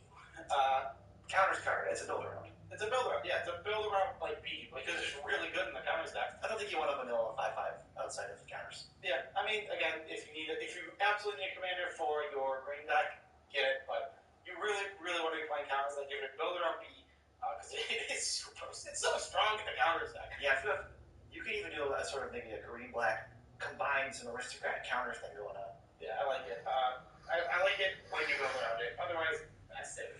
Next, Soul's Might. 4 green sorcery. Put X +1/+1 on target creature where X is that creature's power. I want to target my hexproof crocodile. Yeah, I'm going to make it 12/13. 12/13. That can't be spot removed and pretty much can never die anymore. Other than that, this card is bad. I think it's a D+. I'm not super excited about it, but honestly, if the ceiling is really high on this character. If the creature doesn't die, the awkward part is if your creature has no evasion, this doesn't even get you a card. Yeah, you gotta be really careful. Yeah, it is all about. This has a really high ceiling, really low floor where you just get 2 for 1 all the time. The floor is, I didn't draw a fat creature I have 2/2s in play. That's the floor. Yeah, this character says, so beware of it. You don't want to play this too often, but hey, maybe in one of your counter decks, maybe you got 3 of those. Maybe. If you have 3 of those 6/7s, I'm all over Soul's Might. If you have 3 of those 6/7s, you are a favorite. I'm definitely going Soul's Might today. Every time I go Soul's Might, I'm going to have that guy. I would love that. That's got to be achievement unlocked. Build a bobble stacking green light. Next is Stinger Fling Spider, 4 and a green for a 2/5. It's got reach, and when enters the battlefield, you may destroy target creature with more. I think you're going to play this. I think it's a C, and I think you're going to be really happy when you can tag a flyer. Again, you just have to be very aware of this. These spiders that we're talking about with reach are going to be incredibly important in the green-red decks or any deck that is lacking flyers. I think flyers are going to be such a staple of this format you're going to wear. I think they knew that, and that's why they put these spiders in. They know how much flying is going to help, so beware of that. And, if you're green, white, or green, blue, you'll have access to flyers. But green, black, and green, red, notoriously, you don't have flyers. Yeah. What is this next one? Strength of the Pack. Well, we didn't like 4 mana for 1 counter. How about 4 green, green for 2 +1/+1 counters on all our creatures? I like that a lot. That's much closer to an overrun effect. Yeah, what is your grade? How about your grade first in this one? And elves, you're kind of going wide. You got a bunch of tokens. And green-red doesn't really seem like it cares. Blue-green doesn't really seem like it cares. I give it a C+. I'm at C+. I'm close on B-. I think this card's really powerful. I don't think you don't have to do much. Even if you only have like 3 creatures because you're like go big, it's like this is still like that's 6 power, permanent power. Yeah, it's 2 of your creatures. It is permanent. If you have 4 creatures, this is 8 counters, whereas stupid Ajani's whatever is only 4 counters. Yeah, it doesn't overwhelm or change too much of the math, but 2 counters can. Yeah, so C+, B-. Yeah, I just solid card. It's twice as good for only 50% more mana. Next, we have 3 visits. Ooh. This card's awesome. It's a sorcery, and then you search your library for a forest card, put it on the battlefield, not tap, then shuffle your library. Oh, my 2 mana ramp spell was only a 1 mana investment? Okay. I'm sorry, let me just say, B+, card's awesome. B+, it's the best ramp spell in the set. Yep, best ramp spell in the set, and also you want them for your collection for real ADH. Yeah, this is not going to be passed very often. This is one of it'll be a little frustrating to draft this, I think, if you're not drafting Phantom. We have at least 1 Phantom draft lined up. That's the one I'm looking forward to most, because then that's where you get a little bit extra 3 visits. You get the extra 3-color commanders that people don't just take because they want one. Yeah. Battle of Wilderness. Hey, now it gives 3/3 trample. All right, C. Next, Wild Heart Invoker. I like this one more than Delicate Invoker, that's for sure. Oh, yeah. 2 green for a 4/3. That body is great for the cost. And this is weird ability. Also Elf. Pay 8. Type your creature gets +5/+5 against trample until end of turn. Wow. This is out. Every creature is now your biggest threat. But in reality, this is your biggest threat. Yeah, this card is amazing. It's like I said, it already rumbles. That's what's really good about this one compared to the Evoker. A 2/3 doesn't rumble. A 4/3 rumbles. Yeah, well, this is kind of good in the same spots in the game. If you're in the super nitty-gritty, you're in the late game, or maybe unlike the Lightning Bolt guy, you can push through 1 big attack and waste your whole turn to take somebody out. Yeah, but the difference is this can also make blocking really awkward. Yes. As compared to what the other guy can do. Because, like, if I attack my 3/3 and you're like, I'm blocking my 3/3, I can just be like, okay, I'll pay 8 mana to make this a removal spell. Yes. Although that's not super great because you still have 2 other opponents to worry about, but if it's good for you, you get to do it. You still get to turn your 4/3 creature that is a relevant body into a removal spell now. Yeah, that's fine. And save your creature. It's a good card. C+. C+. Wild Size. 2 green for an instant. Target creature gets +2/+2 and gains trample until end of turn, and you get to draw a card. It's one of the only combat tricks. I think it's totally fine, but it ends up probably being like a D. You don't want these. Throw it in your bottle stack with your expert crocodile. we gave up on the golem. We're playing on the crocodile expert deck. Yeah, we're crocodile expert. Next, we have a cycle of cards. These are the diamond cycle. There are 4. There's 5 of them. Here's a check. There's 5 of them. No, I want to read them. They're they're Marble Diamond, Sky Diamond, Charcoal Diamond, Fire Diamond, and Moss Diamond, one for each color. They're 2 mana. They enter the battlefield tapped, and they produce one color of the core line color, so green, red, black, white, blue. These cards are great. These are, I don't think they draw you to the color, but I think they're absolute C pluses. Probably some of the highest C pluses because ramp is so important. As soon as you know you're in the color, you need to start snapping these up. They're great. They're up there. The soonest you can realistically get ramp, which is turn 2. It's okay that they come in tapped. Bummer that we don't get ones that come in untapped, but that will be okay. Real situation I can see coming up here is you take, if you open a map pack, I can see taking a bomb and taking a diamond in its color. Yeah, that makes sense to me. I can see that happening for sure. Green one is marginally worse, but I don't think there's enough ramp that I'm going to be that picky. Oh, I'm not going to be picky about it. I'll take my diamonds all day. Axe, I hate this card. Amorphous Axe, it's 2 mana. It equips for 3 as an equipment, and equip creature gets +3/+0, and it's every creature type.